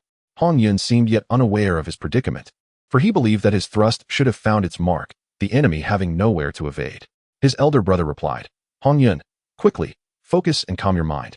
We have been poisoned, falling prey to that scoundrel's trickery." Speaking thus, he consumed a medicinal pill, grounding himself to stabilize his qi and suppress the toxin. Hong Yun began to grasp his situation. The rotting pain had finally penetrated his mind. Wiping his face, he found it smeared with blood, his complexion shifting drastically. In a flurry, he retrieved an antidote pill, swallowed it, and sat on the ground, channeling his spiritual energy to suppress the poison. Regrettably, this was one of the 2 secret poisons of the Blood Sea, and apart from the antidote crafted by the Blood Sea, only the consumption of divine medicine might alleviate the affliction. Death awaited them unless one possessed the strength of the death profound realm to neutralize the toxin, rendering it inert and devoid of potency. Splutter. The elder brother coughed up a mouthful of blood. The antidote had no effect on the toxin. He realized that this poison was not something ordinary remedies could counteract, and its virulence was such that within a mere quarter hour, they would perish. Time was of the essence. The elder brother approached Hong Yun from behind, cautiously retrieving a silken pouch from his bosom. He extracted a talisman, crushed it, and infused its spiritual essence into Hong Yun's body. "Brother, what are you doing?" "No." As Hong Yun's spiritual power was sealed, he immediately awakened, feeling a surge of energy enter his body, displacing the toxins. Understanding his brother's intent, he cried out in protest. The elder brother declared, "Hong Yun, listen to me. We have been gravely poisoned, and no remedy exists. This toxin is unprecedentedly fierce. Had I not undergone the trials of cold fire, we would both have perished without a trace. Our cultivation methods complement each other. One life saved is better than 2 lost." Having endured the trials of both scorching flames and frigid ice, his body had been fortified, yet his sense of smell had become impaired. Any injury or bleeding would cause excruciating pain that penetrated to his very soul, which is why he had roused from his stupor. Hong Yun insisted, "Brother, it should be me." The elder brother retorted, "You are my younger brother. It is my duty to protect you. What you must remember is to relay the message back to our Lord. You must leave. We brothers have accumulated enough merit over the years to repay the He family's nurturing. You must live for me, for our father and mother. And remember, do not seek vengeance against that person. He is not someone we can provoke." Hong Yun disagreed, eager to argue. "Brother." The elder brother's voice turned cold. "If you still consider me your elder brother, heed me this once. Otherwise, even in death, I shall not find peace." Tears streamed down Hong Yun's face as he acquiesced. "Yes, brother, I shall obey your wishes." Chapter 65. The Azure Serpent of 1,000 Poisons. After the passage of a fragrant incense's duration, Hong Yun dispersed his energy, having cleared the toxins from his body, albeit only a fraction of the soul-severing incense. Turning around, his eyes were bloodshot, tears of crimson cascading down his cheeks. At that moment, his elder brother had lost all semblance of humanity. His lips were blackened and purplish, his visage a ghastly shade of blue, already decomposing and exuding a faintly foul odor, with blackened blood seeping forth.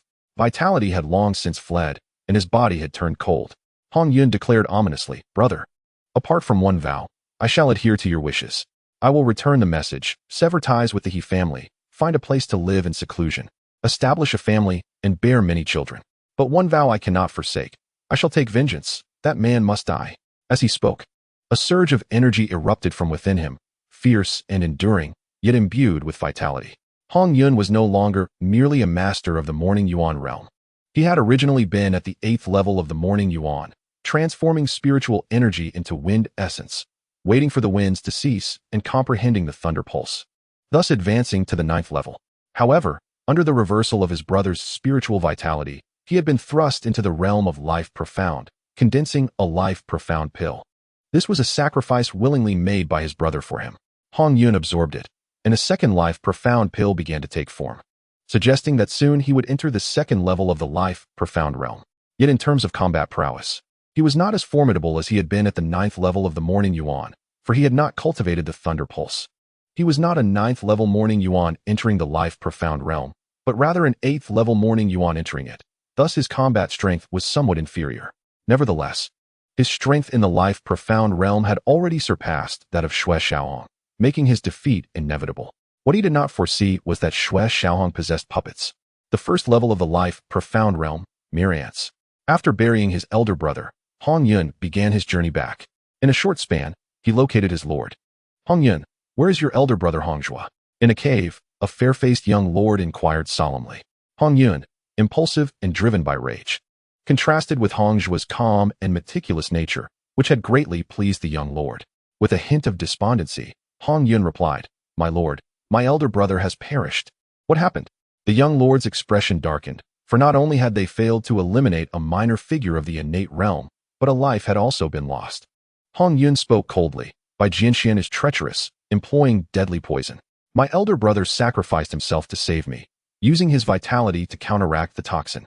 Each word was articulated with clarity, though a hint of crimson flickered in his eyes, a fierce murderous intent deeply buried within his heart. The young lord remarked, deadly poison. So this was the secret behind his evasion from the world's pursuit. It seems we will need to exercise caution in our dealings henceforth. The young lord was well aware of Hong Zhuo's capabilities. In his heart, the most important thing was his younger brother Hong Yun. He would not have made such a sacrifice unless in a moment of peril. Hong Yun's words were undoubtedly true. He was a straightforward individual, incapable of deceit. Does he know your background? The young lord asked, his voice somewhat cold. Hong Yun's expression remained unchanged as he replied, uncertain. Although they had been repeatedly exposed in their conversations with Xue Xiaohong, they had divulged no information, not even their surnames. Thus, even with Xue Xiaohong's unparalleled intellect, he could not deduce their origins. Good. You may leave for now, the young lord instructed. Calmly, Hong Yun responded, understood. There was no trace of emotion in his demeanor, an unsettling calmness. Hong Yun had resolved to depart.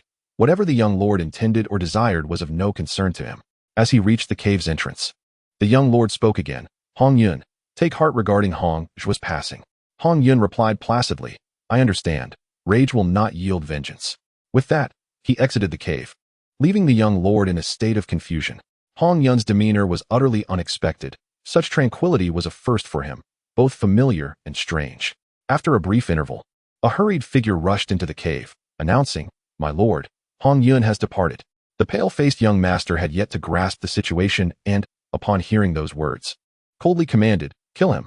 As a death warrior of the He family, Hong Yun had never known freedom, living solely for the He clan. Young master, it's impossible to kill him. The pale-faced young master squinted, his voice frigid. Why? To dare to play tricks in his presence, it seemed a ruthless approach was necessary. Otherwise, the esteemed young master of the He family, the next head of the clan, would have little deterrent power left. Hong Yun has already reached the realm of the profound. The pale-faced young master's expression changed drastically. Damn it. He rose and exited the cave. Kid, if you cross the mountain to your left, you should find some rewards. Meanwhile, Xue Xiaohong left the dark green forest and sprinted ahead, eager to connect with members of the Dark Organization and secretly investigate. The ambush by the Hong brothers indicated that the Dark Organization's schemes had yet to commence. He still had a chance to expose them. However, much must have transpired over the past month. Xue Xiaohong responded affirmatively, altering his course and hastening up the mountain. After a fragrant incense's worth of time, he reached the summit and sensed the fluctuations of battle. There was indeed conflict in the Deep Valley woods, most likely involving the Dark Organization. Eager to confront the Dark Organization and thwart their plots, he harnessed the soul power of the Sword Spirit, which was more than willing to assist. It spread its spirit to search for traces, and if there were any discoveries, it would certainly indicate the presence of Dark Organization members. What a fortunate lad to encounter such a spiritual beast, the Sword Spirit remarked, its tone laced with envy. Xue Xiaohong smiled. From the Sword Spirit's tone, he discerned that something good had appeared, otherwise it would not sound so pleased. He greatly desired the treasures coveted by the Dark Organization. Senior, reveal a hint of information, Xue Xiaohong requested. The Sword Spirit replied, You shall discover it for yourself. A glance will suffice. It was truly envious, thus displaying a somewhat unkind attitude toward Xue Xiaohong. Xue Xiaohong thought, is this truly a being who has lived for tens of thousands of years? It behaves like a child. Never mind, it's best to hurry on. A massive azure serpent, as thick as a water barrel and measuring several dozen feet in length, glistened with emerald scales that resembled embedded jade crystals. Its appearance alone suggested it was extraordinary. Surrounding the great azure jade serpent were 21 or 22 individuals, relentlessly assaulting it, clad in pure black attire. At the forefront stood an elderly man with white hair, his age unmistakably advanced. His wrinkled skin lacked any smoothness and was devoid of flesh, rendering his face a mere mask of coarse skin stretched over skeletal features, instilling an involuntary chill in those who beheld him. The most terrifying aspect was not his bony visage, but rather his skin, as pale as snow and as cold as ice. He resembled a specter risen from the depths of hell. On the ground lay 11 or 12 corpses, their complexions a ghastly blue, devoid of life, utterly deceased. The death of 12 individuals seemed inconsequential to the white-haired elder, whose gaze was fixated upon the great serpent, filled with an insatiable hunger, as if untold treasures beckoned him. To capture it, the loss of lives mattered little. The profound azure 10,000 poison snake. In a secluded part of the forest, the hastily approaching Xue Xiaohong gasped in delight, his breath quickening. Fortunately, all attention was focused on the great azure serpent, leaving him undetected. Xue Xiaohong was well aware of this type of spiritual beast. It was an incredibly powerful entity endowed with unmatched venom, among the deadliest serpents in the spiritual realm. Born as a late-stage second-tier spiritual beast, a single drop of its venom could kill 20 innate masters. As it matured, its toxicity would intensify, and upon reaching the 6th tier, its venom would undergo a transformation, infused with death energy. To be touched by it was to be doomed. For even with a sacred dragon blood pill, there would be no remedy, only an inevitable demise, even for those at the nirvana stage. This was a lethal serpent, yet also a precious entity. Its venom was supreme in the realm of poisons and could be formulated into life-saving elixirs, if properly concocted. It could neutralize myriad toxins and even refine a body fluid that rendered one immune to all poisons.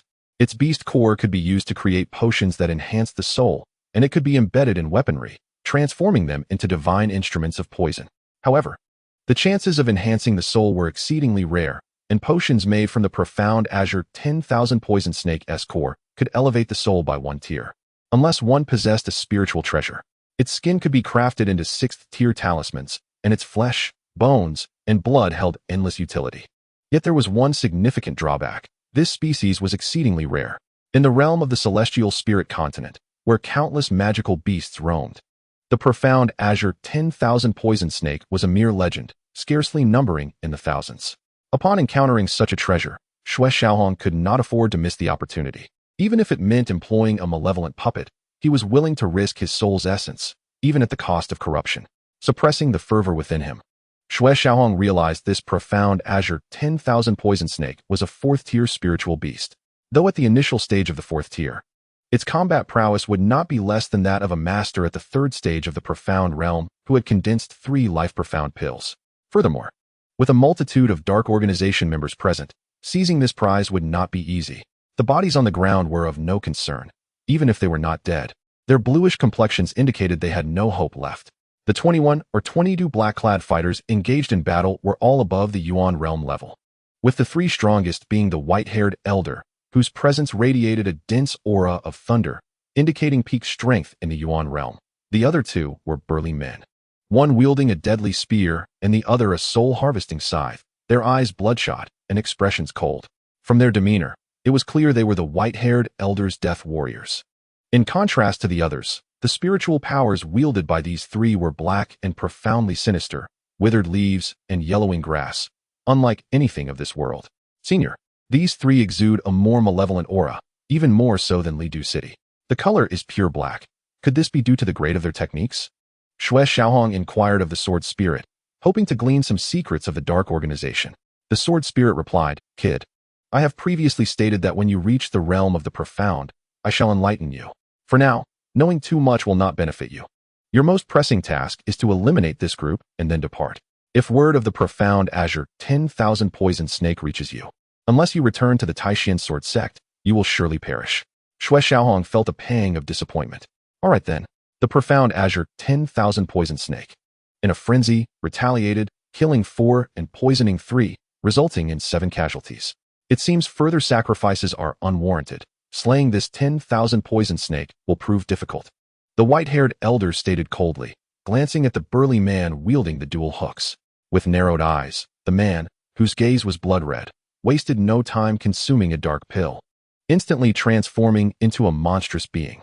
His previously turbulent aura surged like a tide, breaking through from the 8th tier of the Yuan realm to the 2nd tier of the profound realm, significantly amplifying his combat strength. Sensing danger, the profound azure 10,000 poison snake attempted to flee, but it had no chance. The transformed man had only one purpose, to slay the serpent. With no hope of survival, he would exert every ounce of strength to procure greater benefits for his master, disregarding his injuries, poison, or even death, ultimately sacrificing his life to slay the profound azure 10,000 poison snake. Upon the demise of the azure poisonous serpent, a smile blossomed upon the wrinkled visage of the white-haired elder. However, this smile bore no warmth. It was imbued solely with coldness and malice. Go inspect thoroughly. Is the azure poisonous serpent truly dead? Commanded the elder to one of his companions. His life was of utmost value, impervious to even the slightest harm. Should the serpent still harbor breath, a surprise attack could incapacitate him, for a single drop of its venom could lay him low. The man spoke not a word, hesitating not a moment, and advanced with purpose. In his heart, there existed only obedience, devoid of any other thoughts. Even if ordered to draw a blade across his throat, he would not falter.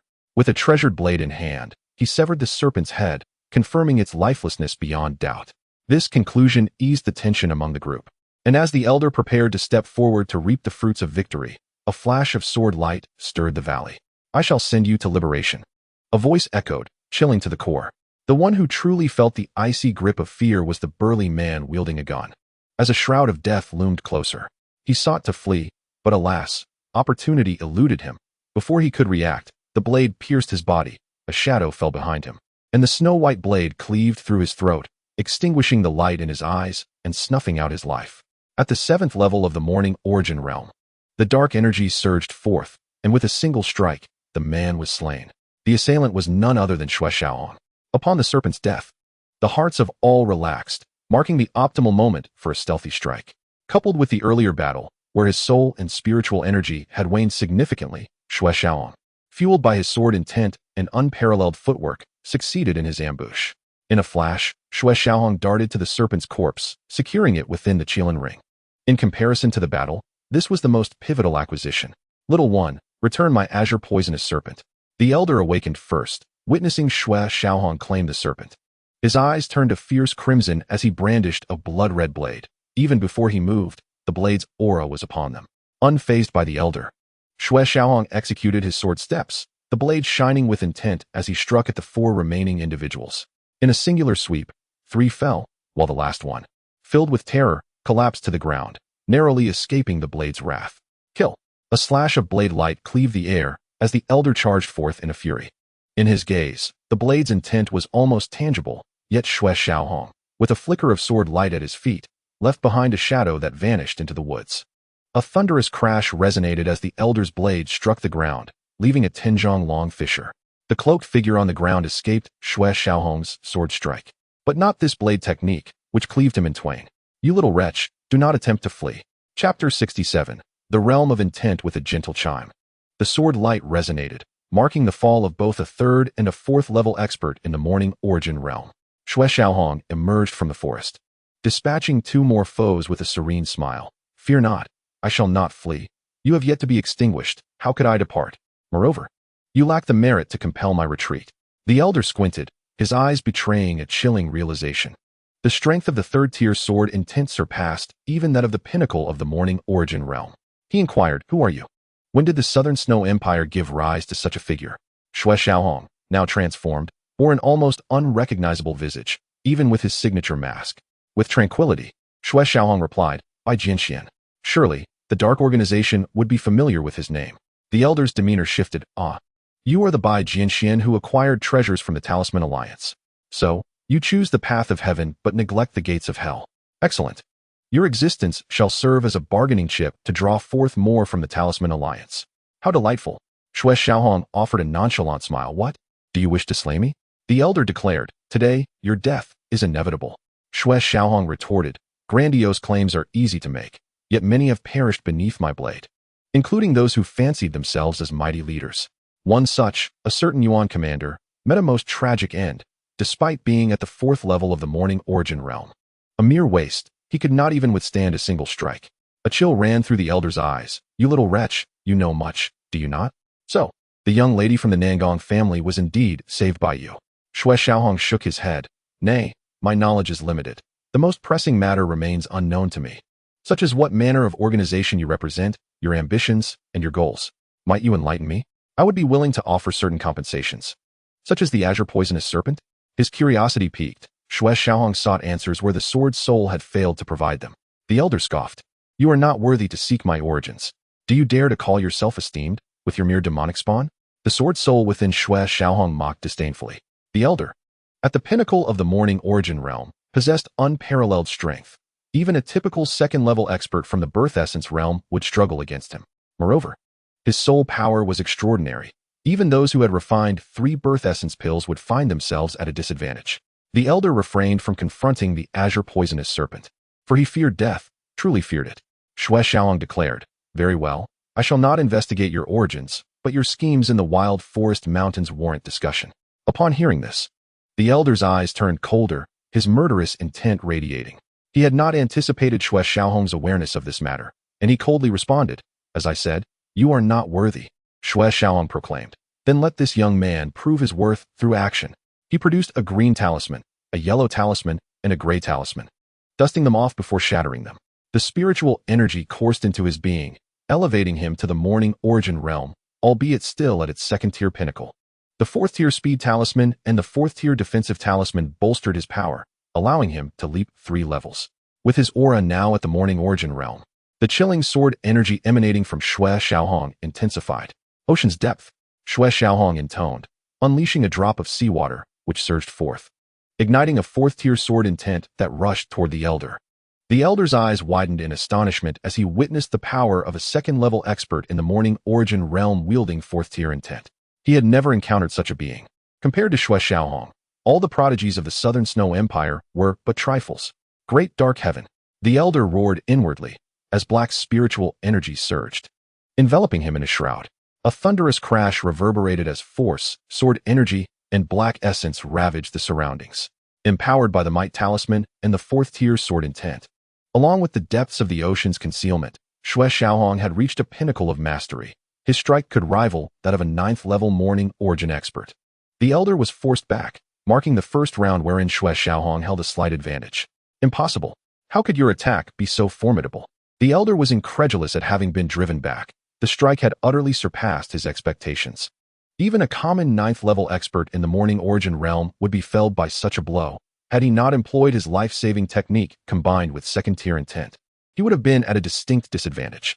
Xue Xiaohong taunted the elder, "Old wretch, how does it feel? Am I worthy now?"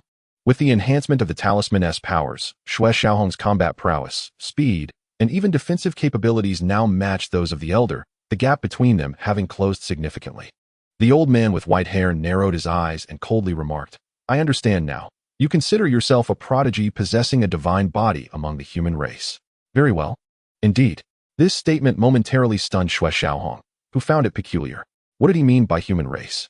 Was he not human? After all, he was merely a person. "Old fool, what do you mean by that?"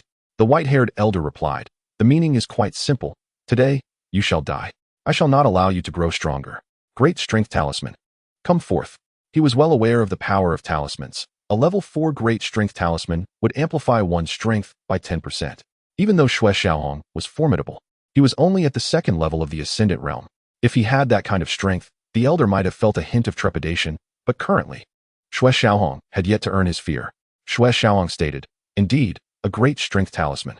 As he spoke, he summoned a puppet of the 8th level of the ascendant realm, which, under his command, attacked the other black-clad individuals. Today, apart from himself, everyone else must perish. The white-haired elder's gaze turned frosty. A puppet. With the addition of the puppet, eliminating him was certainly within reach. Xue Xiaohong nodded. "Correct, it is indeed a puppet. Today, only one person can remain standing, and they cannot escape." The elder agreed. "Indeed, today only one shall live, and that person shall be me." He did not allow the other black-clad individuals to leave, intending for them to restrain the puppet while he dealt with Xue Xiaohong. Xue Xiaohong posed a question. Old fool. How is my physical body? The elder replied, very strong, unmatched among peers. Flattery. If you claim my physical body is so strong, why then do I need to use a level 4 defensive talisman? Xue Xiaohong's eyes burned with intensity, a glimmer of sword light dancing within. The elder was taken aback. Stammering, the realm of intent. Xue Xiaohong laughed. Precisely, it is the realm of intent. Prepare to receive my attack. Chapter 68. Some attacks are invisible. The 10th level of intent has 2 trials, collectively referred to as the realm of intent. The first trial pertains to intent itself, while the second trial corresponds to the 10th level of intent. Each level, from 1 to 4, represents a cumulative progression. While surpassing a trial results in a doubling of power, 1 level of sword intent doubles the enhancement, while 4 levels of sword intent octuples it. However, crossing the sword intent threshold results in a 16-fold enhancement. At present, Xue Xiaohong was at the 2nd level of the Ascendant Realm, and with the amplification of the talisman, his aura had reached the pinnacle of the Ascendant Realm. With his swordsmanship, if sustained, he could wield the undefeated sword intent beneath the mystical realm, capable of contending with those in the mystical realm. Nevertheless, he was still only at the 2nd level of the Ascendant Realm, and his physical capacity had its limits. Exceeding those limits would lead to bodily harm, hence the need for a level 4 defensive talisman. The elder was greatly alarmed. If this person was not eliminated, he would undoubtedly become a significant threat to their clan's future plans. Having said enough, the elder enveloped the blade in pure black spiritual energy. This weapon was renowned, a spiritual artifact. As the black energy surged in, it turned crimson, resembling a blade steeped in a sea of blood, ominously vivid and exuding a menacing aura. What a wicked blade, Xue Xiaohong thought, feeling a heavy gloom settle in his heart, wondering how many vengeful spirits were bound to it. Kill! The elder shouted coldly, unleashing a crimson blade aura that sliced through the air towards Xue Xiaohong. He was well aware of the terrifying nature of Xue Xiaohong's sword intent. If caught off guard, he would find himself without recourse. This blade aura was merely a probe to prevent a surprise attack from Xue Xiaohong. Xue Xiaohong retorted coldly, old fool. No need for probing. Let us get to the main course. Show me the extent of your power as a reincarnated being. With tremendous force, heavy as a mountain, he unleashed the heavy sword technique. After months of cultivation, Xue Xiaohong had mastered it. This sword technique was of higher rank than the Dawnbreaker, a celestial-level sword technique. However, due to his insufficient comprehension, it could not be deemed his ultimate move. The Dawnbreaker had reached its peak under his mastery, making it his true killing technique. The massive sword light descended, shattering the blood-red blade aura. The elder cleared the smoke and said, "You actually know of my reincarnation?" Xue Xiaohong sneered. "What is so difficult about it? How could an ordinary practitioner at the 9th level of the Ascendant Realm possess the soul power of one in the mid-stage of the soul refinement realm? I just wonder whether you are a reincarnated being from the reincarnation realm or the nirvana realm. However, it should be the former. The nirvana realm allows for the soul to endure, existing within the cosmos. After the mystical realm comes the deathly realm, where one experiences life and death before entering the cycle of reincarnation. After transcending the cycle, one may attain nirvana and be reborn, standing proudly among the heavens. Revered by all, worthy of being called the emperor of humanity. Generally, those who enter the reincarnation realm and nirvana realm can reincarnate. However, the reincarnation from the reincarnation realm results in a significant reduction of soul power, almost to the point of extinction. The nirvana realm, on the other hand, retains a considerable portion of soul power. You are too terrifying. In my millennia of existence, I have never encountered such a prodigy. I cannot allow you to live. With that, he unleashed another massive blade aura, cleaving through the air. Before the blade aura struck, the elder vanished without a trace. The blade aura was an illusion, while the attack was real. The white-haired elder appeared behind Xue Xiaohong, moving faster than many masters of the mystical realm. With his blood-red blade, he aimed to decapitate him. The difference between life and death hanging by a thread. Illusions and reality intertwined. A smirk tugged at the corner of Xue Xiaohong's mouth. He was no stranger to life and death situations, his awareness of danger unmatched. How could he not see through the elder's tricks? Attempting to ambush him was a fool's dream. Confronting the blood-red blade aura head-on, Xue Xiaohong summoned several sword lights that encircled him, offering protection through his sword technique. His swordsmanship was no longer limited to the foundational techniques of the Tai Xuan Sword Sect. He had integrated hundreds of sword techniques, creating an unparalleled sword intent. This technique of sword protection surpassed earthly-level sword techniques, and the blood-red blade aura, upon descending, failed to shatter the sword lights. Xue Xiaohong pivoted, executing a counterattack aimed at the elder's throat. The elder's expression changed dramatically. Xue Xiaohong's sword protection rendered his blood blade ineffective. Yet Xue Xiaohong's blade could easily slice his throat.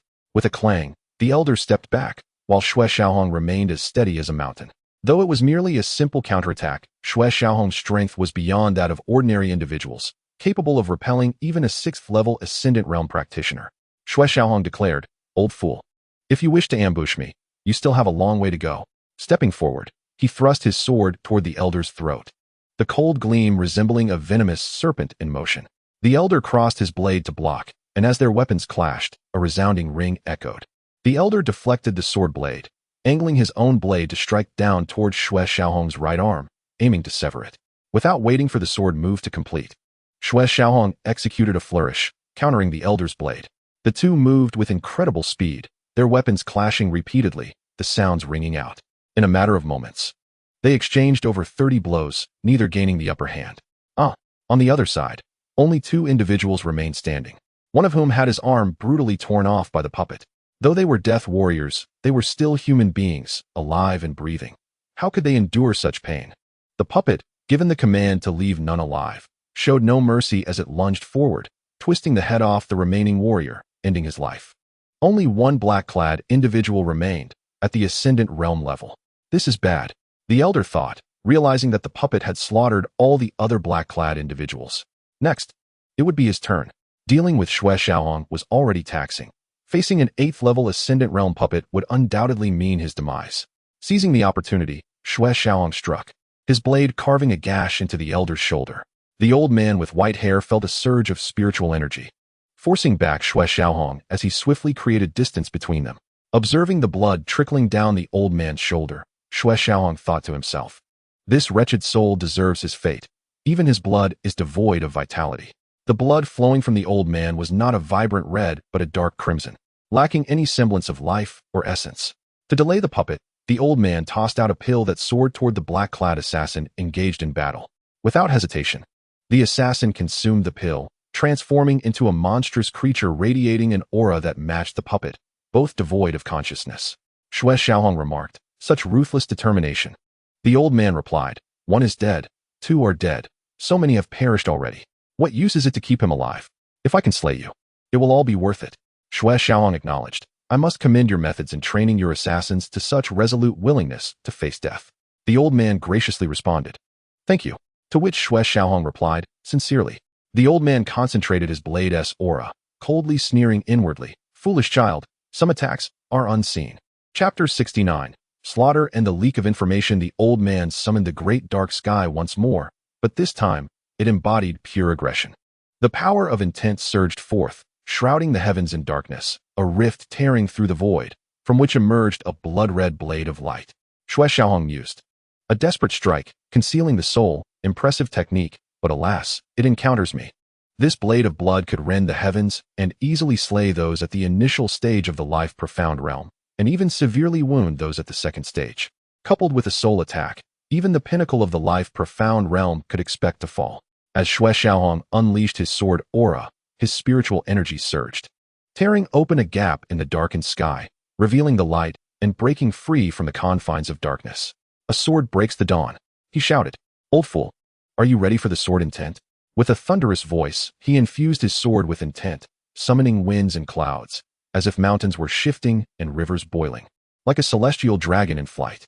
Upon invoking this sword technique, Xue Xiaohong felt an uncomfortable sensation within his body. Had he not employed defensive talismans, he might have suffered broken bones and blood seeping from his skin. The old man was forced back 3 steps by Xue Xiaohong's overwhelming momentum. The power of this single strike had surpassed him. Impressive, truly impressive sword technique, but victory is not yours to dictate. The Dawnbreaker sword technique had been comprehended to its fullest extent when Xue Xiaohong grasped the essence of soul attacks. Should fortune favor him, he could utilize the Dawnbreaker as a foundation to develop his own sword technique, creating a new path and entering the realm of divine insight that countless cultivators yearn for. Flash! Xue Xiaohong roared, wielding his blade as the Dawnbreaker scattered the darkness.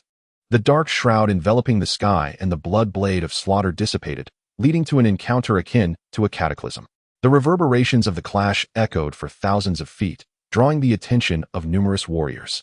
The intensity of the life-profound realm's aura indicated an extraordinary treasure, prompting all to hasten toward the source. Ultimately, Xue Xiaohong's sword light triumphed, shattering the dark veil and dispersing the blood blade, slicing into the old man's body. Despite his extraordinary physique, he could not withstand the furious force of Xue Xiaohong's strike, and he was hurled away, madness flickering in his eyes as he mouthed, "Die." Xue Xiaohong's gaze narrowed as he responded, "Since I am aware of your soul power from the soul refinement realm and your ability to seize bodies for rebirth, how could I lack preparations? Furthermore, my soul power is no weaker than that of the early stage of the soul refinement realm. It is you who shall perish, Dawnbreaker." No. The old man was horrified. He did not wish to die, nor was he ready to. Yet, he had no further opportunities. As the soul blade he conjured was shattered by the sword spirit. With his body gravely injured, his soul could not afford any losses. This was not a tribulation for Xue Xiaohong. He merely sought to comprehend the might of his sword intent and test the caliber of his opponents. Xue Xiaohong's soul sword light pierced into the old man's mind palace, not severing his soul, but rendering him incapable of living a functional life. Though he remained alive, he would become a mere madman, devoid of purpose.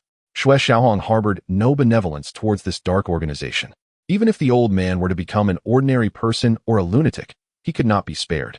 With a swift motion, Xue Xiaohong thrust his sword through the old man's skull.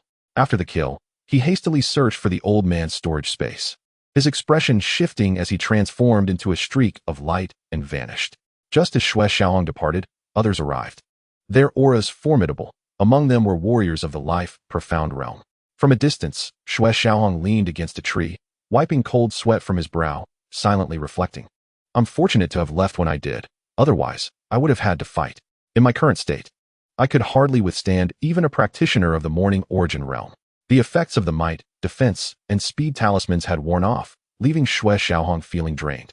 His spiritual energy reduced to a fraction. Taking a deep breath, he sprinted away, aware that he possessed the treasure of the Xianqing 10,000 poison snake, which must remain a secret. Should others discover it, even those of the reincarnation realm would be tempted to pursue him. Xianqing 10,000 poison snake. A group of warriors arrived, numbering 30 to 40, including 2 experts of the life-profound realm, one at the second stage and another at the pinnacle of the first stage. A white-bearded elder, upon seeing a pool of blood, exclaimed in astonishment. This bloodstain, nestled among the grass, was crimson, poisoning the surrounding greenery, yet it retained its vibrant hue, as if freshly spilled.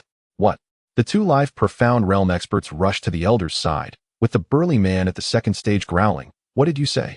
The white-bearded man, merely at the 6th stage of the morning origin realm, felt the pressure of the life-profound realm's aura, causing him to break into a cold sweat and tremble.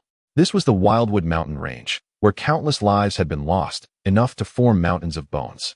Pointing at the bloodstain, the elder declared, "This is the blood of the Xianqing 10,000 poison snake.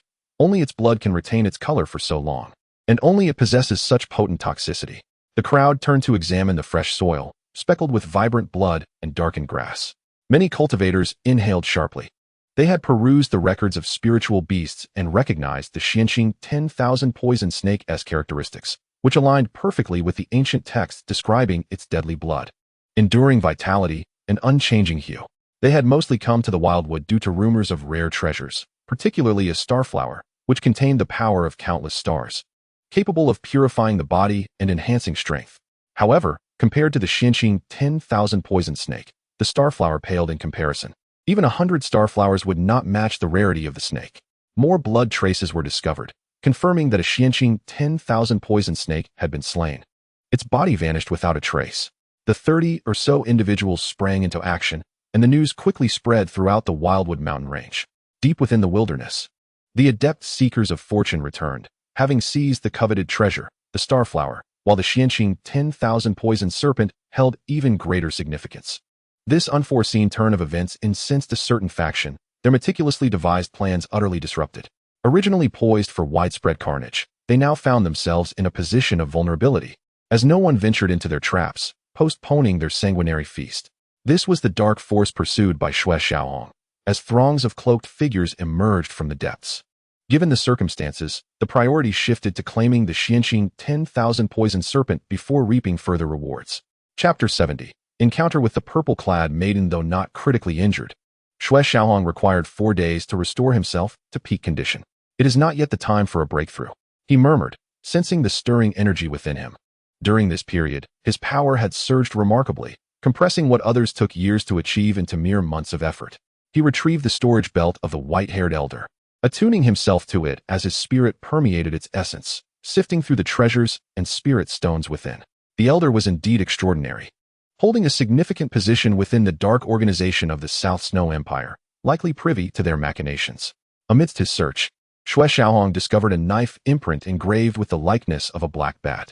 This imprint, crafted from spirit-level materials, was simple yet potent. Should it be forged into a weapon, it would at least qualify as a spirit artifact, though employing it as a command seal seemed an extravagant use of resources.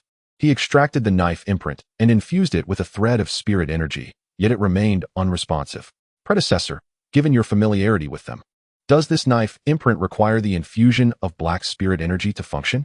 He inquired of the sword spirit, suspecting it was a communication seal of the dark organization, likely necessitating the unique energy. Black spirit energy posed a challenge for Xue Xiaohong. The sword spirit replied, "Well done, you have pinpointed the key. It indeed requires black spirit energy. However, observe the runic patterns upon it. They may allow for alterations." Xue Xiaohong recognized the runes as a means of transmission. Upon closer inspection, he discerned 39 runes, indicating that this was merely a peak level 3 rune, having previously inscribed level 4 runes. And with his soul power having breached the soul refinement realm, he could now perceive the intricacies of these level 3 runes as equivalent to level 4. After a brief period, a smile crept across Xue Xiaohong's face. So that is it. Within the knife imprint lay a black spirit stone, the size of a thumb, seamlessly connected to the imprint and indistinguishable in color. Only by infusing it with black spirit energy could messages be transmitted through the stone. Utilizing the exquisite sword spirit weapon prepared by Xue Lingtian, he struck the black spirit stone with force. The quality of the black spirit stone was commendable, yet it was no match for Xue Xiaohong's blade, shattering upon impact. Infusing the imprint with spirit energy, a beam of arrow light shot forth beyond the wilderness. Have I gone too far?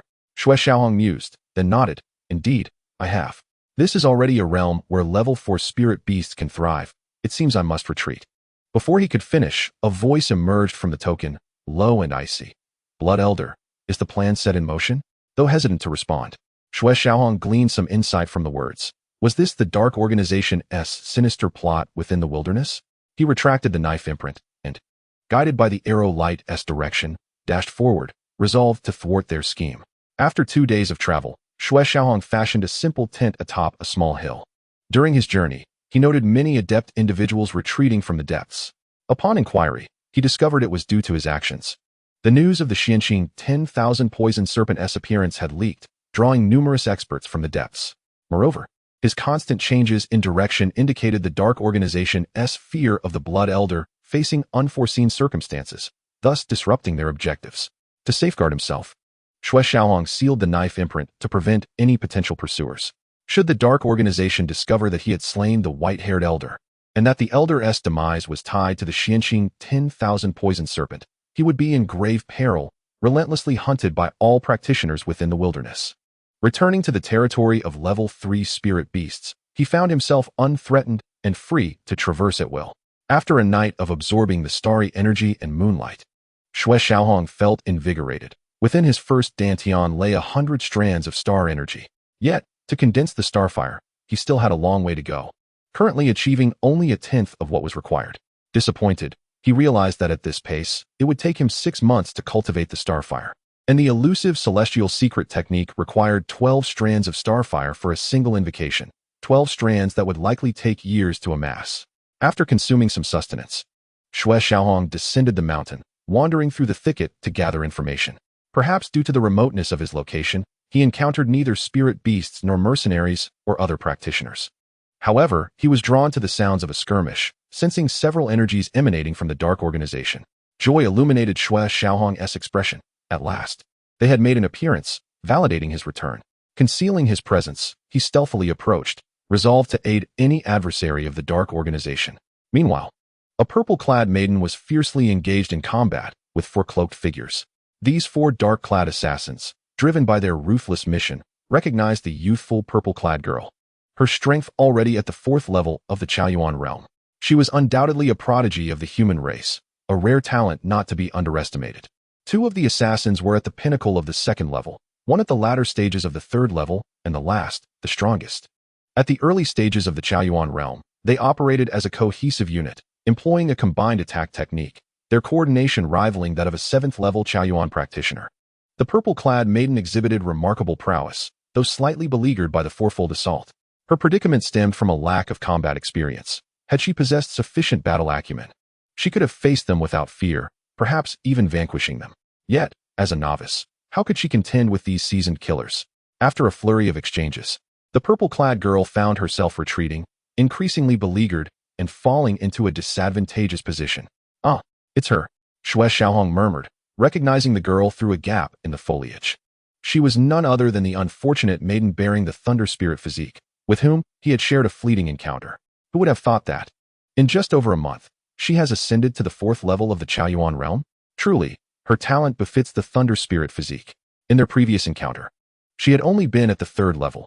Such a rapid ascension spoke volumes about her innate gifts. Yet her combat awareness is lacking. Otherwise, how could 4 mere opponents pose a threat to her? Observing her techniques, Xue Qilin shook his head in disapproval. The purple-clad maiden's fighting instinct left much to be desired, preventing her from fully harnessing her 4th-level strength. Though the maiden displayed signs of defeat, the situation had not yet escalated to peril. Xue Qilin wished to witness the miraculous attributes of the Thunder Spirit physique. Alas, this wish could not be fulfilled. Despite her possessing a unique offensive physique, a blockage in her heart's meridian sealed her potential, rendering her unable to unleash the full might of her thunderous abilities, manifesting only as faint arcs of electricity. After a brief interval, Xue Qilin muttered, "It seems there is nothing particularly extraordinary here. Brat, what are you pondering? The divine body has been sealed to a significant extent. How can she possibly demonstrate the might of thunder? If her divine form were intact, could these 4 little demons truly be her adversaries? How foolish," the sword spirit remarked with irritation. Xue Qilin nodded in understanding. So that is the case. With a thud, the purple-clad woman was struck by a powerful palm and sent flying, followed by a blade of light aiming to cleave her. In midair, the purple-clad woman had no means of evasion and could only brace herself for the impending strike. At that moment, a faint purple glow emanated from her, negating the blade's assault. An inferior-grade spiritual garment. This girl must be quite affluent, Xue Qilin observed, swallowing hard. This was his first encounter with someone adorned in a spiritual garment since leaving the Tai Xuan Sword Sect. A thought crossed his mind. Perhaps a robbery would be in order? The Tai Xuan Sword Sect possessed spiritual garments, but at the time, Xue Qilin was merely at the peak of the qi-nurturing stage and unworthy of such treasures. Had he entered the inner sect, he surely would have acquired a spiritual garment, none of which would be below the spiritual grade. The sword spirit interjected, "Young man, as the vice master of the Tai Xuan Sword Sect, is this how you wish to present yourself? Just for a spiritual garment, you adopt such a demeanor? If Tai Xuan were to learn of this, he would surely be furious and reprimand you severely." Xue Qilin replied, "Senior, I am a vice master in name only. Within the Tai Xuan Sword Sect, aside from a vice master token, I possess no treasures. I have not even encountered a high-grade spiritual stone, apart from the medium-grade stones given by my adoptive father. This is indeed a spiritual garment, and if the sword spirit cut him off, that is a lady's attire. Even if you were to steal it, you wouldn't be able to wear it." Feeling disheartened, Xue Qilin said, "I must act now. These 4 cannot be allowed to perish entirely, for my guide is among them." Chapter 71. The Dark Organization's Stronghold. With a thud, the purple-clad woman collided against a tree trunk the size of a basin, coughing up a mouthful of foul blood, her complexion pale. She swiftly regained her footing, adopting a defensive stance to guard against ambush. The spiritual garment was extraordinary, remaining unblemished by any dust. The 4 assailants, upon witnessing the radiance emanating from her, felt their murderous intent surge. This was a spiritual garment. No force within the Southern Snow Empire could afford such a treasure, not even the royal family. This suggested that the purple-clad woman hailed from a significant power, and thus she could not be spared. The 4 charged at her with reckless abandon. A sound of swords humming filled the air, and 2 bodies fell, the weakest of the black-clad assailants. Xue Qilin descended from the air, landing between the black-clad figures and the purple-clad woman. His sword aura radiated outward, driving the two black-clad men back. Exchanging glances, the two black-clad figures understood each other's thoughts. A formidable opponent, one not to be trifled with. The black-clad man with the strength of the Qi-nurturing stage turned to flee in desperation, while another, of the fourth level of the Qi-nurturing stage, consumed a pill that transformed him into a monstrous creature. It appeared this pill was a defective product, as it merely elevated him to the peak of the Qi-nurturing stage without granting him any substantial aura. Roar! The beast bellowed and lunged at Xue Xiaohong, intent on tearing him apart. Xue Xiaohong dodged with ease.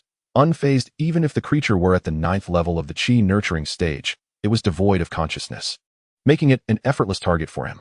Meanwhile, the black-clad man with Qi-nurturing strength remained hidden, curious to see if Xue Xiaohong possessed the capability to slay him. You wish to uncover my secrets, do you? You must first frighten me away, otherwise, how will you trace the organization behind me? Xue Xiaohong mused internally, accelerating his movements to the point of invisibility. In an instant, he drew his sword, piercing through the beast's neck, and with a swift motion, he severed its head before glancing toward the direction of the black-clad man. Witnessing this scene, the black-clad man was taken aback and fled in a panic, not daring to linger. It's you. The purple-clad woman recognized Xue Xiaohong, for the scar on his face was unmistakable and grotesque. Xue Xiaohong replied, Indeed, it is I, the ghost. Upon hearing this, the purple-clad woman felt a slight flush creep across her face. It was not my intention, Xue Xiaohong retorted. I understand. It was deliberate. Thank you for saving me. I am Lei Wanqiu. May I know your name, benefactor? The purple-clad woman shifted the topic, acknowledging her prior fault. Xue Xiaohong stated, I had no intention of saving you. I merely acted because they are my enemies. Now that you are safe, I should take my leave. Wait, Lei Wanqiu interjected, halting his departure. Xue Xiaohong turned to inquire, Is there something you need? Are you pursuing that black-clad man? Lei Wanqiu asked. Xue Xiaohong frowned slightly. Do you know more than you let on? He had left a trace of his soul on the black-clad man. Such prey was not to be overlooked. The sword spirit commented, She likely does not know much, but she probably shares your sentiments, feeling repulsed and harboring murderous intent. Xue Xiaohong inquired, Is it due to the thunder spirit body? Of course, the sword spirit replied. These individuals exude malevolence. The power of thunder is the nemesis of dark forces. Encountering such scum naturally incites a desire for vengeance within the girl. Lei Wanqiu stated, May I accompany you? They are wicked and must not be spared. Xue Xiaohong questioned, How do you know they are wicked? They exude a foul aura, tainted with blood and resentment. They are not good people, Lei Wanqiu answered. The sword spirit encouraged, Young man, this is your destiny. Unable to resist the sword spirit's persuasion, Xue Xiaohong relented, I will take you along, but you must follow my lead. Very well. Lei Wanqiu agreed without hesitation.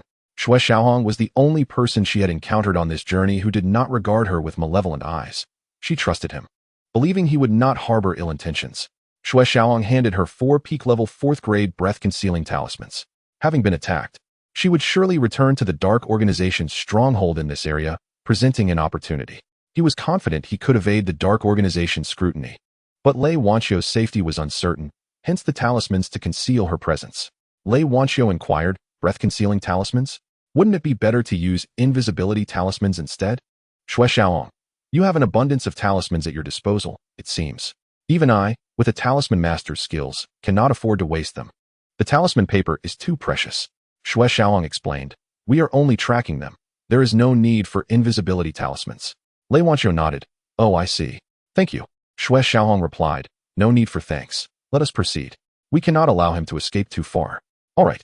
After taking only 10 steps, Lei Wanqiu asked, I still do not know your name. Xue Xiaohong responded, I have already told you. My surname is Bai. Lei Wanqiu pressed, What is your given name? Xue Xiaohong stated, As for my name, it is unnecessary for you to know. Once this matter is concluded, you will follow your path, and I shall walk mine. Lei Wanqiu chuckled, Do not think I am unaware of your name. You must be Bai Jianxian, for many are in search of you. Xue Xiaohong replied nonchalantly, If you know, why ask? As for being sought after by many, Xue Xiaohong felt no fear with his current trump cards. Even if the elite of the Southern Snow Empire's Talisman Alliance were to converge upon him, they would be powerless against him. Lei Wanqiu, have you truly acquired the treasures of the Talisman Alliance? Xue Xiaohong, no, it was merely a fabrication by the Talisman Alliance. He certainly could not admit the truth.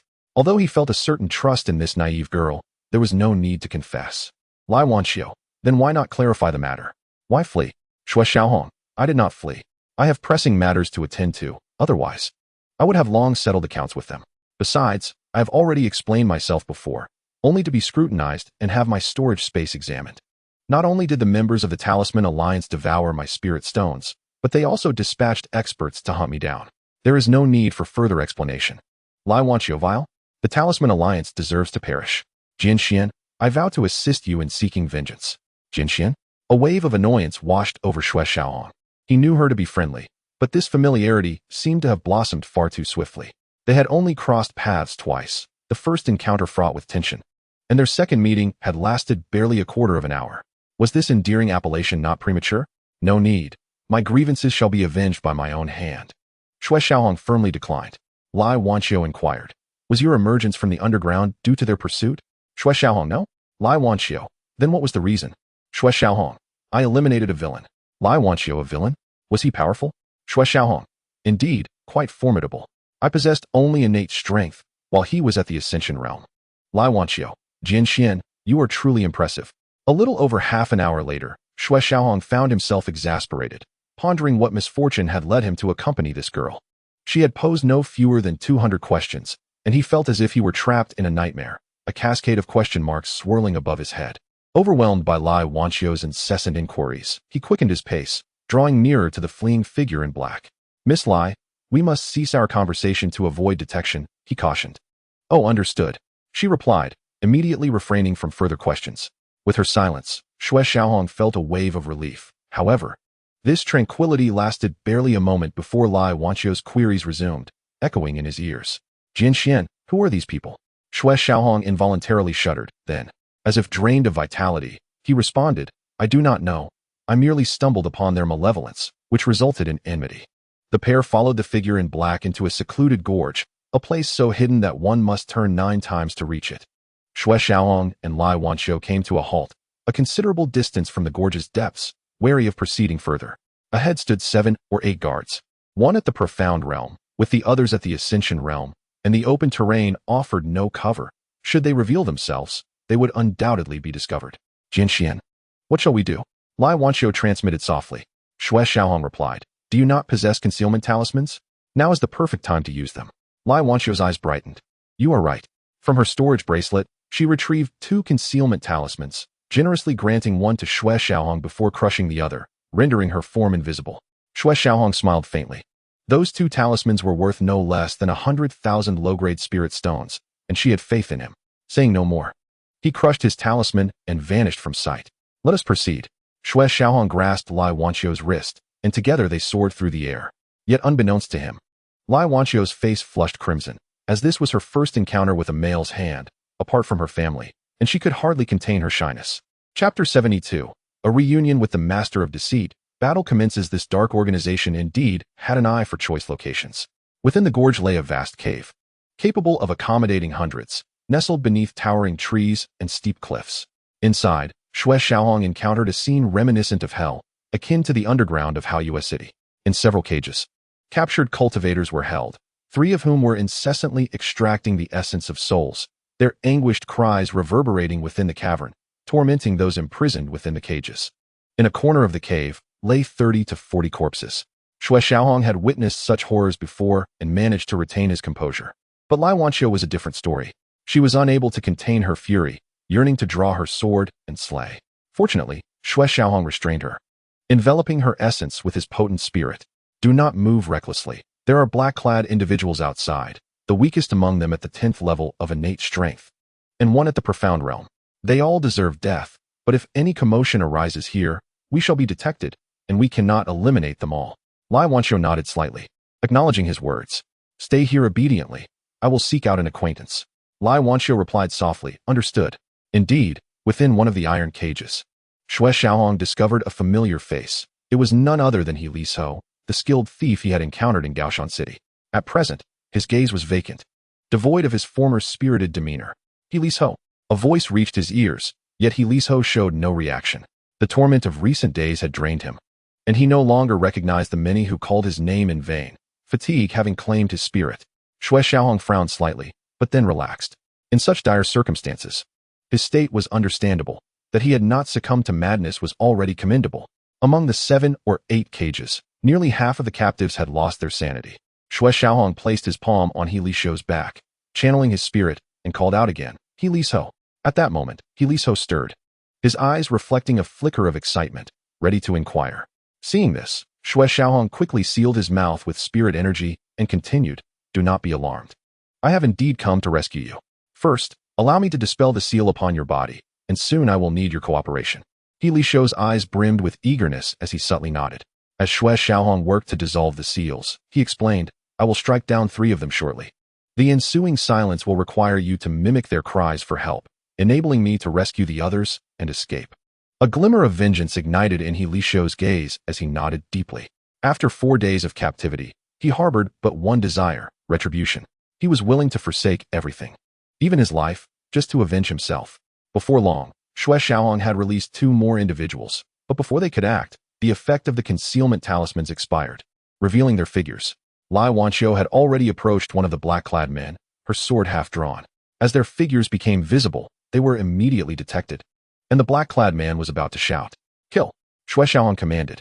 Lai Wanqiu's pent-up rage transformed into action. Her sword struck like lightning, and before the black-clad man could react, he was slain. Xue Xiaohong followed suit, his form a blur as he dispatched the remaining 2 black-clad figures with ease. With the 3 black-clad men dispatched, the screams of the 3 individuals being subjected to soul extraction ceased instantly. He Li Shou and the others seamlessly filled the silence with their screams. Xue Xiaohong instructed, Miss Lai, assist me as well. Breaking their seals is simple. Just channel your spirit energy into their dantian. Time is of the essence. We must rescue those whose souls remain uncorrupted. If it were anyone else, they might lack the capability, but Lai Wanqiu, possessing the thunder spirit body, though unable to wield the power of thunder, could still utilize her innate energy to counteract the dark spiritual forces. Lai Wanqiu nodded, understood. In the cage, many individuals awakened, yet their yearning for life rendered them silent. Their eyes filled with fervor as they gazed upon Xue Xiaohong and Lai Wanqiu. After nearly an hour, the duo managed to rescue the captives, who gradually regained their strength.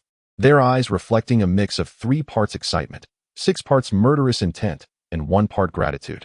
Having expended considerable spiritual energy, Xue Xiaohong and Lai Wanqiu consumed medicinal pills to restore themselves, regaining about 90% of their strength before they opened their eyes. Xue Xiaohong commanded, outside the cave. There are several formidable opponents, predominantly at the Chaoyuan realm. I wish to retain them. Your assistance is imperative. Without uttering a word, the others trembled with resolve, their murderous intent palpable. Even without Xue Xiaohong's directive, they would have engaged these scoundrels. He Li Shou, allowing one to call for him, approached Xue Xiaohong and solemnly declared, Brother Bai, should you have any commands, He Li Shou fears not death. Despite Xue Xiaohong's altered appearance, he still recognized him. Xue Xiaohong replied gravely, There is an individual outside at the Shangxian realm. I have a way to delay him. The rest shall be entrusted to you. He Li Shou vowed, Rest assured. Brother Bai, I shall not cease until these villains are slain.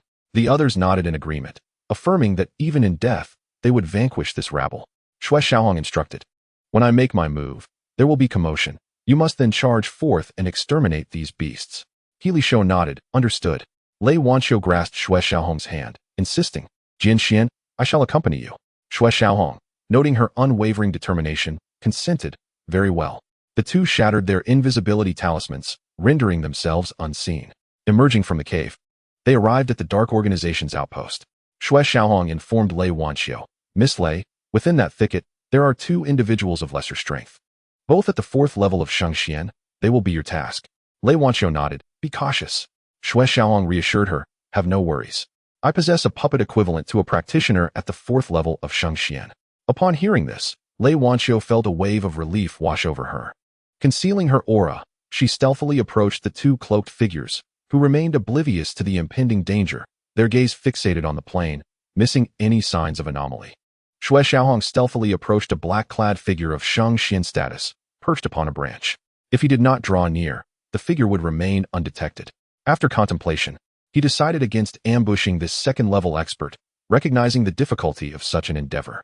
He shifted towards another target, lurking beneath the stone arch of a large tree, where a figure exuded a dense aura of malice, clearly a 7th-level expert of the Chaoyuan realm. Xue Xiaohong aimed his blade at the figure's throat, preparing for a decisive strike. Sensing the approach of death, the figure opened his eyes, but it was too late. The blade had already pierced his throat, and Xue Xiaohong swiftly severed his head. Who? Chapter 73. The battle concludes. He Li Shou called out for assistance and approached Xue Xiaohong, earnestly stating, "Brother Bai, should you have any commands?" He Li Shou fears not death. Despite Xue Xiaohong's transformed visage, he was still recognized. Xue Xiaohong gravely announced, "There is an individual outside at the Shengxian realm. I have a plan to delay him. The others will be in your capable hands." He Li Shou affirmed, "Rest assured, Brother Bai, I shall not relent until these villains are vanquished." The others nodded, resolute that even in death, they would eradicate this scum. Xue Xiaohong instructed, "When I act, there will undoubtedly be noise. You must then emerge and slay these beasts." He Li Shou nodded firmly, understood.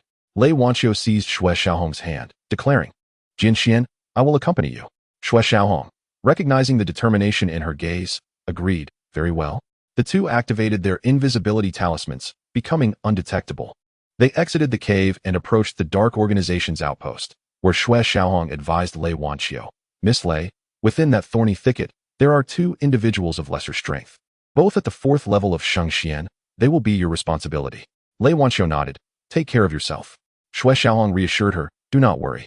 I have a puppet equivalent to a practitioner at the 4th level of Shengxian." Upon hearing this, Lei Wanqiu relaxed, concealing her aura as she stealthily approached the two cloaked figures, who were entirely unaware of the impending threat, their attention fixed on the open field. Missing every sign of danger, Xue Xiaohong inched closer to the black-clad figure of Shengxian level, who sat atop a tree branch. If he did not approach, the figure would remain undetected. After careful consideration, he ultimately abandoned the idea of ambushing this second-level expert, recognizing the difficulty of success. Instead, he redirected his focus to another target, lurking beneath a stone arch, where a figure emanated a dense aura of malevolence, indicating he was a 7th-level expert of the Chaoyuan realm. Xue Xiaohong poised his blade towards the figure's throat, ready to strike. The figure, sensing the imminent threat of death, opened his eyes, but the blade had already made contact with his throat, leaving him no time to react before Xue Xiaohong decisively pierced through his throat, swiftly severing his head. "Who?"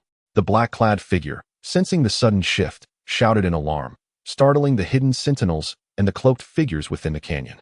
Lei Wanqiu also took action, her sword piercing through one man's heart as she swiftly turned to strike the other, but her energy had been spent, allowing him to escape with only an arm remaining.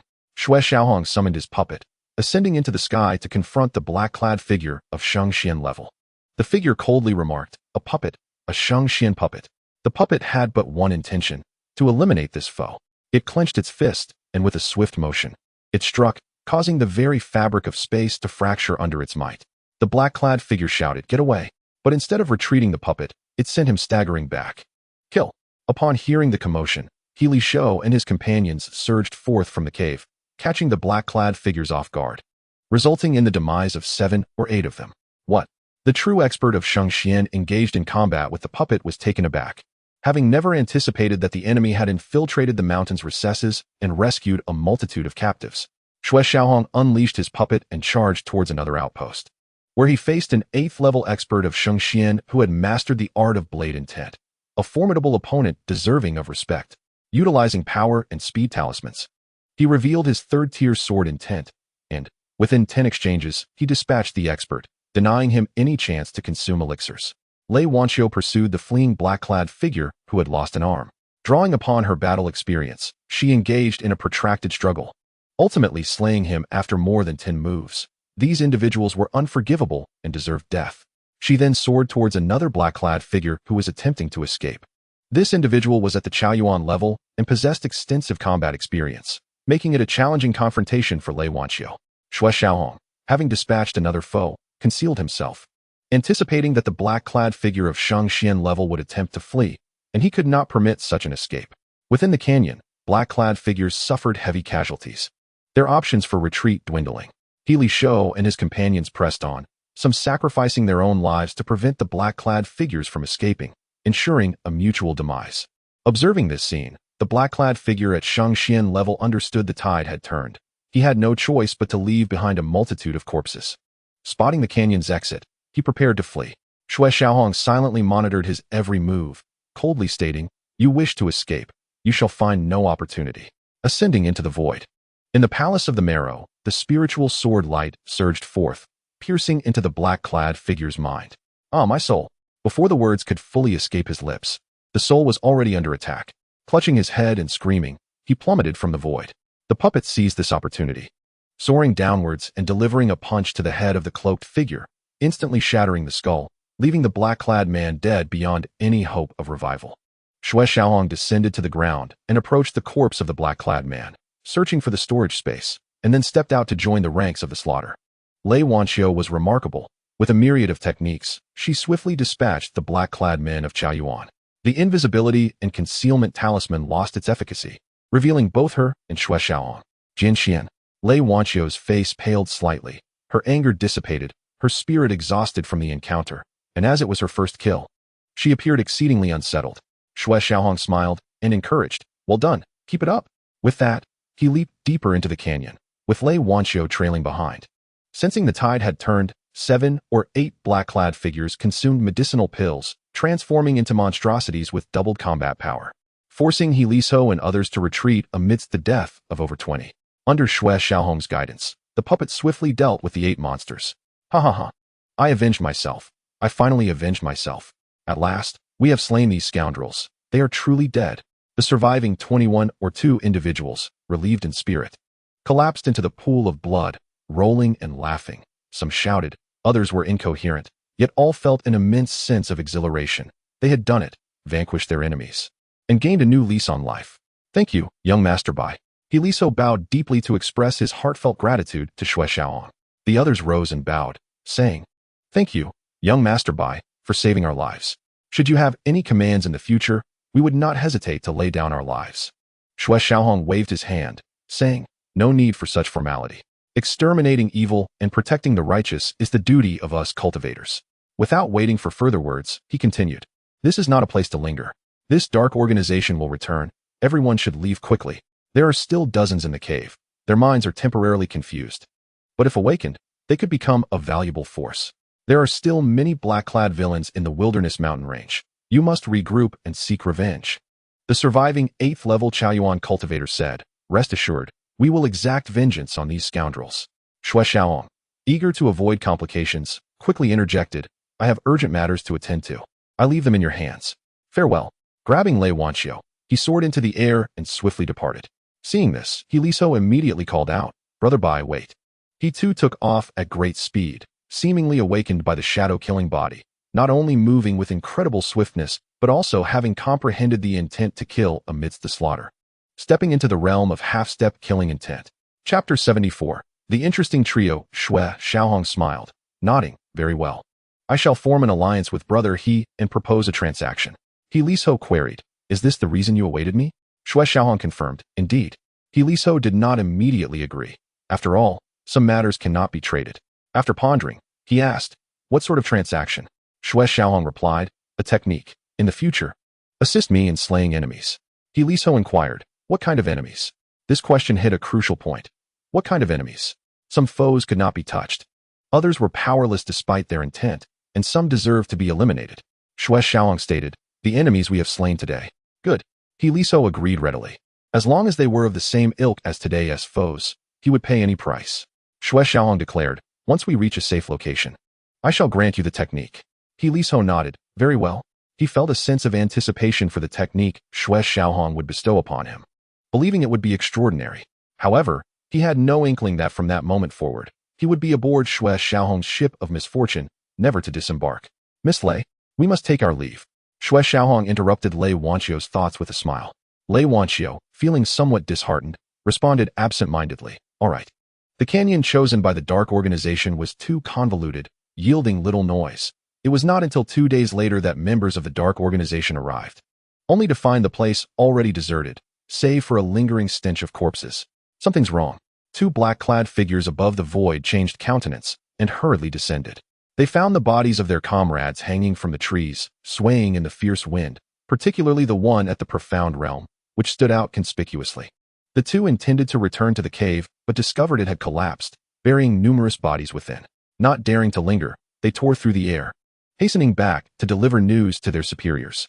Both black-clad figures were proficient at the first level of the profound realm, and with all their might, they reached their destination in less than half a day.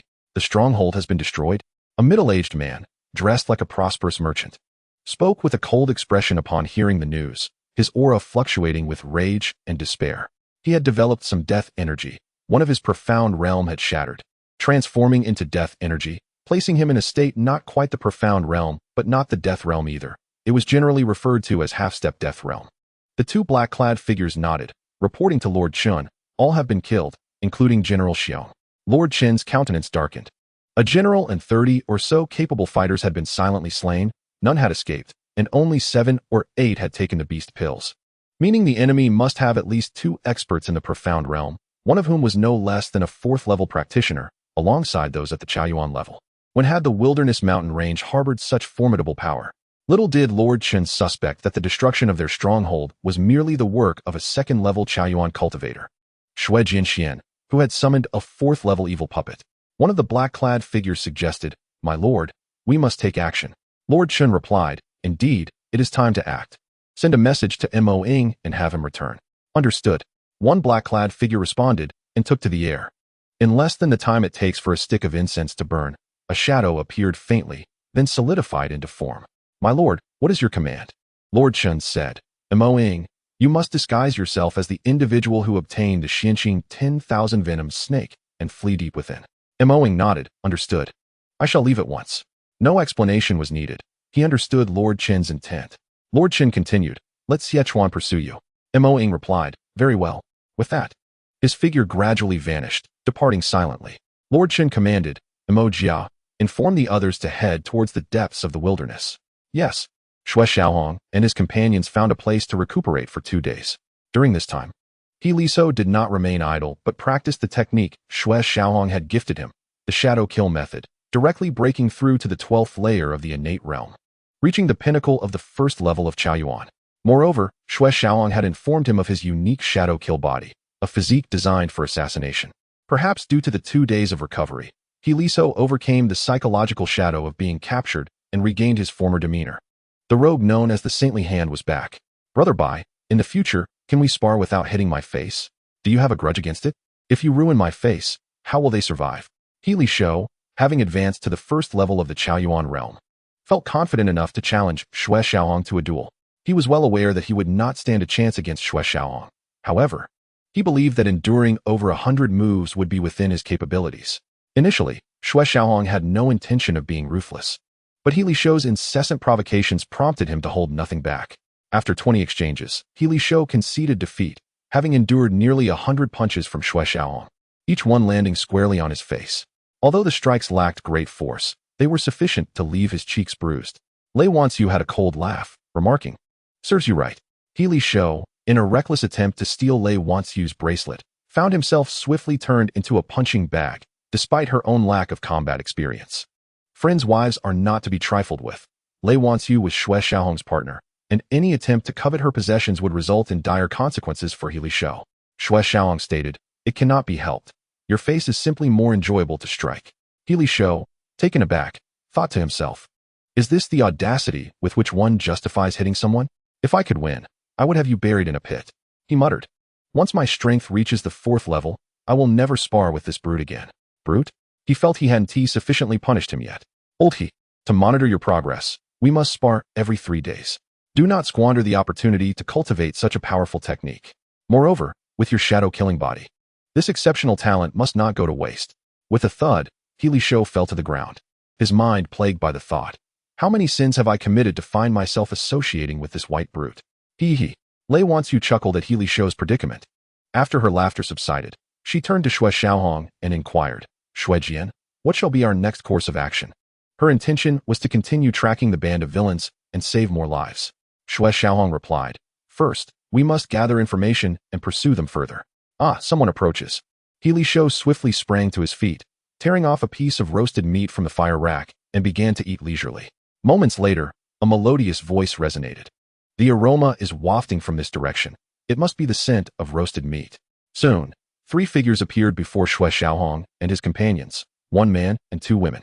The man exuded an air of nobility, while the 2 women, one older and one younger, were strikingly beautiful. Radiating with yang energy, a 6th-level Chaoyuan realm practitioner, Xue Xiaohong noted, his gaze fixating on the white-clad masked woman, who possessed an extraordinary talent, rare even within the Tai Xuan Sword Sect, the younger girl and the man. However, posed no threat to him. It's him. The masked woman recognized Xue Xiaohong, her eyes sparkling with surprise. Indeed, I did not expect to encounter him here. The man in luxurious garments seemed to be aware of Xue Xiaohong as well. Healy Shou, captivated by the ethereal beauty of the two women, exclaimed, "Brother Bai, what do you think of these two ladies? I wager the stunning beauty is clad in white, while the charming one is dressed in delightful yellow, a perfect match." Xue Xiaohong felt a vain throb in his forehead at Healy Shou's audacity, particularly his blatant attention towards the young girl. "Old He, I advise you against pursuing their favor, or I shall not come to your aid," Xue Xiaohong warned, laying down a precaution. Healy Shou asked, "Is the woman in white powerful?" Among the trio, only she remained inscrutable to him, shrouded in an enigmatic mist that obscured her true strength. "I cannot ascertain her strength, but it would be effortless for her to defeat you," Xue Xiaohong replied. Among the trio, the little girl seemed the least preoccupied, her eyes fixated on the roasted meat, saliva pooling in her mouth. Amused by her reaction, Xue Xiaohong mused, "Could it be that they were drawn here by my roasted meat?" His assumption proved correct. The trio had ventured far into the wilderness without adequate preparation, having not tasted meat in months, surviving solely on wild fruits. They were in dire need of a hearty meal. The elegantly dressed young man approached the three, taking the lead in the conversation. He stopped 10 paces away and clasped his hands in greeting. "I am He Zishan. It is a pleasure to meet you, my friends." Healy Shou stood up and remarked, "Young Master He, you are the fairest man I have ever seen. Too bad you are just fair, not handsome." This left He Zishan momentarily speechless, unsure whether it was a compliment or an insult. The masked woman and the little girl exchanged glances, puzzled by the implications of his words. Healy Shou, attempting to ease the tension, asked, "Might I inquire what brings you three here?" Before He Zishan could respond, the little girl's stomach betrayed her, grumbling audibly at the tantalizing aroma of roasted meat. Instantly, her cheeks flushed crimson as she hid behind the masked woman, ashamed to reveal her true self. Xue Xiaohong thought to himself, "Could it be that I was right?" He Zishan scratched his head awkwardly, while the masked woman displayed a hint of exasperation. Xue Xiaohong extended an invitation. "Fate has brought us together. We have an ample supply of food. Would you brave souls care to join us?" Upon hearing this, the little girl peeked out shyly. The masked woman sighed and replied, "Then we are truly grateful, young master."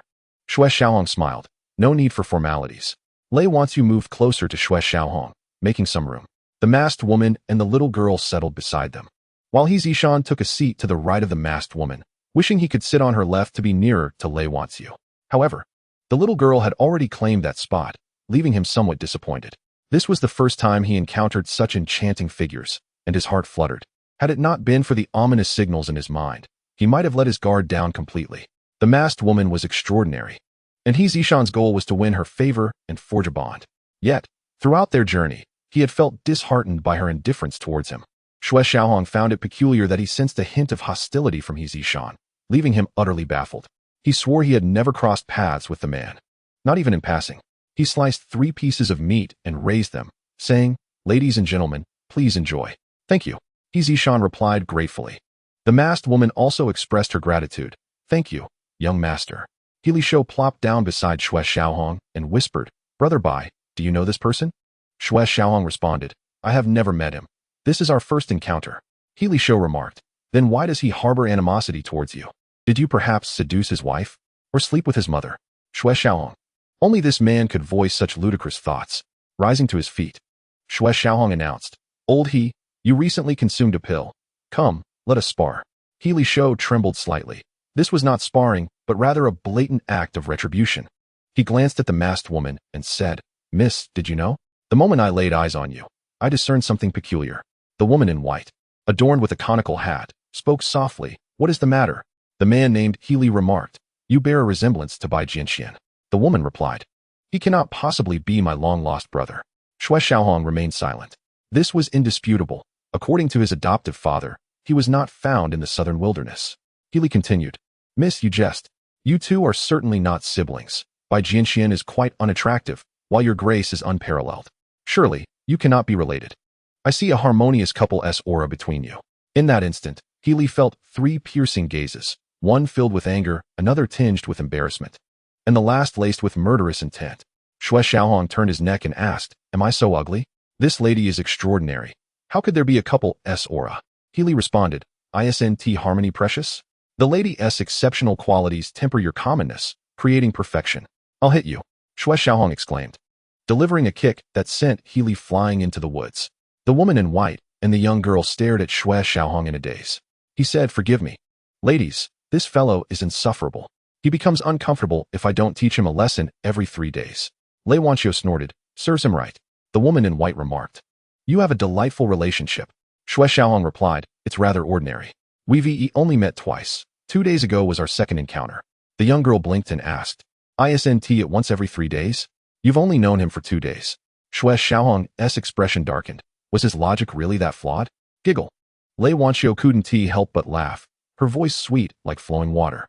He Zishan trembled slightly at the sound, captivated to his core. The woman in white said, "Young master, Qing has never left the sect. Her nature is innocent. I hope you will not hold it against her." Xue Xiaohong replied, "The little girl is pure-hearted. I am not so petty as to be angered by a child. This is nothing to be concerned about." The young girl asked, "Uncle, are you a good person?" Xue Xiaohong, "Uncle? Am I truly aging?" "Little girl, let me clarify.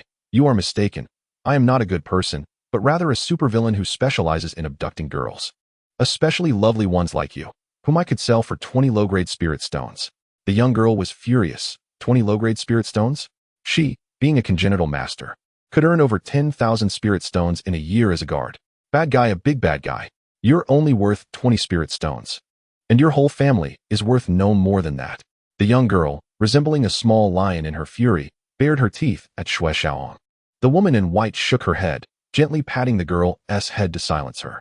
Comforted by her lady's touch, the young girl sat down, fiercely gnawing on the roasted meat, as if biting into Xue Xiaohong's bones. Xue Xiaohong found the little girl endearing and continued, "You should be grateful. Without strength, even 20 would be too much." The young girl, still seething, turned to the woman in white, saying, "Miss, this uncle is not a good person." The woman replied crossly, "You little rascal, Bai Gongzi is merely joking with you. Besides, calling him uncle is unreasonable. He is only 3 or 4 years your senior." The young girl turned back. "Uncle, are you only 18? She could not see it. He looked at least 30. Xue Xiaohong looked at the woman in white and praised, "Miss, you have keen insight." He was indeed somewhat surprised, having changed his appearance and with his body bearing scars. Not even a master of the 6th realm of Chao Yuan or a master of Shengxian could discern his true age. He Zishan cast a few glances at Xue Xiaohong, but unfortunately, his cultivation was too low to perceive anything. Lei Wanqiu made no move, simply eating a piece of roasted meat, for she could see certain aspects of Xue Xiaohong and knew he was roughly her age. In her heart, he was a good person regardless of his appearance. The woman in white said, "Bai Gongzi need not ponder further. This is related to my cultivation method. In truth, your disguise technique is quite remarkable. If not for my successful cultivation, I would have difficulty seeing through it." "I see." Xue Xiaohong nodded, pondering for a moment before asking the woman, "Miss, I wish to inquire about something." This was a question he had long wanted to ask, while eating the roasted meat. He had not tasted anything. His attention was drawn to the woman in white, who, despite wearing a conical hat that obscured her face, he was certain was surreptitiously observing him. The woman in white replied, "Please, ask away." Xue Xiaohong inquired, "Have we perhaps met somewhere before?" Though he felt no familiarity, it seemed the woman was aware of him and had seen him. As their gazes met, the intensity in his eyes pierced through her veil, and she faltered, unable to maintain eye contact. The woman in white said, "We have met." This left Xue Xiaohong bewildered. When and where? His memory was quite sharp, yet he had no recollection of her at all. He was certain this was their first encounter. Someone of such aura would surely be unforgettable. Xue Xiaohong replied, "Miss, you have me perplexed. I have never seen you before. How could you have seen me?" The young girl also looked up and added, "Miss, it seems we really haven't met him." The woman in white, somewhat exasperated, said, "You little scatterbrain, you've seen so many people. How can you remember them all? On the path of soul severing, we encountered Bai Gongzi, but he was ahead of us and did not notice us." "Oh, I see," Xue Xiaohong replied, recalling that he had been fleeing from the Talisman Alliance's pursuers, seeking refuge in the wilderness, leaving him no time to concern himself with others, which had led to offending several mercenary groups. Crack! A sound drew no one's attention as he Li, with a swollen face, crawled out of the woods. "Bastard! Bai Jianxian, you were too harsh. My handsome face has been ruined by you." Healy approached, cursing. Xue Xiaohong remarked, "Serves you right for your loose tongue. There are 3 individuals outside. One is at the 7th realm of Chao Yuan, and 2 are at the 9th realm. They are likely protecting the 3 of you." Healy whispered into Xue Xiaohong's ear. Xue Xiaohong replied telepathically, It should not be the woman in white. It is likely from He Zishan's side. Indeed, they are from the He family of the Imperial City, one of the noble clans. Healy retorted, continuing to curse, "Bastard. If I weren't unable to win, I would have made you eat dirt and sleep with your mother." Xue Qilin. Isn't this a bit excessive? I should have intervened in this farce. Let us spar a bit. And thus, the two engaged in a brawl, neither using weapons, resorting entirely to hand-to-hand combat. He Zishan harbors animosity towards you. Likely because of the woman in white. If I surmise correctly, she has taken an interest in you, which this lad has noticed, and thus feels displeased. Xue Qilin transmitted a message. "No way? We were just," Healy shouted. "It seems you have little understanding of human nature. Those emerging from the imperial capital's families harbor filthy hearts. The woman in white is clearly no ordinary being.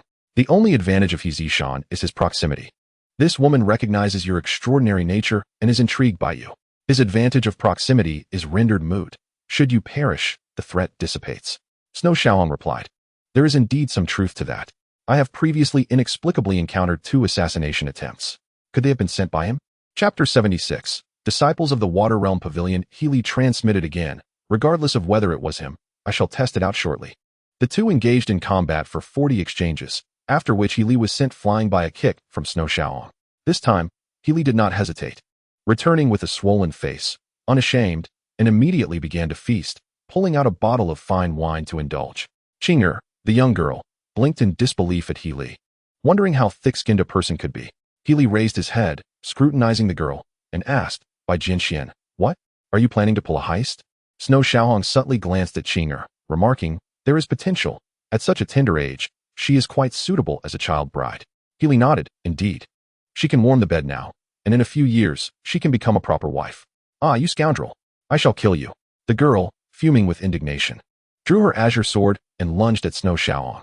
Xue Qilin retreated, airborne, without employing spiritual power or footwork, purely instinctively evading. Though the girl was enraged, her swordplay bore no malice or lethal intent. It was merely an attempt to intimidate. Xue Qilin mused, "She is truly a kind-hearted young girl." Qing'er possessed remarkable talent. Having cultivated to the 6th level of innate strength at such a young age, and had grasped the essence of the water realm, demonstrating formidable swordsmanship. Even He Zishan, at the 11th level of innate strength, was no match for her. Oh, has her speed increased? This girl is indeed clever. Sensing the swiftness of her sword strikes, Xue Qilin was pleased. The girl surprised him once again. The most perplexed was Lei Wanqiu, who felt something was amiss with the performances of Xue Qilin and Healy, yet could not pinpoint it. Healy exclaimed, "Goodness! This girl possesses such extraordinary talent." The woman in white remarked, "Qing'er is pure-hearted and kind, though playful. She is earnest in her endeavors and diligent in her training. If we speak of exceptional talent, it is Bai Gongzi who truly stands out." She recognized that Xue Qilin was fighting purely on instinct, while her maid continuously executed sword techniques and utilized the water spiral step. A close combat footwork highly advantageous for melee encounters. Healy countered, "Nonsense. I have not seen him demonstrate any remarkable strength or exceptional abilities. However, his knack for trouble is indeed unparalleled. The Talisman's Alliance is aware of him, and now the entire South Snow Empire's Talisman's Alliance is hunting him down, along with mercenaries and ruthless hunters. He has also provoked Master Yuan Shao of Huangyu City and recently entangled himself with a dark organization. If anyone discovers his whereabouts, countless experts will converge upon him. Just a month ago, he narrowly escaped assassination by 2 relentless killers. Had it not been for his poisonous counterattack, he would have perished in the wilderness." As he concluded, He Zishan's head lowered further, seemingly gnawing on roasted meat. This action did not escape Healy's notice. It was a telltale sign of guilt. Healy had already deduced that those 2 were sent by He Zishan to pursue Xue Qilin, likely due to Xue Qilin piquing the interest of the woman in white. The woman in white remained silent, but was curious about what Xue Qilin had acquired from the Talisman's Alliance. Healy's gaze shifted back to the battlefield, stating, "This girl's combat experience leaves much to be desired, on par with our Miss Wanqiu." Lei Wanqiu shot Healy a disapproving glance. Being astute, she began to piece things together. Healy and Xue Qilin were merely acting. The woman in white added, "Qing'er has been spoiled since childhood in the sect." After a fierce exchange of 70 or 80 moves, Xue Qilin began to channel his spiritual energy, while the girl not only wielded her spiritual power, but also her understanding of the essence. Is the opportunity at hand? The girl, fixated on attacking Xue Qilin, entered a peculiar state, her essence swirling, verging on a breakthrough to the 1st tier of the water realm. Qing'er is about to break through. The woman in white rose in delight. Healy remarked, a breakthrough in essence power. This girl is indeed fortunate. Lei Wanqiu glanced over, but lost interest. Her own essence power had reached the second tier and was nearing the third, which did not pique her curiosity. However, due to her physical condition, she had never utilized her essence power. Zishan's eyes burned with jealousy. He had cultivated his sword techniques to a considerable level. Yet a mere young girl surpassed him in her comprehension of essence, leaving him unsettled. However, it seemed she was stuck. The girl's essence power had yet to break through the first tier. Snow Xiaohong spoke. Water knows no constant form. How do you wish your water to be? As he spoke, he used his finger as a sword, a droplet of water forming, and with a flick of his finger, the droplet sped toward the young girl. The ocean's depths concealed. With a sound of splashing, the droplet burst, scattering sword energy. The droplet of seawater contained boundless power. The sword energy dispersed, but did not strike Qing'er, as she was shielded by a faint layer of spiritual energy. With this droplet from Snow Xiaohong, the girl trembled. Her aura is suddenly expanding, as if countless raindrops were cascading forth. Snow Xiaohong shook his head slightly. She is truly innocent. Water droplets can pierce stone. Water knows no constant form, solidifying into ice. A millennium of unyielding frost capable of cutting the heavens. Liquid water forms lines, countless threads forming a heavenly net. Heated to vapor, it becomes ethereal and traceless. This young girl, due to Snow Xiaohong's one instance of oceanic concealment, found herself in such a state. Awakening. The girl lowered her head in embarrassment, unable to meet Snow Xiaohong's gaze. The woman in white approached and clasped her hands, saying, "Thank you, Bai Gongzi, for your guidance." Snow Xiaohong waved his hand. "It hardly counts as guidance. The young girl possesses commendable talent. Keep it up." The woman in white urged the girl. "You should thank Bai Gongzi." In a voice barely above a whisper, Qing'er replied, "Thank you." Snow Xiaohong said, "No need for formality. This will only fetch a better price." Upon hearing this, the girl's face flushed with indignation, and she retorted fiercely, "You scoundrel, big bad guy." Snow Xiaohong laughed heartily. "You are much more endearing this way." The woman in white shook her head, saying, "You little girl, Bai Gongzi is merely teasing you." Qing'er huffed, "He is just a big bad guy." "Oh, you." The woman in white affectionately pinched the girl's nose, and the two returned. Once the girl settled, Snow Xiaohong continued, "Oh, little girl. You have consumed so much of my roasted meat. They needn't pay, but you must. Not much, just 10,000 spirit stones will suffice. Forget about the mid-grade ones. I wouldn't deign to accept them, just the high-grade ones will do." Qing'er, upon hearing Snow Xiaohong demand 10,000 high-grade spirit stones for a bit of roasted meat, felt her face turn purple with rage. This big bad guy was truly bullying her. Spotting the roasted meat on the fire, she grabbed it and ran away, distancing herself from the fire pit. "I shall eat this. It is mine, and I shan't share it with you. Hey, this is robbery. 10,000 spirit stones. Bring the money." Refusing, just refusing, you villain, a great villain. Observing the playful antics of Xue Xiaohong and Qing'er brought joy to the young woman in white. Such scenes had not graced her eyes in a long time, and the carefree nature of their amusement seemed foreign to her. A twinge of envy stirred within her. Throughout her life, she had been compelled to confine herself within rigid boundaries. Watching the little girl scamper away, Xue Xiaohong felt an inexplicable lightness, a sensation long forgotten. Was it not a similar innocence that once thrived on Kirin Peak, where they trained and laughed together, devoid of treachery and cunning? But such times were but a distant memory. Shaking his head, he dispelled the melancholy from his eyes. The young woman in white remarked, "Young master Bai harbors a story in his heart." Xue Xiaohong turned with a faint smile. "Who among us does not possess a tale? We share a bond of fate. Yet I do not even know your name, fair maiden." She replied, "Water, Xue Luoi. I have come to the Huanglin Mountains in search of treasure." The surname Xue? Xue Xiaohong's mind began to sift through his knowledge of the Xue clan. At around 20 years of age, possessing the formidable strength of the sixth layer of the Chaoyuan realm, her lineage could not be simple. Well-versed in ancient texts, Xue Xiaohong had a basic understanding of the South Wilderness continent's geography. A saying often echoed in the Southern Wilderness: "Empires command the universe, while the three great sects, Lingxikong, Nansno, Zhouyuan, Beijiang, Xilan, and Machi, are paramount. Above them are the three sects, the Star Palace, Water Realm Pavilion, and Earthly Shade Hall." This young woman in white was undoubtedly from one of these sections. He inquired, "Miss Xue, do you hail from the Water Realm Pavilion?" Upon hearing this, Zishan's body trembled slightly as he cast a meaningful glance at Xue Xiaohong, his heart darkening with unspoken thoughts. "I hope you understand your place, otherwise." Xue Luoyi paused momentarily before responding. Young master possesses truly exceptional insight. Indeed, I am from the Water Realm Pavilion. How did you deduce it? Her interest in Xue Xiaohong deepened. In the Southern Snow Empire, her identity was known only to the royal family and the He family. Yet he had discerned it with such ease, suggesting he was no ordinary individual. She had not considered denying it. Fabricating a lie to deceive him would prove difficult. Lies, after all, are frail. One flaw necessitates 3 falsehoods, and if those 3 falter, 10 flaws emerge. Such intricacies were unnecessary. He Li Shou's eyes narrowed, his heart heavy with realization. So, she is a disciple of the Water Realm Pavilion. No wonder she is so formidable. Xue Xiaohong continued, it is no surprise, with your remarkable talent, Miss Xue. Your background must be extraordinary. A 6th-layer Chaoyuan realm practitioner in the Southern Snow Empire would be a rarity, even among the royals. I once encountered a disciple of the Star Palace, who spoke of the Water Realm and shared some secrets. The head of the Water Realm Pavilion bears the surname Xue. And given the mist that seems to envelop you both, I ventured this guess. He Zishan shuddered upon hearing Xue Xiaohong expose Xue Luoyi's strength. Feeling a sense of suffocating pressure. What had he just heard? A 6th-layer Chaoyuan realm practitioner, and this young woman was merely a year younger than him. Such talent made him feel like a crow aspiring to perch with a phoenix. At that moment, Xue Luoyi also felt unsettled. That Xue Xiaohong could see through her abilities was entirely unexpected.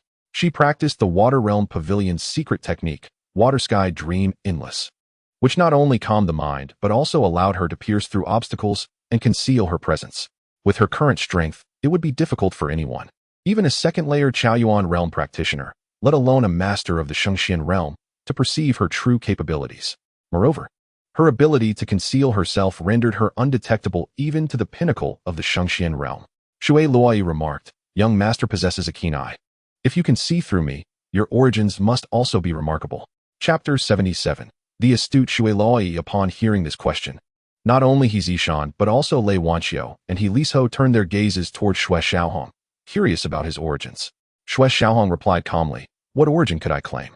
I have been an orphan since childhood, raised and taught by my adoptive father, which granted me these skills.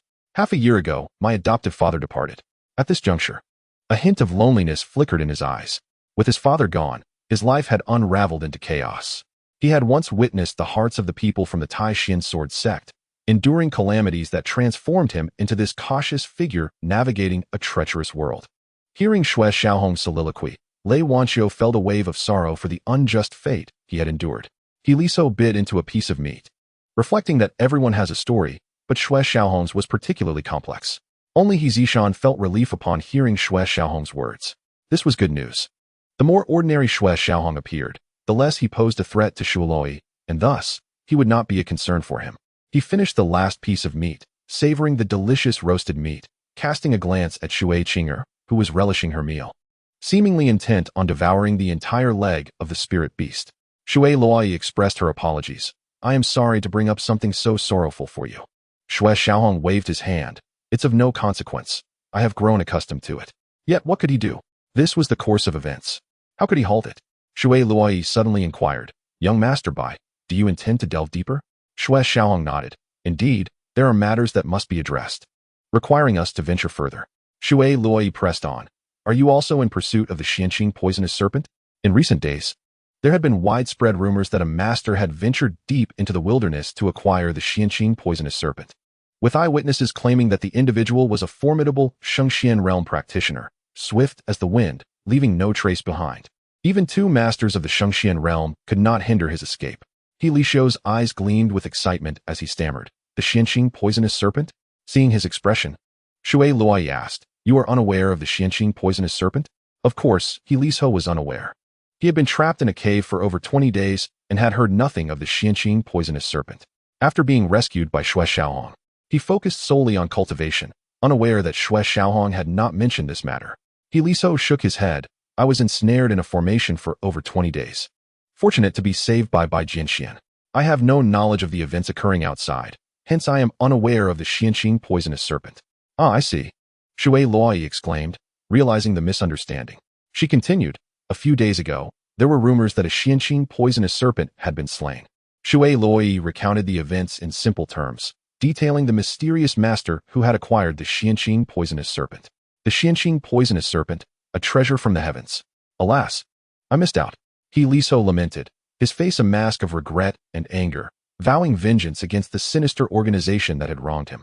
Bai Jianxian interjected, Miss Xue, do you think we ventured deeper solely for the Xianqing poisonous serpent? You have misjudged us. We dare not covet such treasures. Our journey is for matters of greater importance. Xue Luoyi's spirits soared as she responded, Young Master Bai, to be candid, we have entered the Huanglin Mountains in search of treasure. I wonder if you would be interested in joining us. Xue Xiaohong had truly piqued her interest. His formidable strength, though only at the Chaoyuan spirit wood realm, suggested that his combat prowess was exceptional, likely making him a worthy ally. Xue Qilin, having had her fill, returned and, upon hearing the words exchanged, noted that Xue Xiaohong had yet to respond. She declared, You wicked fiend, you must not bully me in the future and must prepare roasted meat for me every day. Xue Xiaohong was rendered speechless, realizing that his role was merely to cater to her culinary desires. He Zishan felt a surge of anxiety.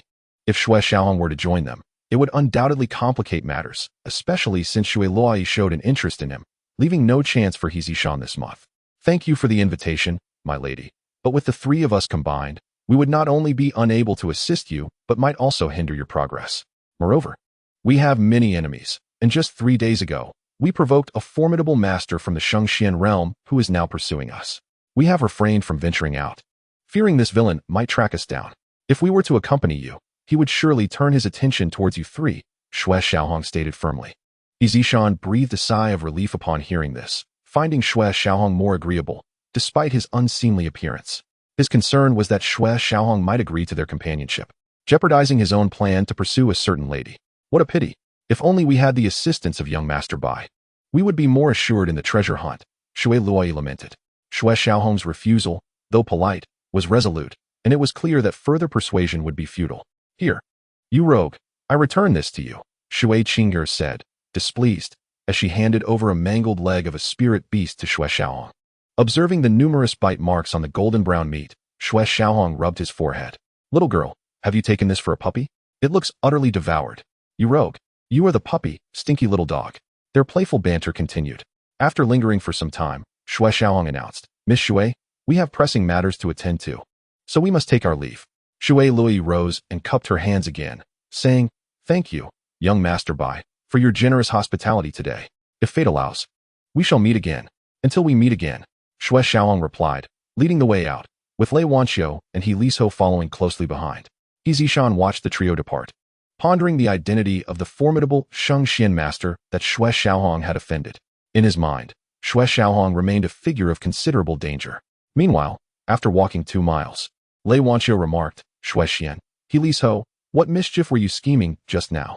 Xue Xiaohong and He Liso exchanged glances before bursting into laughter. Miss Wanqiu, your insight is sharp. We did not expect you to catch on, He Liso said. Xue Xiaohong praised. Indeed, you have made progress. Lei Wanqiu lifted her chin. I have always been clever. Now, speak. What were you two plotting? He Liso countered. Miss Wanqiu, did you not notice us observing? Were you not watching others? For instance, that He Zishan. This detail had escaped Lei Wanqiu's notice. She found He Zishan to be a rather silent individual, having only uttered a single sentence throughout their encounter, failing to capture her attention. He Liso elaborated. From the onset, He Zishan exhibited hostility towards Bai Jianxian. I staged a performance with Bai Jianxian and concluded that he is indeed an enemy of Bai Jianxian. Is that true? Lei Wanqiu inquired for confirmation. Absolutely, He Liso affirmed. He even once sent people to hunt Bai Jianxian down. Lei Wanqiu exclaimed indignantly. Then he should not have been spared just now. Xue Xiaohong replied. These are extraordinary times. There is no need to stir unnecessary complications. Besides, He Zishan has 2 guards lurking in the shadows. To defeat him would require summoning puppets, which is unnecessary. Once the matters in the wild forest are resolved, I shall deal with him. Our current task is with the Dark Organization, and we must uncover their schemes. He Liso asked, Shall we continue deeper then? Of course, Xue Xiaohong affirmed. With the Xianqing Wandu snake in his possession, he doubted another would appear in the wild forest mountains. The mysterious master possessing the Xianqing Wandu snake was undoubtedly a trap, designed to lure everyone deeper into the forest, where a grand conspiracy awaited. The orchestrator of this plot was equally apparent. Who else could it be but the Dark Organization? Meanwhile, Xue Luoyi and her companions had also set off, albeit in a slightly divergent direction. After traveling for a while, Xue Luoyi felt an odd sensation. Recalling how He Liso had previously fallen into the forest twice, his first foray taking a considerable time to re-emerge, while the second was swift. A sudden realization struck her. During his initial tumble into the woods, it was not that he had failed to return, but rather that he had gone off to do something unnoticed. Recalling He Zishan's expression upon their first meeting and his subsequent behavior, she abruptly halted, turning to face He Zishan. He Gongzi, do you harbor a grudge against Bai Gongzi? He Zishan was taken aback, a flicker of panic crossing his eyes. Luoi, why do you ask such a thing? Noticing that brief moment of alarm, Xue Luoi felt assured that He Zishan indeed had a vendetta against Bai Jinxian. She disregarded his question and pressed on, if I recall correctly. This is your first time leaving the imperial capital. You had not heard of Bai Jinxian before, and it was only due to the Talisman Alliance that his name came to light. When did your enmity with Bai Gongzi begin? With Xue Luoi's unwavering conviction, He Zishan realized that any attempts at evasion were futile. He had to admit to his grievances with Bai Jinxian, but could not divulge the true reasons behind them. Luoi, I am quite close friends with Fu Shaohai. Upon learning that he was pursuing Bai Jinxian, I had someone look for him, which led to some conflicts. However, he was unaware that I was the one who sent them. He Zishan was clever enough to shift the blame onto the Talisman Alliance, rationalizing it by their family's business dealings with them. Xue Luoi shook her head. I fear Bai Jinxian may already be aware. Surely not. He Zishan began to protest, but a sudden flash of blood-red blade light in the distance captured their attention. Chapter 78. The return of the blood-severing soul. This blade's aura surged like a tide, unmatched in its ferocity. Within the blade's gleam lay the essence of first-tier blade intent. Someone was fighting, not for vengeance, but for the acquisition of treasures. After a moment's contemplation, Xue Luoi declared, let us investigate. Neither Xue Qilin nor He Zishan objected and followed closely behind her. Two figures clad in black, members of the Dark Organization, approached, one at the pinnacle of the 6th level of the Zhaoyuan realm and the other at the peak of the 6th level of the Yuan realm. Both wielded crimson blood knives, with cold, fierce expressions, dressed in dark robes with red garments beneath. They brandished blades with handles as dark as ink and blades as pure as snow. The figure before them was none other than the blood-severing soul, the cold-blooded assassin pursued by the Qing Wolf mercenary corps into the wild forest. The blood-severing soul they faced now was not the same as the one encountered in Haoyue City. He had ascended to the Zhaoyuan realm, and his blade intent had broken through to the 2nd tier. Who are you, and why do you obstruct my two brothers? The black-clad man at the pinnacle of the 6th level of the Zhaoyuan realm demanded. They were traversing deeper when they were unexpectedly intercepted by the blood-severing soul, who struck with lethal intent, leaving them no choice but to fight or die. The blood-severing soul's expression twisted with madness as he exclaimed, do you not remember me? Xue Duzhen, from the Duan family, do you still recall? The black-clad man's eyes narrowed. You are the remnant of the Duan family? Bloodless Soul grinned ominously and declared, indeed. I am Duan Yui of the Duan family, but now I go by the name of Bloodless Soul, a moniker derived from the phrase cutting off the soul. Without waiting for the two to respond, he continued in a frenzied manner, do you know? I have been searching for you for a long time, believing your organization had vanished. Yet here I am today, confronted by you. Heaven has eyes indeed. He pointed his blade at the two cloaked figures, his voice cold as he stated, today, your blood shall honor the Duan family. If you wish to avoid a fate of 1,000 cuts, reveal the location of your organization. Fool, one of the cloaked figures retorted. And the two launched a joint attack on Bloodless Soul. As their blood-red blades sliced through the air, Bloodless Soul's eyes gleamed with a thirst for blood. A smile etched across his face. This moment was one he had awaited for a long time. All his efforts had led to this. He strode forward, cleaving his blade toward the black-clad assailant, both of whom were in the early stages of the Origin realm. However, they underestimated him, and with a single swing, Bloodless Soul brought one of them to his knees.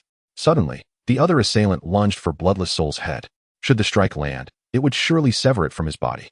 But Bloodless Soul, with his weapon raised, spiraled downward in a flurry of phantom-like movements, arriving behind the assailant. He swung his blade downwards in a powerful vertical strike, aiming to split him in two. The assailant, alarmed, raised his weapon to block, while another came to assist, both trying to withstand the force of the blow.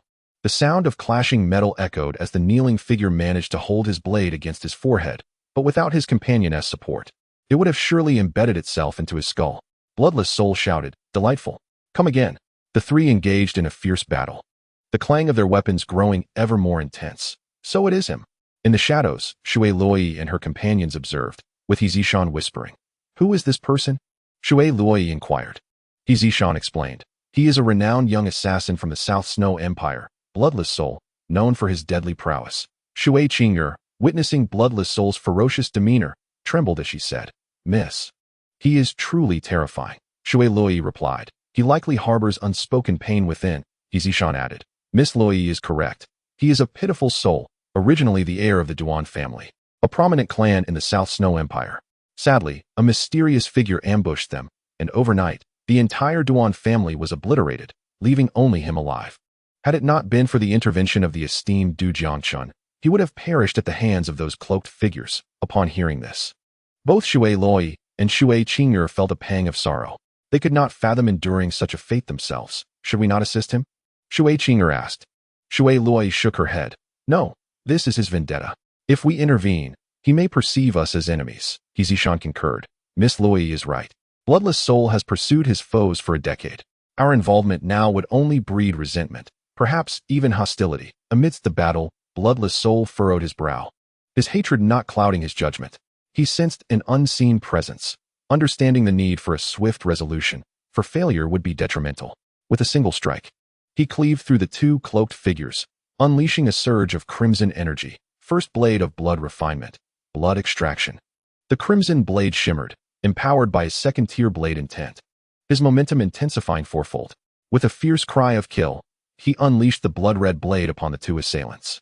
They attempted to defend themselves, forming a dark barrier of spiritual energy like a tortoise shell, but under the might of Bloodless Soul's strike, it shattered in an instant, sending them sprawling to the ground, both coughing up blood. These two were mere novices in the origin realm, lacking comprehension of momentum and intent, their innate talents limited.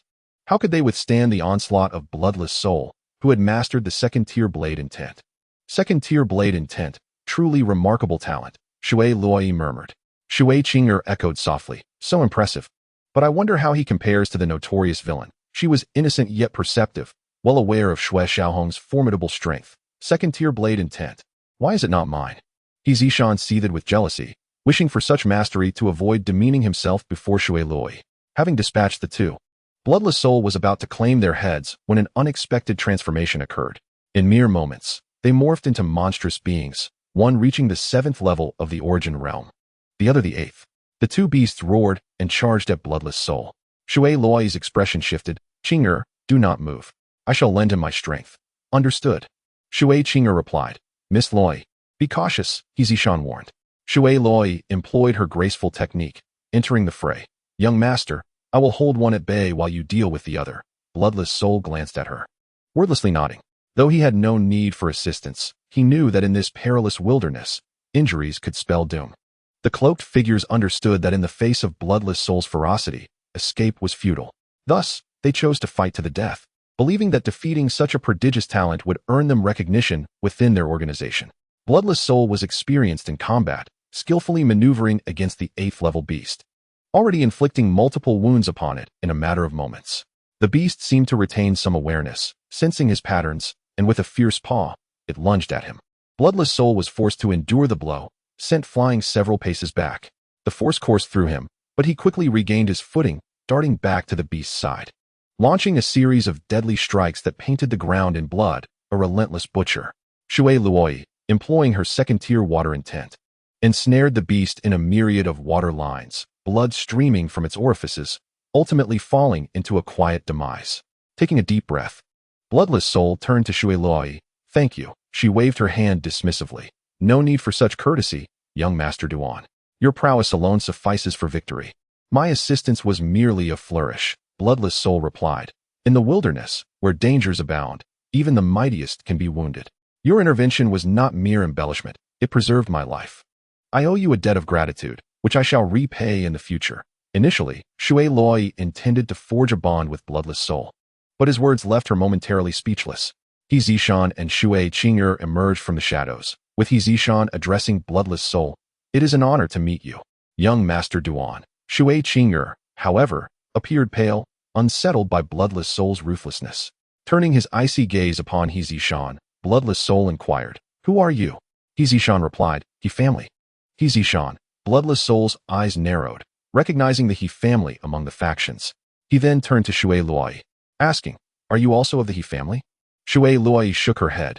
"You are mistaken, Young Master Duan, I am not a member of the He family, nodded silently, his expression betraying a reluctance to owe a favor to the He family. After much hesitation, Xue Luai finally articulated her thoughts. Young Master Duan, I am aware that you currently lack a sect. With your extraordinary talent, you deserve superior cultivation. I invite you to join the Xue Jing Pavilion for training. What do you think? Duan Xuehuan inquired. Are you a disciple of Xue Jing Pavilion? Xue Luai unveiled her identity, stating, I am Xue Luai, the daughter of the pavilion master. Duan Xuehuan's eyes flickered. Xue Jing Pavilion, a truly preeminent sect, appeared feeble before the resurgence of the Southern Snow Empire. Rumors spoke of powerful beings within, possessing the strength of the reincarnation realm, with a profound foundation. He felt a stirring within. If he had the support of Xue Jing Pavilion, he could certainly avenge his blood feud. Moreover, being invited by the pavilion master's daughter would surely grant him abundant resources for cultivation. At that moment, a masked figure flashed through his mind, Xue Xiaohong, the mysterious individual who had bestowed upon him secret techniques. Taking a deep breath, he shook his head and said, I'm sorry, but I cannot accept your invitation.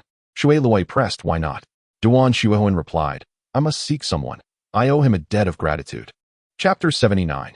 The people of the Xilan Empire. Xue Luai felt a pang of disappointment and continued to ask, who are you seeking? Duan Xuehuan pondered briefly before responding. By Jinxian. After a series of events, he realized he had misjudged. Xue Xiaohong had indeed gifted him techniques with no ulterior motives, and he was not trying to attract the attention of the Talisman Alliance. Upon hearing the name, the three were momentarily taken aback, for they had encountered Bai Jinxian not long ago. Noticing their expressions, Duan Xuehuan inquired, you have met Bai Jinxian? Xue Luai nodded reluctantly, yes. And it was not long ago. Having met Xue Xiaohong, she understood his unfathomable depths and recognized his exceptional talent. However, she did not extend an invitation, for Xue Xiaohong concealed himself so perfectly that she saw no glimmer of hope. Duan Xuehuan hastily asked, where is he now? At that moment, He Zishan spoke up. He has ventured deep into the wilderness. We parted ways with him not long ago. He was headed towards the Baishir Gorge. If you pursue him, you should be able to catch up. Xue Xiaohong was in peril, and Duan Xuehuan faced his own dangers. In comparison, he felt woefully inadequate, especially with figures like Du Jiangchen, who had been a formidable force in the death-profound realm a decade ago. Xue Luai glanced at He Zishan, remaining silent. Feeling somewhat disheartened, Duan Xuehuan clasped his fists in gratitude to He Zishan, saying, thank you. To him, a simple thank you sufficed. Turning to Xue Luai, he added, I am grateful for your assistance today. I will remember it and repay it in the future. I have urgent matters to attend to, so I must take my leave. Xue Luai smiled. Young Master Duan, travel safely. Duan Xuehuan nodded and took to the skies, disappearing into the distance. Xue Qing'er remarked, Miss, that young Master Duan is truly formidable and cold-blooded. Xue Luai replied, Qing'er, do not speak so. Given his experiences, it would not be an exaggeration to say he has climbed out of hell. Until one has endured the suffering of others, they cannot comprehend the hatred of others. Compared to him, those two figures in black are far more terrifying. He Zishan nodded. Miss Luai speaks wisely. Such elixirs are unheard of, and these death warriors are truly chilling. Xue Luai asked, do you know their backgrounds, young Master He? He Zishan shook his head. I do not know. But their origins must be extraordinary. After all, the Duan family of Water Crossing City is a prestigious lineage, with several strong beings in the birth-profound realm. To be wiped out in a single night, not even the strongest could escape. One can only imagine the formidable power behind these black-clad figures. Xue Luai nodded, remaining silent. After a while, she noticed that the beast corpses had not reverted to their human forms. In the bewildered gazes of He Zishan and Xue Qing'er, she collected one, and the three resumed their journey. Xue Xiaohong, eager to reach the depths quickly, summoned an evil puppet of the birth-profound realm, emanating a menacing aura to deter unnecessary battles, as he lacked the energy to engage in frivolous conflicts. After 3 days of travel, Xue Xiaohong and his companions entered the territory of the 4th-level spirit beasts, yet they found it strange that they had encountered no spirit beasts along the way. That night, the trio set up camp beneath an ancient tree. Lei Wanqiu rested in the tent. He Liso leaned against the tree, soundly asleep, while Xue Xiaohong kept watch. It has indeed been fast. Half a year has passed in the blink of an eye. I wonder if the old man has returned to the sect. If he comes back and learns of my disappearance, he will surely be saddened, Xue Xiaohong mused, gazing at the night sky, sighing as the bright moon and twinkling stars illuminated the rare night.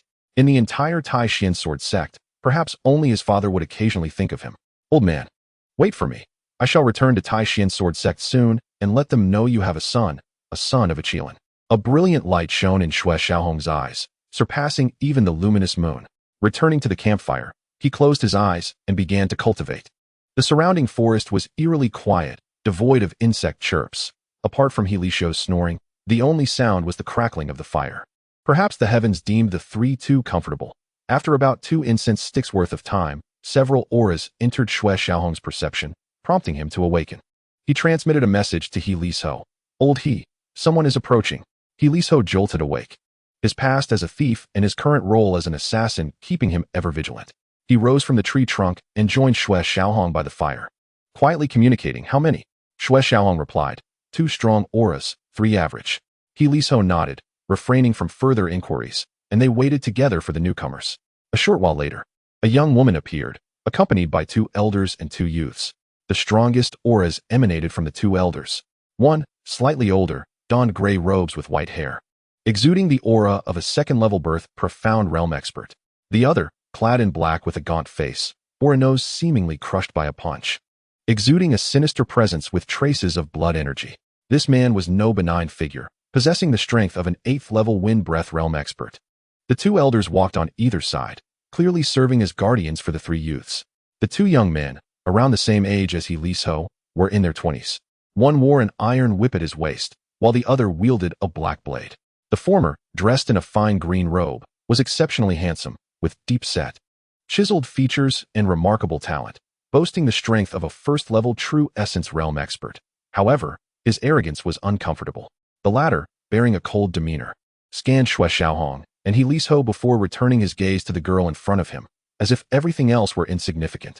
He was stronger than the previous youth. At the pinnacle of the 3rd-level wind breath realm, having comprehended the intent of the blade, a rare prodigy. The young woman was strikingly beautiful, with an oval face, clear eyebrows, and skin as white as jade, draped in a light red silk gauze over a white inner garment, wielding a crescent blade with a hint of chivalry. The young master in fine attire glanced at Xue Xiaohong and He Lishou, then at their tent, pondering briefly before attempting to pass by. Perhaps due to the unrestrained auras of the 6, Lei Wanqiu was startled awake and emerged from the tent. The flames illuminated a stunning visage, captivating the handsome youth at the forefront, rendering him momentarily entranced, his expression blank, lost in a state of rapture he had never experienced before. He had never encountered a beauty as flawless as the enchanting girl before him. The young man wielding a blade also exhibited a fleeting glimmer of astonishment. But he soon turned his head away, no matter how beautiful Lei Wanqiu was. She could not compare to even a single strand of hair from the maiden in front of him, failing to capture his interest. The handsome youth remained in a daze until the elder with silver hair snapped him back to reality with a gesture, prompting him to step forward and clasp his fists in greeting, saying, I hail from the West Lan Empire, Tianlan Ancient, Lu Jinyun. I pay my respects to the 3 of you. The appearance of Lei Wanqiu shifted his attention. Though he had acknowledged the others, his gaze was undeniably fixated on her.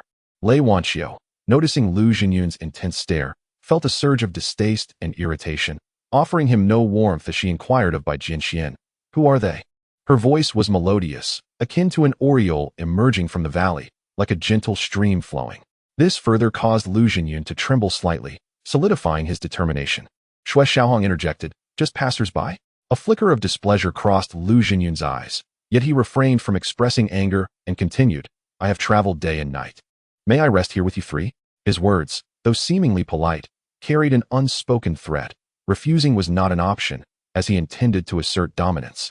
For in the wilderness mountain range, strength reigned supreme, and he had already extended a gesture of courtesy before resorting to force. He Li's gaze sharpened.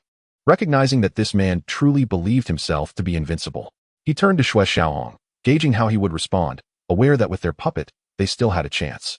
Xue Xiaohong calmly replied, this place is vast, and not ours alone. If you wish to stay, you may do so without seeking our permission. Lu Jinyun bowed his head in gratitude. Then I thank you. The elder in gray remained silent, while the other gray-clad elder regarded Lei Wanqiu with a grotesque smile, as if he envisioned a beautiful flower wilting. The youthful girl and the knife-wielding man frowned slightly, discontent brewing within them, yet they had no authority to act. One being a fiancé and the other an outsider granted a surname, forced to adhere to commands. Xue Xiaohong and his companions chose a corner by a large stone pillar to set their campfire. Sitting closely together, leaving little space for a single person to sit comfortably. They did not extend an invitation, creating a palpable chill in the air. This displeased Lu Jinyun, yet he, maintaining a gentlemanly demeanor, could not forcibly join Xue Xiaohong and the others. No matter how they squeezed, they could only make room for two. Even if the two were protectors and did not need to sit, there were still three of them wanting to accommodate. To oust Xue Xiaohong, and Healy would tarnish his image. Thus, a separate fire was lit, and Lu Jinyun, distracted, kept glancing at the trio. Old bye. It seems your lady has caught someone else's eye. Trouble has already found you, huh? Healy communicated to Xue Xiaohong, relishing in his mischief. Xue Xiaohong shot Healy a glance, replying, Old he, we've been hastily traveling these past few days without a proper spar. Let's find a time to test each other's progress. Healy was left speechless, pondering whether a different approach could be taken. He remained silent, seemingly drained from his rest, producing meat to roast, and soon the aroma filled the air. Adding some seasonings only intensified the appetizing scent. Old bye, do you think my roasted meat could entice the three over, and that lady could sit beside me? Guess the color. It's been a while since I've collected rare items. Healy whispered to Xue Xiaohong, his fingers itching with anticipation. Xue Xiaohong pondered, I wonder if this guy would meet his end from stealing my treasures. Lu Jinyun rose and approached Lei Wanqiu from behind, bowing and saying, Our food is running low, and we have yet to hunt any spirit beasts today. May I join you three for a meal? Of course, Healy responded, then removed the roasted meat from the fire and handed it to Lu Jinyun, adding, Take this. It's well seasoned and will be ready to eat after a brief roasting. Just denying you an opportunity. Let us see how you handle it, Healy thought to himself. Lu Jinyun's eyes glimmered with a cold light as he glanced at Healy, accepting the roasted meat and turning back.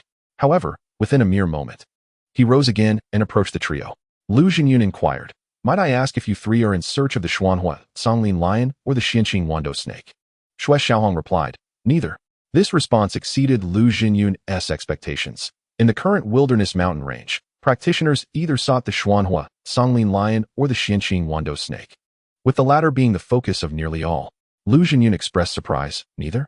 Xue Xiaohong affirmed, Indeed, neither. Lu Jinyun asked, Why is that? Xue Xiaohong explained, The three of us are merely at the true essence realm. How could we dare to covet such beasts? His thoughts echoed apologies. But the Xianqing Wando snake is in my possession, so I hold no ambitions. Lu Jinyun nodded. You exhibit a degree of self-awareness. With your strength, you indeed lack the qualifications. However, you may ally with us. Currently, most are focused on the Xianqing Wando snake, while the Xuanhua Songlin lion is relatively overlooked. If we join forces, we shall not fear the Xuanhua Songlin lion. Xue Xiaohong inquired, What is so special about the Xuanhua Songlin beast that compels so many to pursue it? He was genuinely unaware, having been injured and unconscious. Coupled with the obscurity of dark organizations, he had not sought information, thus knowing little about the Xuanhua Songlin lion. He shifted position, settling beside Lei Wanqiu. Making room for himself, Healy silently gave a thumbs up and gestured for Lu Jinyun to sit. Lu Jinyun adjusted his clothing and took a seat, this time displaying little emotion. He then asked, Have you heard of the starflower? Of course, it is a first-grade sacred herb, Xue Xiaohong replied. A flicker of fervor ignited in his eyes, for it was precisely what he currently required. He had only condensed a small amount of stellar energy, still far from transforming it. If he possessed this starflower, he could at least condense 12 strands of star flame, and with the star flame as his foundation, he would ascend to the star body realm, enabling him to wield the star's secret art and even face the realm of birth with confidence. Both Lei Wanqiu and Healy glanced at Xue Xiaohong, aware that he cultivated star energy, recognizing that the starflower was indeed what he needed. Lu Jinyun continued, The Xuanhua Songlin lion is the guardian beast of this starflower, protecting its offspring. Originally, the Xuanhua Songlin lion was a level 6 early-stage spirit beast, perfectly capable of safeguarding this starflower. However, it became pregnant before the flower matured, and as it neared the time of birthing, the Xuanhua Songlin lion's strength diminished significantly. Other spirit beasts, sensing this vulnerability, swarmed in to battle the Xuanhua Songlin lion for a full day and night. In its frenzy to protect its offspring and the sacred starflower, the Xuanhua Songlin lion burned its blood, igniting flames that scorched 300 miles and turned a vast canyon into barren land before it ultimately fled. Xue Xiaohong queried, If the starflower is not yet mature, how can it be taken? This implies it has already fixed its stellar energy, needing only to absorb spiritual energy to blossom? Lu Jinyun remarked, I did not expect you to possess such knowledge. Indeed, the starflower is a fusion of the celestial and terrestrial forces, requiring 108 days to bloom. Now that 3 months have passed, it will soon reach maturity, and we must hasten to find the Xuanhua, Songlin lion to prevent the starflower from being consumed. Xue Xiaohong sighed, a hint of reluctance in his voice as he continued, Alas, the starflower seems beyond our reach. It is a 6th-level spirit beast. With our strength, a mere breath of fire from it could incinerate us entirely. Yet despite his refusal, in Xue Xiaohong's heart, the dark organization remained paramount. Old Bai, do not be hasty. I believe collaborating with young Master Lu could prove advantageous, He Liso interjected. The starflower would greatly benefit Xue Xiaohong's cultivation, and he felt a sense of gratitude for the assistance he had received. Lei Wanxu's autumn also added, Indeed, Jin Xian, there may be unexpected gains to be had. He Liso suggested, perhaps others share this sentiment and would accompany us on this journey, which would not be a concern. With both of them expressing such thoughts, Xue Xiaohong nodded. Very well. I hope young Master Lu will look after us during this venture. Lu Jinyun replied, As allies, there is no need for such formalities. I am curious to know how I may address the three of you. Old Bai, Jin Xian, you are Bai Jin Xian, said the young man gripping the black blade. Casting a glance at Xue Xiaohong smiled nonchalantly. I did not expect Bai to have garnered some renown. Indeed, I am Bai Jin Xian. Lu Jinyun's eyes narrowed slightly as he softly inquired, Are you the one who possesses a treasured artifact of the Talisman's Alliance? Xue Xiaohong replied coolly. Do you also believe I carry treasures of the Talisman's Alliance? Should I kill someone, the treasure would remain absent. And whether you believe or not is of no concern to me. He could not admit that the true solution of talismans and the Qian Kuan talisman brush were unparalleled treasures. Revealing such information would be far more perilous than the Xianqing 10,000 poison snake. Lu Jinyun then displayed a faint smile. Indeed, treasures of the Talisman's Alliance cannot simply fall into the hands of anyone. Perhaps you have caught their eye for some reason, otherwise it would not be so. Xue Xiaohong's eyes narrowed. This person truly resembled a venomous snake. He replied with a light smirk, That remains uncertain. For this reason, I was compelled to surrender a storage space to the Talisman's Alliance. He Liso, feeling displeased, remarked, In the Xilon Empire, Tianlan Valley. Of the Lu family. Are you of the Lu clan from Tianlan sect? Lu Jinyun's gaze fell upon He Liso. You are familiar with my family? Who are you? He Liso introduced himself. I am He Liso. I have heard of the Lu family's formidable reputation, renowned throughout the Xilon Empire. Lu Jinyun nodded, observing He Liso with a sense of respect. Fool, Xue Xiaohong thought to himself, knowing that He Liso's words were rarely trustworthy. Even a dead fish could speak. Even within my southern snow empire, the Lu family is widely known, with its young prodigies surpassing each generation. He Liso continued, feigning a smile. Do you seek death? The young man with the black blade stood up, regarding He Liso with a frigid gaze. He Liso stood his ground, unafraid. You are indeed strong. But I am not intimidated. You cannot kill me. In a direct confrontation, He Liso was no match for the young man, yet if it came to escape, he would not fear him even with a disparity of 2 levels in strength. The two elders exchanged glances with He Liso, their eyes reflecting disdain. A mere insect dared to mock the Lu family. Xue Xiaohong picked up a stick and poked the fire, entirely unconcerned about the current situation. Lei Wanxu held her arms, remaining motionless, seemingly untroubled by He Liso. Lu Jinyun took a deep breath and commanded, Lu Jun, step back. Upon hearing this, the young man with the black blade stared intently at He Liso for a moment, the coldness in his eyes unmistakable, before he complied. Lu Jinyun clasped his hands together. I apologize for my indiscretion. He Liso also clasped his hands. I hope for your understanding. I, a hot-headed youth, spoke words that should not have been uttered. Lu Jinyun lowered his gaze, realizing that further entanglement would lead to inevitable conflict that night. Lei Wanxu exclaimed, feeling bored and drowsy. I shall retire for the night. Noticing Lei Wanxu rising, Lu Jinyun felt a surge of urgency. He still did not know her name. Xue Xiaohong, perceiving his thoughts, stated, She is my sister, Bai Qingyao. Upon hearing this, Lei Wanxu turned to Xue Xiaohong, her face filled with confusion. When did I become your sister? When did my name change? The two shared no understanding.